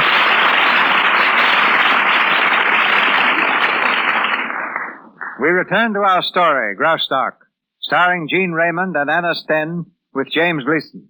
It's the following morning. In his cell in the North Tower, Glenn Lowry walks the floor impatiently.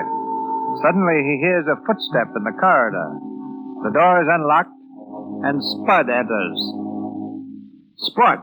Hiya, pal. Okay, Jelly, come back for me in 10 minutes. Yeah. Well, what's the news, Spud? Plenty. They've declared a temporary truce. They're going to stop and talk things over. Hey, I got some swell pictures last night. No, man. I mean, what's the news about me? When am I going to get out of here? Oh, pretty soon, I guess. Pretty soon? What do you mean, pretty soon? It's a nice little place you got here. How's the bed? Comfortable? What do you mean, pretty soon? You know, you certainly managed to get yourself tied up in some awful knots. How do you do it anyway? Oh, for the love of Mike. It's like a story, you know? Boy meets girl at Grant's Tomb. Boy follows girl to Graustark. Boy proposes to girl. Girl throws boy in a can. It's like a story. Spud, if you don't shut up, I'll strangle you with my bare hands. I want to know when I'm getting out of this place. I'm coming to that, my pal. Say, you know, you should ought to have been with me last night. Know where I was? right in the middle of the revolution. And did I get some pictures? Oh, boy. I'm standing right in the middle of the mob, see? I got my camera under my coat, and who marches up but General Danix?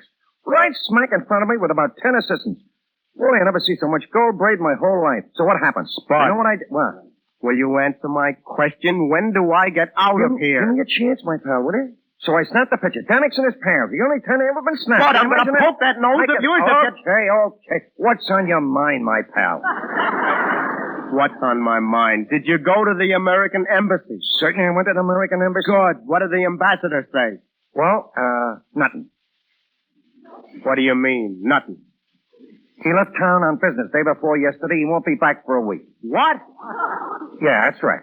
And what happens to me in the meantime? Well, I guess you're stuck. Now, about the pictures. Shut up about your pictures. I don't care if you snap Danix standing on his head. I want to get out of here. Right there. Yes, sir. Good morning, Herr Lorry. Oh, it's you. What do you want? Well, I've come to pay you a little visit and to have a short talk. Well, the shorter it is, the better I like it. You change your tone, please. Remember you were my prisoner, Herr Lorry. Who's this guy, Glenn, the royal stooge? You're excused. Get out. Hey, you know, I seen you before someplace, Colonel. I said get out. Okay. But don't shake your medals at me, Major. I'm the American press. Well, be seeing you, Glenn. Yeah. So long, pal. So long, Corporal. Hey, I could swear I seen your kisser before someplace. Hey, using you to live in Brooklyn? Get out! Well? Sit down, Herr Lorry. What do you want? Herr Lorry, I regret the necessity of confining you here. In fact, it is my sincere wish that you remain with us for as short a time as possible. Mm-hmm. Go on. Well, I'm prepared to release you at once and on one condition. That you cross the border by 6 o'clock this evening and make no attempt to return. Suppose I don't agree. Well, then you must stay with us. Indefinitely. At least until the revolution is over. All right. I'll stay. I see. You are making a mistake, Herr Lorry. Maybe, but I'm staying just the same. Fighting started again, Your Highness. They're not attacking the palace, Captain. No, Your Highness, but they are moving this way. The Americans. Captain, is he safe? For the present, Your Highness. If they attack the north wing... I would like to speak to him, Captain. You will bring him to me here. But, Your Highness... You have my orders, Captain Dolores. I will see him here at once. Hello.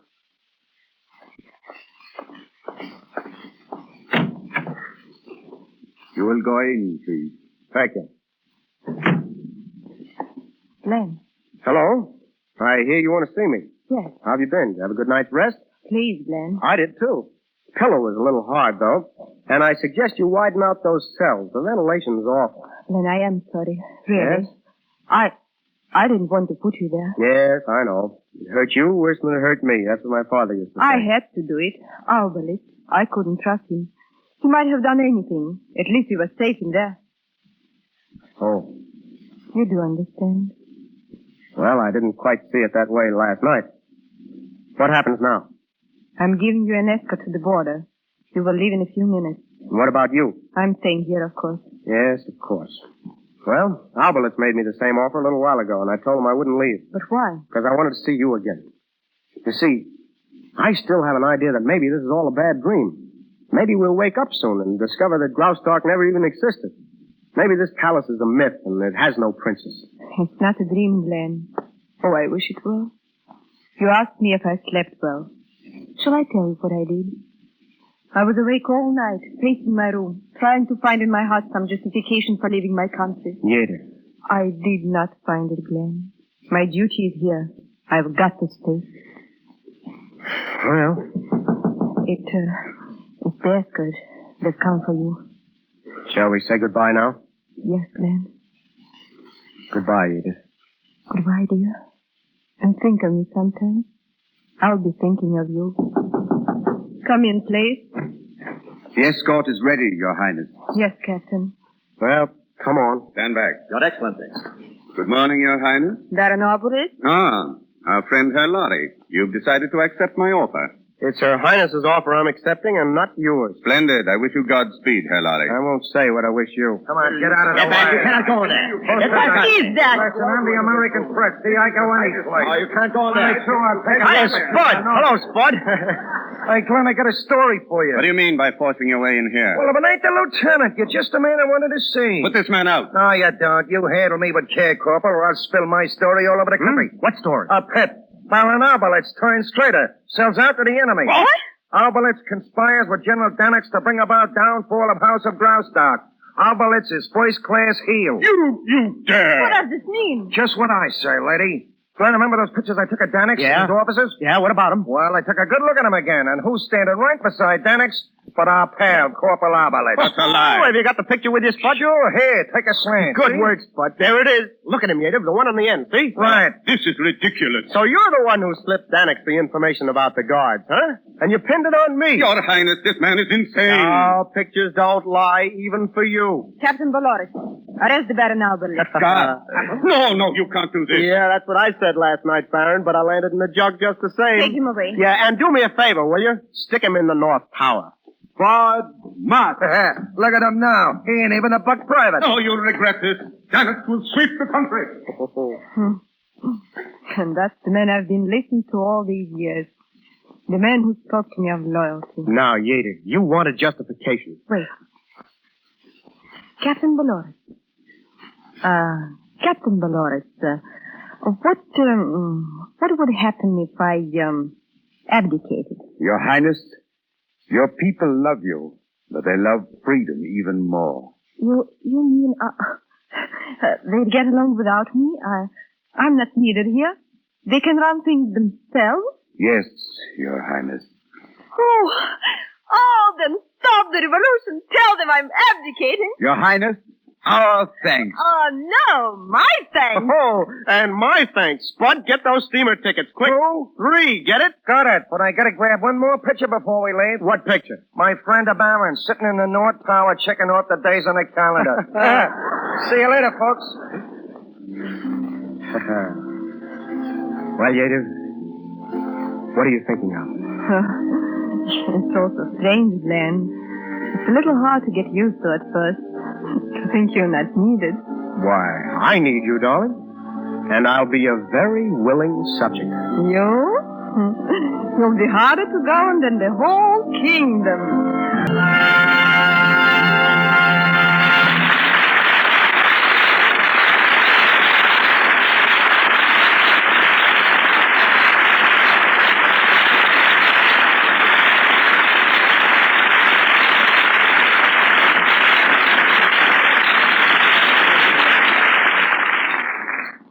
So we sail away from Graustark and drop anchor again in Hollywood. By the way, when Hollywood was founded 50 years ago, the majority of its citizens were sheep. When it became a town, one of the first laws prohibited the driving of more than 2,000 of its fleecy residents down Hollywood Boulevard at one time. The sheep have long since gone the way of all mutton, and Hollywood is now part of Los Angeles. But as a dog's paradise, it still has a large 4-footed population. Since both our stars are owners of celebrated dogs, perhaps they'll tell us something about them. Ladies and gentlemen, Gene Raymond and Anna Sten.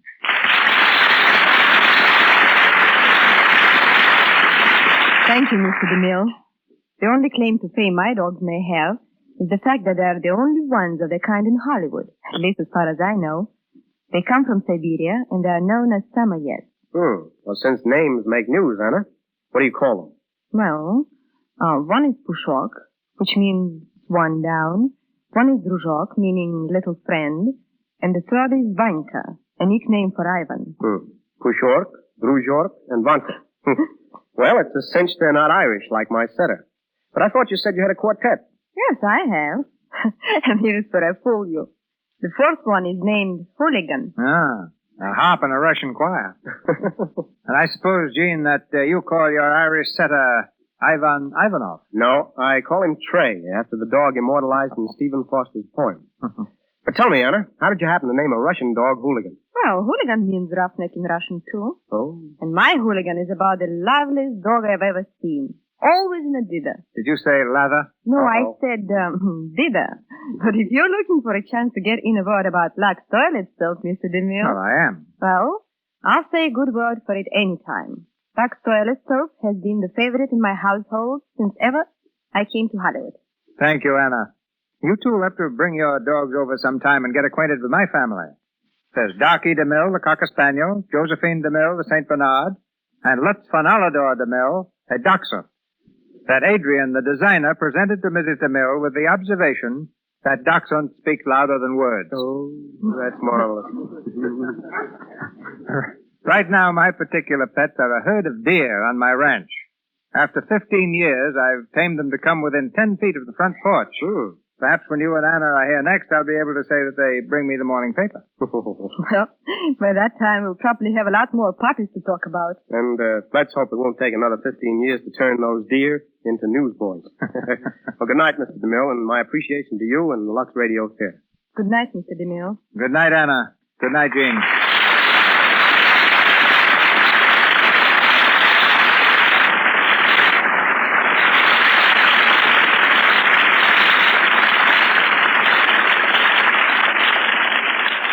Thank you, Miss Sten and Mr. Raymond. Ladies and gentlemen, this is your announcer, Melville Ruick. There's an important announcement coming from Mr. DeMille in a moment.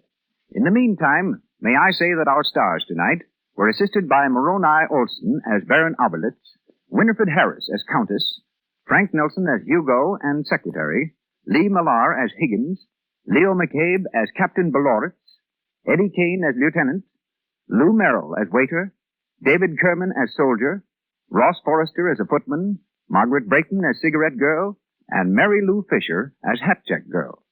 Mr. Raymond, Mr. Gleason, and Mr. Olson appeared through courtesy of RKO Studios, Mr. DeMille, Paramount, and Mr. Silvers, 20th Century Fox, where he was in charge of music for the new Irving Berlin film, On the Avenue. And now, Mr. DeMille. Let's suppose that you have two rich relatives, an uncle and a grandfather, both of whom remember you in their wills. From your uncle, you get $1 million. But Grandpa, who detested your uncle, gives you $6 million, on the condition, however, that you spend every penny left by Uncle Ned within 1 year. This is the dire situation in which our hero finds himself next Monday night. And who better to face it than that man of iron will and steel nerves, that stalwart of the networks, ladies and gentlemen, Jack Benny. Our play is Brewster's Millions, and brings us not only Jack Benny, but his leading lady of laughter, Mary Livingston. Our sponsors, the makers of Lux Toilet Soap, join me in inviting you to be with us again next Monday night, when the Lux Radio Theater presents, through the courtesy of the makers of Jell-O, Jack Benny and Mary Livingston in Brewster's Millions. And now, may I urge you, if you haven't done so already, send a contribution to the American Red Cross. The work of rehabilitation in the flood area has only begun. Now, as seldom before, they need our full support. Please send your donation to the local chapter of the American Red Cross. This is Cecil B. DeMille saying good night to you from Hollywood. This program, ladies and gentlemen, came to you with the good wishes of the makers of Lux Toilet Soap, the beauty care used by 9 out of 10 screen stars, and yet so inexpensive that every girl can use it every day. A cordial invitation goes to you to listen in again next Monday night when Cecil B. DeMille brings us a production of that sparkling comedy Brewster's Millions, starring Jack Benny and Mary Livingston. Assisting them will be another all-star supporting cast and the Lux Radio Theater Orchestra under the direction of Louis Silvers. Until then, we bid you all good night. This is the Columbia Broadcasting System. This is Laurence Olivier. Today's play has been adapted from a story by Oscar Wilde. It is a little comedy. It was, of course, written many years ago, and my friends in America will, I'm sure, accept the jest in the spirit in which it was written. I myself will play the ghost in Oscar Wilde's The Canterville Ghost.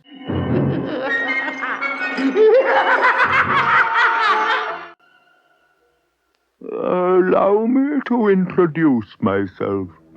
I am the Canterville Ghost. The ghost of Sir Simon de Canterville, who murdered his wife, the Lady Eleanor de Canterville, here, in this very room, close on 400 years ago.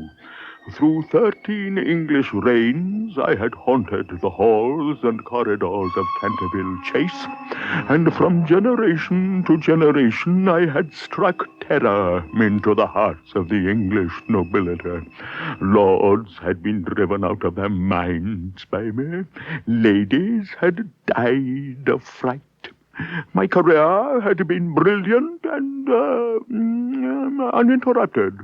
At last, I had been almost too successful.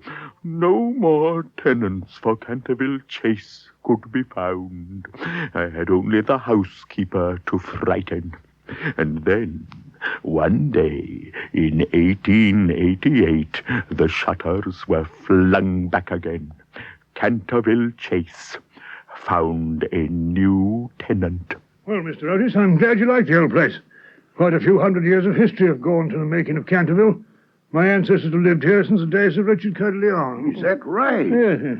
I see. Wouldn't that be about the time of Columbus, Lord Canterville? 300 years before Columbus, Mr. Otis. Well, what do you know about that? Do you hear that, Mama? 300 years before Columbus. Hey, you sure have plenty of history over here in the old country. You sure have to lay on plenty of plumbing. Yes, I guess that's right, too. But now, well, sir, this is just the sort of place I've been looking for, plumbing or no plumbing. Now, we'll take it. Well, Mr. Otis, there is just one thing. It's only fair to warn you about it. I mean the Canterville ghost. What? You mean you have a ghost as well? Yes, I'm afraid so. Well, my grand aunt, the Dowager Duchess of Bolton, was frightened into a fit by it as she was dressing for dinner. 2 skeleton hands on her shoulders as she was dressing for dinner. Well, she never really recovered. No kidding. Well, I'm afraid not. No, there's several members of my family have seen it, as well as the rector of the parish, Reverend Augustus Dampier. He's a fellow of King's College, Cambridge. Massachusetts? No, madam, England. Since then, to tell the truth, we haven't had to live in the place ourselves. None of our younger servants would stay.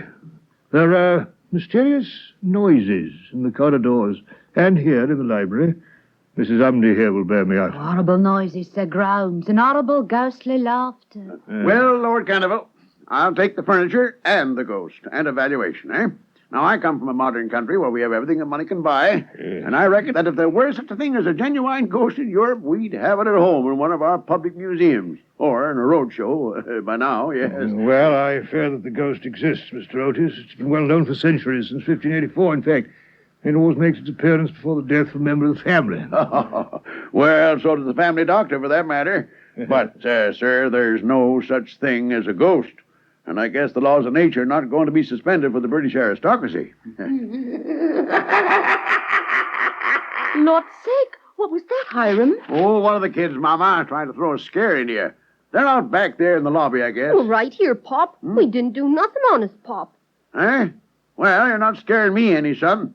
Where's Virginia? Out in the garden, Pop. Well, okay, then. So it was a ghost. Now, come along. You run along and play while I talk business with Lord Canterville here. Say, Mom, look at this red stain on the floorboards here. Where? Why, yes, indeed. I'm afraid something must have been spilt here. Yes, madam. Blood has been spilt on that spot. But how horrid. I don't at all care for blood stains in the living room. It must be removed at once. It's the blood of Lady Eleanor de Canterville, madam, who was murdered on that very spot by her husband in 1575. Sir Simon de Canterville, that was. Oh, begging your pardon, my lord. Yes, well, Sir Simon survived her 9 years and disappeared suddenly under very mysterious circumstances. Yes, his body's never been discovered, my friend. And you've never cleaned up the mess? Sir Simon's spirit still haunts the chase, sir. The bloodstains have been much admired by tourists and others and cannot be removed. Eh? Well, why, that's all nonsense. Pinkerton's Champion Stain Remover and Paragon Detergent would clean it up in no time. And you should always have a bottle handy like I do. You see. Now, just watch this, eh? Now then. There you are. I knew Pinkerton would do it, eh? There you are. No stain left at all. Sir, you didn't ought to have done that, sir. It isn't right, sir. Well, I really must be going, Mr. Otis. Goodbye.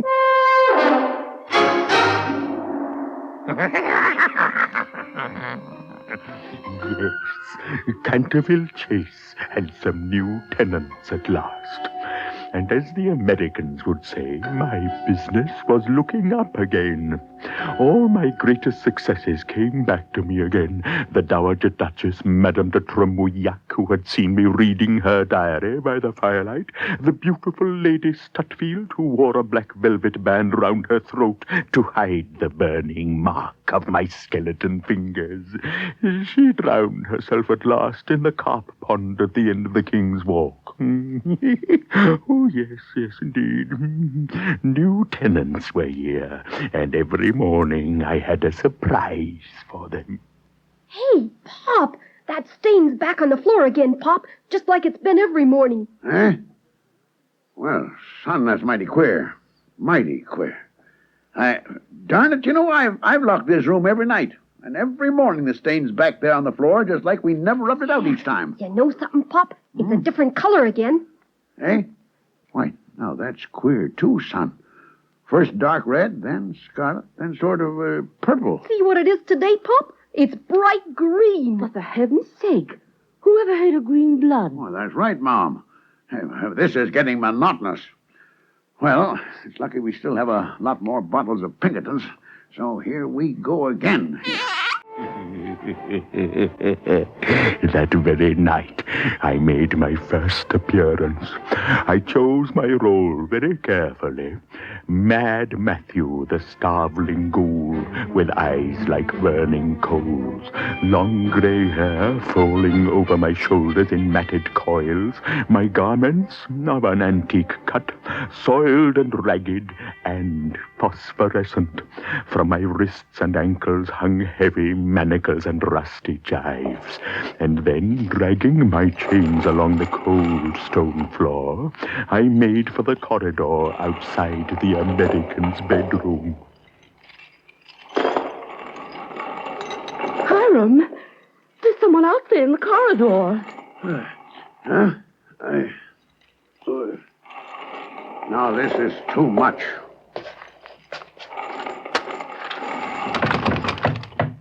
Now, see here. Look, my dear sir. Those chains of yours are making a terrible noise, and it's past 1 o'clock. Mrs. Otis and I can't get any sleep. Now, I really must insist on your oiling them. Now, look here, I brought you for that purpose a small bottle of the Tammany Rising Sun Lubricator. Now, it's said to be completely efficacious upon one application, and there are several testimonials to that effect on the wrapper from some of our most eminent native divines. Now, I'll leave it here for you by the bedroom candles, and I'll be happy to supply you with more should you require it. Now, good night, sir. Now, see here, sir. Elmer, what are you thinking of? Shine pillars at the ghost. You've broken a picture, and he's dropped his bottle of Rising Sun Lubricator. Get back to bed at once.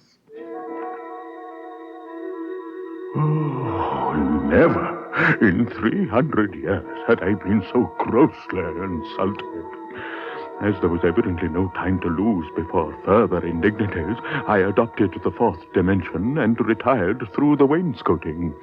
On reaching my secret chamber in the left wing, I leaned up against a moonbeam to recover my breath. I, who had made a butler shoot himself in the pantry merely by tapping on a window pane with a green hand, I, given a bottle of Rising Sun Lubricator and having a pillow shied at my head. Very well, we would see. Next Sunday evening, the Kenilworth Spectre, in full suit of armor. Say, what's going on out there?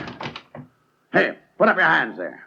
Come on, I've got you covered. Oh, my shin. Hey, Pop, he's been trying on that little old suit of armor, and he's fallen over the halberd. Well, quick, boy, get me the liniment. Dr. Dobles.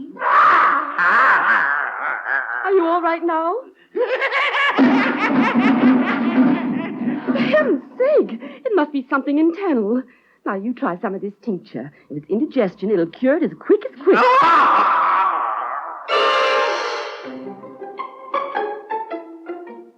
On reaching my room, I entirely broke down and became a prey to the most violent agitation. The vulgarity of these Americans, their utter materialism, was almost more than I could bear. I had hoped that even modern Americans would have been affected by a spectre in armor. if only out of respect for that national poet Longfellow, which I myself had the highest respect for. If only I hadn't fallen over. Well, I would terrify them before I'd finished. I would make them run screaming before me on the one night of the year when they must be afraid of ghosts, on Halloween. Elmer? What have you been doing all this afternoon? Nothing, Virginia. Why? You've been up to something, I know. Honest, Virginia, I didn't do anything. Well, all right then. Come on down to the kitchen. Mom has a big pail of Halloween apples for us to bob for. Okay, I'm coming. This Halloween, they will see a sight that would freeze the blood in their veins. A green, ice-cold corpse that crawled before them with white bleached bones and one rolling eyeball. I was to play my favorite role, Dumb Daniel, or the suicide skeleton.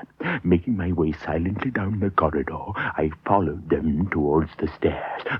No, they would expect me to appear at the head of the stairs. This way, then, round this corner, where...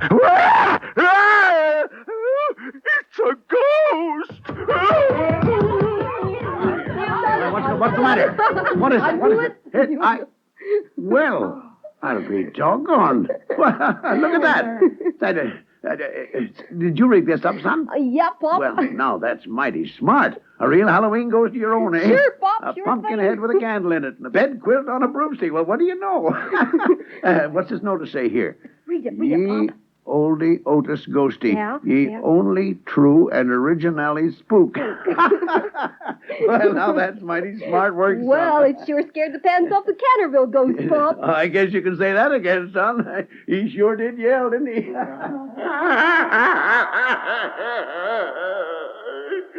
Tricked, fooled, outwitted.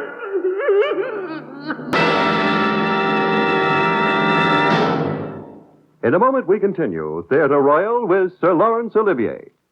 We'd like to remind you of the great listening entertainment in store tomorrow on NBC. When the noted Italian maestro Guido Contelli leads the world-famous NBC Symphony in another brilliant concert from Carnegie Hall. The famed conductor offers the works of Handel and Schubert, featuring the latter's Symphony No. 7 in C major.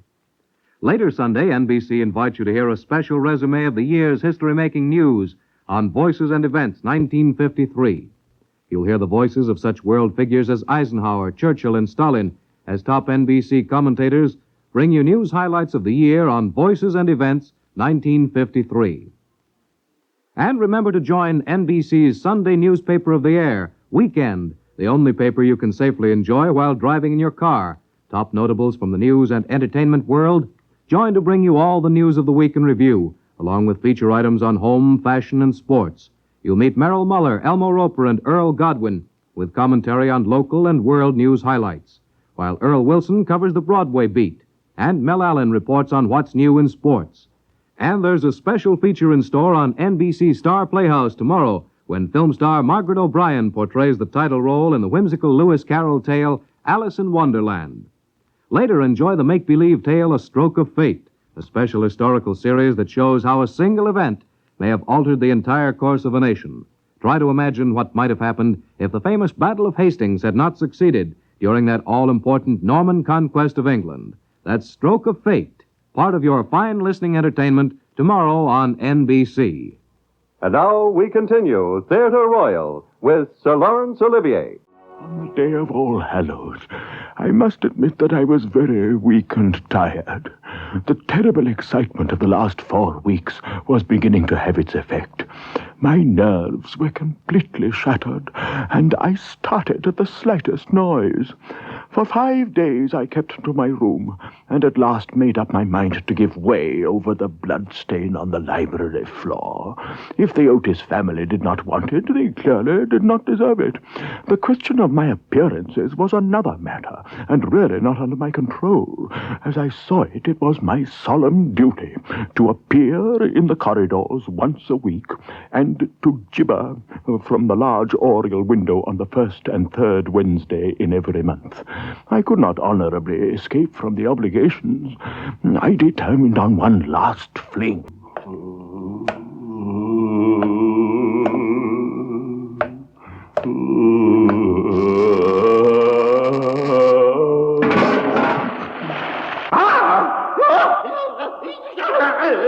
I went through to my nothing.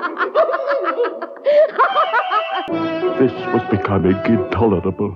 Wishing to make an effective entrance, I had flung the wretched child's bedroom door wide open, when a heavy jug of water fell down on me, drenching me till my teeth chattered, or would have done if I had been wearing them. Luckily, I had not brought my head with me, or the consequences might have been very serious.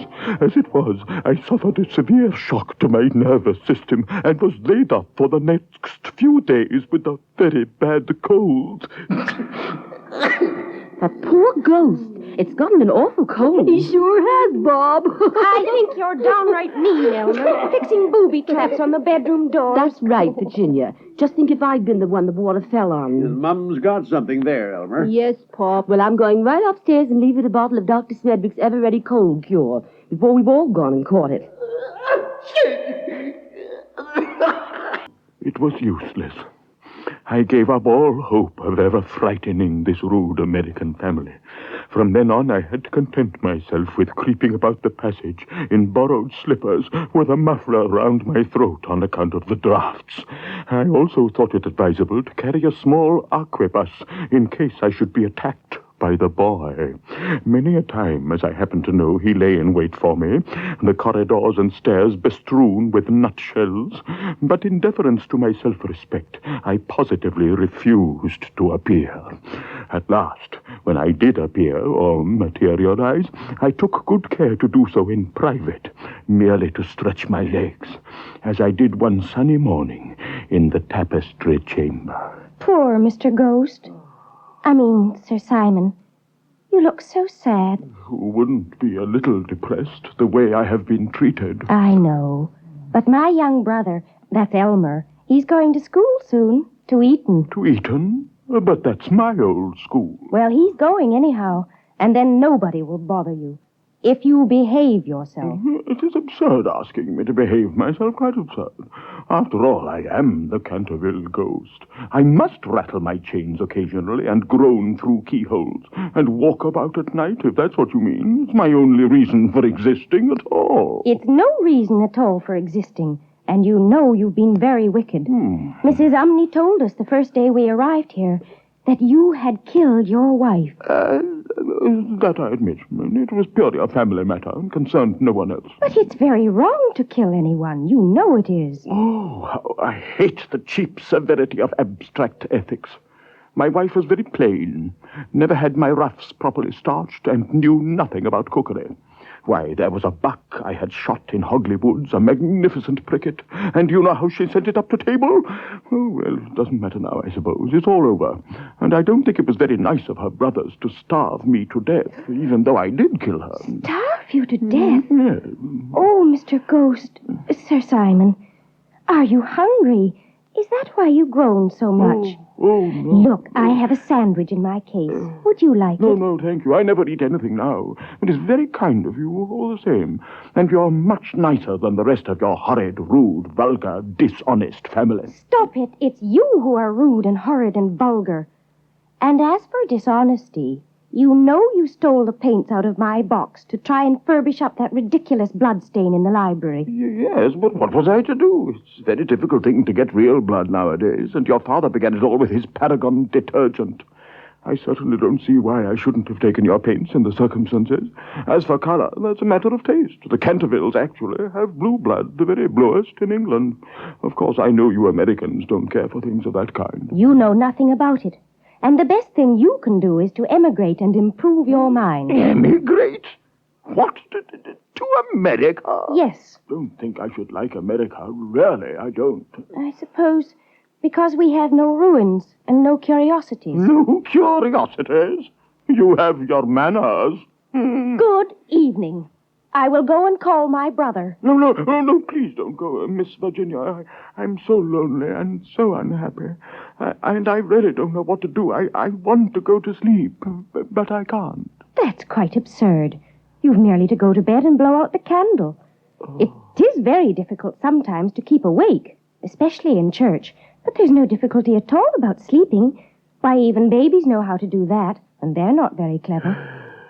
I have not slept for 300 years. For 300 years I haven't slept a wink, and I'm so tired. Poor ghost. Have you no place where you can sleep?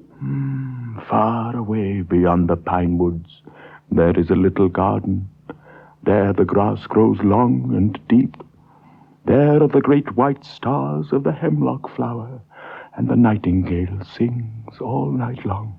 All night long he sings, and the cold crystal moon looks down, and the yew tree spreads out its giant arms over the sleepers. You mean the churchyard, the garden of death? Yes.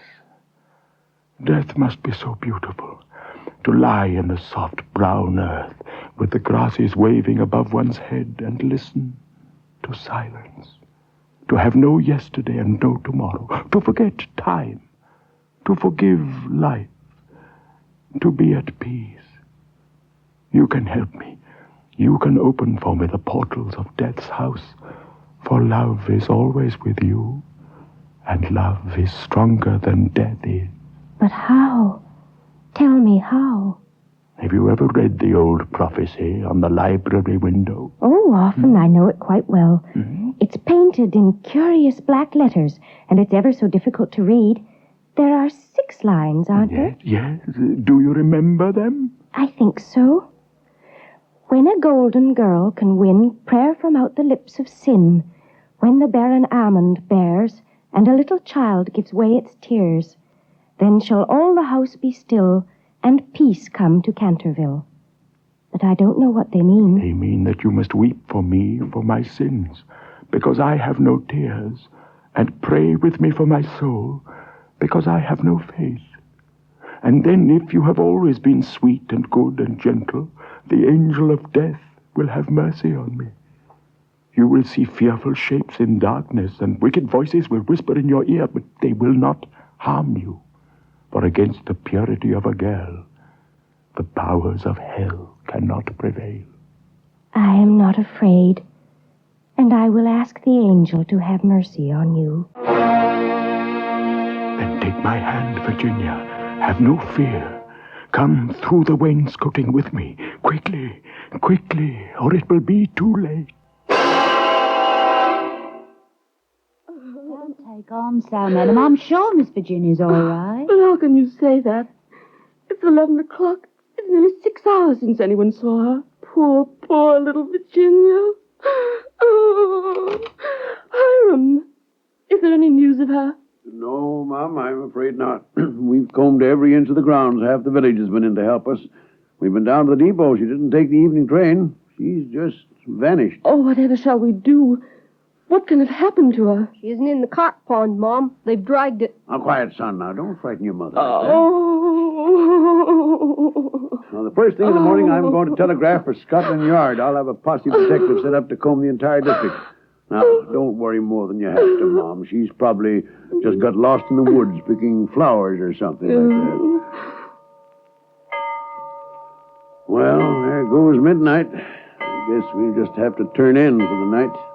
No use our sitting up any longer. Come along, honey. Now, don't cry.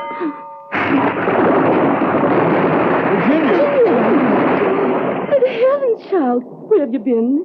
We've been looking everywhere for you. All over the countryside. Where have you been? Now, look here, Virginia. Your poor mother has been frightened to death. Now, where on earth have you been? You must never play these practical jokes again. I've been with the ghost. What? He's dead, and you must come and see him. He's back here, in a secret room behind the wall. Here. Come with me, all of you. Come with me. There's nothing to be afraid of anymore. Gosh, a secret passage.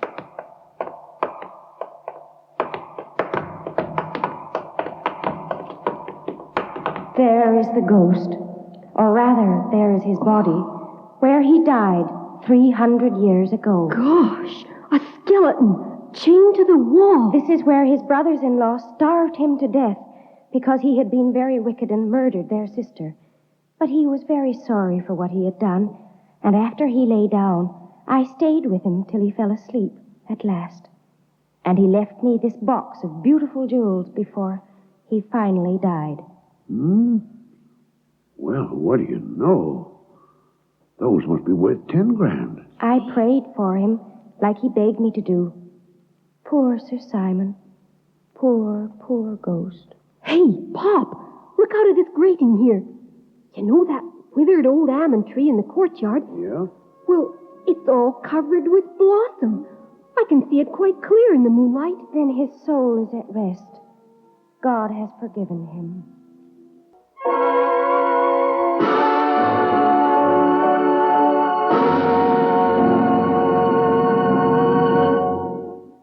This is Laurence Olivier again.